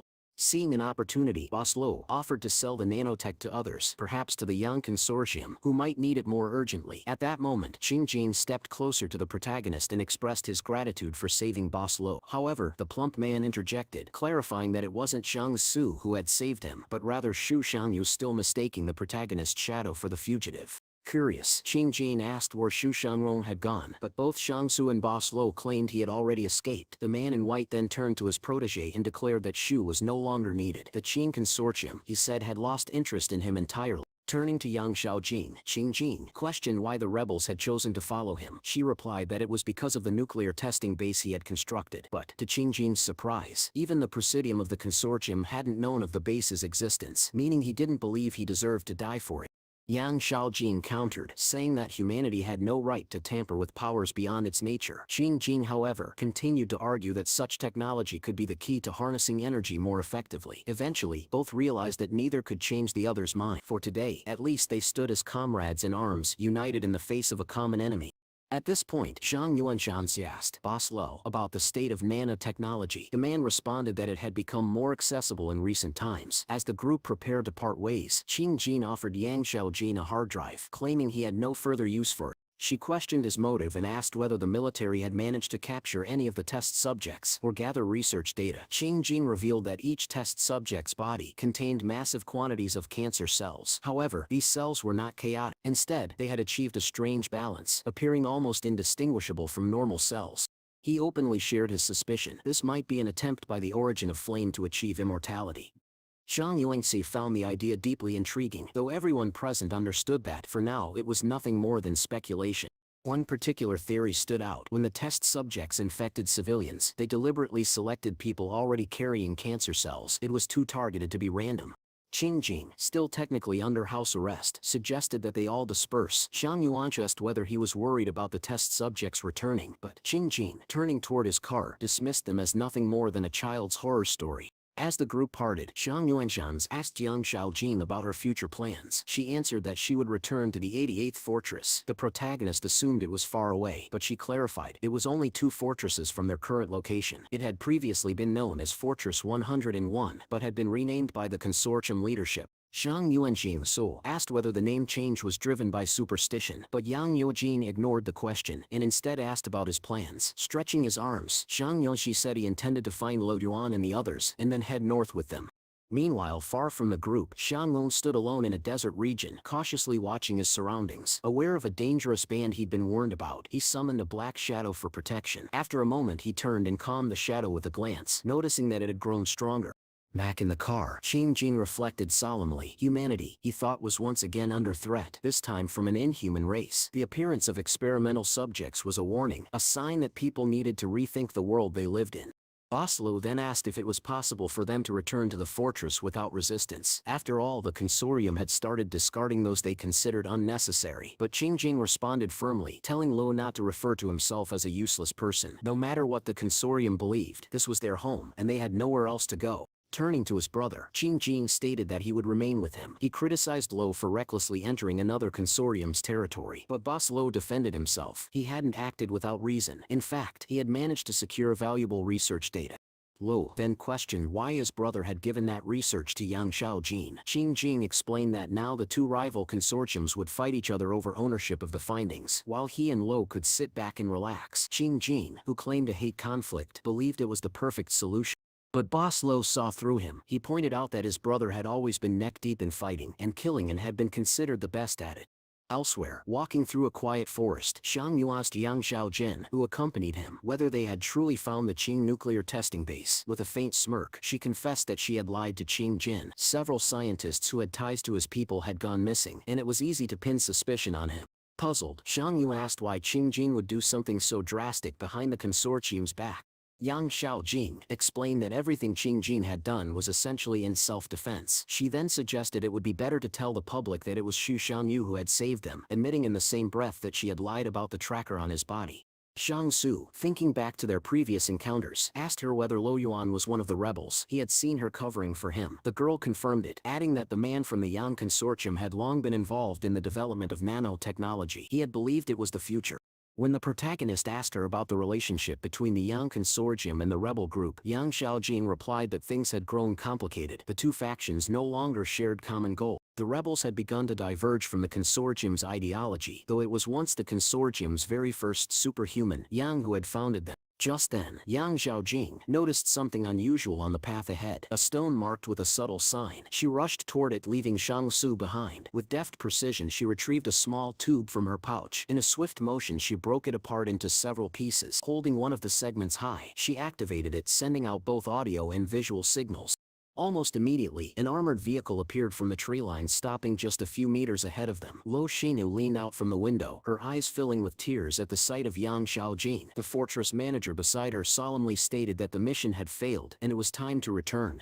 Yang Yaojin remarked that Jin had attempted to drive a wedge between the Li and Yang consortiums, but tensions between them were already dangerously high. When Lo Shinu asked who had saved her partner, Xiao Jing replied that it was a joint effort between Xu Shanyu and Xiangsu. The blue-haired girl turned to the protagonist and asked if he would come with them to the 66th fortress. Xiang Yuanshan requested that he visit the 88th fortress once he found Liu Shan and see that her. With a quiet nod, Xiang Yuan agreed. He stood and watched as the women returned to the vehicle. The transport made a small arc, then rolled away, taking them back toward the 88th fortress. Snow began to fall. Xiangsu looked up and muttered that winter had come too early this year. Elsewhere, a demon summoner issued a silent order to his puppets: find the protagonist's team. Without thoughts or emotion, the creatures left their hiding place, moving through the snow-laden forest like a wave of shadows. Far ahead, Lu Yuan stretched out his palm, catching snowflakes as they drifted down. Wang Fugi suddenly appeared behind him, holding up a deck of cards, cheerfully claiming he had found something useful. He called them a pack of bombs. Lu Yuan, recognizing their resemblance to Xiang Yuanshan's explosive cards, suggested they save them for his brother. Fugi agreed with a grin. Just then, an irritated Cheng Wudi stormed toward them, thinking they were about to play cards in the middle of a crisis. But before anything else could happen, a commotion broke out nearby. A man was attempting to snatch a scarf from a woman. Without hesitation, Cheng Wudi summoned his staff and struck the attacker with such force that the man was sent flying. The grateful woman approached Wudi and thanked him earnestly. Boosting his confidence, she added that it must have been fate that brought them together.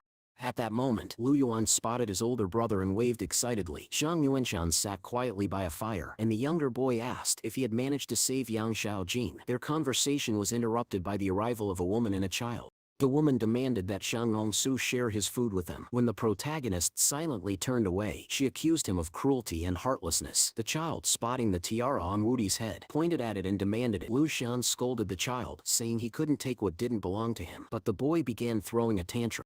The elderly woman with them supported the child, berating Wudi for not indulging him. At that point, Xiangsu stepped forward and in a firm voice ordered them all to leave while he still had patience left. The woman snapped back, warning him that she was a member of the Li consortium and he wouldn't get away with treating them like this. But Xiangsu glared at her, voice sharp and commanding, telling her to leave immediately. After they were gone, a frustrated Xiang Wudi asked Xiangsu why such people even existed. Xiangsu replied softly, "Not everyone carries kindness and love in their hearts."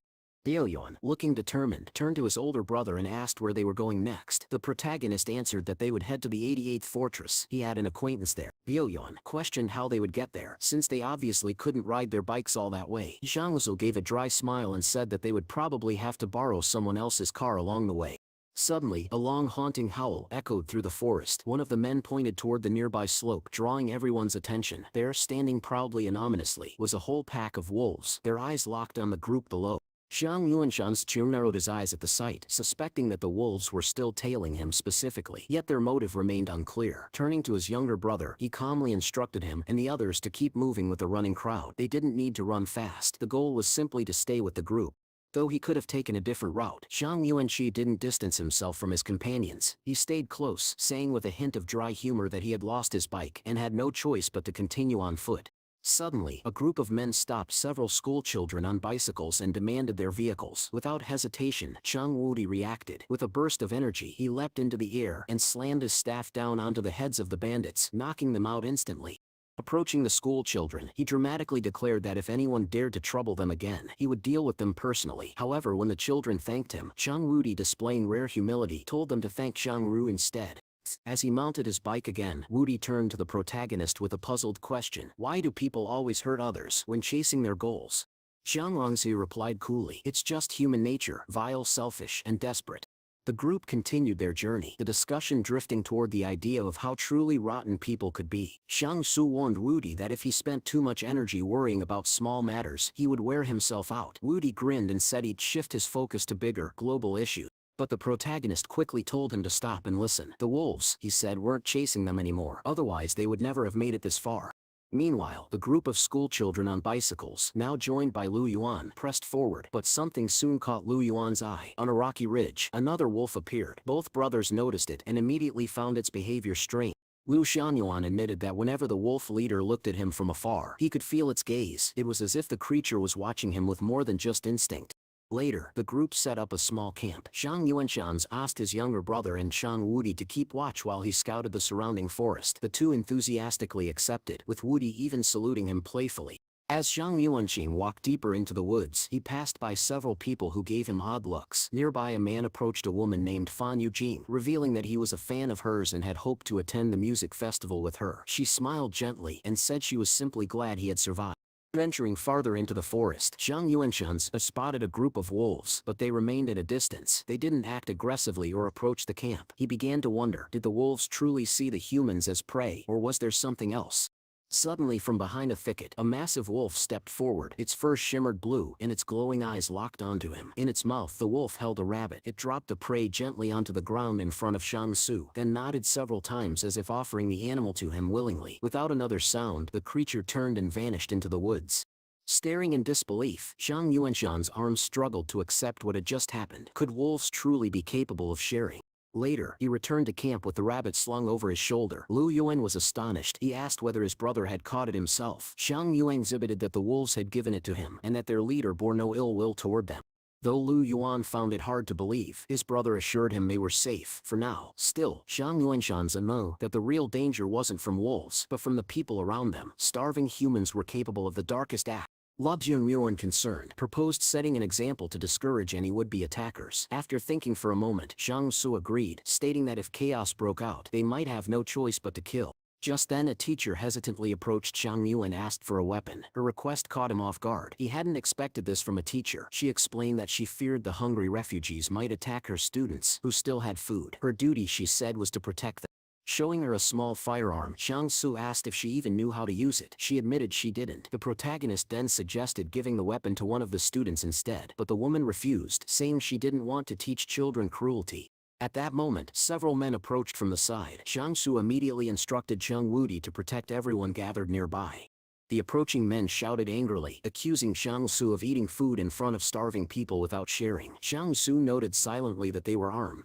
One of them sneered, pointing out that Xiaosu was just a kid and not worth talking to. Without warning, the man lunged at him with a knife. But the attack failed. With one swift motion, Zhang Yuanshang's sword caught the man's wrist and snapped it sideways, disarming him and sending him crashing to the ground. Turning to the rest of the group with a calm but deadly gaze, he asked coldly, "Who's next?" As tensions rose among the hungry refugees, a grim decision was made. They decided to attack the students, believing them to be defenseless. Just as the desperate men began to approach, the teacher raised a trembling gun and shouted for them to stop. Standing firmly beside her was Chung Wudi, who materialized his staff, ready to fight. A chaotic battle broke out between the starving attackers and Zhang Yuanxi's allies. In a moment of panic and terror, the teacher opened fire, striking one of the men multiple times in the chest. Her hands shook, her eyes were wide with fear and disbelief, yet she continued to protect her students. Zhang Su watched the scene unfold with sorrow. Even someone as kind as his teacher had been forced by this cruel world to kill. Xiang quietly approached the teacher from behind, wrapping her in a comforting embrace. She held the shaking woman tightly and whispered, "It's okay now." But the woman's hands were still clenched around the gun. Tears welled up in her eyes, and she whispered, "I'll go to hell for this." Suddenly, a strange phenomenon occurred. Red veins began to form across her skin. The veins bloomed into delicate flower petals, which were then carried away by the wind. Just then a man rushed toward her with a stick, attempting to strike, but the swirling petals enveloped his hands and weapon, stopping him mid-attack. Zhang Yuanshan's eyes widened. It was now clear. A new superhuman had awakened before their eyes.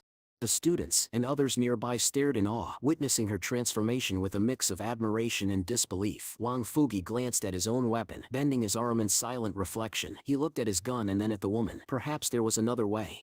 Zhang Su spoke softly to him, "Becoming a superhuman isn't about killing with a gun." Then he smiled, adding, "Even if you never awaken, you're still a good man." In this wild world, only the strongest had the means to survive, but few around them realized that if they simply united, catching a pheasant, a duck, or even a goat would be easy. Most still clung to the selfish mindset that everything had to be fought over, rather than earned together. A heavy sigh escaped from Chung Wudi, drawing in Soa's attention. Wudi confessed that for a brief moment it felt like the shadows of their enemies wanted to devour him whole. Just then Shang Longsu received a message from the palace. A new task had been assigned to stabilize Chung Wudi's condition. Sitting beside him, Shang Yongsu placed a reassuring hand on the young man's shoulder and said, "Everyone is forced to face this ugly world, but even in this dark kingdom, there's always a small ray of light to seek out, and if you feel like the darkness is swallowing you, maybe that's because you are the light." Wudi's expression softened, his mind cleared, his strength began to return, and with that, Shang Yuanshan's arm Suz was rewarded one strength point from the palace. Still, he had hoped for something more, perhaps some skill copy scrolls, but he accepted it. Smiling gently, the protagonist handed a piece of meat to Wudi. "Eat up," he said. "Rest well. Tomorrow will be a long day." By the next morning, a faint fog had rolled in, softening the landscape and slightly limiting visibility. As the team packed their belongings, one of the men shouted that people from the Li consortium were approaching. A man in armor appeared before the refugees, asking where they had come from. One of them answered, they were all former residents of Fortress. The soldier bluntly explained that they weren't here to protect the refugees. Their orders were simple: return everyone to the fortress and kill the invaders. When one of the refugees nervously admitted they had no home left to return to, the soldier, with a tinge of sympathy, said they could be conscripted into the army or sent to work in factories. Later, the military began discussing plans to deliver the civilians back to Fortress Confronting 19. Hearing this, Zhang Yuanshan Shu grew concerned. He wondered aloud if the military draft might affect their group as well. Liu Yuan turned to his brother, asking what they should do. Zhang Wenxu sighed, knowing there was little they could change now. "We'll go back to the fortress," he said, "then figure out how to leave." Turning to the teacher, Zhang Yuanshan's arm reminded her that it would now be her turn to protect the girls, since they would be separated from the men. As preparations for transportation continued, the teacher helped Sister Xiao and the others board the vehicles. One by one, the passengers climbed in, and finally, the convoy began its journey back to the fortress. According to Wang Fugi, who spoke with the soldiers, Li's consortium had declared a military alert. War was imminent. Hearing that word, Yu Xianglong's mind drifted. He began to wonder, did the consortium possess enough strength to wage war using nano-robots? Eventually, the transport vehicles reached the outer gates of Fortress Tenfruton. One soldier admitted that they didn't want to draft everyone into the army, but the order had come from above. They had no choice. Meanwhile, the refugees whispered among themselves. Some claimed they had illnesses that would make them unfit for combat. Others said they had no real skills, not even the ability to sew. But the soldiers surprisingly didn't speak harshly. With weary understanding, one of them Don't worry, everyone will find a way to contribute. At that moment, Wang Fugi stepped forward and approached one of the soldiers, trying to strike a deal. He pleaded with the man, asking him to protect 20 people from being drafted into the army. Wang tried to justify his request, saying that ordinary school students couldn't do much, but they were still the future of the human race. The soldier, however, remained firm. He said the girls might be released, but certainly not the boys. In a moment of desperation, Wang hugged Jiangsu slightly, pretending to be his uncle, saying he couldn't possibly allow his nephew to join the army. But the soldier only chuckled, making it clear a bribe could buy safety for the girls, but the boys had no choice. When the time came, they would all be drafted. The soldier then casually introduced himself as Li Qingjiang, welcoming all new recruits into the army. He explained that every recruit would be sent to the military registration and enlistment office for a medical evaluation. Some of them might be allowed to return to the fortress afterward. This confused Shang Sur. What kind of examination could determine whether a person returned to the fortress or didn't? The recruits were still discussing everything nervously when Li Qingjiang returned, stating that he would now escort them all for medical testing. Suddenly one of the men in the group celebrated, saying he had a chance to enter the fortress. Hearing this, Jiangsu quietly wondered if the Li consortium was using nanorobot technology to assess people. Soon Jiangsu found himself inside a large tent. There were several doctors present, and in the center sat a man hooked up to a strange machine. Watching closely, Jiangsu noted that the device looked highly advanced. One of the doctors checked the machine and called out 81% synchronization. Passed, he added.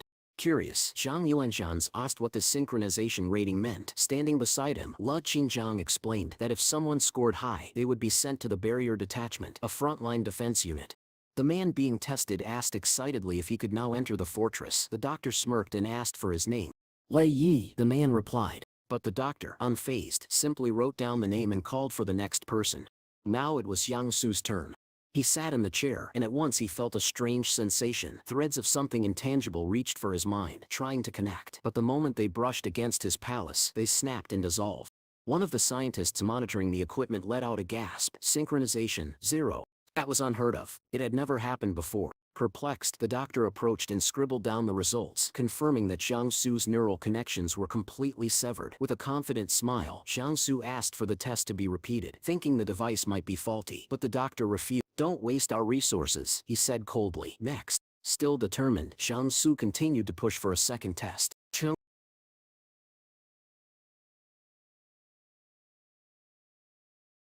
He stepped forward and took the seat for his own turn, but this time, the machine didn't respond at all. The doctors began to think the device had malfunctioned. Then after recalibration, they detected a synchronization level of just 1% for Cheng Wudi. Again the scientists were baffled. Looking over the group, Li Qingjiang declared that all low synchronization individuals would now be under his command. Seeing an opportunity, Zhang Yuan handed over a wad of money and asked the officer to take care of him. Grinning, the man pocketed the cash and clapped a hand on Zhang Yuanshan's soldier. "We're brothers now," he said. Still, something didn't sit right with Jiangsu. The entire process seemed rushed. The recruits weren't even given proper uniforms. When asked about their actual duties, the officer said they would be tasked with protecting workers from surprise attacks. He reassured them not to worry, boasting that he knew multiple styles of martial arts in defense. Because Jiangsu had bribed him, Li Qingjiang leaned in and promised he'd keep an eye on him. Soon after, the recruits were ordered to board the transport vehicle. As Jiangsu prepared to climb aboard, several crumpled sheets of paper fell at his feet. Bending down, he picked them up and unfolded them. It was a message from his younger brother Lu Yuan. In it, Lu wrote that he and the others had successfully settled in a trading town and were doing well. As the vehicle rumbled down the road, Zhang Yu and the others sat in the back, exchanging glances. He realized they would have to wait, bide their time and figure out how to reunite with Lu Yuan and the rest when the moment was right. Meanwhile, in a different location, a woman in a lab coat stood by the front desk. Her face tense, she asked to see Mr. Lei, claiming there had been a serious accident involving the nanorobots. The man behind the counter told her that Mr. Li was very busy. But the woman insisted nanorobots in multiple fortresses had been destroyed due to an operator error. She was worried. The nanorobots were only 4 nanometers in size. The total count in each test tube was unmeasurable. If only 1 or 2 were faulty, the results wouldn't change. But if an entire tube failed, the consequences could be catastrophic. And now, that failure was no longer a possibility. It was already happening. Back at the research facility, a woman handed over a damaged test tube to a puzzled scientist. The man, visibly surprised, asked if this was due to operational error, but the woman firmly stated that there had been no operator mistake, and the damage to the nanorobots seemed suspicious. Taking the test tube, the man assured her he would submit an application for expedited investigation. Meanwhile, Zhang Yuanxin continued his journey toward his target. Riding swiftly atop his summoned shadow, he encountered the 3rd Brigade of the 17th Fortress, their weapons aimed squarely at him. Calmly and with a smile, Xu Shanlong stepped forward, asking if this meant he had managed to get close to the fortress. He presented a letter of recommendation from Zhang Jinglan. One of the soldiers carefully inspected it, confirming that the handwriting and the embedded code word were both authentic. Immediately they lowered their weapons, greeting Xu warmly and welcoming him to follow. Curiously, one of the soldiers asked if all the fortresses Xu had passed through were truly destroyed. Xu quickly clarified it wasn't his doing. Some distance away, Zhang Su, now in a military vehicle, estimated that they were about 10 kilometers from the fortress. The headlights revealed a small building surrounded by fencing. It was deserted, which explained why Lei Qingjiang had said this outpost belonged to them. The officer explained that 5 people would take turns standing guard at the observation post each day. Zhang Yanshu quickly understood what this meant. They were being used as cannon fodder, especially since there weren't even enough weapons to go around. He asked what they were expected to do after returning from reconnaissance missions. The question seemed to confuse the officer. Trying to sound reassuring, Li Qianjian told them not to worry. Li Consortium's personal army would handle any real threats. Still uneasy, Zhang Yuanshan's pressed further. What if a real war breaks out? The officer scoffed. Real wars won't happen in our century. I've never seen one, and you probably won't either. Jiang Su muttered that war might seem distant now, but the Li Consortium was already preparing for it. To change the mood, Li Qingjiang decided to take the recruits to the top of the nearby mountain. From there, he explained, they could see their assigned outpost and get a clear view of the Li Consortium's oil refinery. If anything seemed unusual, their task was to call the fortress using a satellite phone and report it. Calling it an easy job, the officer turned to Shang Su. Suddenly, Zhang Yuanshu asked about the location of the 88th fortress, but the officer admitted he had never heard of it. Regret passed over Shang Su's face. He realized he should have asked Yang Xiaojin about it when he last had the chance. Sensing the young man's thoughts, Li Qingjiang approached him gently. I understand, he said. You want to leave, but even if you make it back to the trading town, you won't be able to take everyone with you. The barracks are gone, and there are just too many people. He paused, then offered an alternative. Stay here. Later, I'll help transfer you to the city. You can reunite with your family and friends. Jiang Su nodded, thanking him sincerely. Then he turned and asked, why did you become a soldier? If I had money, the man admitted, I'd never have joined. Then he added almost bitterly, sending students into the army, it's too cruel. As night settled over the mountains, a chilling howl echoed across the ridge. From a high slope, a blue-furred wolf stood silently, staring down at the humans. Startled, Li Qingjiang ordered everyone to retreat back to the outpost. The massive blue wolf began descending toward them, a freshly killed animal in its jaws. Slowly and calmly, it padded forward and stopped right in front of Shangnu. Just like before, the beast gently placed its prey on the ground, then turned and walked away. Li Qingjiang stood frozen. He couldn't believe it. When he came to the mountain, he never expected even wolves to bring him food. It was such a surreal moment. It made him feel strangely proud. Puffing out his chest, he turned to the others. From now on, he declared, call me Wolf King. Chuckling at the officer's antics, the group accepted the wolf's offering and set up a fire. As they cooked their meal, Li Qingjiang confessed something with a sheepish grin. When he first got this post, he felt uneasy, alone, stuck in the middle of nowhere, abandoned by the system. Now, he joked, they would probably just end up as cannon fodder anyway, but at least they had dinner. Now, the man had learned to live a simpler life. He had even begun to find joy in moments like these. As he spoke with a hint of envy, he mentioned the stories he'd heard, tales of the important people inside the fortress, who had the luxury of eating meat every day. But suddenly, as the group gathered for dinner, an armored vehicle approached them. The timing was strange. Why would anyone come into the wilderness at such an odd hour? Even Les Kenjin appeared surprised. The vehicle halted, and several stern-faced men stepped out. Upon recognizing them, one of the stationed officers stood at attention, saluted, and respectfully welcomed the colonel. He even smiled while requesting to inspect their post. The colonel responded with an unsettling calm, explaining that he had visited dozens of posts, most of them miserable, and claimed to prefer the current state of affairs here. However, Shanggu remained wary. He couldn't understand why such an inspection was necessary in the middle of the night. 2 chairs were hastily prepared, and the soldiers invited the guests to join them for dinner. But then, the colonel's expression hardened. He turned toward one of the men, Linen, and a commanding voice, asked if he had given permission for someone to sit. Trembling, the officer immediately stood and apologized for his behavior. Ignoring the tension, the colonel and his companion drew blades and began to cut the meat, calmly eating. Watching them, Chung Woody muttered, calling them demons. Yet Shanggu quickly warned the younger man not to jump to conclusions. After the meal, the colonel gave a chilling order, The post was to be monitored closely, and if any trouble occurred, he would not hesitate to shoot. With that, the two men climbed back into their armored vehicle and drove away, leaving behind a wave of confusion. One of the students turned to Li Qingjin, questioning how he could allow such men to walk away unchallenged. With visible despair, Li replied that he was powerless against people like them. He then instructed the others to extinguish the fire and go to bed, bitterly remarking that human life in this world was even worse than that of the dogs owned by the Li consortium. Before retiring, the officer ordered the lamb that the colonel had spat on to be cut out, and instructed that the rest would be eaten the next day. Shanggu, with a weary smile, urged the others to rest. He would take care of the cleanup. Turning to Chen Woody, the protagonist asked him to take care of everyone. Then, without further word, he left. Meanwhile, the colonel's vehicle wound its way down the crooked road. Inside, the two men mocked the soldiers they had just met. The man with gray hair was on his way to undergo the second stage of synchronization, which would allow even more nanorobots to be injected into his body. They spoke in hushed tones about rumors, one of which claimed a child of the Li consortium was in the 107th fortress and had already passed the second stage. Suddenly, as if dropping from the sky, Shanggu landed directly onto the moving vehicle. Panic erupted inside. Realizing they were under attack by a superhuman, both men leapt from the car, shielding their faces and sliding away. As they turned, they spotted Shanggu standing calmly before them. The colonel immediately realized the impossible truth. Someone from the outpost was a superhuman. Smiling darkly, he muttered that Shanggu would be the first superhuman to face nanorobots. And then the battle began. In an instant, the protagonist landed a powerful blow to the colonel's body. His hand shot upward, gripping the man's neck and squeezing until a sickening crunch rang out. The colonel collapsed, lifeless. His companion, now terrified, tried to flee, but Shanggu, still smiling, caught up in an instant. With one swift strike, he drove his fist into the man's back, twisting his body grotesquely. A loud crack followed, and the second man fell motionless to the ground. Breathing calmly, Shanggu admitted to himself that he never expected to defeat them so easily. With a sly grin, he stripped the colonel's uniform. It might prove useful later. He knew there was a lake on the mountainside. Without hesitation, he dragged both corpses toward it, intent on erasing all evidence. At the slope's edge, he tossed the bodies into the dark water. They sank silently, vanishing into the depths. But then something unexpected happened.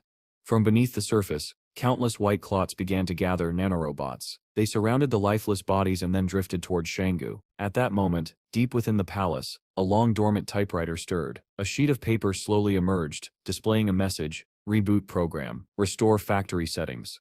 Shanggu felt the message resonate inside him. Was it a signal that he could now control the nanorobots?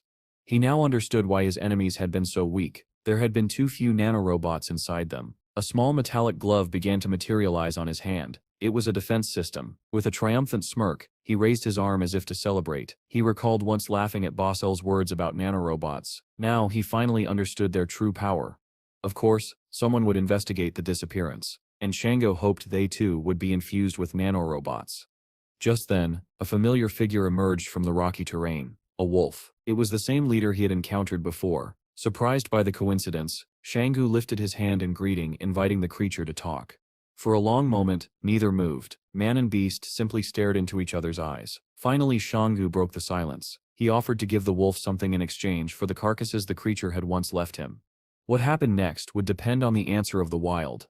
The main character extended a small jar of black medicine toward the wolf. The strange substance immediately intrigued the creature. Without hesitation, the wolf grabbed the jar and dashed off into the distance, leaving Shanggu standing alone.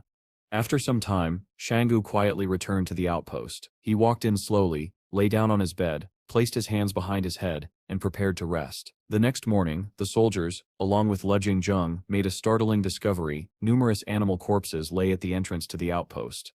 Li Qingjun stared at the scene in disbelief. For a moment, he seriously considered the idea that he had somehow become a true wolf king. Shanggu, however, glanced at him with a disapproving look, and remarked that his life had turned out happier than the one he had back in the trading city. Taking command, the officer ordered part of the food to be sent to the kitchen and the rest to be distributed among their companions stationed throughout the city. While the others went about their duties, Shanggu looked down in quiet contemplation, wondering how his younger brother Lu Yuan was doing at that moment. Just then, as Li Qingjun was leaving the outpost, a lone military truck rolled into view. Curious, he approached the vehicle and greeted the driver with a smile, casually asking what brought him there. The driver, however, asked a more serious question: whether any guards had been there recently. The officer admitted that two very young men had visited the area for just 10 minutes a few days ago. Shanggu was surprised that the investigation into the missing personnel had begun so quickly. Without delay, several armed soldiers jumped out of the truck, gripping their weapons tightly and heading off to search for the missing men. Observing their behavior, Shanggu suspected they might also be enhanced with nanorobots. Not long after, one of the soldiers reported something unusual to the truck's driver. Without elaboration, the driver ordered the group to move on to the next post. The truck rumbled back into motion, and Li Qingjung stood by silently, simply waving them off. Suddenly, a blue-furred wolf sprinted past, seemingly in pursuit of the truck. Shanggu watched it carefully, unsure whether the wolves intended to hunt down the Li Consortium's men. Li Qingjung turned to the others and stated bluntly that it was no longer the recruits' concern and that they should stay out of it. Moments later, he locked himself inside a nearby building. He understood something deeply unsettling. If the wolves truly wanted to, they could easily destroy every human there. Soon after, Shanggu returned to the building with Chung Woody at his side. Gently placing a hand on the young man's shoulder, he asked him to look after the place until he returned, and then, without warning, Shanggu launched himself out the window, disappearing into the night. He had no intention of staying idle. For his own safety and curiosity, he needed to understand what the wolves were really up to. At the same time, he saw an opportunity to harvest more nanorobots. Meanwhile, the military truck made its way through a narrow gorge. The soldiers inside chatted casually, discussing their plans and joking around. One of them chuckled, until he noticed blood slowly trickling down from his partner's body. He turned in horror. A vicious wolf had sunk its fangs deep into the man beside him. Panic erupted. Several wolves leapt into the back of the truck, surrounding the soldiers. With no other option, the soldiers opened fire. But the savage creatures showed no hesitation. Their goal was simple: eliminate every last man. From a distance, Shanggu watched the chaos unfold, the gunfire, the screams, but he chose not to interfere. After a brief but brutal fight, one of the wolves dragged a human body out of the truck and darted into the forest. Clenching its prize in its jaws, the beast moved swiftly, until a shadow suddenly blocked its path. It stopped. Shanggu stood there, calm and unyielding. The wolf raised its body in warning, preparing to strike. But before it could move, Shanggu appeared behind it, addressing the creature directly. He offered to trade medicine in exchange for the human body.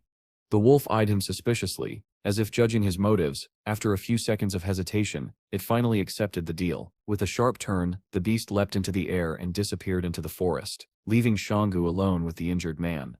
Lying on the ground, the wounded soldier looked up at him, fear and anger in his eyes. Leaning slightly closer, Shanggu calmly asked how the soldiers replenished the nanorobots inside their bodies. The man shut his eyes tight, refusing to answer. Shanggu smiled coldly and assured him that his injuries were not fatal. If the soldier cooperated, he might even live to return. Shocked, the man asked if Shanggu truly intended to let him go. In response, Shanggu gently urged him to reveal everything he knew about the nanorobots. But the soldier hesitated once more. That was enough. Without another word, Shanggu delivered a swift, decisive strike, ending the soldier's life instantly.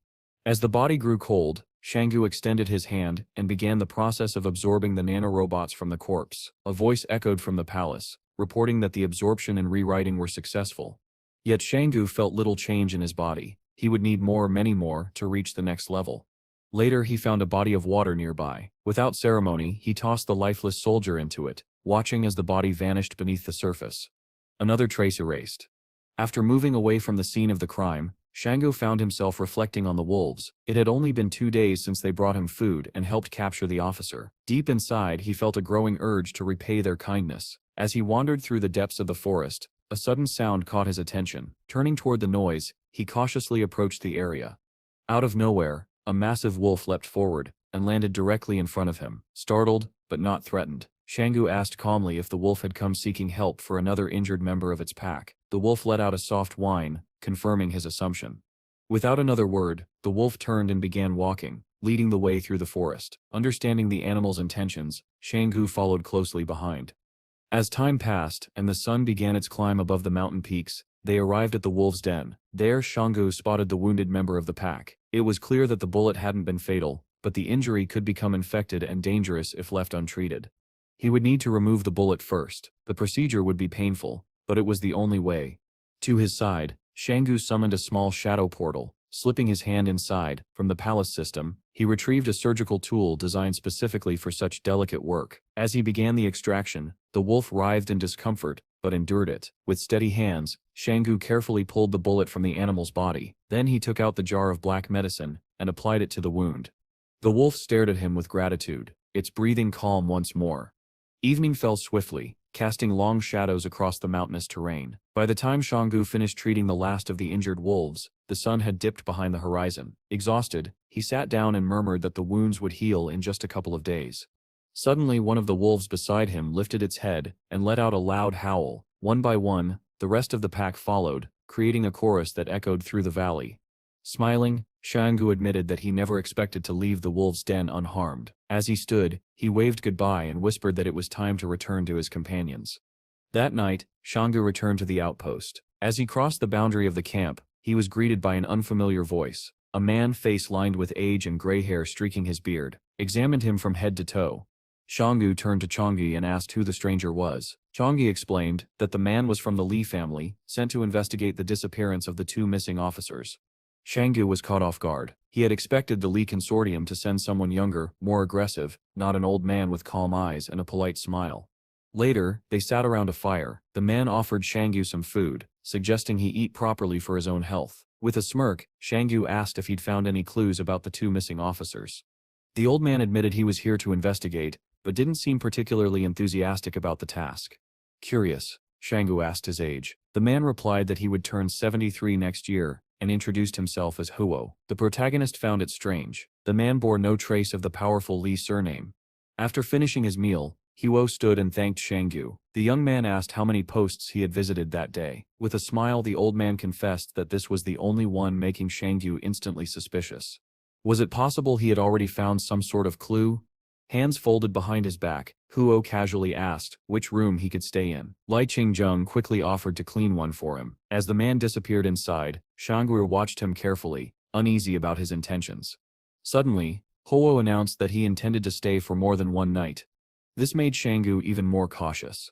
The following morning, Shanggu and Chen Woody discovered a strange sight, a pile of dead chickens at the outpost. As they stared at the carcasses, Huo silently approached from behind. For a moment, he examined the pile with what seemed like concern, but then he simply walked past it and went about his business, ignoring it completely.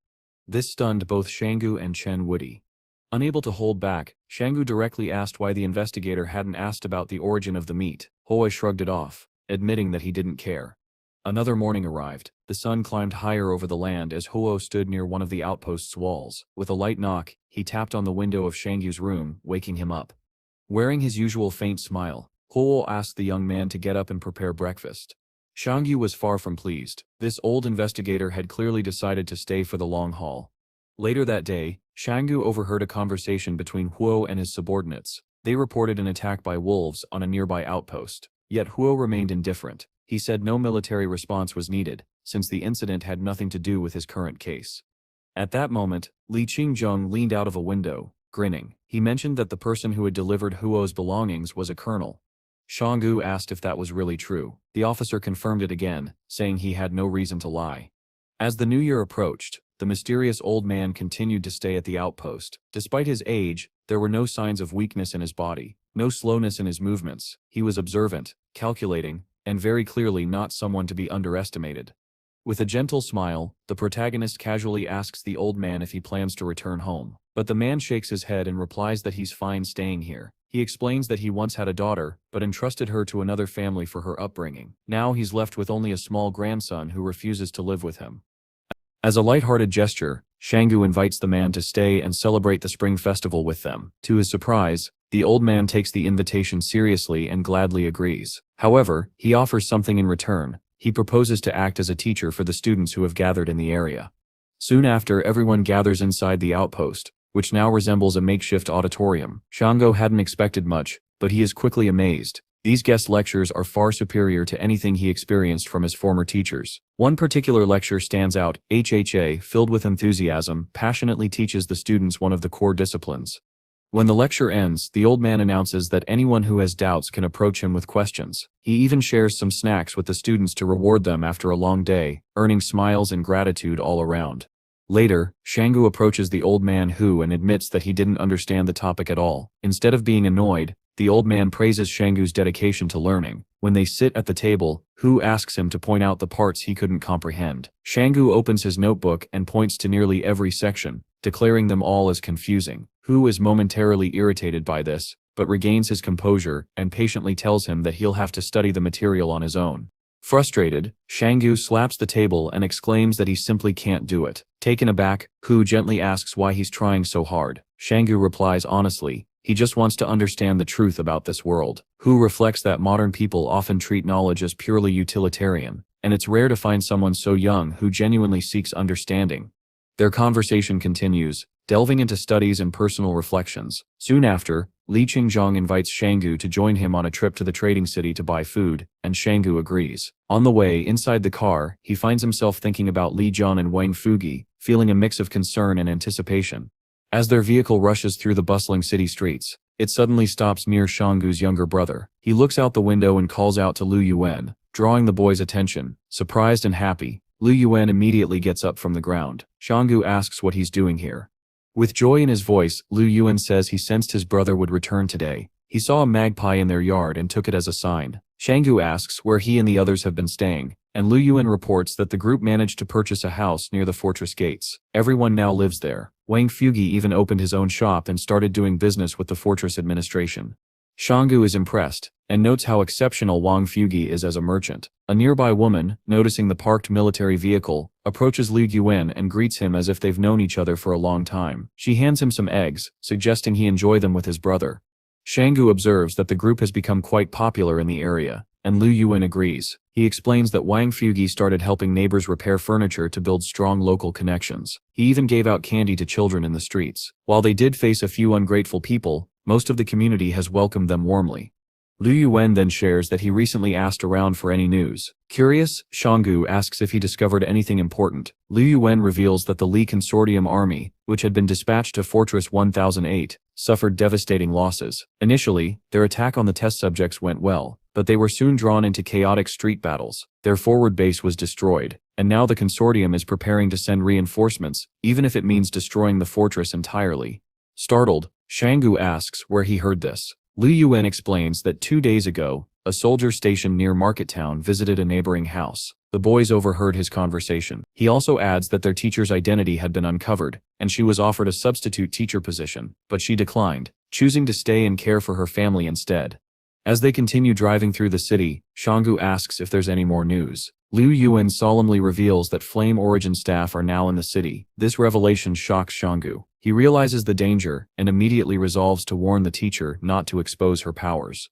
Eventually, the car approaches a familiar building. Shanggu directs the driver to stop right in front. Smiling with excitement, Liu Yuan jumps out and rushes inside, calling for his teacher and sister, Xiaoyu, joyfully shouting that his elder brother has returned. The group of men leaves the building, visibly relieved and sincerely joyful about Shangsu's return. Watching this unfold, Li Qingzhang feels a pang of envy rising within him. Meanwhile, Shangsu tells his companions that he has brought back a large supply of meat, inviting them to eat to their heart's content. Shangsu Yu expresses gratitude to Wang Fugi, acknowledging his hard work and contributions to their small family. Li Qingzhang is quietly taken aback. Seeing a shrewd businessman like Wang Fugi listening so respectfully to Shangsu, he begins to realize just how formidable this young man has become. Inside the house, Shangsu checks in with the boys, asking if everything is all right. Shiu explains that the city is in a state of chaos. For their safety, all of them, except Wang Fugi, have decided to remain indoors. The protagonist agrees, noting that caution is the only way forward. Vigilance, after all, is never a waste. He instructs that while the girls continue studying with Xiaoyu, they should also be given knives for self-defense in case of danger. Just then, an unexpected figure arrives, the demon summoner himself. Standing at the entrance, he declares that he is here to find Shangsu. The main character freezes at the sound of that voice. It feels like hearing the echo of a dead man behind him. Slowly he turns around and finds Li Shentan standing before him, a strange excitement on his face. With a strained smile, Li Shentan asks why Shangsu hasn't properly welcomed his guest. Immediately, Shangsu turns to Xiaoyu, instructing her to gather everyone inside for safety. She nods, understanding the urgency, and quietly leads the women into the house. Left alone with the demon summoner, Shangsu asks him to state his business. Li Shentan, smiling comfortably, takes a seat nearby, and says the place feels like home. Shangsu, suspicious, asks how he discovered this location. Calmly, Li Shentan admits he hypnotized the people around them to gather information. Shangsu finds this deeply inappropriate, but the summoner insists that he didn't interfere much in their lives. Tired of arguing, the protagonist brushes his hair back and asks directly what the guest wants. Standing Li Shentan claims that he and Shang Su are friends, then asks about his duties and how he's been managing lately. Leaning slightly toward him, the summoner makes an unsettling observation. He immediately suspected Shang Su's involvement in the disappearance of 2 fighters with nanorobots. He even suggests that the wolf-related incidents were likely Shang Su's doing as well. Irritated, Shang Su tells him to stop beating around the bush and get to the point, but Li Shentan simply smiles and says he only came to chat with a friend. This repeated claim of friendship clearly bothers Shang Su, who finally asks why Li Shentan considers him a friend at all. Ignoring the question, Li Shentan changes the subject. He points to his military uniform and introduces himself as an active soldier of the consortium. He reveals that tomorrow, the 4th Brigade will be dispatched to the front lines to confront the test subjects. That news hits hard. Shang Su realizes the consortium army must be in serious trouble if someone like Li Shentan is being sent to the front. Turning away, Li Shentan notes that they likely won't see each other again for a while. He advises Shang Su to take care of himself. With a chilling smile, the summoner casually mentions that he has hypnotized those who threaten Shang Su's friends, and that those people will commit suicide tomorrow. He then reports that the people of the flame source left the city earlier that afternoon, though he does not know where they went. However, it's likely they still don't know about Shang Su's existence. The weight of this revelation leaves Shang Su stunned. Though skeptical, he admits to himself that there might be some truth in the demon summoner's words.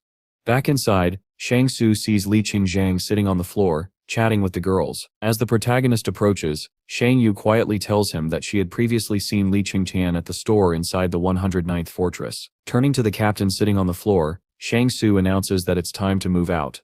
Li Qingjiang doesn't agree immediately, prompting the protagonist to insist, "This is urgent." Seeing the seriousness on his face, Luan asks his older brother why he's leaving so suddenly. With a warm smile, Shang Su leans in and explains that the new year is approaching. He promises to return soon, so they can celebrate the holiday together. Comforting his younger brother, he assures him that as long as Shang Su is around, their life will only get better. With those parting words, Shang Su and Li Qingjiang leave the house. Taking the wheel, they drive toward the outpost at high speed. Along the way, the captain tries to understand the urgency. As night falls, he shares a memory. A fortune teller once predicted a bleak future for him as a child, but also said he had a chance to change everything if he met a lucky man at the age of 29. And that, he says, is how he sees Shang Su. Shang Su, however, dismisses it all as superstition. As the vehicle nears the outpost, the protagonist suddenly senses something is wrong. Urgently, he orders the captain to speed up. He fears that the flame source may have already reached the outpost, checking whether any superhumans are stationed there. According to the young man's thoughts, Chung Woody was not someone who would reveal himself so easily, and the source of flame should not have treated its disciples so cruelly. As soon as they arrived, both he and the captain leapt out of the military transport vehicle. Shang Su quickly surveyed the scene around him.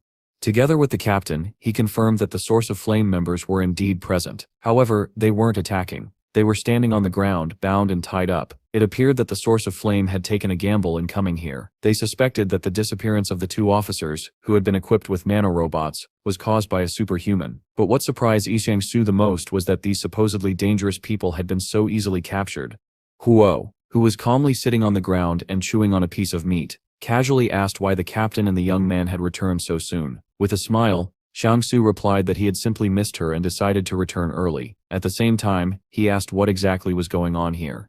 The old man raised his hand and waved them over to join him. According to him, he had been searching for the source of flame for quite some time but had failed to locate them. They had hidden themselves well. Ironically, now that he had come to this outpost for the new year, the very people he had been looking for had shown up on their own. After saying that, he continued munching on his meat enthusiastically. Shang Su observed how at ease the old man seemed, almost as if he had made himself at home. Curious, the protagonist asked why the source of flame members had come here. Huo simply stated that they came to surrender, and they were most likely responsible for the deaths of the 2 officers.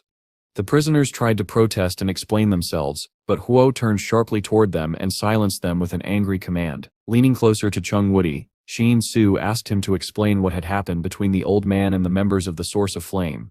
In an instant, vivid memories flashed through the young man's mind. He remembered Huo moving with incredible speed and strength, swiftly striking his enemies. One of them was knocked to the ground in an instant, while the others hesitated to intervene. With an unexpectedly deep reservoir of strength, Huo continued battling the raiders on his own. During all this chaos, Chung Woody had remained completely silent. Shang Su mistakenly believed that he was being ignored. When asked about the fight, Chung Woody, unfiltered as ever, only responded with curses. That was the only way he could describe what had happened in the protagonist's absence. Hearing such an intense response, Yang Su asked whether Hua was stronger than Chung Woody. The latter, full of pride, replied, "Not yet," which amused the protagonist with its self-confidence. Still not fully convinced, Shang Su asked Huo again whether he was certain that the Source of Flame members were responsible for the murders. The old man affirmed it without hesitation, but Shang Su remained skeptical. It seemed to him that Huo hadn't investigated at all. He had simply relaxed here instead. When Shang Su suggested interrogating the prisoners, Huo responded coldly. There would be no interrogation, they would be executed. That statement alone sent a chill through the prisoners behind him. As if acting on instinct, all 5 of them suddenly rose to their feet and bolted, desperately trying to flee the outpost. Watching them escape, Shang Su asked the old detective whether he would pursue them, but Huo, claiming he was too old for such things, simply offered for Shang Su to chase them instead. The young man refused, pretending to be just an ordinary person incapable of running fast. The fleeing members of the Source of Flame ran with joy and relief, believing they had escaped punishment. But then, gunshots rang out sharply from the distance. One by one, the 5 figures collapsed to the ground. At that very moment, Huo casually diverted his attention as if nothing had happened. Minutes later, a military unit arrived at the outpost, carrying stretchers. One soldier, pistol still in hand, reported that all 5 fugitives had been eliminated. Huo then instructed his subordinates to return to the fortress and alert everyone about the danger posed by the flame wellspring. He added that there was still one enemy who didn't kill ordinary people, a cryptic but alarming warning. The soldiers saluted and immediately followed his orders. Shang Su, who had been silently watching everything unfold, still couldn't understand what kind of combat unit the old man actually led. Hu, however, was simply pleased to be done with the task. He grumbled that the errands had been burdensome. He hadn't been able to eat or sleep properly. Later, the protagonist approached a group of fellow students and asked if he could borrow their notes to catch up on missed studies. One of the guys promised to bring them later. Meanwhile, Hu Ho stood up slowly, stretched his arms toward the sky and said that he was sleepy. Without another word, he turned around and walked away, leaving the protagonist mildly confused. The young man then turned to Chung Woody, instructing him to retrieve the belongings that Shiu had packed for him from the military vehicle. Noticing the clothes he now wore, Shang Su complimented how well they fit. At that moment, Li Qingzhang, who was sitting on the floor, sighed and commented how nice it must be to have a family. The cold weather was setting in quickly, and the boys were fortunate that Sister Shiu had prepared clothes for them. As he warmed his hands against the biting cold, Shang Su looked toward the forest and reminded himself to warn the wolves about the dangers of nanobot soldiers. Later, he visited a small mountain and spotted a lone wolf slowly approaching. Observing its injuries, the young man thought to himself, those wounds should have healed by now.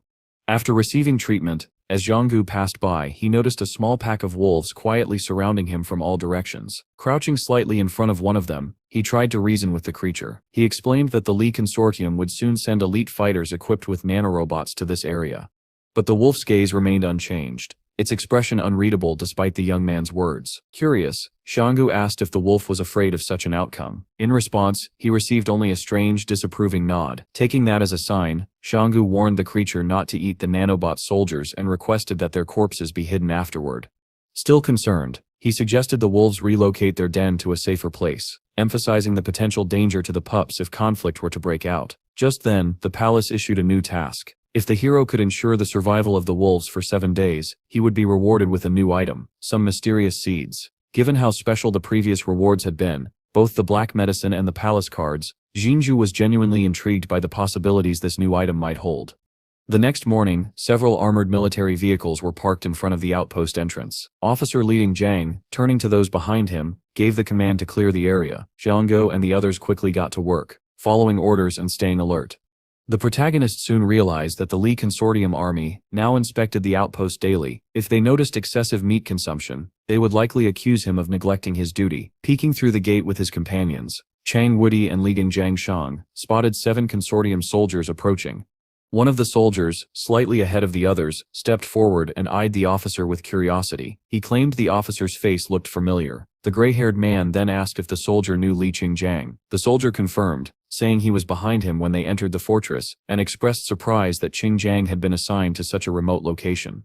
The soldier introduced himself as Lin Su and affectionately called Qingzhang his younger brother, claiming he would have brought an entire kilogram of pork had he known he was stationed here. It was a friendly gesture, as if none of them had eaten meat in ages. Ignoring the meat comment, Officer Qingjiang asked about the purpose of their visit. Lin Su responded that they had come to cooperate in fighting the wolves in the nearby mountains. The main battlefield, he explained, would be at the next outpost. Zhang Yu was relieved to hear that only 40 soldiers had arrived. In his mind, they would be easier to handle if needed. As a show of hospitality, Qingjiang offered the soldiers some snacks, since the main battlefield was still far away. However, Lun Su declined, citing a heavy workload.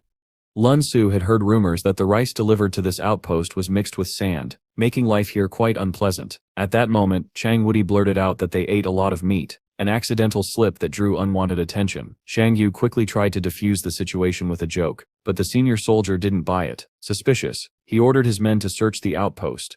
Lowering his gaze, Zhang Yu muttered to himself that they'd been exposed. Chang Wudi immediately picked up on this, growing nervous. In his thoughts, Zhang Yu speculated that if Huo Shu had truly built his own private army, then he must be on good terms with the Li consortium. To Zhang Yu's dismay, the senior officer announced he would be staying at the outpost for the new year, which made the young man even more uneasy. Accompanying the military inside, Zhang Yu led them to Huo Shu. Internally, Huo Shu questioned why the young man was dragging him into this problem. When they entered, both the senior soldier and his companion were visibly surprised to see Huo Shu sitting there. The old man calmly stated that he was conducting an investigation, and that the outpost personnel were simply helping him. The soldier bowed slightly, respectfully addressing Huo Shu. He explained that he was a member of the 7th Brigade, and had been transferred to the fortress's garrison. After listening, Huo Shu firmly advised them to mind their own business, and avoid interfering in other people's affairs. Zhang Yu could tell immediately that this old man held real influence. The proud soldier had bowed his head without hesitation. Outside, the officer's companion whispered, asking who Huo Shu was, but the officer simply replied, "Don't ask unnecessary questions," and announced they would head up the mountain. With a sheepish smile, Shigao muttered that the soldiers probably shouldn't have known about the meat in the first place. Huo Shu then warned him not to misuse his official status.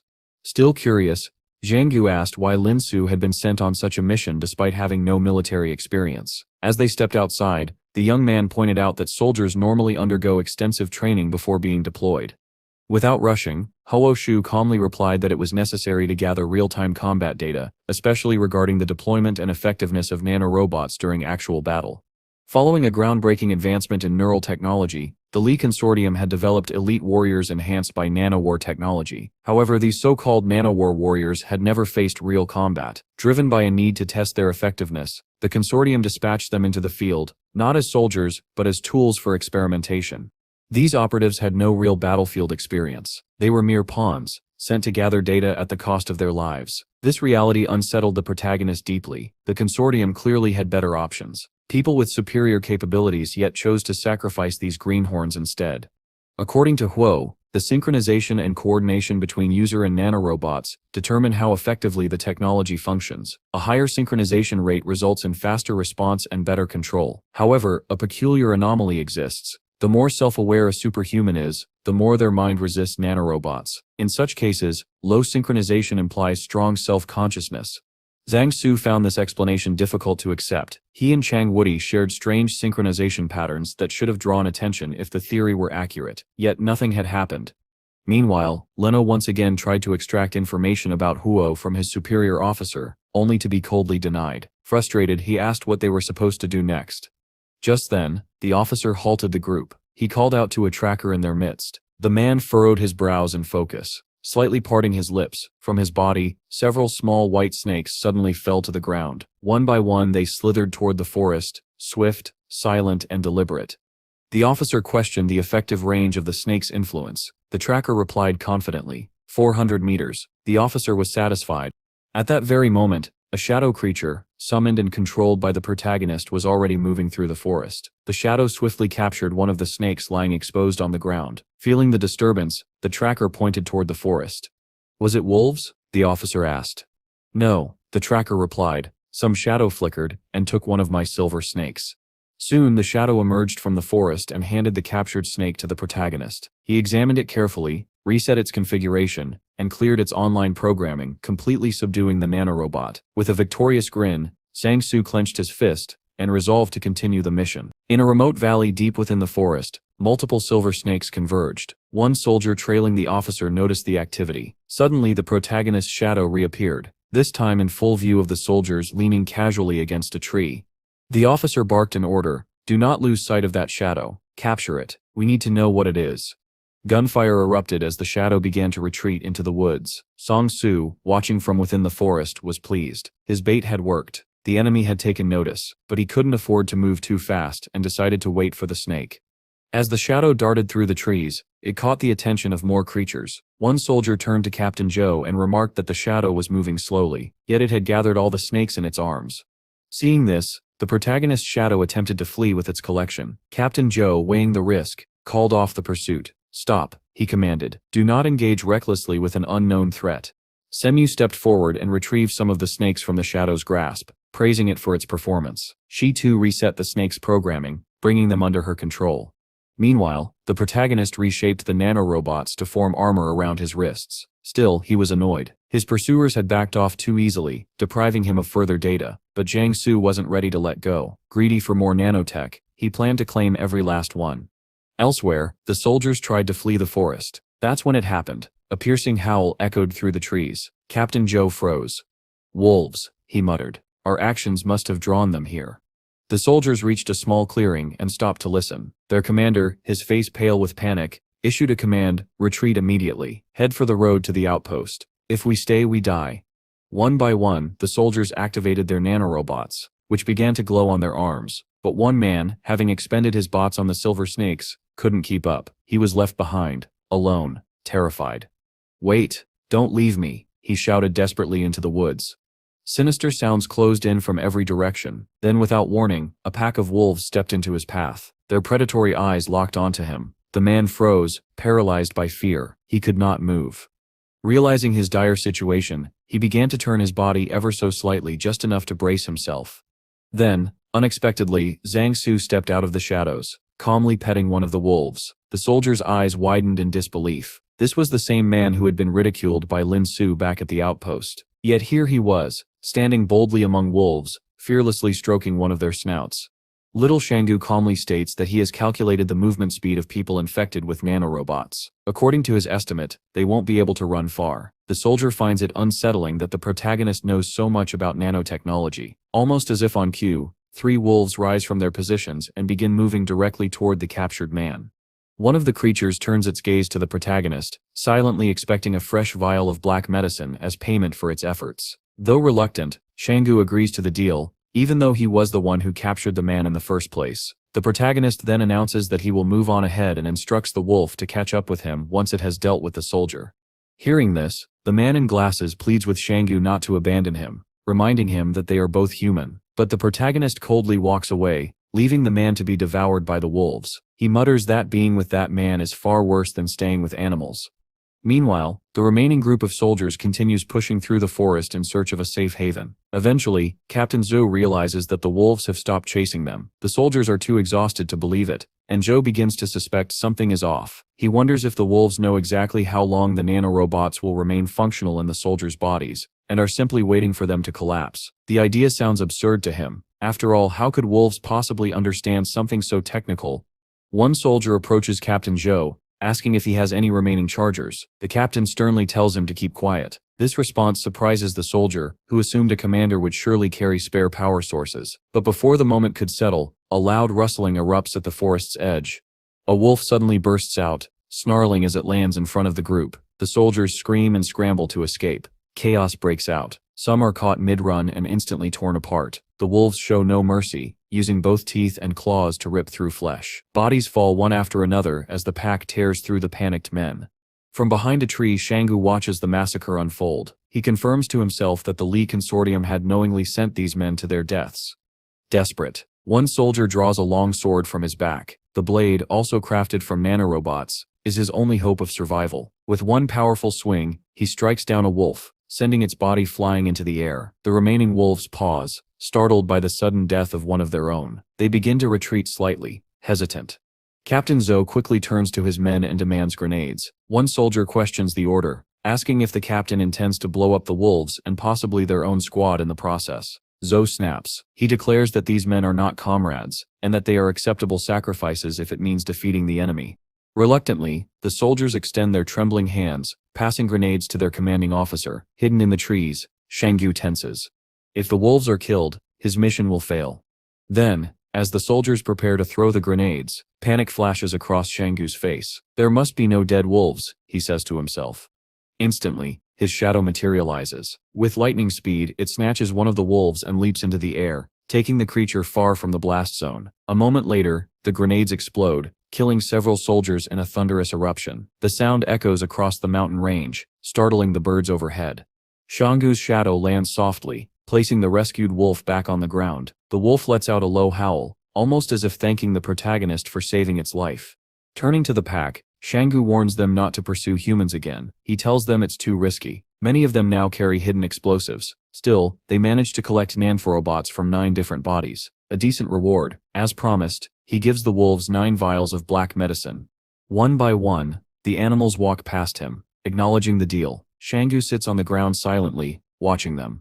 After a moment, he slowly rises and extends his hand. Several glowing threads composed of nanorobots begin to converge toward him. He clenches his fist, absorbing the nano devices into his body. A new glove forms around his hand, and Shanggu examines it with interest.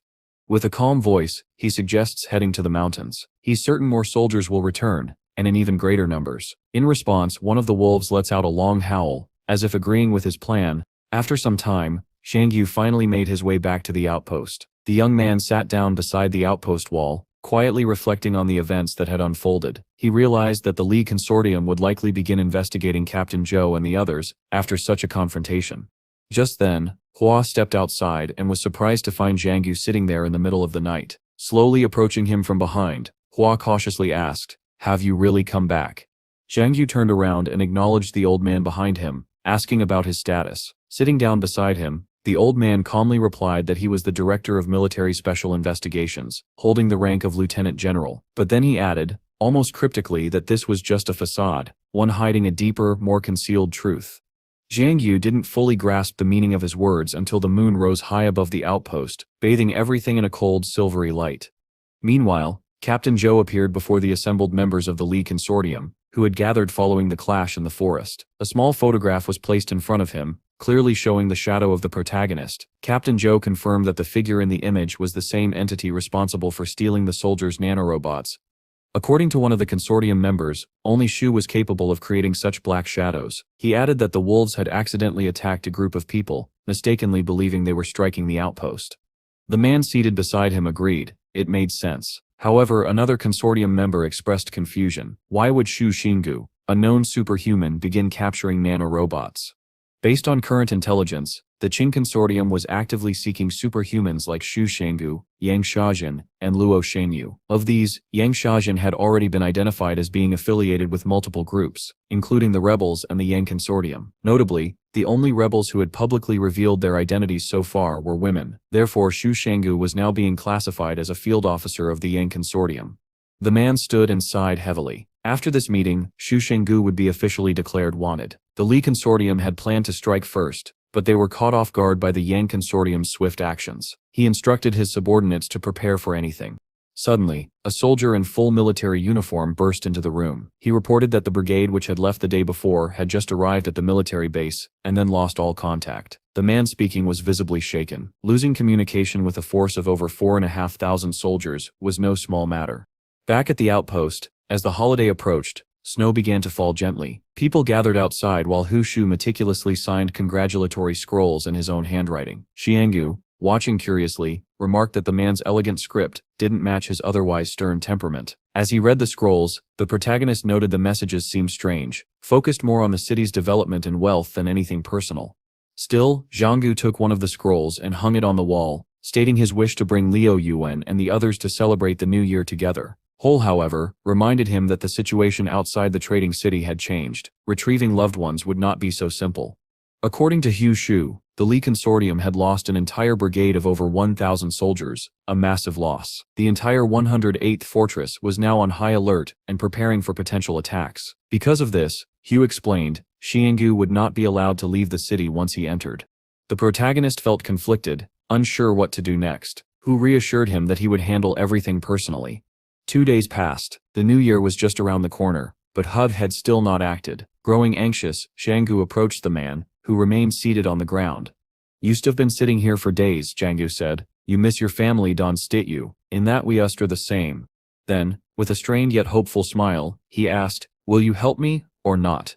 He looked up and smiled softly. The new year is almost here. Everyone misses someone, he said. But as for me, I have no one left, except my grandson. Jing quickly noticed the sadness that lingered behind Hu's calm demeanor. He offered to perform the New Year ritual together, if Hu didn't mind. Hu smiled again, saying that his grandson probably had more important things to do. At that moment, the protagonist's mind flashed with a possibility. Could the demon spiritualist Li Shentan be Hu's grandson? Trying to uncover the truth, Shangyu asked the old man about his grandson, but Hu wasn't very forthcoming. Suddenly, the sound of an approaching vehicle echoed through the outpost. An armored military vehicle rolled into view. Shingyu assumed the visitors were once again looking for Hu Shu. Together, the old man and the protagonist stepped forward to greet the stopped vehicle. Several individuals dressed in neat uniforms emerged, carrying identical sets of clothing. Hu Shu raised a finger and said that one set was for Xiaosu and the other for Qingzhang. Jingyu stepped forward and took the clothes, asking what it all meant. Hu explained, if the young man wanted to move in and out of the city without drawing attention, he would have to wear those clothes. It became clear to Zhangguo, these were the uniforms of the Li consortium. They were now conducting document checks, and only those dressed accordingly would be permitted to pass through the city gates. One of the officers who had delivered the Li consortium uniforms quietly handed Zhangguo a small document, stating that everything was prepared. Curious, Zhangguo took the paper and examined it, only to realize that it was an officer's identification badge. Hu Shu assured him that the ID was completely genuine. It bore all the necessary seals and credentials of the special unit, making it highly unlikely that anyone would dare verify its authenticity. With New Year's Eve approaching, Hu offered this as an opportunity for Zhanggu and Qingjiang to safely enter the city and reunite with their loved ones. Accepting the ID with a soft smile, Xianggu finally understood the true weight of Hu Shu's position within the consortium. Sometime later, the young man and Qingjing were seated in a military transport vehicle, speeding toward the city. The atmosphere had changed. Now everyone wanted to enter the city, which had transformed into a fortress. As they rode along, Qingjiang remarked that living in a trading town was far more comfortable. Eventually, their vehicle passed through the checkpoint and entered the city. As the car drove through bustling streets, Qingjiang leaned out to greet his younger brother. However, a nearby woman immediately questioned why he was dressed in a Li consortium uniform. Zhangyu didn't answer her, brushing off the question. The woman narrowed her eyes, suspicious, and wondered aloud why he needed to impersonate a soldier from another division. Closing the door behind her, she turned and began to walk away, clearly unsettled. Lu Yuan, noticing the woman's behavior, turned to Qingjiang and voiced his concern. He feared that she might stir up trouble. Qingjiang, however, calmed his younger brother with a gentle pat on the head and told him to pack his belongings so they could head to the checkpoint. While they prepared, Wang Fugi casually noted that the store continued to bring in steady profits. Many locals depended on it for their daily needs. But then, the atmosphere shifted. The same suspicious woman returned, this time with several military officers. She pointed at Qingjiang and accused him of plotting something illegal. She explained to the arriving soldiers that the men had appeared in Li consortium uniforms and demanded that their identities be verified. One of the soldiers stepped forward and asked Jinggu to present his ID. Without hesitation, Jinggu handed over the document, stating with quiet confidence that very few would dare to inspect the credentials of someone from the special department. The officer opened the ID in front of Zhanggu's face. To his astonishment, everything appeared legitimate. Shocked, the woman crouched to the ground in shame, trying to apologize and make amends for her accusation. Reluctantly, the soldier closed the ID and held it firmly. Rising to his feet, Zhanggu asked the soldiers if they were hiding anything illegal, subtly hinting at a smuggling investigation. The officers understood the implication, a bribe, and handed him money. Zhanggu accepted it casually and allowed them to leave. Furious, the lead officer commanded his men to take the woman into custody. She stood frozen, too terrified to move. Xiangyu chuckled and called the soldiers good people for handing over their money so obediently. Watching all of this unfold, Qingjiang realized something: Zhanggu was deliberately deceiving those around him. And yet, Qingjiang couldn't deny that life seemed easier and better because of it. He even admitted to himself that Zhanggu had started acting like the leader of their team. Later, Qingjiang mentioned that he had sold the watch Xianggu had previously given him and offered to return the money, but Xianggu simply told him to keep it. Qingjiang nodded slowly, surprised at how naturally he had accepted Xianggu's authority. Elsewhere, Wang Fugi, Xiu and a group of female students traveled in the back of a military truck. Ian turned to his older brother and asked if life at the outpost had been enjoyable. Xianggu responded with a warm smile. But during the ride, Xianggu suddenly realized that his younger brother had no form of protection. Determined to keep him safe, he decided to build a set of nanorobots for him. At that same moment, Hu Shu was on a radio call. firmly declaring that his unit had no involvement in smuggling investigations. Slamming the phone down, he muttered under his breath that Zhang Yu would be the death of him someday. He had once been happy doing boxing drills, but now Zhang Yu's constant disruptions and questions made even his transfer to the regular army feel like a curse. When Zhang Yu and his loved ones returned to the base, Shiu stormed over in anger, demanding an explanation for why the young man had involved himself in smuggling affairs. Zhang Yu tried to defend his actions, saying he only wanted to help. But Shiu wasn't having it. He shouted that no one had asked for such help. At that moment, Liu Yuan cautiously approached the lieutenant general from the side and bowed his head politely. Surprised, the old man asked how the boy was doing. With a shy smile, Liu Yuan replied that Zhang Yu had told him the old man was wise and intelligent, and that he should try to become someone like him. Shiu was caught off guard. He found it hard to believe that Zhang Yu had said something so respectful. Listening to Liu Yuan's gentle plea not to be angry with his older brother, the old man finally relented. He told them to put away their things, as they would begin cooking soon. Meanwhile, Shanggu caught sight of his younger brother making a hand signal, a playful one filled with warmth. Watching him, Shanggu smiled. Turning to Shiu, he asked, "Are you still angry?" The old man sighed and replied, "Everything is fine." Suddenly, with a look of anticipation, Shigangyu turned to Shiu and asked where the 88th fortress was located. Without even glancing his way, Shiu immediately shut down the idea. "Don't even think about it," he warned. "All the forces from both the Yang and Li consortiums are stationed there." Zhang Yu blinked, stunned. "Does that mean there's going to be a war?" Hu confirmed his fears. Not only were the Yang and Li consortiums sending their troops, but now even the Qing consortium was deploying forces to the same fortress. Reaching the 88th fortress wouldn't be easy, not with that much military tension surrounding it. Still, Shanggu insisted. He believed nothing would happen to them at the outpost. They could stay hidden here, but Huppy explained the grim reality. The Li consortium was severely understaffed. To fill the gaps, they had begun using privately hired forces as cannon fodder. Hearing this, Shanggu couldn't said understand. Why are people fighting each other like this when they all survived the same catastrophe? Then, with resolve in his voice, he asked, "If I am assigned to the army, will you help me send my family to the fortress?" Hu didn't hesitate. "You can do that yourself. You have the authority as captain of the Special Investigation Department." But he added firmly, "Don't abuse that power." "I once that," Shanggu promised. Watching the old man carefully, Zhangyu said something bold. "From how you think and act, it seems you rather be friends with me than stay loyal to the consortium. Am I wrong?" Then, without blinking, he added, "Li Andan is your grandson. Isn't he? You and your grandson, are you trying to destroy the Li consortium together?" Shiu didn't deny it. "You figured it out too quickly," he replied flatly. "And you're not afraid I'll report you?" Shanggu asked defiantly. "I could just as easily report that you're hunting nanobots," Hu answered calmly. With that, the unspoken truth became clear. Shiu had known all along about Shanggu's actions. Their alliance was mutually beneficial. Hu had long feared his family would be dragged into political warfare. He had hidden the existence of his daughter, but in the end, she was still killed by the Li consortium.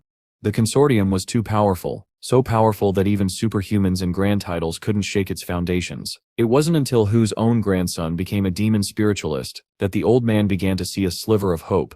As the two men talked, Shalu's sister emerged from the house, carrying 2 bowls of food. Smiling warmly, she invited them inside. "I made vegetables, come eat while it's still hot," she said kindly. Jinju thanked her sincerely for the care she always showed them. Turning to the side, he noticed a group of people gathered near a campfire. Chong Wudi was among them, singing songs in the soft glow of the flames. With his hands behind his back, Hu Shu watched the scene and said, "This is the best New Year I had since I turned 29. Zhanggu gave the old man a gentle hug. "All my past holidays were pathetic," he said. But their peace didn't last long. In the distance, the sound of an approaching vehicle cut through the night. Between the trees, an unknown military transport rolled forward, its headlights sweeping across the outpost. Everyone turned toward the light, confused and unsettled. They hadn't expected any visitors. Hu Shu's expression tightened. Something didn't feel right. A soldier in combat uniform stepped out and approached the old man. He leaned in and whispered something into Hustep's ear. As the soldier stepped back, Xingu asked, "Is everything all right?" With a half smile, Hu turned to him and said, "Get ready to send your family to the fortress after the festival. War has begun. The commander-in-chief of the Li Consortium has ordered a raid. A real battle is about to erupt on Yang Consortium territory." With that, Ho turned and began walking away from the outpost. "You're leaving without even eating?" Xiang Yu called after him. Hu didn't stop. "I'm sorry," he said. "This new year has already been ruined. I won't even have time for dinner." Just then, Sister Shiu ran up and pressed a small food box into Hu's hands. "I made this for your journey," she said gently. Surprised and touched, Hu smiled and thanked her. He didn't expect such kindness. At that very moment, in the Qing Consortium's 101st fortress, a bell suddenly rang out in the dead of night. The alarm echoed from the bell tower, its sound engulfing the entire city. In the courtyard of a villa stood Qing Zhen, dressed in his usual white attire, his hands tucked into his pockets. He stared into the distance, unmoving, waiting. A crow flew toward him, wings cutting through the dark sky. As fireworks burst in the air above the city, the bird circled slowly, then landed on Qing Zhen's outstretched hand. A small scroll was tied to its leg. He carefully untied the scroll and released the crow. Then, silently, he opened the message and began to read. A faint smile touched his lips. Without a word, Qing Zhen stepped back into his villa, where Boss Lu lay sprawled across a sofa, sighing loudly. The overweight man grumbled, "No water, no proper food. We don't deserve to be treated like this." And with that, the shadow of war crept closer. With a warm smile, Qing Zhen allowed him to eat his portion, gently remarking that it was completely wrong to fast on New Year's Day. In contrast, Qing Zhen, with a slightly gloomy tone, told him not to worry because everything would be over soon. Suddenly, the doorbell rang. Boss Lu jumped up and down in delight, thinking food had finally arrived. However, his brother remained skeptical. He knew the man responsible for their arrest would hardly take such a risk. But Boss Lu paid no heed to caution. He rushed toward the door, muttering that while his uncle may be crawling under the Qing Consortium, the so-called Qing uncle was no better. To their surprise, standing at the door was a small, smiling man, holding a box in his hands and bowing politely. With a menacing glare, Boss Lu demanded to know what he wanted. The man requested to be called uncle, but Boss Lu shouted back, asking if the man really believed he deserved such respect. Stepping slightly into the house, the man explained that he had brought some food from the festive table. This only offended Boss Lu further, who snapped that he had no interest in eating leftovers. Left with no other option, the man turned to Qing Zhen and offered him the container of food. But Qing Zhen, dressed in white, calmly asked the guest to step outside and wait for a moment. The unexpected request caught the visitor off guard. Together they stepped out, and there, waiting outside the house, were several armed men. The so-called uncle turned back with visible unease. He gave Qing Zhen a sharp glance and discreetly winked at one of the soldiers. The soldier nodded back, as if they had already discussed what to do in such a scenario. Almost like a synchronized drill, the soldiers raised their weapons one by one and aimed forward. With a sly smirk, the uncle asked what Qing Zhen expected him to do. Suspicious and contemptuous, he braced himself for whatever trick the man in white was about to pull. But Qing Zhen and Boss Lu merely smiled and began offering condolences to the soldiers for not being able to spend the holiday with their families. Wearing the same sly, snake-like smile, both men introduced themselves to the soldiers by name. As a token of their sympathy, they offered to put on a short performance. According to Qing Zhen, the act would begin with the uncle falling unconscious. Right at that moment, a joyful family nearby set off fireworks, lighting up the night sky. As the projectiles burst into color, Qing Zhen spread his arms wide, congratulating the crowd and shouting a cheerful Happy New Year. Confused, the uncle stared in disbelief as the soldiers lowered their weapons, uncertain of what was unfolding. Then, out of nowhere, a high-caliber bullet tore through the uncle's body. As blood oozed from both his back and stomach, the man collapsed onto the tiled street. Some soldiers instinctively stepped back. Qing Zhen, unfazed, mockingly asked the soldiers if they had enjoyed the performance. With worried expressions, the soldiers questioned whether he wasn't afraid of punishment for such an action. But Qing Zhen confidently replied that the Qing Consortium needed him urgently. A small car pulled up behind the soldiers. From it emerged another man, also dressed in white and wearing glasses. He stepped forward with a displeased grin, making his way between the armed men. His gaze quickly locked onto the lifeless body on the ground. When he asked what had happened, one of the soldiers explained that the man had been shot by the captain's men. The newcomer's eyes shifted toward Qing Zhen, who stood nearby with an obvious grin. Approaching closer, the man coldly declared that the act had been foolish. Then, with authority, he instructed the soldiers to go to the front lines as military advisors. Qing Zhen did not resist. With a knowing smile, he silently accepted the reality. Military operations had begun, just as he had foreseen. He entered the car, and it drove away from the villa. Elsewhere, Zhang Su sat quietly beside a fire, deeply concerned about Lu Yuan and the others being sent to the 108th fortress. His younger brother slowly approached, stepping closer until he was right by his side. Noticing how lost in thought Zhang Su was, Lu Yuan gently asked if he was worried about the war. Without hesitation, Zhang Su answered firmly, yes, he was truly worried. Sitting down beside him, Lu Yuan proposed they leave the area, believing they might survive by hiding in the forest. He then asked why Yang Xiaojin hadn't gone to search for the main character herself. It turned out Lu Yuan had already discovered the location of the 88th fortress, but had chosen not to speak about it. Clenching his teeth, the younger brother stated they would never be welcome at the new fortress anyway. Hugging Lu Yuan, Zhang Su recalled how his brother once claimed he got along well with his classmates, but now it seemed like that had been a lie. Lu Yuan admitted bitterly that teachers had humiliated him for being a refugee. No one wanted to speak to him, or to Wang Fugi. One day, a classmate lost something, and the first person everyone suspected was the boy, automatically blaming the refugees for every trouble that occurred. Without hesitation, the classmates searched through the belongings of Wang Fugi and Lu Yuan. When the teacher discovered money in their things, she instantly accused them of theft. In her mind, there was no way a refugee could legally possess that much money. No matter how much they tried, it was impossible to convince her otherwise. Yet, Lu Yuan didn't cry. His elder brother had taught him long ago that tears held no power in a world that refused to believe in them. Instead, with a strong and defiant voice, the younger brother declared that he didn't like fortresses, maybe not even Yang Xiaojin and her companions, but his family and his friends certainly didn't either. After hearing his younger brother's words, Shang Su let out a weary sigh. He confessed that he no longer knew what the right path was. This led Lu Yuan to suggest something important. Perhaps the protagonist should wait for Yang Xiaojin to visit him, because otherwise, his entire journey to the 88th fortress might end up being meaningless. This story had such a strong impact on Li Yan that he had tried for a long time to reach out to Shang Su. Interrupting his younger brother's emotional monologue, the protagonist asked why he hadn't reported those who had wronged him. If he had spoken up, the young man could have dealt with them. Standing tall, Shang Su straightened his back and said firmly that his younger brother would still need to go to the fortress for his own safety. When Lu Yuan heard that he would be taught directly by the teacher they had met, rather than attending school as usual, he accepted the idea with a smile. Shang Su then asked his younger brother if he had ever encountered the wolf chieftain. In response, Lu Yuan turned to the protagonist and asked him to come along. The young man agreed, but only if the boy promised to follow him.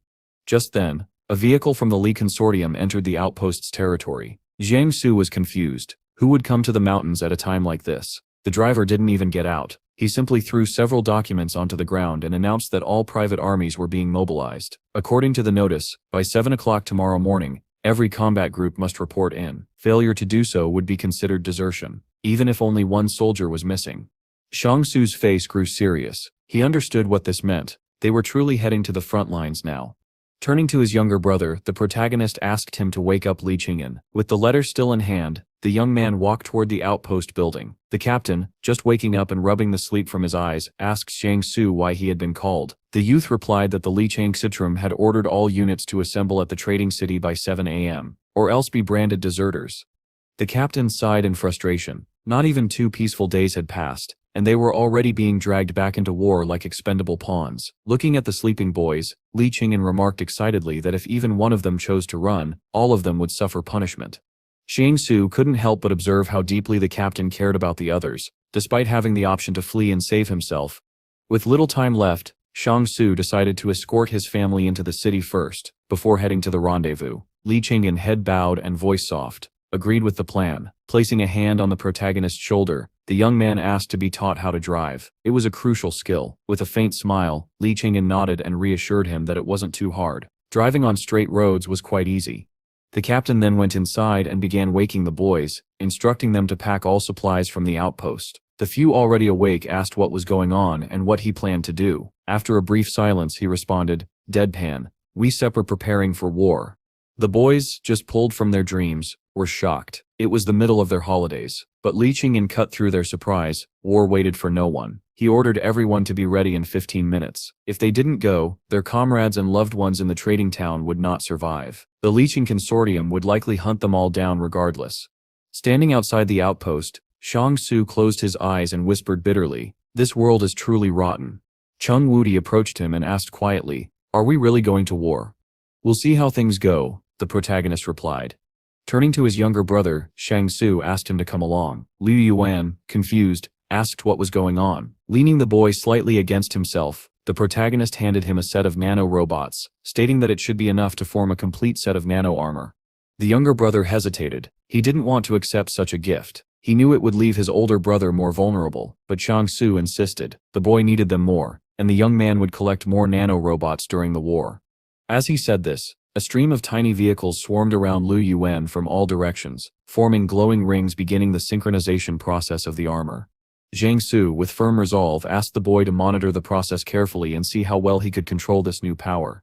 Li Yan confidently claimed that the nanorobots were incredibly easy to manage, even going as far as to describe them as extremely obedient. However, the protagonist, kneeling on one knee, urged caution. He requested that this technology only be used in emergencies. If the Li consortium ever discovered it, things could turn catastrophic for everyone involved. Suddenly, a sharp scream echoed from outside. Someone was shouting, asking where Lu Jiayang was. Alarmed, both brothers rushed out, and immediately questioned the bystanders about what had happened. Li Qingjiang stepped forward with grave news. Lu had taken salted meat and a gun before disappearing. This troubled the protagonist deeply. Lu had clearly run off, unwilling to fight, and had taken both food and a weapon with him. With time running out, this desertion added to the pressure.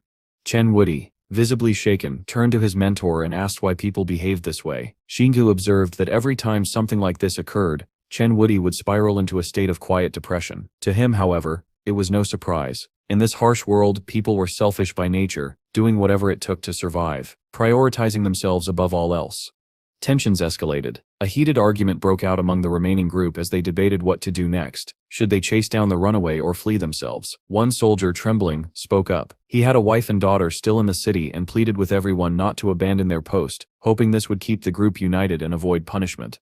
Zhang then stepped forward, calling everyone to gather around. Calm but resolute, he announced that he had a plan.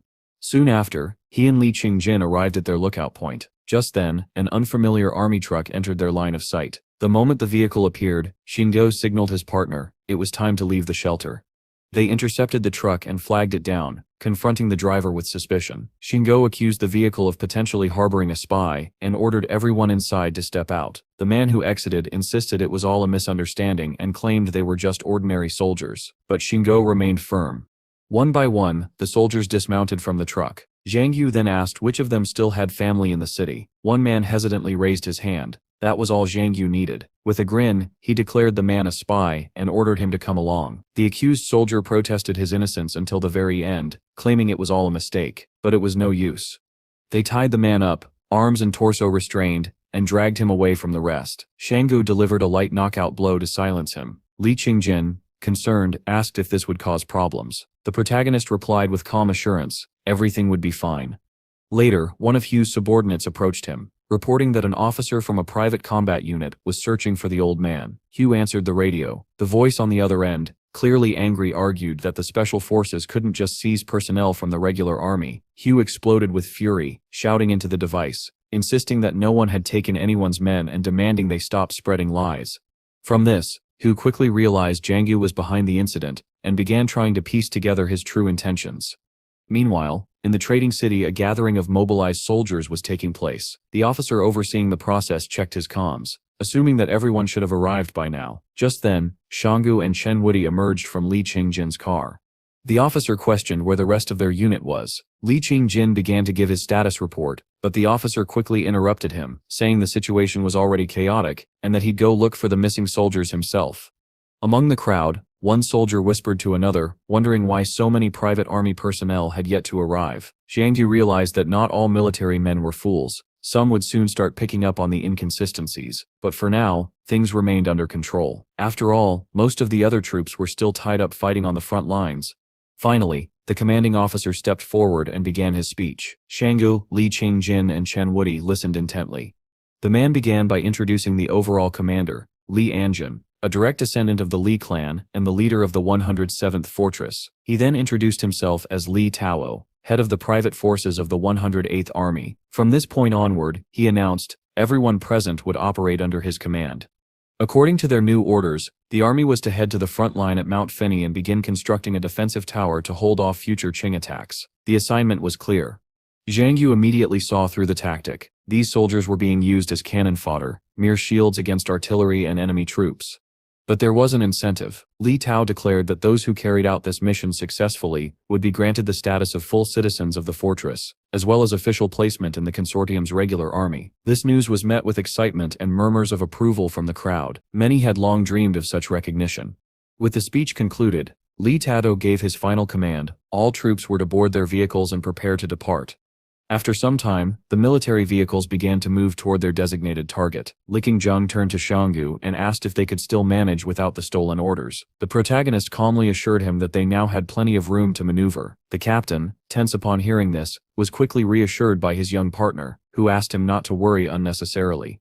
The protagonist then looked toward the man driving the truck and asked whether he would have stayed if he had known about their comrade's escape. The man nodded solemnly, explaining that there were still people on the team who needed to protect their families. However, he confessed uncertainty about how the others viewed him. Deep down, he suspected that if someone offered them $1 million in currency, most would betray him without hesitation. Eventually, the convoy halted near another military group. Xianggu instructed everyone to stay put, assuring them that Lu Taiyu would personally handle the soldiers on the road ahead. A man in uniform informed the commander that their truck had been requisitioned. However, the commander insisted they needed to hurry toward Mount Finey. Irritated, the opposing officer retorted that Lu Taiyu's men should board another vehicle and change into different uniforms. Realizing something was wrong, the commander ordered his men to disembark. As he watched the scene unfold, a chilling realization struck him. Standing before him was the strongest unit of the Li consortium. If his men were being asked to change into those uniforms, then the plan was likely to use them as scapegoats, drawing the attention of the main enemy force.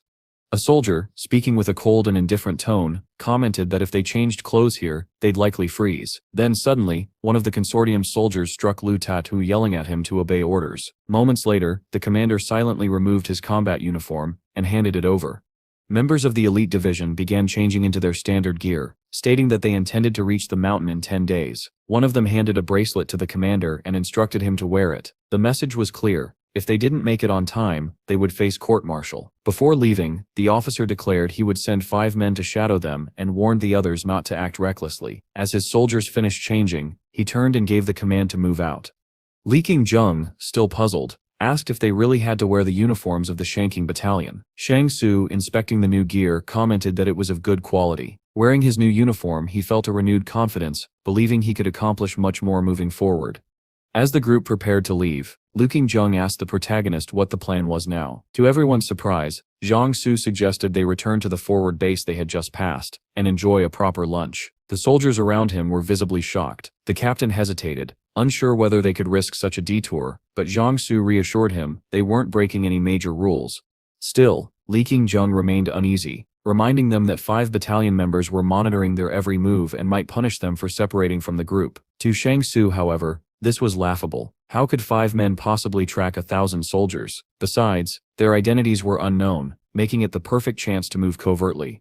Their goal for now was simple: get something to eat. With no dry rations left in the camp, they needed to find food elsewhere, and so a few members of the group took it upon themselves to lift the burden from their leader's shoulders. As night began to settle, the trio made their way toward the nearby forward base. Excited, Shang Su waved his hand joyfully, eager for a warm meal. Li Qingjung, however, worried they might be recognized at the gate. The protagonist assured him that he would handle the talking. As they neared the entrance, a guard stepped out asking who they were. Without warning, Shang Su kicked the man to the ground, angrily scolding him for daring to stop a member of the Shenzi battalion. The trio marched forward, slowly passing the shocked soldiers around them. They entered the mess hall, where a few individuals were already eating. The aroma of freshly cooked food filled the air, and the sight of warm trays made all 3 of them sigh with relief. Starving, they approached the kitchen and asked what food was available. However, the cook shook his head, explaining that he had not received any notification about 3 additional arrivals. Shang Su, confused and annoyed, argued that he hadn't realized they would need an invitation just to eat. He declared that he was there to have dinner and questioned whether the cook truly thought he was above him. When the cook asked for an officer's ID, Shang Su handed it over with a proud expression. However, the protagonist leaned closer and advised the cook to simply verify the identification number. As the man read it, his expression changed. He had just realized that Shang Su was a member of the Special Investigation Department. Shang Su calmly asked the cook to remain quiet and keep this a secret, revealing that he was on a special mission. The cook, now pale and trembling, quickly nodded in understanding. The protagonist, pleased with the outcome, smiled to himself. Their mission for now was simply to eat. After some time, the boys finally managed to finish dinner. Li Qingjung was especially delighted with how delicious the meal had been. Still munching, Shanggu commented that there should be 4 or 5 more bases on the way, so starvation wasn't something they needed to worry about. With that, they decided to pack some food and bring it to the soldiers stationed at the nearby post. certain that the men there wouldn't mind receiving a bonus lunch. Content and satisfied, the group left the temporary base, carrying bags filled with fragrant food and essential supplies. As they passed by, nearby soldiers, visibly hungry, asked if they could share the food, explaining they hadn't eaten all day. Just then, a new task arrived from the palace. It instructed Jiang Su to help a comrade ease his hunger. Leaning in, Shang Su told the soldier beside him about a place where the men could definitely grab a bite. After whispering the location into his ear, he gave the order for his small detachment to move out. The soldier beside him expressed his heartfelt thanks, and Shang Su felt a quiet satisfaction. Not only had he completed the task, but he had also earned someone's gratitude. Shanggu, watching all this, turned his head and noticed a group of people beginning to walk away. He called out, asking if they would praise him as well, just like they had praised their leader. Amused, the men agreed and bowed politely. Soon after, the system rewarded Shanggu with several coins of gratitude. Greedy for more, Shanggu realized that if the entire camp thanked him, he might even earn a new weapon.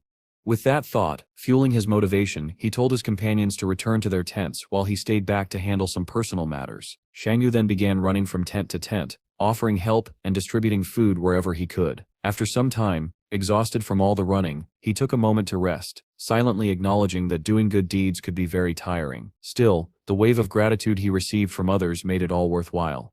Eventually, Shanggu reached the last tent, this one glowing with a strange bright light. He pushed the flap open abruptly and asked if the soldiers inside were hungry, ready to direct them to a food source, but he stopped mid-sentence. Inside were 5 soldiers from the Shenzi battalion, all giving him an odd, unreadable look. Sensing something was wrong, Shanggu tried to leave, but one of the soldiers commanded him to stay. Meanwhile, the soldiers who had been sent out for food finally returned to the base. When questioned by higher-ups, they admitted that they had gone to the canteen at the forward base. One of the Shenzi battalion members erupted in anger, demanding to know who had authorized them to abandon their post for an extra meal. Without hesitation, the soldiers pointed straight at Shang Su. In response, Shang Su calmly asked to speak privately with one of the Shenzi officers. The man sighed, turned away, and motioned for Shang Su to follow. Inside the tent, Shang Su presented his ID as a member of a special unit. He claimed there might be a spy hiding in the camp, and asked for the man's assistance in tracking down the enemy. He emphasized the importance of secrecy while showing his credentials. When asked, the officer introduced himself as Lieutenant Dong Ming. Shang Su placed a hand on his shoulder, commended him for his service, and then casually suggested he get some rest. Feeling both relieved and satisfied, Shang Su exited the tent, thinking to himself that the situation had finally been resolved. Outside, he sat down by a small fire, staring into the gentle flames. Soon, a group of people approached him. They had heard he'd been caught and came rushing over after distributing food. Shang Su reassured them that everything was fine. His calm words brought a smile to Li Qingzhang's face. Cheng Wei, however, seemed frustrated. He noted bitterly that nobody had stood up for Shang Su, even though he had helped feed everyone. But Shang Su held no grudge. With a quiet sigh, he admitted that such behavior from people was sadly expected. Angered, Cheng Wei broke a stick near the fire. His irritation was clear, but Chang Su, ever composed, said that bad people wouldn't be able to harm them. He then asked Cheng Wei to take the night watch while he himself went to rest. Morning came at last. The soldiers prepared to move forward, taking care to hide their vehicle to erase their trail. Suddenly, a man ran toward them, announcing that Senior Officer Liu Taiyu had developed a high fever. Without delay, he ordered 2 of his squadmates to carry the officer on a stretcher, maintaining pace with the rest of the group. As the sun slowly rose, its rays bathed the scattered military tents in warm light. An armored vehicle rumbled through the mountains. Inside, a group of men discussed the strategic importance of their position. If they lost it, the road ahead would be wide open for the enemy. One man from the consortium, concerned about the implications, tried to ease the tension by telling the driver not to worry too much. He then turned to Qing Zhen and told him to atone for his sins in the war. But Qing Zhen only smiled and replied that he had nothing to atone for, not before the consortium. Anyway. That response deeply irritated the man sitting across from him. Nonetheless, the vehicle continued its steady advance through the rocky terrain, carrying its passengers toward an uncertain future. After some time, the armored vehicle finally reached the Qing camp. A representative from the consortium stepped out, presenting his documents to the station's soldier. Observing this from inside, Qing Jin glanced out of the window and casually remarked that the man seemed a bit too relaxed. The consortium officer soon approached Qing Jin, asking him to step out, and informed him that his brother Qing Yun was currently inside the camp. With a wry smile, Qing Jin referred to his brother as a sniveling child who used to cry over everything. Then, with a sharper tone, he asked what would happen if Qing Yun refused to follow orders. Would the responsibility fall solely on him? The consortium member reminded Qing Jin that while he might only be a military advisor, he would still be held accountable if things went wrong, especially since his brother was acting independently. And though the consortium officer held the title of commander, both of them would share the burden of any failure. After all, this was a matter of collective duty. Inside the tent, a larger group had already gathered. Soldiers surrounded a large map, detailing the battlefield and the operation plans. Trying to ease the tension, Qing Jin reassured the room not to be nervous, saying that he and Boss Lu were just there to meet everyone.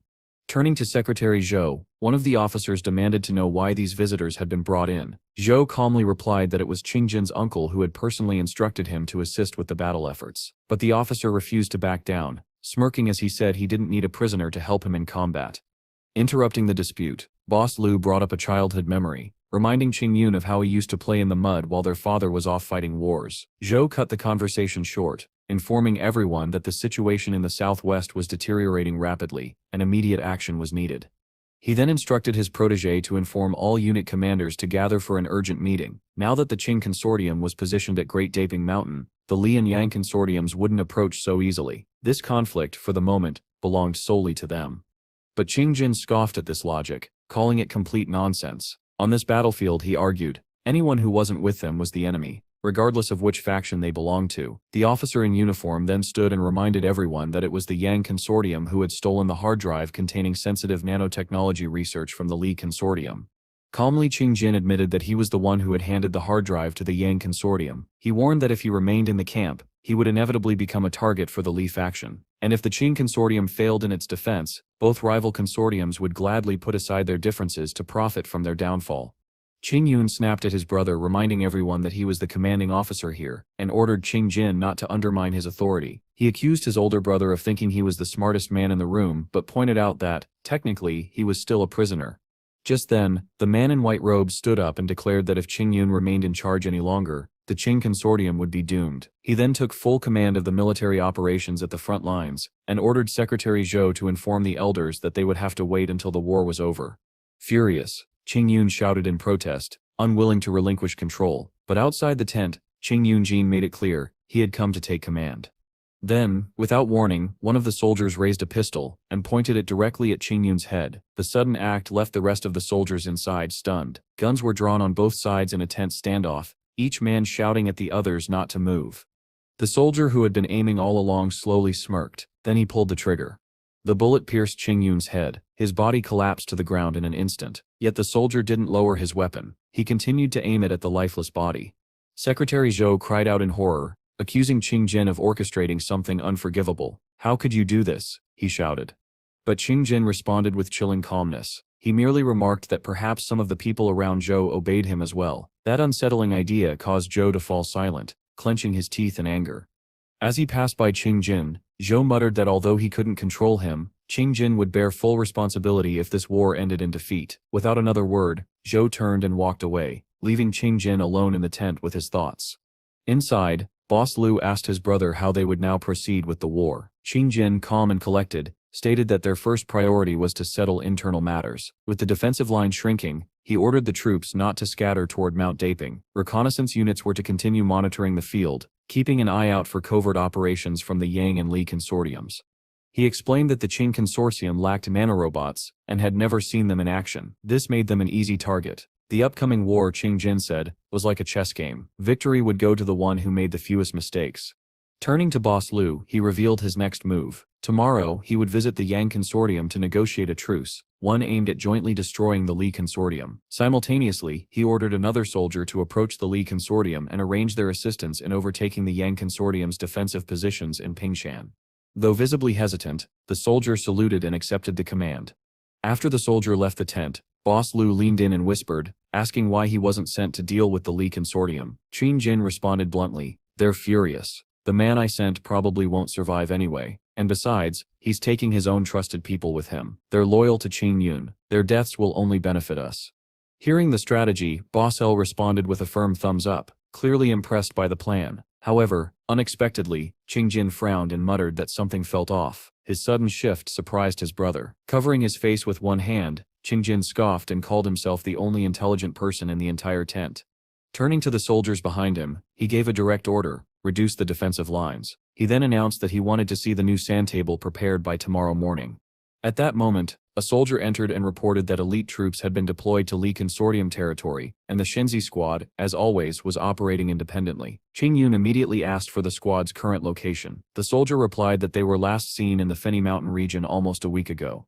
Closing his eyes, the new commander ordered the unit to be recalled immediately, but his protege gave a grim response. It was already too late.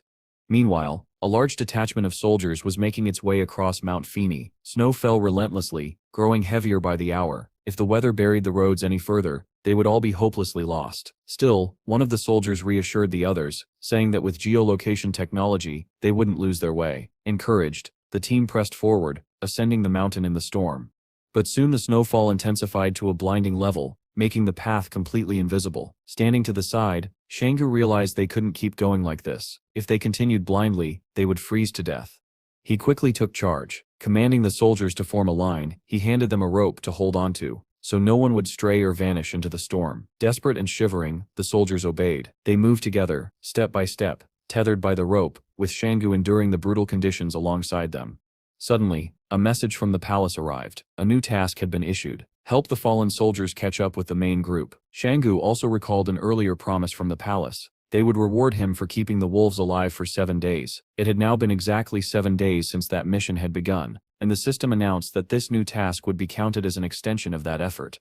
From the corner of his eye, Shanggu spotted a man trying to sneak away. Disbelieving what he saw, he watched as the soldier reached for his pistol, only to find it missing. Shanggu held it up, revealing that he had already taken it. The deserter froze, stunned by the speed of the move. With a calm but firm tone, Shanggu pulled the man back and warned him that the mountains were treacherous. If he tried to run, anything could happen to him. The man fell to his knees, begging to be let go and promising he wouldn't flee again. Releasing his leg, Shanggu crouched in the snow in front of him and reminded him not to lag behind the group. Then, with a faint smile, he asked if the man wanted to thank him. Confused, the soldier nodded, and Shanggu clarified that he had just saved his life. The man sincerely expressed his gratitude, an outcome that surprised Shanggu more than he expected.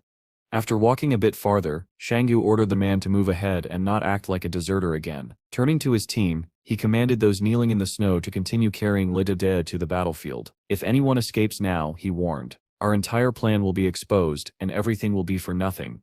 He then shouted to the squad leaders, shoot on the spot, anyone who tries to escape. Le Qingjiang, watching the situation unfold, quietly admitted that he had no idea Shanggu was this good at manipulating people. Suddenly, one of the soldiers collapsed into the snow, unconscious. His partner rushed to his side, calling his name, Wanchai, and desperately begged him to wake up, but his cries for help were met with silence. The other soldiers continued marching, pretending it wasn't their concern. Tears filled the man's eyes as he pleaded for someone to help. Still, no one moved, only Shanggu responded. With a smile he said, I'm coming. He walked over, lifted Wanchai from the ground, and calmly said the man was likely just exhausted after the long journey. He slung Wanchai over his back, carrying him through the storm. The man who had cried for help looked at him with awe, quietly expressing his gratitude. As the group pushed forward through the relentless snow and wind, 2 more soldiers collapsed, their bodies falling face first into the snow. Again, most of the group ignored them and moved on as if nothing had happened. Shanggu paused, knowing he couldn't carry both men by himself. At that moment, Chang Wudi stepped forward. Without hesitation, he lifted both soldiers onto his back, one on each side. Witnessing such strength and selflessness, Shanggu was genuinely moved. From a distance, one of the other soldiers watched in awe, and finally understood why people were so afraid of the special forces. They worked relentlessly, not just to defeat enemies, but to protect their own. Eventually, the group was forced to halt. The storm had become too brutal to continue. One soldier voiced the fear everyone felt. If they stayed much longer, hunger would begin claiming lives. Amid this despair, some of them whispered about Shanggu and his companion. They weren't just leading, they were guarding the military, to ensure no one escaped. As the storm raged on, one of the soldiers remarked that there was no way they could escape in such weather. Yet, despite the dire situation, he quietly entertained a plan to punish Shang Su and his close companion. Soon, several people gathered to secretly discuss a scheme they had just devised. Meanwhile, the main character discreetly handed food to one of the men, cautioning him not to get caught. Turning to Chung Wudi, the young man asked what was going on. Chung Wudi revealed that he had overheard a pact. Some of the people planned to feign unconsciousness, so he would be forced to carry them. However, Chung Wudi hesitated to reveal the names of the conspirators, afraid that the protagonist would kill again. In response, Shang Su solemnly promised he would not harm anyone if Chung Wudi told him who was behind the plot. All Shang Su wanted was to send a message that for every evil act, an even greater consequence awaited. Thinking on his feet, Shang Su and Chung Wudi tied up 3 individuals with ropes, and began dragging them through the cold. As they hauled the culprits into the snow, Shang Su declared that they would depart soon. One of the restrained men mustered the courage to fight back, but before he could act, Shang Su kicked him squarely in the face. The blow knocked him down, leaving him sprawled in the snow, powerless. Shang Su then addressed everyone, stating that they were all adults, yet they preferred to lie back and do nothing while being dragged through life. One of the men shouted that it was Shang Su who brought them here by force. To this, Shang Su sharply replied that this excuse sounded exactly like the conspiracy they had planned. Those lying in the snow were left speechless. They hadn't realized the main character had known of their plot all along. With the confrontation finished, Shang Su leaned forward and resumed dragging the captives alone through the snow. Onlookers whispered in shock. They had heard rumors of how ruthless the Special Investigations Department was, but now, they were witnessing it firsthand. Time passed, and the soldiers continued their journey through the snowy wasteland. One of them suggested they set up camp on the leeward side and wait until the snowfall stopped. Shang Su agreed and took charge, ordering Li Qingjang to gather firewood. Working together for the sake of survival, the group pitched several tents and lit fires to keep warm. With this, Shang Su successfully completed the palace's quest, and was rewarded with a basic level skill card. Additionally, the vending machine now offered seeds for purchase, a development that made him genuinely happy. He had worked hard to reach this point.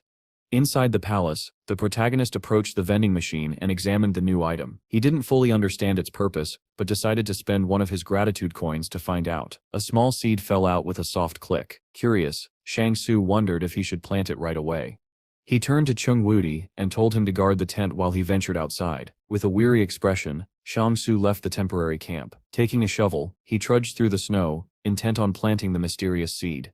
Once he dug a hole and dropped the seed in, he wished aloud for a plant that would bear fruit instantly. To his surprise, red roots began sprouting from beneath the snow. Although he didn't see any fruit, he marveled at the plant's rapid growth. Suddenly, a large crow approached. Sensing danger, Shang Su prepared to defend himself, but before he could act, the plant leapt from the ground. Its thorny stem wrapped tightly around the bird's neck. The crow collapsed in the snow, subdued. Observing the scene, Shang Su realized that the plant was highly aggressive. An idea formed in his mind: if he planted more of these around the forest, he could keep wild animals at bay. Back inside the palace, the protagonist grew curious about the other seeds. He held a gratitude coin received from someone else and prepared to use it. Meanwhile, Li Qingjang asked Chung Wudi where Shang Su had gone. Chung Wudi answered simply, he'd gone hunting for a boar. At that moment, Shang Su stood in the snow, watching a new dark yellow seed begin to sprout. Over 10 minutes passed before an unfamiliar plant emerged. Without warning, it launched a projectile from its top. The shot was so powerful it damaged nearby stone. Stunned by what he had just seen, Shang Su could hardly believe his eyes. The palace informed him that the plant could fire only 30 times a day. While the limit made it less useful, he wasn't ready to give up on it just yet. He bent the plant down and forced it to spit out multiple projectiles, curious to see what else it could do. At first, this situation oddly pleased the main character. In a way, it meant he could gather plenty of food. Suddenly, Shang Su heard a soft crunching noise, the sound of someone stepping on snow. He immediately straightened up and scanned the surroundings, his expression turning serious. Who could be here right now, he wondered. The regular troops of the Li consortium were stationed at the front lines. They wouldn't just show up in this area. With that in mind, the main character unsheathed his combat knife, fully aware that the presence of anyone else here could only mean danger. He quietly moved behind a nearby tree, using it for cover. Peering cautiously from the side, Shang Su spotted them, a full platoon of soldiers from the Jing consortium. Although he personally knew Luolin, it wouldn't help him now. He was wearing the uniform of the Shenzi combat platoon, which would mark him as an enemy in their eyes. He took a careful step back, anxiety creeping in. The thorns and vines surrounding the area might not be enough to stop so many soldiers. One of the Qing soldiers suddenly raised his hand, signaling the squad to halt. He pointed at the ground and observed, "Someone sit's been here recently." "Is the plan compromised?" one soldier asked. "No," another replied. "We start searching for a single target. There's only one possibility: one of the nano soldiers from the Shenzi squad is here."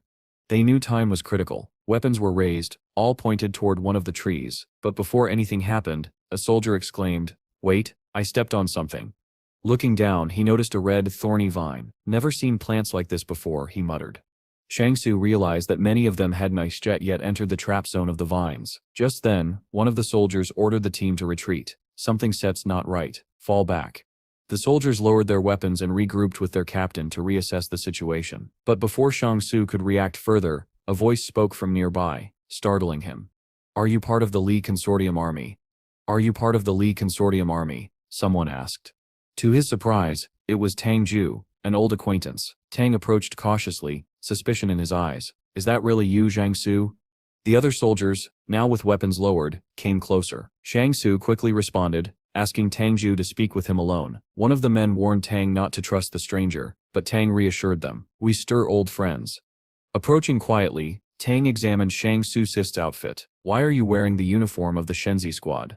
Shang Su gestured for him to sit. They both settled into the snow, and Tang asked if Shang Su had joined the Li Consortium. The protagonist explained that he and many others were forcibly conscripted as refugees. Tang's expression softened. "You stare lucky," he said with a sigh. "I was sent here on a suicide mission. The army seps under the command of Qing Yun now. He ordered us to intercept Shen Sep's detachment. Qing Zhen and Luolan have been placed under house arrest." Tang added that the Shenzi soldiers were equipped with nanotechnology, making them extremely dangerous, but Shang Su clarified that he was from a private unit, not one of the enhanced squads. As their conversation continued, Tang explained how his squad had walked into a trap. Even if they were fated to lose here, they hoped their sacrifice would help win the war. Shang Su didn't disagree with the sentiment, but reminded him that the Kang Consortium hadn't treated Tang well.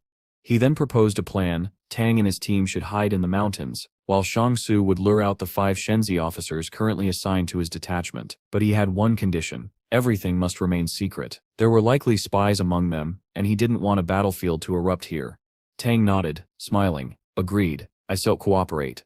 Later, Shang Su returned to the makeshift camp his squad had set up in the mountains. As he stepped inside, Li Qingzhong asked, "Did you manage to catch the boar?" It was only then that Shang Su remembered. Before leaving, he had told Chung Wudi to cover for him by claiming he had gone hunting. Taking a seat at the table, he replied with a wry smile, "It was too fast. I couldn't catch it." Qingzhong offered him a bun and explained that the Shenzi squad planned to stay here until the snowstorm passed. Outside, the blizzard howled. The flames of their fire flickered wildly as tents swayed under the weight of snow. The next morning, Shang Su's companion asked where he was off to so early. "Digging potatoes," he replied with a smile. "I can just sit around." Lying down, the man gave him a thumbs up. "You stir a good person." With that, Shang Su took a small bag and left the tent, walking away from the camp toward a hidden cave. Inside, he met Tang Ju and the other Qing soldiers again, handing them some potatoes to roast. Tang looked sincerely grateful. "You're a good friend," he said, warmly, bringing a smile to Shang Su's face. After receiving another gratitude coin as a token of thanks, Shang Su turned to the other soldiers and raised an eyebrow. "Well, aren't the rest of you going to thank me?" The soldiers, caught off guard, were reminded rather abruptly of the need for courtesy. As the military men expressed their gratitude, they turned toward the main character who had just approached them. In return, he received a few new coins of appreciation. Stepping closer, Tako Shangu whispered his plan. He intended to lure out the 5 officers from Shen's detachment, and with the help of Chung Wudi, ambush them. The man beside him hesitated and asked whether the protagonist truly needed no assistance, but Shang Su calmly assured him that he could handle 5 nano-soldiers on his own. Emerging from the cave, Shang Su began to walk quietly among the trees, his gaze alert and cautious. Then he stopped, scanning his surroundings. At that moment, Shang stepped forward and opened his palm, revealing a handful of red seeds. The protagonist knelt down and began to dig small holes in the snow-covered earth, carefully placing each seed within. After filling the last hole, he wiped the sweat from his brow, visibly satisfied with the task he had completed. Some time later, Shangu returned to the military camp, this time carrying a large rabbit in his arms. The soldiers immediately took notice and gathered around him. With excitement in their voices, they asked where he had found such a big catch. Shangu explained that he had discovered an animal burrow, but couldn't capture them all. He then asked for help, hoping to stir interest among the members of Shen's detachment and lure them away from the camp. The bait worked perfectly. The group of soldiers followed Shangu deeper into the forest in search of more food and provisions. Then, as planned, Shangu released the rabbit into the wild. The creature darted away, grabbing the attention of the troops. Shang Su pointed after it, urging them to chase it down. Without hesitation, the members of Shen's detachment sprinted after the fleeing animal. Shang Yu grinned secretly, pleased that his ploy had worked. The enemy soldiers had taken the bait and left their post.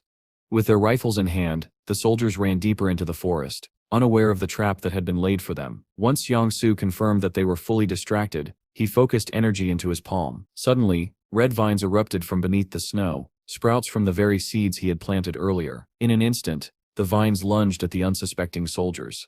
Panic spread among them as they fired their weapons wildly, attempting to resist the encroaching plants. One soldier was ensnared entirely, his limbs bound, his body squeezed tight, and his throat constricted until life left his eyes. The others met similar fates.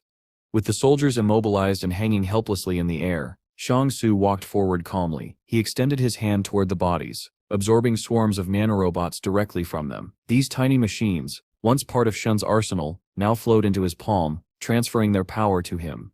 After collecting the nanorobots, Xiaosu turned and began to walk away. As he opened his palm, he noticed several insignia, tokens from the fallen Shenzi squad members.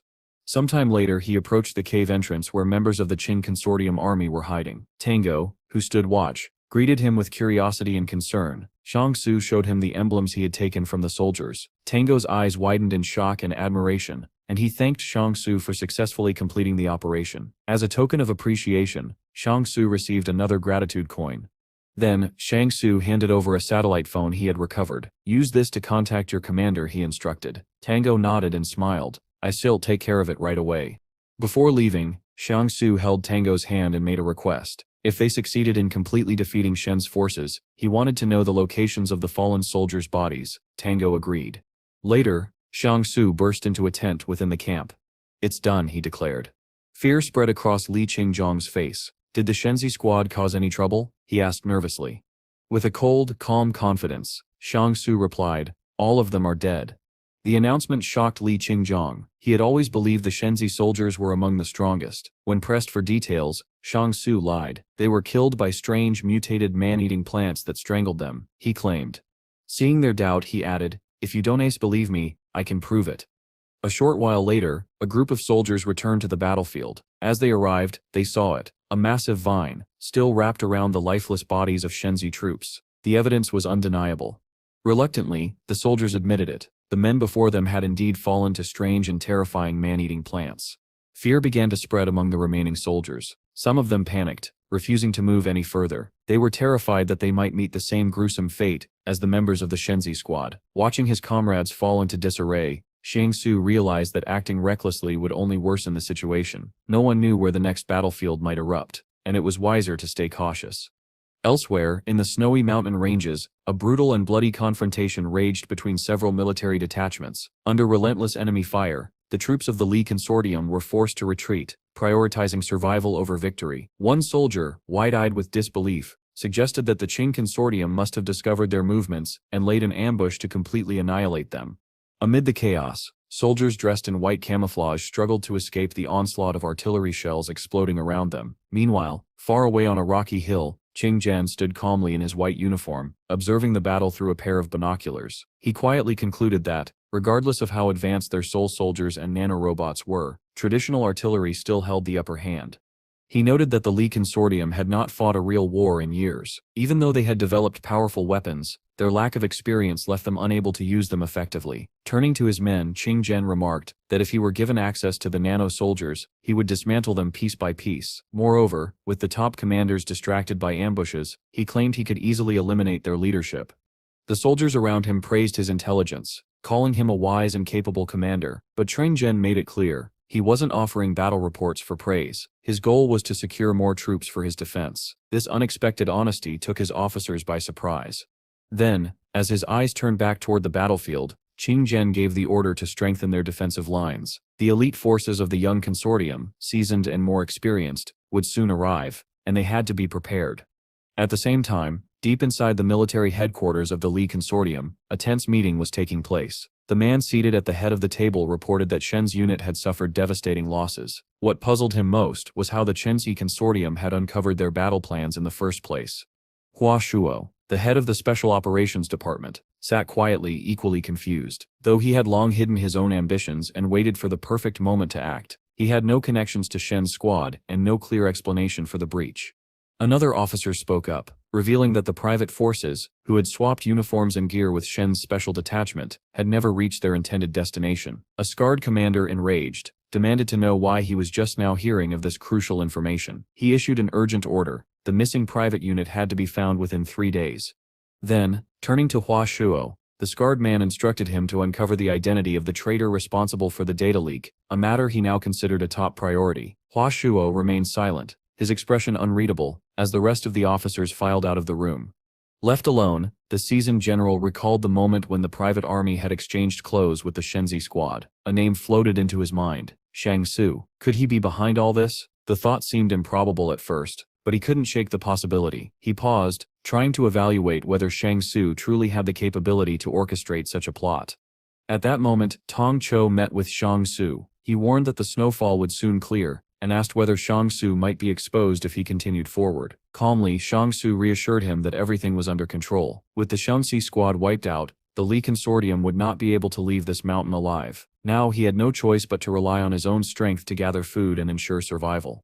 Taking a seat on a rock, Tong Chou shared some startling news. Cheng Xingzhen and Luo Lan had seized control of the Qing consortium. They had taken decisive action, killing Qing Yun and rising to power as the new military leaders. Suspicious, Xing Su asked if such a power shift had gone unnoticed by anyone.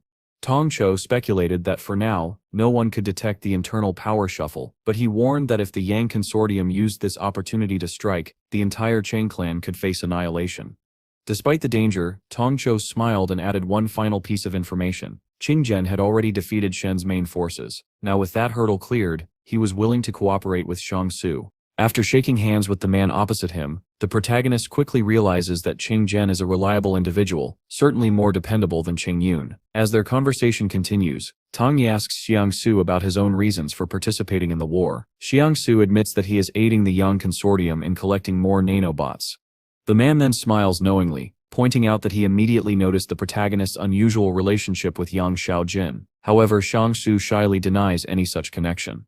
Gradually, the scene shifts to a vast snow-covered battlefield. Shang Su walks past crates and barricades, assuming this is where the Qing consortium and Shenzi squad once clashed. Unexpectedly, he notices several people moving in the area. Alert, he prepares for a potential ambush. But upon looking closer, he sees 2 wounded soldiers slowly making their way forward, supporting each other. Hiding behind a nearby tree, the protagonist observes them and quietly praises Qingzhen for leaving the officers of the Shenzi squad behind. From his concealed position, he watches other soldiers as they move. Without hesitation, he summons several red seeds and tosses them to the ground. As they hit the snow, the seeds rapidly sprout into a wall of dangerous red vines, snaking toward the soldiers' feet. Within seconds, the vines shoot up from the snow and entangle the soldiers, immobilizing their limbs. The deadly plant continues to tighten its grip, restraining and injuring the 2 men. From his hideout, Xiang Su tries to determine the location of the rest of the squad. Suddenly, the restrained soldiers spot a silhouette behind the tree and shout, asking if someone is there. One of them angrily demands to know who the man is and how he knows they are part of Shenzi squad. Stepping out from behind the tree, the protagonist calmly asks where the rest of their unit is located. Ignoring the question, one soldier instead demands to know why Shang Su is wearing the Shenzi squad uniform. With a faint smile, the protagonist replies that the members of the squad gave it to him willingly. Hanging in disbelief, the soldier realizes that Shang Su belongs to a private army. Suspicion and fear rising, he asks what Shang Su is doing here and how he is able to control the vines. The soldier, now panicking, accuses Jiang Su of being a spy and betraying the squad's location. But Jiang Su feigns ignorance, turning his head and pretending not to understand. With a sigh, he repeats his question. Where is the rest of the Shenzi squad? Terror-stricken, the soldier finally replies that they are stationed about 20 kilometers behind. Shang Su responds flatly, saying he can go and check for himself, if he dares. With a cold expression, the protagonist walks past the soldiers entangled in the vines, intending to scout the situation on his own. His fist clenches, his face twisted with hatred and fury. Then without hesitation, the red vines tighten. A sickening crunch fills the air as the vines pierce flesh and bone, killing the helpless soldiers instantly. Unfazed, Shang Su continues on his way, leaving their corpses behind in the snow. Some time passes. Shang Su dashes across the snowy terrain, white puffs of breath trailing behind him. Suddenly he comes to a halt. At his feet lies the corpse of a man from Shenzi squad, surrounded by splattered blood. After inspecting the scene, Shang Su notices there were no explosions or shell impacts, just a clean, precise hole in the armor. A sniper had taken the shot. Crouching beside the body, Xiang Su deduces that the Qing consortium's ambush had been disrupted mid-operation. Retrieving a bullet from the corpse, he recognizes it as one of Yang Xiaojin's, who should now be stationed at Fortress 88. As he stands, gazing at the many lifeless bodies scattered across the snow, Xiangsu ponders who else could be capable of such precision. Slowly he raises his hand, as if willing something invisible into action. With a soft hum, swarms of dormant nanobots begin to gather from within the fallen soldiers, drawn to his command. A faint look of satisfaction crosses his face as the nanobots fuse into his armor and bloodstream. He knows now that with the quantity he's collected, his suit will be fully reinforced. Despite this, he frowns, his thoughts returning to Yang Xiaojin. She always comes to mind when thinking of mysterious snipers, but there's no reason for her to be here now.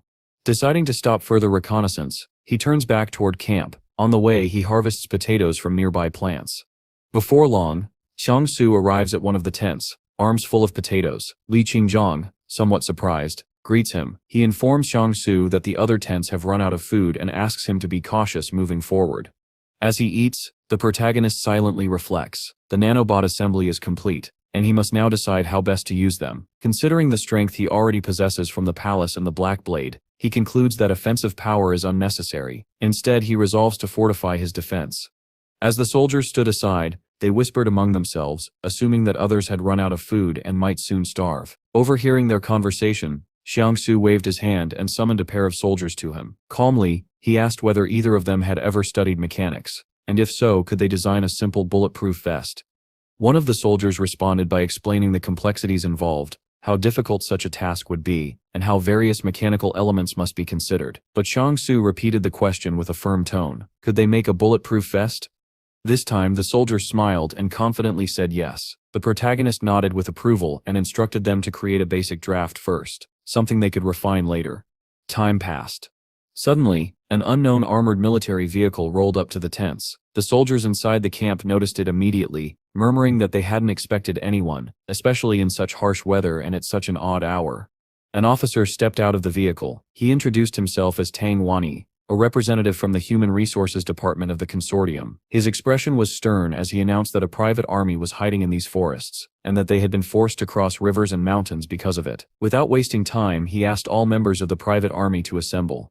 Narrowing his eyes, Tang Wani scanned the group and asked which of them was named Xiangsu. The protagonist raised his hand. Tang Wani then revealed that the higher-ups had been informed of Commander Lu's critical condition. He was currently in a coma. Following recommendations from leadership, Xiangsu had been appointed as the acting commander of the 2nd Battalion. This news surprised and pleased the protagonist. Tang Wani asked him to step forward and sign the necessary documents. Smiling, Xiangsu began to fill them out. The HR officer asked casually if the young man had pulled some strings to get promoted. However, without waiting for a reply, Tang Wani turned and walked back toward the vehicle. Under his breath, he muttered that he wouldn't have come out in such a heavy snowfall unless someone had paid a bribe of 100,000 currency units to promote Xiangsu. With a grim smile, he told his comrades to blacklist Xiangsu and remove him from his post once the war ended. Xiangsu, noticing the officer whispering something as he departed, asked his comrade, Cheng Wei, what they had said. Cheng Wei admitted bluntly that they were planning to strip Xiangsu of his new position. Yet, the protagonist remained unfazed, radiating optimism. Looking around at the uneasy expressions of the surrounding soldiers, Xiangsu addressed them. With a proud smile, he reminded them how fortunate they were that he had been appointed commander of the 2nd Battalion. He urged them not to speak recklessly, claiming that his survival skills were well known and that, under his leadership, they wouldn't die, neither from hunger nor from dangerous plants. Still, the soldiers glanced at one another with visible doubt. Xiangsu noticed their suspicion and chuckled. Loudly, he declared that if they didn't believe in him, he would go ahead and take the first blow himself. Giving a confident thumbs up, he promised he would always stand by his word and protect them. As dusk approached, the new commander gave his first official order. Everyone was to pack their belongings and prepare to move out. After swift preparations, the detachment under Xiangsu's leadership set off. Not long into their march, they came across a red vine trap, an earlier creation of Xiangsu's, that had already claimed the lives of many. Cheng Wei immediately shouted to the others, warning them to be careful. Xiangsu, however, stepped forward with authority. As if recognizing its creator, the vine withdrew from his path. The soldiers, impressed by this, began to follow him without hesitation. Some even handed him coins in gratitude, now viewing him as their savior. Seeing thick smoke rising into the sky, Xiangsu recalled Tang Wanyi's earlier warning and realized that the information had been true. He remembered his conversation with the man who asked if Xiangsu's promotion had already been decided. It turned out that Chang Zhen had orchestrated the appointment, signaling that he had a powerful insider responsible for assigning military ranks within the private army. Through this same channel, Qing Zhen had sent a message. He wanted Jiang Su to eliminate the forces operating under Qing Yun's command. Qing Su, without hesitation, agreed. Pointing to the smoke rising in the distance, he proposed meeting his allies directly on the battlefield to plan their next move. Following this decision, the detachment pushed forward, trudging through snowstorms and dense trees. Xiang Su turned back to remind the soldiers to stay close, not to get lost, and to immediately execute anyone caught trying to desert. He also advised them to scatter slightly at the beginning of battle to avoid friendly fire and reduce casualties. Xiang Su turned back to remind the soldiers to stay close, not to get lost, and to immediately execute anyone caught trying to desert. He also advised them to scatter slightly at the beginning of battle to avoid friendly fire and reduce casualties. The gravity of his words sparked a thought among the soldiers. Perhaps Yang Su knew who the real enemies in those mountains were.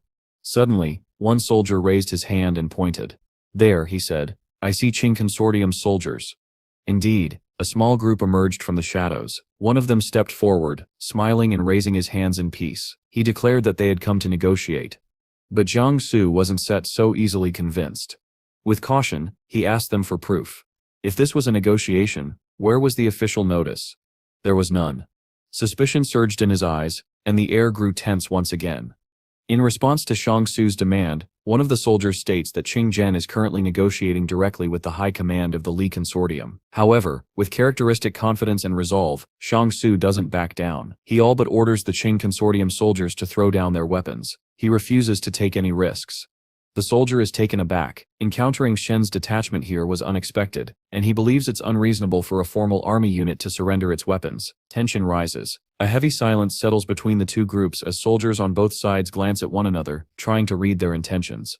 But Xiang Su refuses to let up. He continues to press, stating firmly that if they're not willing to disarm, then they clearly did not come here to negotiate. Faced with no good options, the lead soldier seriously considers the demand. Even if a battle were to break out, they had no chance of winning against Xiang Su's forces. Realizing this, the man finally gives the order. On his signal, the Qing consortium soldiers toss their weapons onto the snow, disarmed and unable to fight back. Xiang Su watches the scene unfold with a calm, focused gaze, but something catches his attention. One soldier's odd behavior. At first glance, it seems the man is surrendering his weapon like the others, but then, without warning, Xiang Su's left hand shoots forward, his gun raised in a blur. With a faint smirk, he points his weapon directly at the suspicious soldier. A gunshot echoes through the cold air. The bullet rips into the man's body, and he collapses, blood staining the snow beneath him. Without hesitation, Xiang Su shouts to his men, "Attack, leave no one standing." The soldiers under his command rush forward, now fully committed. Some hesitate, turning away, claiming they cannot bring themselves to kill unarmed men. But behind them, Cheng Wudi and Li Jingjin raise their rifles, silently warning that deserters will not be tolerated. Out of options, the entire unit charges forward, overwhelming the disarmed enemy. Bullets fly, screams echo, bodies fall. The Qing consortium soldiers are annihilated in a brutal assault. The next day, at the Li consortium headquarters, high-ranking officials gather in disbelief. News has spread of a private army completely wiping out the Qing consortium's elite forces. Military reports confirm the outcome, but the leadership is stunned. How had these troops even crossed into their territory without detection?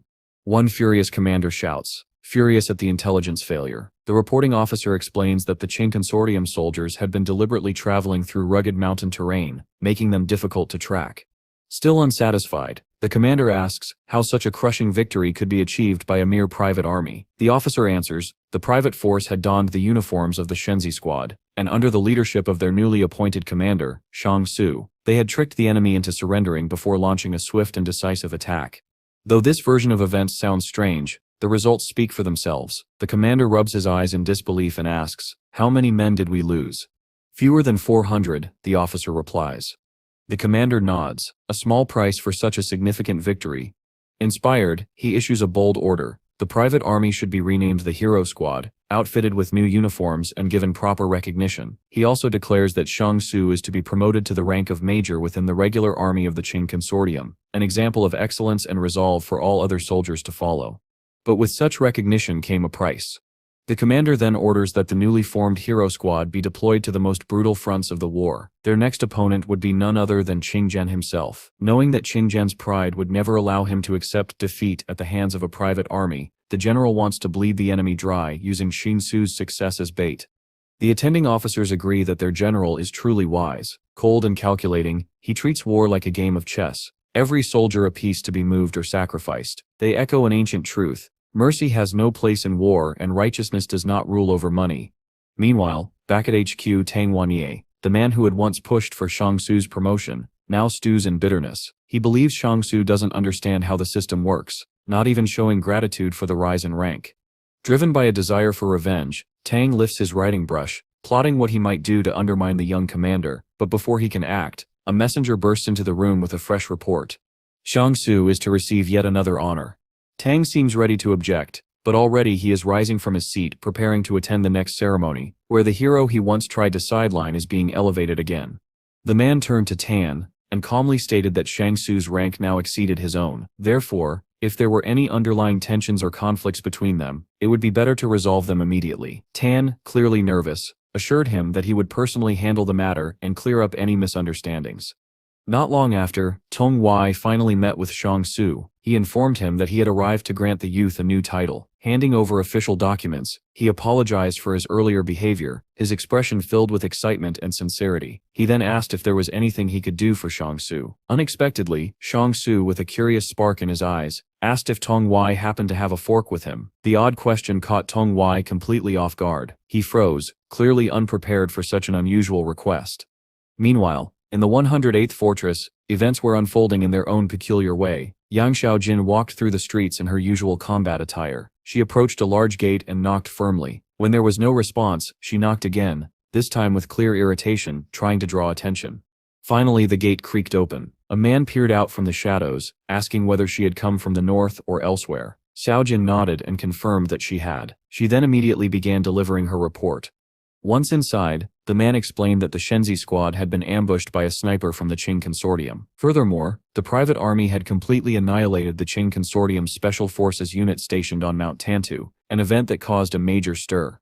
Upon hearing this with her own ears, Yang Xiaojin instantly suspected that Xiangsu was involved. The man offered to hand over the enemy's defense plans to her, but she refused, stating that she was not participating in the war. Turning to him, she instead requested his help in locating a man named Xiangsu, convinced that he was part of the mysterious private army. Noticing her growing interest in Xiangsu, the man asked if she had any other leads. Xiaojin calmly told him to simply follow the tracks. They would point the way. Elsewhere, inside a secured laboratory, a scientist requested a fresh batch of experimental samples. His female assistant eagerly brought him a test tube containing nanorobots. As he examined the sample, he recalled how these robots had started behaving unpredictably after coming into contact with individuals whose synchronization coefficient was 0. Later, a group of personnel moved into a room where a soldier from the consortium lay unconscious, a stunned look frozen on his face. The researcher asked where the nanorobots had gone. He couldn't detect any of them on the soldier's body. Perplexed and alarmed, he turned to his commander reporting that the robots had vanished without a trace. Meanwhile, a convoy of military vehicles rolled through the barren mountain roads. Inside one of them, Li Qingzheng spoke with Xiangsu. She congratulated him on his promotion to major, saying that it would open up new opportunities. But Xiangsu dismissed her words, asking instead if he could drive for a bit. Li Qingzheng declined, pointing out that soldiers were seated behind them and that the road was too slippery. A single wrong move could cause the vehicle to overturn. As the convoy pushed forward, she asked why Xiangsu had ordered a relocation to the 313th position. Sensing her concern, he asked why she was so anxious. Li Qingzheng explained that based on Tong Wai's tone earlier, it was clear that Army Command had already decided to send them there. Such information was usually confidential, which made it likely that it was a trap, a lure for the Qing consortium. Xiangsu commented that the Li consortium was being far too cunning, treating its heroes like expendable pawns. By publicly revealing that the unit which had humiliated the Qing consortium was stationed at the 313th position, they had all but issued a challenge. If the Qing failed to retaliate, it would be a blow to their pride, but if they did respond, they would be walking into a potential trap. Either way, for the Li consortium, the hero squad was nothing more than a bargaining chip in a much larger war. Li Qingzheng asked if this cold reality bothered Xiangsu, but he reassured her not to worry. Everything was under control. Still, she pressed on, her voice tinged with concern. What if the Qingzheng consortium decided to strike with full force? What if they concentrated their army and crushed them? At that moment, a massive bird flew overhead, casting its shadow over the convoy, its presence oddly calming. As Shang Su watched it soar, he remembered the words of his teacher, Shang. The wars of the past, he had said, were far more diverse. But after the great disaster, all that remained were brutal ground battles dominated by armored vehicles, artillery, and the wild card of this new age, nanorobots, the unpredictable variable in a war shaped by chaos. Later, the entire military column finally arrived at the 113th position. As they disembarked from their transport vehicles, Shang Su and his soldiers were greeted by a few military personnel stationed at the post. Li Qinghan, surprised by this reception, assumed they weren't expected. However, Shang Su calmly explained that it was simply because everyone understood their true role, bait. With a firm expression, Shang Su declared that greetings meant nothing. What mattered now was the formal entry into the camp. As the squad approached one of the guards, an older soldier hardened by past battles, the man stepped forward and asked whether the person before him was truly Shang Su. Shang Su replied with a calm smile, "Yes, that sips me."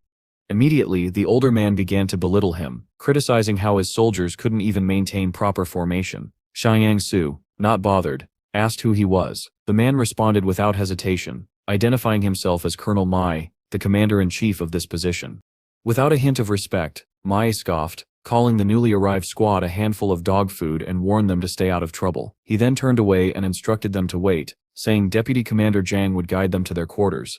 In Shang Su's eyes, Mai appeared to be a formidable figure, someone likely holding great power and knowledge. Sensing the opportunity, Shang Su secretly activated the study skill from the palace for the first time. But to his frustration, the palace responded by offering a completely useless random target skill. Just then, Chongui placed a hand on Shang Su's shoulder and, with a troubled look, revealed what he had overheard. Camp chatter claimed they were all being sent to certain death, but Shang Su, unfazed, assured them that even if their so-called allies perished, their own squad would not be affected. However, he warned that if the Changjin forces launched a preemptive strike, they would be the first to die. After this brief speech, Shang Su asked what else the soldiers had been saying. With a heavy heart, Shang Hu replied that many believed the hero squad deserved death, considering them nothing but a nuisance. Smiling gently, Shang Su rested a hand on his comrade Sep's shoulder and remarked, "People often harbor darkness within, saying things in secret they Sep never admit openly." As night fell, a military vehicle rolled down a lonely road. The gates creaked shut behind it. Inside the transport sat Lenina, a large cigar in his mouth, his face unreadable as he seemed lost in thought. Elsewhere, Shang Su examined the area map given to him by Deputy Commander Jang. As he studied the layout, he noticed something unusual. While soldiers moved in and out of most tents, 3 stood completely silent, avoided by everyone. Pointing to them on the map, Shang Su speculated that these tents might be part of a secret zone controlled by the Li consortium. Suddenly he spotted Lin Ke in person and quickly deduced that the nano-soldiers were likely hidden within those quiet tents. Then, unexpectedly, a familiar voice reached his ears. It was Tangju. The two greeted each other warmly. Tangju asked if Shang Su had already gotten settled. Shang Su replied that they had been placed in the most dangerous zone. Tangju then delivered critical news. Lulun had moved toward the Yang consortium, and a major battle could begin within 2 days.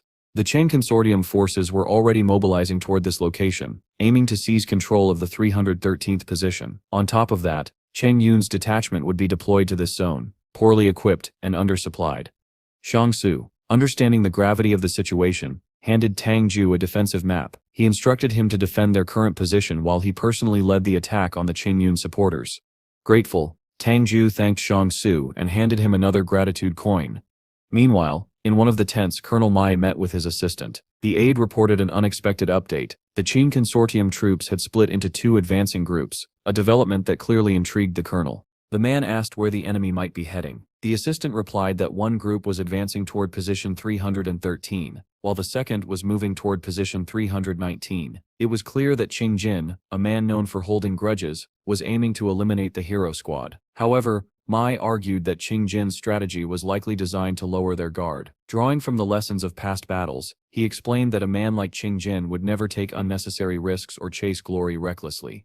Mai believed that the Qing consortium troops would only launch a diversionary assault on position 313, while secretly sending their main force to position 319. In light of this, Mai advised preparing to support position 319 at a moment's notice. However, he then made a shocking declaration: no support was to be provided to the hero squad. The assistant was stunned. He understood the brutal implication: the hero squad was being knowingly sent to their deaths. Suddenly, a loud crash echoed from outside, causing both men to momentarily lose their balance. A soldier burst in, shouting that the main Qing consortium forces were already closing in on their position. To their horror, it became evident that the enemy had somehow acquired a map of their defensive layout, concentrating their attacks on critical points. This revelation struck the colonel hard. He was utterly unprepared for this level of precision. Clenching his fist, Mai tried to determine how the enemy had obtained their defense card. As he stepped outside the tent, he remembered Qing Jin's previous tactics. He always began with mass mortar fire. Moments later, the territory of Position 313 was rocked by an onslaught of mortar explosions. Tents and armored vehicles were obliterated.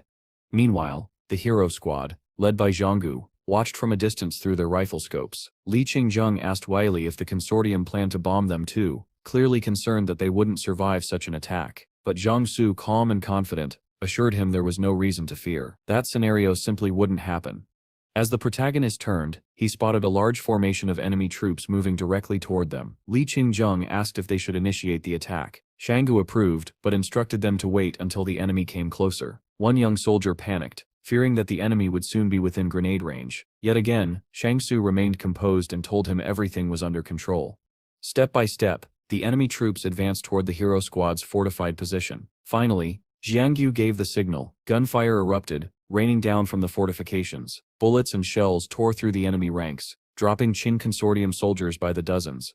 Under heavy fire, one enemy soldier asked his commander for instructions. The gray-haired officer, leading the attack, ordered them to use grenade launchers. A soldier knelt, pulling a launcher from his back and taking aim, only for a large shell to suddenly descend from the sky. It narrowly missed a fortified structure but exploded directly among the attacking forces, killing many instantly. Stunned, the commander and his subordinates stared in disbelief. But regaining composure, the commander roared for the troops to continue forward and use grenades to eliminate the defenders. His soldiers obeyed, charging ahead and hurling grenades at the hero squad. However, something was wrong. Grenade after grenade hit the ground, but none exploded. One after another, they simply rolled to a stop, silent and useless. The hero squad commander was speechless at first. A soldier nearby screamed, blaming Qing Jin for supplying them with these defective explosives. Realization dawned: their own leader had betrayed them. With horror on his face, the gray-haired commander understood what had happened. Qing Jin had sacrificed them. Not wanting to waste any more lives, he ordered a retreat. Watching the scene unfold, Zhanggu stepped forward with a smirk. Folding his arms, he commanded his troops to continue firing at the retreating enemies through the gorge. His soldiers obeyed. More gunfire echoed. Explosions blanketed the terrain, reducing what remained of the enemy army to ash. Confident, Shangsu commented that defeating the Qing consortium had been far too easy. Unexpectedly, a message arrived from the palace. Shangsu was ordered to assist with rescuing 100 wounded soldiers at Position 313. Seeing an opportunity to gather more nanobots, he accepted. He turned to his unit and instructed Cheng Wudi to accompany him. The man agreed. As they moved toward the camp, Li Qingjung panicked. He begged them to stay, saying they wouldn't survive without them. But Sheng Yu looked back and told them to hold their ground. He assured them that the remnants of the enemy infantry couldn't possibly pose a threat anymore. Li Qingjung reluctantly agreed, though in his heart he thought the battle had been too easy if they could now afford to go and help the wounded. Soon the protagonist and Cheng Wudi arrived at the Li consortium's devastated camp. Surveying the destruction, Xianggu ordered Wudi to fetch a stretcher for the wounded. Meanwhile, he climbed to higher ground for a better view, and began conducting reconnaissance. From this vantage point, the young warrior witnessed the grim aftermath. Countless soldiers lay dead. As he walked among the fallen, he extended his right hand and closed his eyes. A moment later, swarms of nanobots surged toward him, eagerly merging with his existing reserves. After collecting all he could, Zhang Su continued moving forward. Suddenly someone grabbed his ankle. Spinning around, he found a badly injured soldier, Lin Shu, calling for help. But instead of immediately offering aid, the protagonist smirked. With a mocking tone, he asked how Lin Shu had ended up in such a state, as if teasing his wounded friend. The young man knelt beside the wounded soldier, observing his condition. With a calm voice, he remarked that the man in front of him was incredibly strong and likely didn't need any help at all. After saying this, Zhang Yu picked up a sharp stone from the ground and with a faint smirk, added that he didn't want to be vindictive. He merely intended to ease the soldier's suffering. Once that was done, the protagonist resumed his task of collecting nanorobots. Satisfied that he had now gathered enough samples, but his mission wasn't over yet. Determined to make the most of his time, Xianggu ventured deeper into the camp, hoping to find something useful. hoping to find something useful. Not long after, his eyes fell on several boxes scattered on the ground. As he examined them, he realized they contained parts used to charge nanorobot antennas. Grinning, he gathered the items, recognizing them as equipment for wireless charging. He tucked them away as valuable loot, genuinely pleased with his unexpected bounty. Continuing his exploration, he found one of the wounded, and without hesitation, lifted the man to bring him to a medic tent.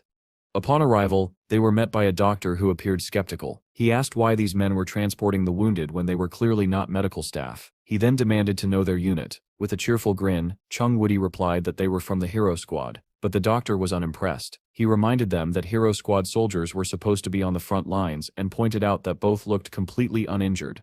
Just then, a colonel who had been lying nearby sprang up from his bed, accusing them of deserting their post. Xiangyu remained calm. With a small smile, he firmly stated that his unit had not abandoned anything. In fact, they had succeeded in wiping out an entire enemy infantry regiment, and only then had they come back to help.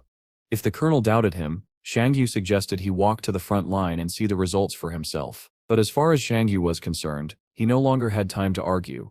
Without waiting for permission, the protagonist assisted one of the wounded soldiers, helping him sit on a nearby bench. When the medical team tried to intervene, Shingo stopped them. He insisted on handling things himself. The doctors, confused but obedient, laid the stretcher on the ground and stepped back.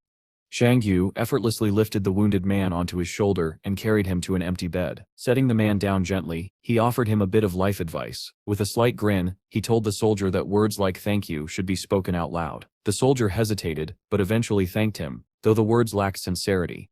Xiangyu noticed. Walking away from the bed, he spoke aloud, telling the soldier not to act with such hollow emotions. It was clear that even gratitude, if insincere, meant nothing to him.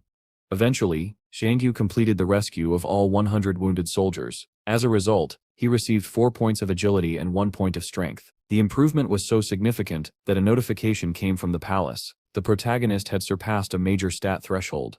The next morning, the recovering soldiers began to blame Chung Woody, claiming that if not for the Hero Squad, Qing Jin would never have attacked them in the first place. Xing Ji listened quietly to the mockery and accusations, visibly displeased by how events were unfolding. He walked over to his partner and proposed they return to their position immediately. Woody agreed without hesitation. Shang still wasn't sure whether the enemy infantry had been fully eliminated, so he decided they should recover whatever equipment they could once the dust had settled. While the two spoke casually, a few of the wounded soldiers glared at them with hatred in their eyes. Upon returning to his post, Xiangyu began preparing food for his unit. That's when Li Qingzhong approached, asking if Xiangyu truly believed it was the right time to eat. The captain insisted they should descend immediately and finish off the enemy, as very few troops remained on the opposing side. But Xiangyu shook his head. He warned that launching another attack now would bring trouble. Instead, he ordered the soldiers to gather for dinner. At that moment, a message from the palace arrived. Because Xiangyu had crossed the required threshold, he had unlocked a new skill, Castle Destruction. This ability temporarily doubled his strength. It was unexpected news, and impressive. With this new skill, Xiangyu now had 21 points in strength. In addition, his agility had climbed to 20.2. With a confident smile, Xiangyu assumed that for every 10 points, he would unlock a new ability. He felt himself stepping closer to becoming something far greater. After finishing his thoughts on skills and stats, he gave the order for the soldiers to help themselves to food. Holding a large plate, he walked over to Chung Woody and offered him some. As Woody took a bite of bacon and rice, he praised the meal's flavor. Then, curiously, he asked why Xiangyu was being so kind to him. Xiangyu replied that when he used to listen to Zhang's lectures, he once had dreams of becoming a good person, but he eventually gave up on that goal. It was simply too difficult. Now Xiangyu hoped Chung Woody could become the good person he never could be. He believed that the light in him hadn't yet faded. Just then, the story shifted to the basement of a sewing factory, located within Fortress 108. A man sat there, poring over a stack of documents. According to them, Shushan Chu was helping the Yang consortium gather nanorobots, but something didn't add up. Why was Shushan collecting so many samples? To the man reading the report, they seemed like nothing more than scraps. A faint knock echoed from the side. The man, seated in quiet thought, turned his head slightly and called for the person outside the door to enter. The visitor, addressing him with a low voice, reported that a batch of nanorobots had been destroyed. That immediately caught the man's attention. He leaned forward, asking sharply what had caused the malfunction. More importantly, he wanted to know, had anyone been found with a zero synchronization coefficient? The visitor shook his head. No such person had been identified, but a full list of everyone tested was available. It was now the man's responsibility to investigate. However, what truly sparked the man's interest was the revelation that the nanorobot programs had been erased, a highly unusual occurrence. Normally, to erase a nanorobot's program, it would have to be returned to the factory and processed through a specialized high-level deactivation procedure.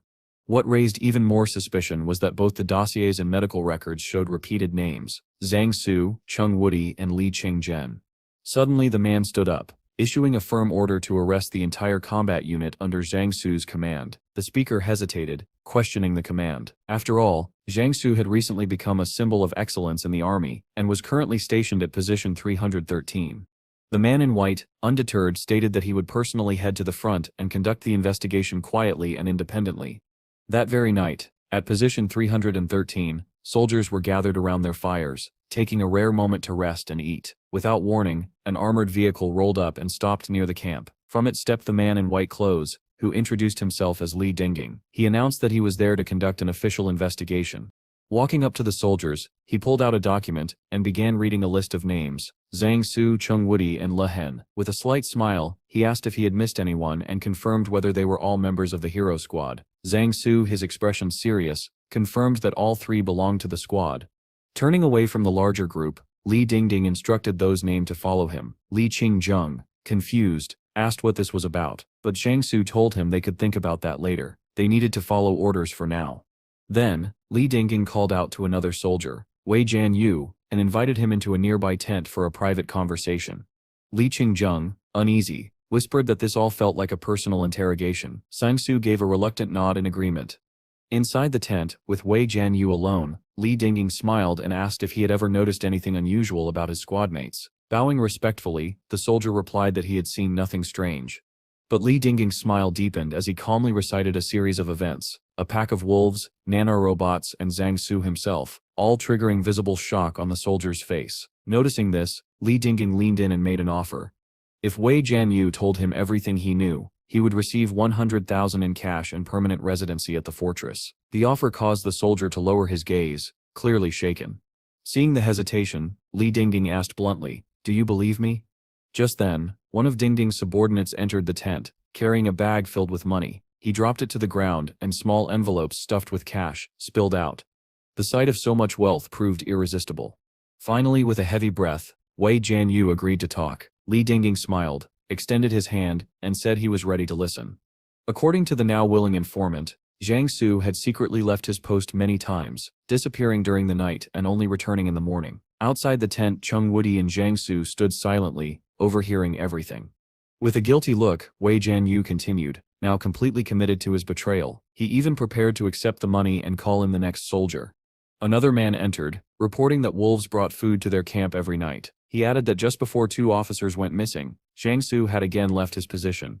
A third soldier claimed that the protagonist had abandoned his base, both before the death of 5 members of the Shenzi squad, and again, the night before Qingyun's attack.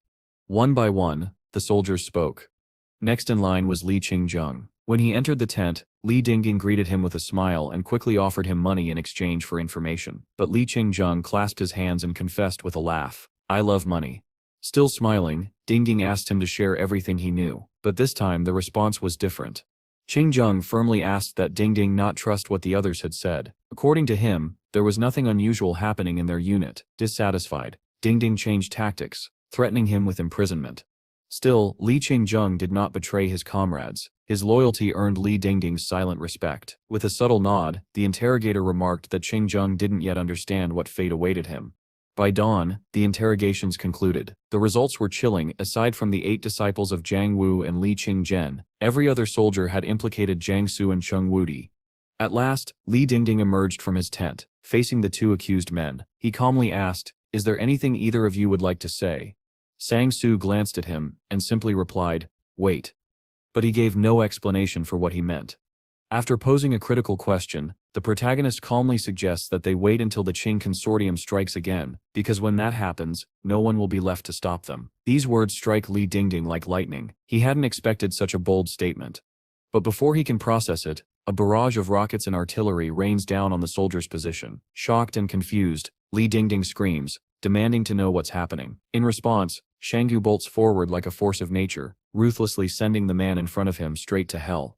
A red haze begins to swirl around the protagonist as he prepares to engage Li Dingding. Around his body, nanorobots start forming a metallic frame, gradually constructing a full suit of high-tech armor. This jaw-dropping transformation leaves Li Dingding stunned. Despite having a high synchronization rate and a large reserve of nanobots himself, even he can't perform such feats. The abrupt, superhuman movements of the protagonist confirm long-standing rumors that all the missing nanobots are now in Sang-Soo's possession. Grabbing his opponent by the throat, the protagonist hurls him forward. A thick fog descends over the small battlefield, which is bordered by dense forest. Tension thickens. The protagonist narrows his gaze, anticipating an ambush. Nearby soldiers appear visibly tense, as though preparing for something. One man suddenly shouts an order, and machine guns roar to life. Bullets tear through the air, all aimed at Jiangsu, but he moves with unnatural speed, dodging effortlessly, completely unscathed. Those who had remained loyal to the protagonist during interrogations immediately drop to the ground, shielding their heads from the onslaught. Unexpectedly, Chung Woody also springs into action. His body is covered in his own protective armor, and his personal staff is in hand. Without hesitation, he charges the enemies, determined to make them pay for turning on their own.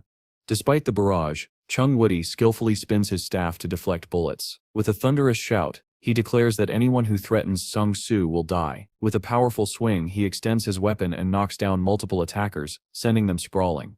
Amid the chaos, Li Qingjiang watches from the sidelines, oddly amused. Meanwhile, the protagonist finally reunites with Chung Woody. The two allies surge forward, cutting through enemy ranks with precision and power. Shang Yu barrels ahead, dealing severe blows to all who stand in his path. Looking down at a fallen enemy, the protagonist remarks coldly that even though they wear the same gear, he is stronger than all of them combined. Then without warning, he materializes a sleek black weapon in his hand. He begins counting 30 seconds. That's how long his opponents have left to live. A wicked grin crosses his face. He intends to savor every second. Then he charges. What follows is a blur of motion and destruction. Blue energy streaks from his body as he tears through soldier after soldier. One by one they fall, cut down, limbs severed, bodies mangled. When the dust settles, every attacker lies defeated. Turning, Shanggu sees that Chung Woody has likewise dispatched his foes. Approaching Li Qingjiang, the protagonist asks if any allies were injured. He nods, saying some were hit by shrapnel. Without hesitation, Shanggu rallies the group. It's no longer safe to stay here. He vows to carry the two wounded soldiers himself, along with Chung Woody. Together, the detachment begins their retreat, each man supporting the others. As they move, Shanggu, carrying one of the injured, suddenly halts. Ahead, a full platoon of soldiers marches in perfect formation. Confused, the protagonist lowers his head and prepares to pass quietly. As they cross paths, one of the unfamiliar soldiers lifts his gaze and stares at the hero squad. Shanggu freezes. The soldier asks which unit they belong to. Calmly turning, the protagonist responds that they are from the 7th Infantry and are heading for medical assistance. But then the soldier unexpectedly requests to be taken to the hero squad. Shanggu grits his teeth. 500 soldiers equipped with nanorobots had arrived for their heads. Even with all their skill, Shang-Su and Chung Woody cannot defeat such overwhelming odds. At that moment, Li Qingjiang steps forward, smiling. He offers to guide them. Turning to the protagonist, he tells them to head to the medical tent, promising to meet them afterward. Shanggu is stunned. He realizes Li Qingjiang is about to sacrifice himself for their safety. As Li turns toward the enemy platoon, the air hangs heavy with tension. Li Qingjiang smiled faintly and told Shang-Su that he was glad to see him again. Then, with solemn resolve, he asked them to leave. The protagonist, along with the rest of the former hero squad, turned away with empty expressions. Shang-Su, his voice low, instructed everyone not to look back. As the two groups of soldiers eventually lost sight of one another, Shang-Su and his allies continued their journey. This time by car. Fortune was on their side. They didn't have to go far before they stumbled upon a military transport vehicle. While one soldier briefly stepped away, Shang-Su seized the opportunity. By the time the soldier glanced back, the protagonist was already behind the wheel. Without hesitation, he slammed the gas pedal, leaving the bewildered man in a cloud of dust. According to Shang-Su's plan, their first destination was the fortress. They needed to rescue Liu Yuan and the others before the Li consortium placed them all on the wanted list. However, the path forward remained uncertain. Heading north was too dangerous due to the ongoing war, and for now, only the desert offered a viable escape route.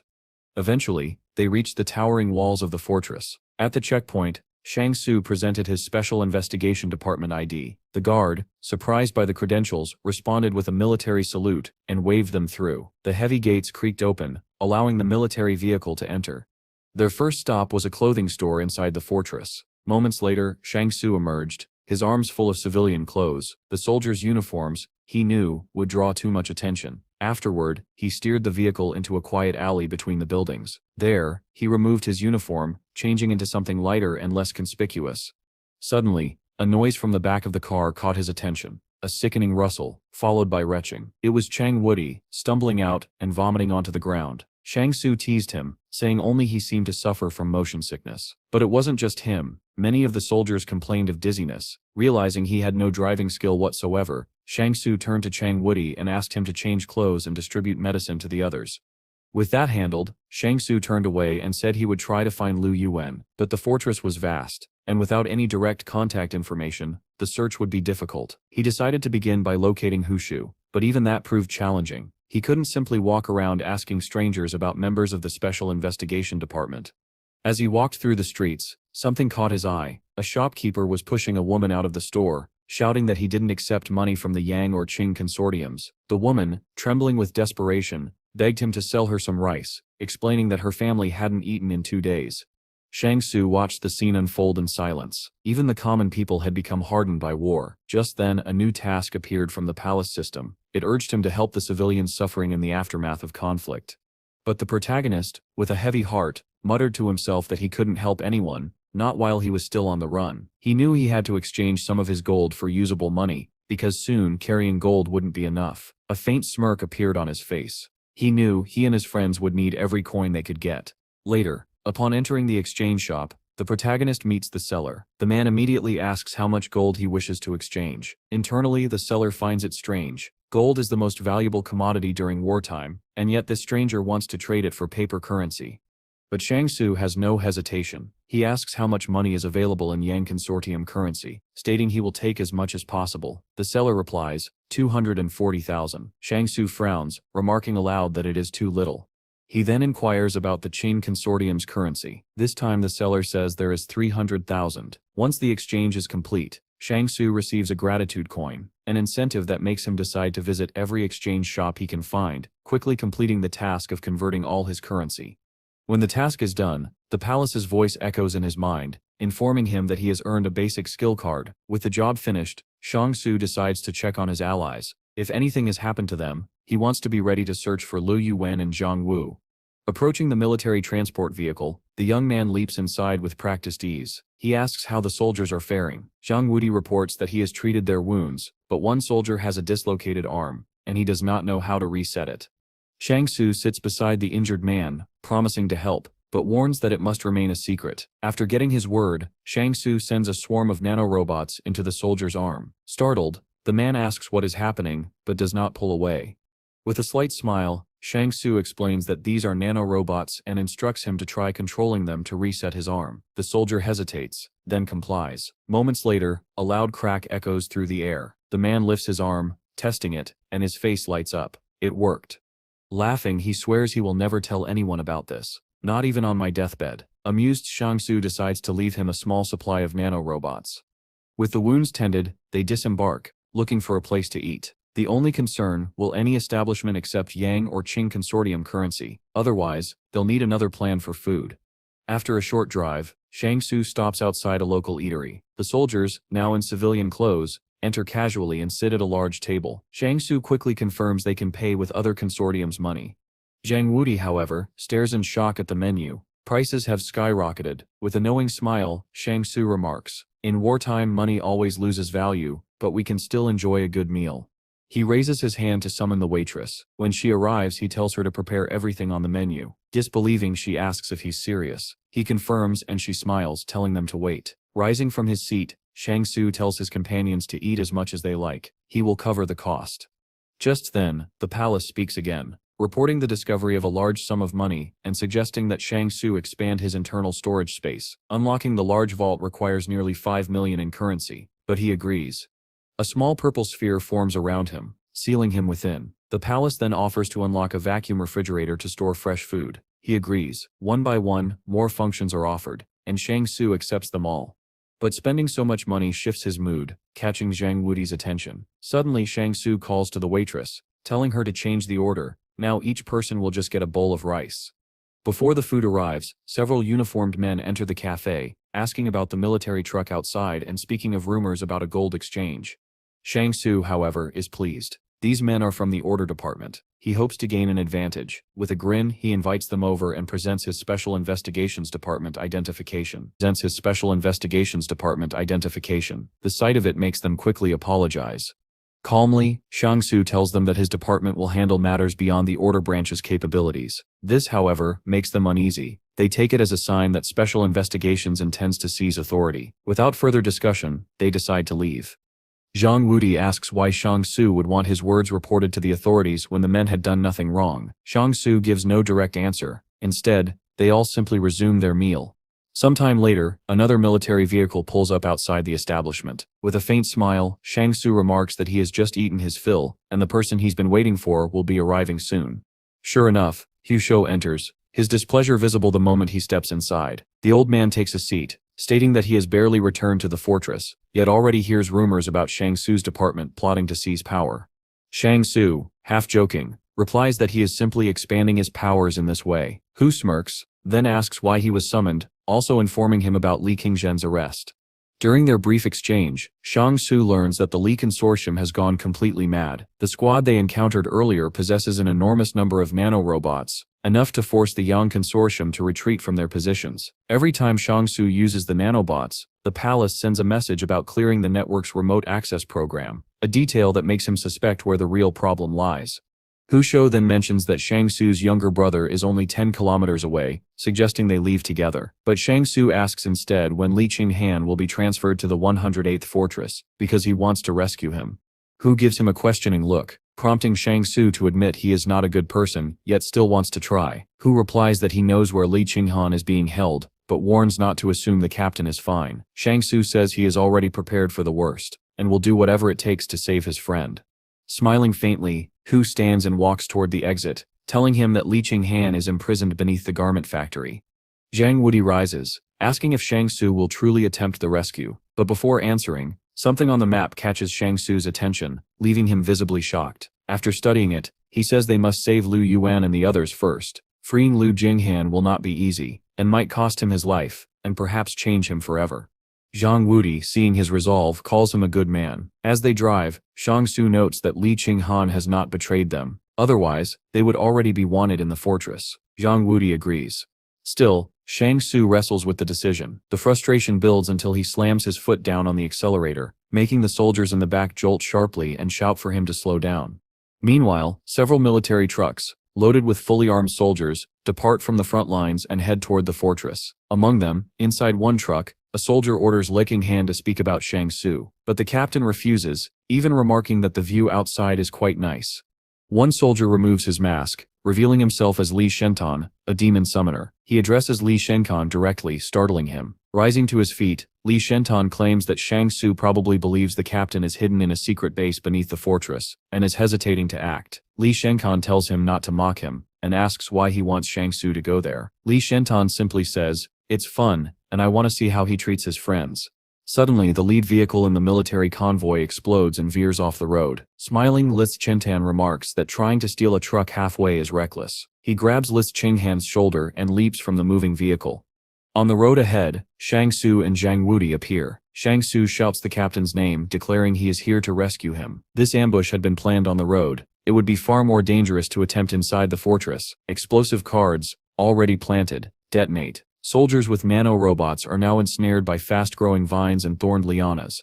But then, the same crimson plants surge toward both Li Qinghan and Li Shentan. Shang Su turns to the demon summoner, ordering him to release the captain. Instead, Li Shentan pats Li Qinghan's back and greets Shang Su like an old acquaintance. It is only now that Shang Su recognizes him, and suspects he has taken control of the soldiers, since none of them resist. This realization makes Shang Su both relieved and cautious. He moves to strike Li Shentan with his fist. But a girl suddenly appears between them, blocking his attack. Her punch collides with his, the impact producing a sharp spark and sending dust billowing around them. Shang Su immediately notes her strength, calling her very strong. Nearby, Lenin coughs, muttering that dust has gotten into his mouth. The girl is pushed back slightly from the force of the clash. Shang Su threw open the vehicle's door and leapt out, shouting for his companions to follow. Striding to the back of the truck, he called to Chung Wudi, ordering him to provide cover. Without hesitation, both men surged forward as if bound by an unspoken signal. In an instant, the main character activated his nanorobots. His speed became a blur. He slammed into an enemy military vehicle with such force that the armored transport was hurled into the air. Seconds later, it crashed to the ground, crushing several soldiers beneath its weight.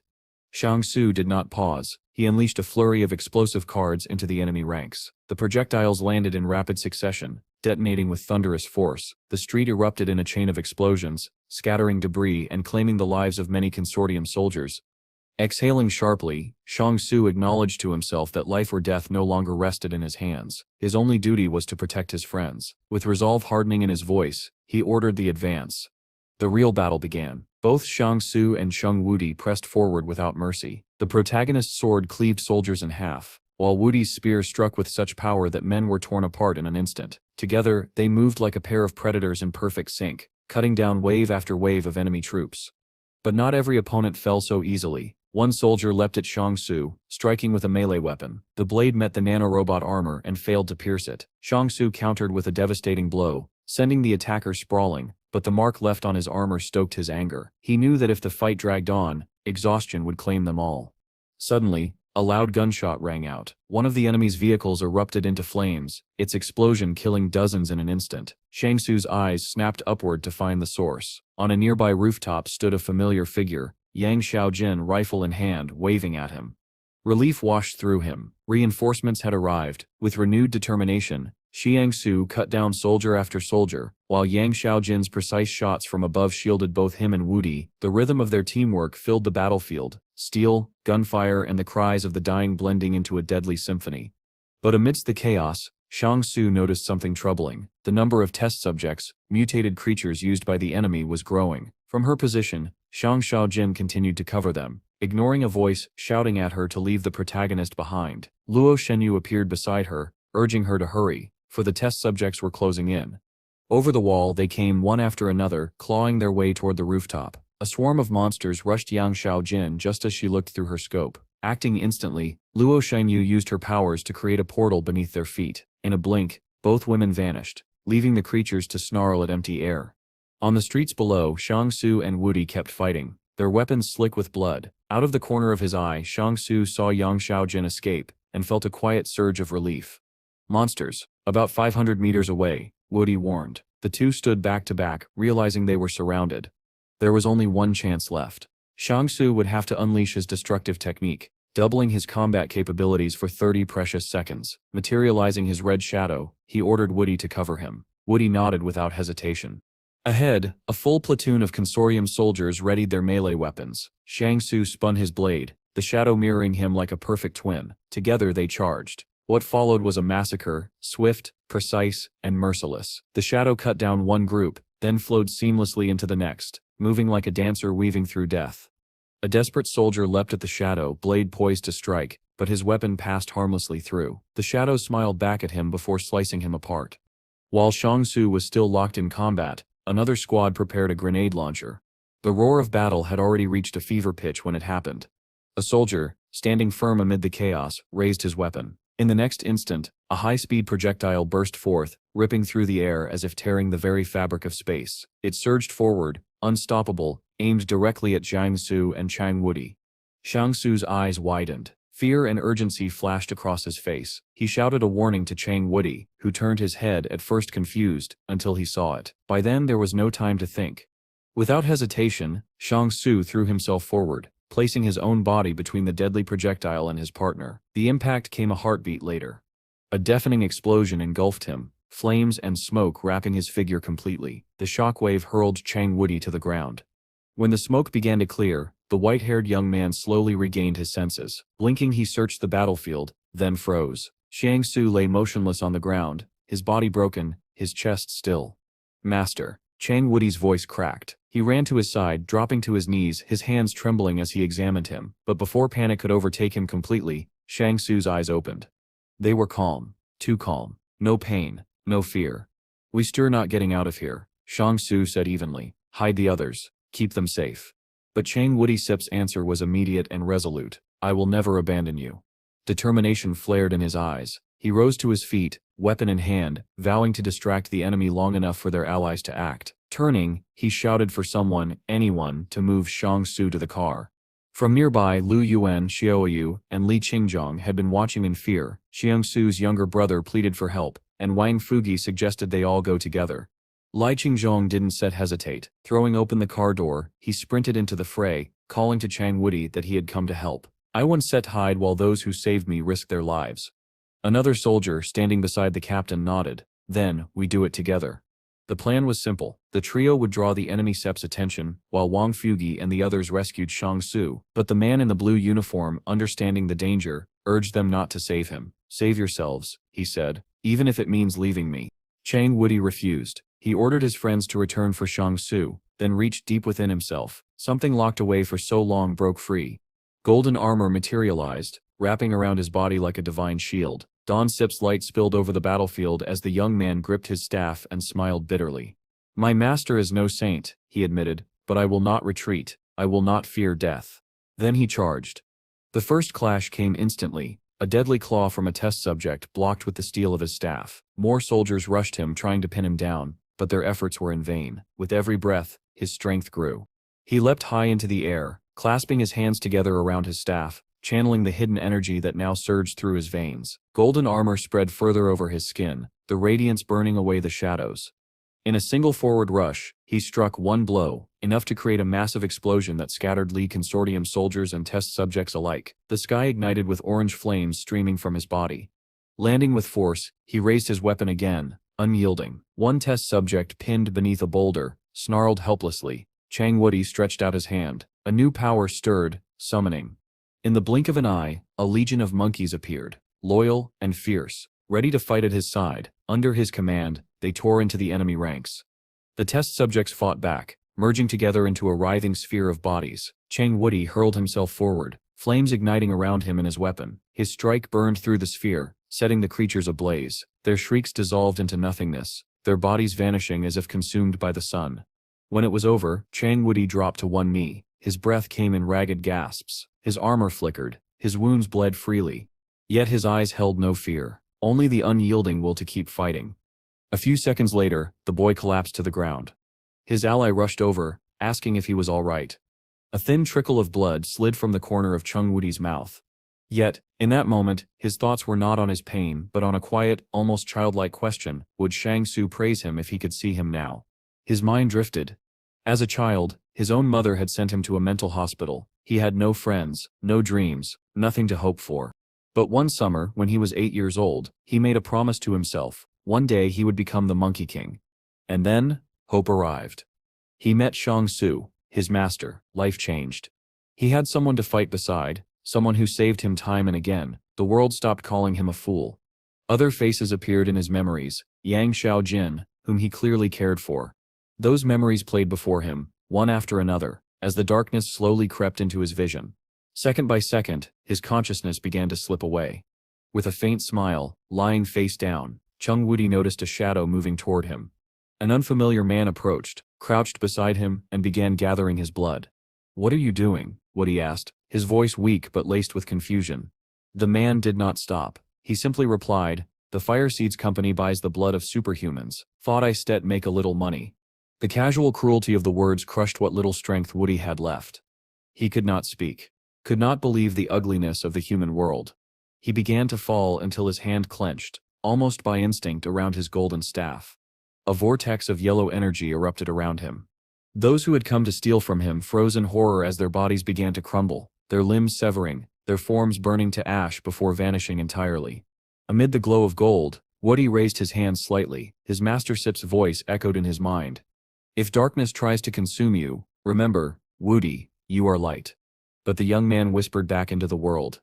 "This world is full of darkness. Then I shall extinguish the last light." He lowered himself to the ground, setting the staff across his knees. His breathing steadied, his eyes closed. Stone began to creep across his body, first his legs, then his arms, then his shoulders, freezing him in place. The transformation was slow, deliberate, inevitable. By the time it reached his face, there was only calm acceptance left in his expression. In one last memory, a nurse had once asked him about his parents.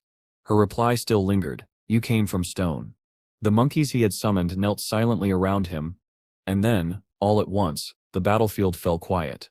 The Monkey King, Chung Wudi, was gone. All that remained was the statue, standing alone in the middle of the road. From the rooftop, Yang Xiaojin beside Luo Xinu looked down at the scene and murmured, "The era of the God-Sit's rebellion is approaching." A figure appeared in the distance, Li Shentan walking slowly with his partner. They approached the statue. Shentan knelt before it, while his partner floated closer, scanning the stone figure. Night fell. At last, Shentan spoke. "I envied Shang Su."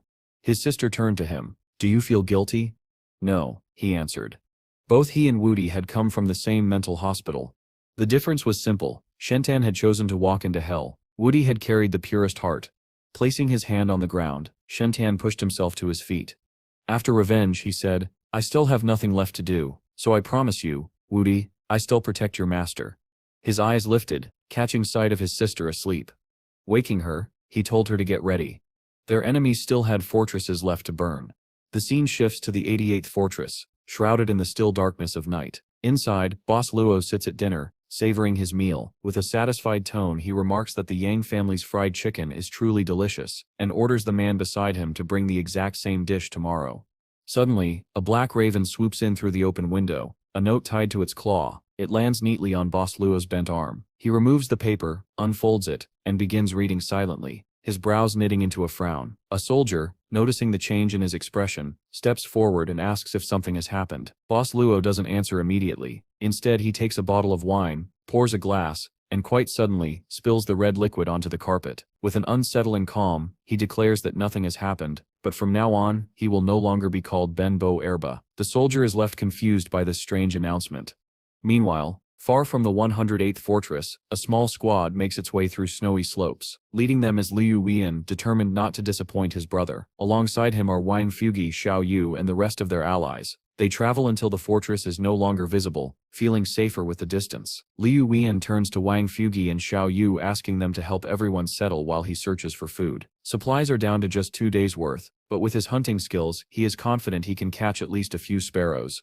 He takes position on the snow, lying low and hiding his face from the cold wind. Soon he spots a sparrow flying overhead. The boy removes his hood and grips the rope tied to a stick, supporting a makeshift trap. He studies the bird's movements, waiting for the perfect moment to pull. But when he finally tugs the rope, the trap misses its mark, and the sparrow escapes. Annoyed, Liu Yuan notices snow beginning to fall.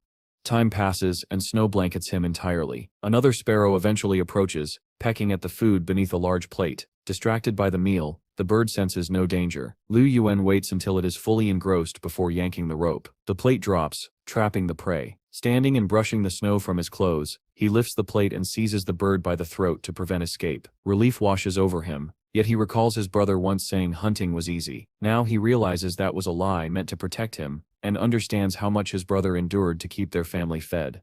Night falls as Liu Yuan returns to camp with his small catch. Xiao Yu rushes to meet him, concerned about whether he is hurt, but he avoids the question. Instead, he asks if Shang Su is awake. Wang Fugi, sitting in the snow, explains they have no doctor and aren't sure where Shang Su's injuries are, though they suspect fractures. Xiao Yu admits she crushed some antibiotics for him to take. Liu Yuan hands her the sparrow, asking her to make soup for his brother. She agrees and begins preparing it, plucking and cutting the bird before placing it in a pot over the fire.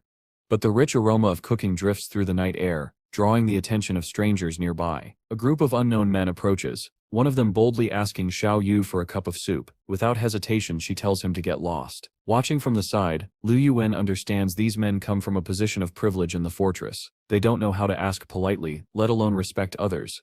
Some of the men eye the women in the group, whispering about their beauty. Wang Fugi and the others remain quietly beside Shang Su, unwilling to cause a scene. The bold man introduces himself as Xu Shidan, director of the logistics department of the 1008 fortress. Smirking, he approaches the girls until Liu Yuan steps into his path, a knife hidden behind his back. In a cold voice, Liu Yuan says the man is not welcome here.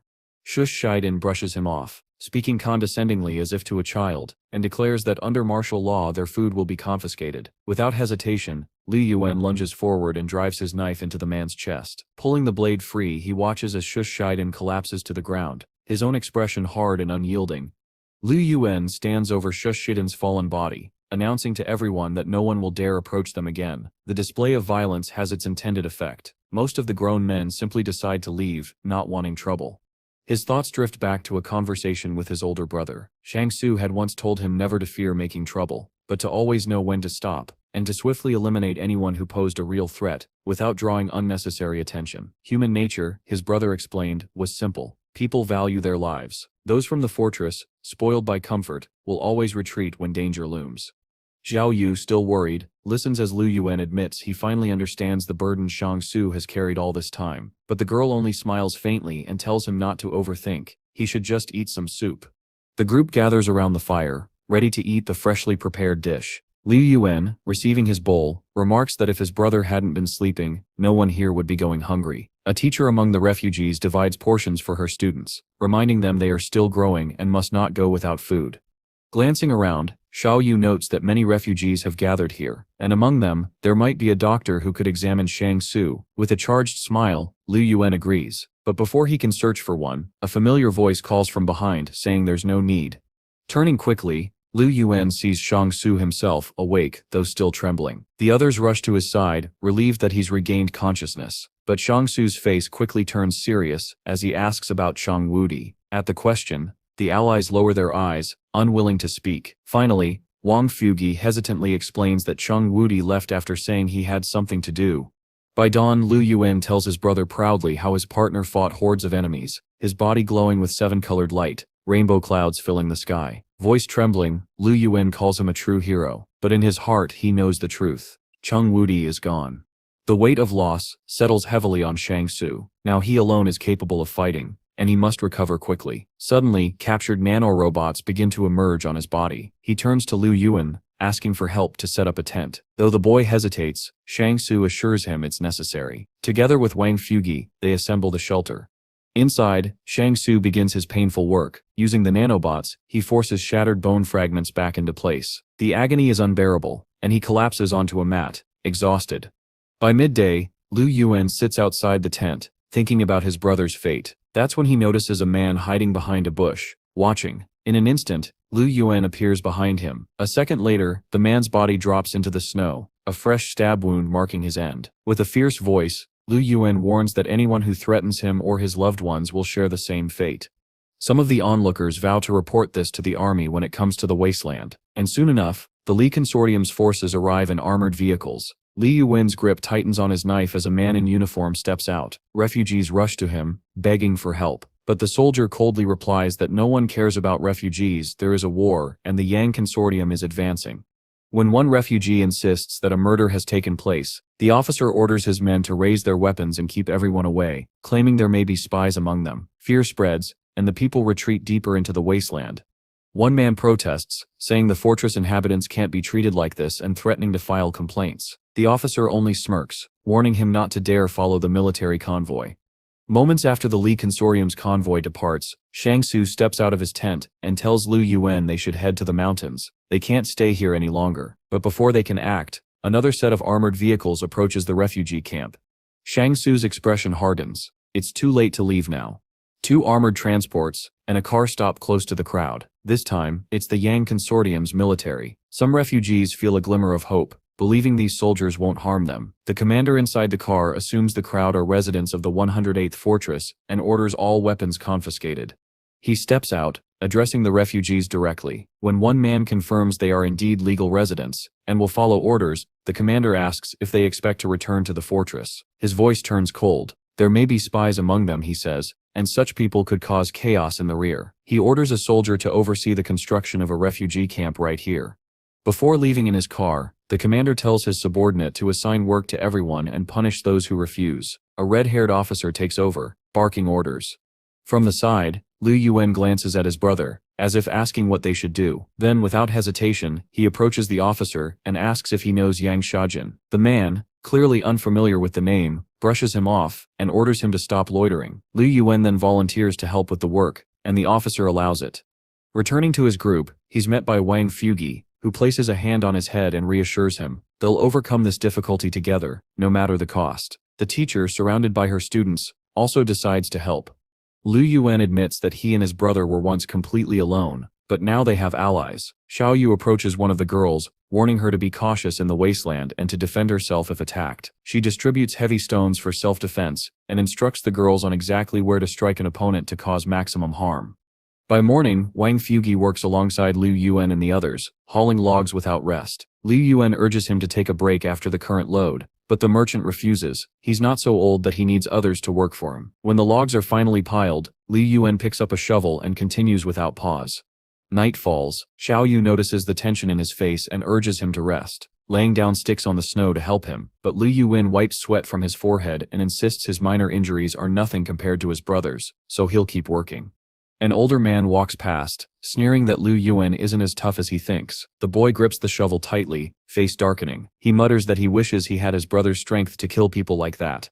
Xiao Yu tells him she used to curse her enemies and wish them the worst, then suggests he imagine those people dying from wolves or accidents instead. It helps ease the anger. With an awkward nod, Liu Yuan says he'll try. But then, fate seems to intervene. The same man who insulted him stumbles on a stone and crashes to the ground. He rises slowly, touching his forehead in confusion, then turns his suspicious gaze toward Liu Yuan and Xiao Yu. The two immediately avert their eyes, pretending to be busy. Suddenly, Liu Yuan's expression changes. Cold sweat beads on his forehead. He collapses into the snow, the shovel slipping from his hands. Xiao Yu rushes to him, asking if he's all right. He says yes, but inside he suspects the curse might be rebounding on him as well. Determined to confirm, he goes to Shang Tsu's tent and explains what happened. His older brother listens closely, then asks if he's truly certain about such a claim. After a few seconds, the transport turned around and began to move away. Sanggu emerged from his tent, telling his younger brother that they needed to head for the mountains. They could not stay here any longer. When Liu Yuan explained his theory, Zhang Su suggested an unusual test. Curse him so that he chokes on a potato. The boy was confused, pointing out they had no potatoes, but his brother insisted. Liu Yuan accepted. As he uttered the curse, a black smoke swirled around him. Then shouts came from outside. Someone had found an entire field of potatoes. Brother and sibling exchanged stunned looks, then went to dig them up. Watching from afar, the protagonist realized his brother's ability might bring both fortune and misfortune. Still, he noted that Liu Yuan's power was unlike any other, intangible, invisible, and unpredictable. Later, Zhang Su advised that good and bad people existed everywhere, even inside the fortresses. Liu Yuan hoped they wouldn't have to go to the 88th fortress, but his brother said they'd discuss it after he recovered. To test the curse further, Zhang Su casually ate a potato and began choking, just as the curse demanded, but Liu Yuan began choking too, confirming the curse's backlash.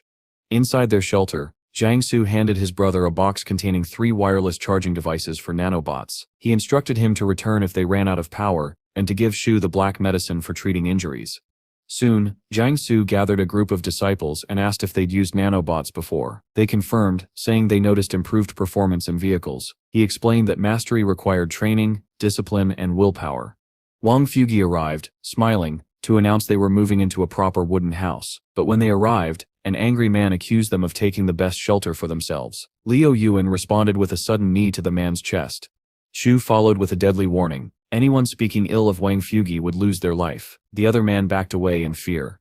Inside, Zhang Su noticed Wang Fugi's hand was injured. Liu Yuan treated it with black medicine, learning that during the day the merchant had managed to smooth relations with the Yang soldiers, even serving them water. One officer, however, burned himself after drinking it without realizing it was freshly boiled. The boy replied that it was most likely a new ability. Those words made the protagonist pause and think. Liu Yuan sat down across from him, when unexpectedly, Shang Su suggested something unusual, that he himself be cursed to choke on a potato. The boy was startled. They didn't even have potatoes, but the main character insisted he try. Reluctantly accepting his brother's request, Shang Su told him he didn't need to sacrifice his dignity. They could live fine in the tent, but Wang Fugi reminded him the protagonist himself had suffered for his allies, and even the students had risked their lives. Wang Fugi would never help in battle, but in matters of peace, he would do his part. The tension in the camp reached a breaking point. Jia Zhenping placed his hand firmly on Liu Yuan's shoulder, warning him that in this world, one could not afford to act on impulse. According to him, Liu Yuan's older brother Shanggu would only drag him down for the rest of his life. But before the man could finish, Liu Yuan's eyes flashed with anger. In one swift motion, he seized Jia Zhenping's wrist, snatched away his knife, and issued a cold warning, never speak ill of Shanggu again. From inside the house, Shanggu's voice called out, asking his younger brother to apologize for his behavior, but Liu Yuan only smirked, mocking the idea. He said that he should never have called Xia Jinping anything more than what he was, a ragamuffin and a bad man. Shanggu, unfazed, clarified that he wanted a real apology, not a lie. Xia Jinping, still wearing his smirk, dismissed the idea and instead issued a threat: meet him at the construction site that evening, or face consequences. If Lu Yuan refused, he promised that the lives of Shanggu and the women in their group would be ruined. With that, Xia Jinping turned and walked away, clearly pleased with himself. Lu Yuan watched him go, his gaze unshaken. When he returned inside, Shanggu was seated on the bed, already formulating a plan. He told his younger brother to wait, he would soon cause enough chaos to solve the problem entirely. The elder brother was almost fully recovered, and this was the moment to act. Lu Yuan eagerly agreed.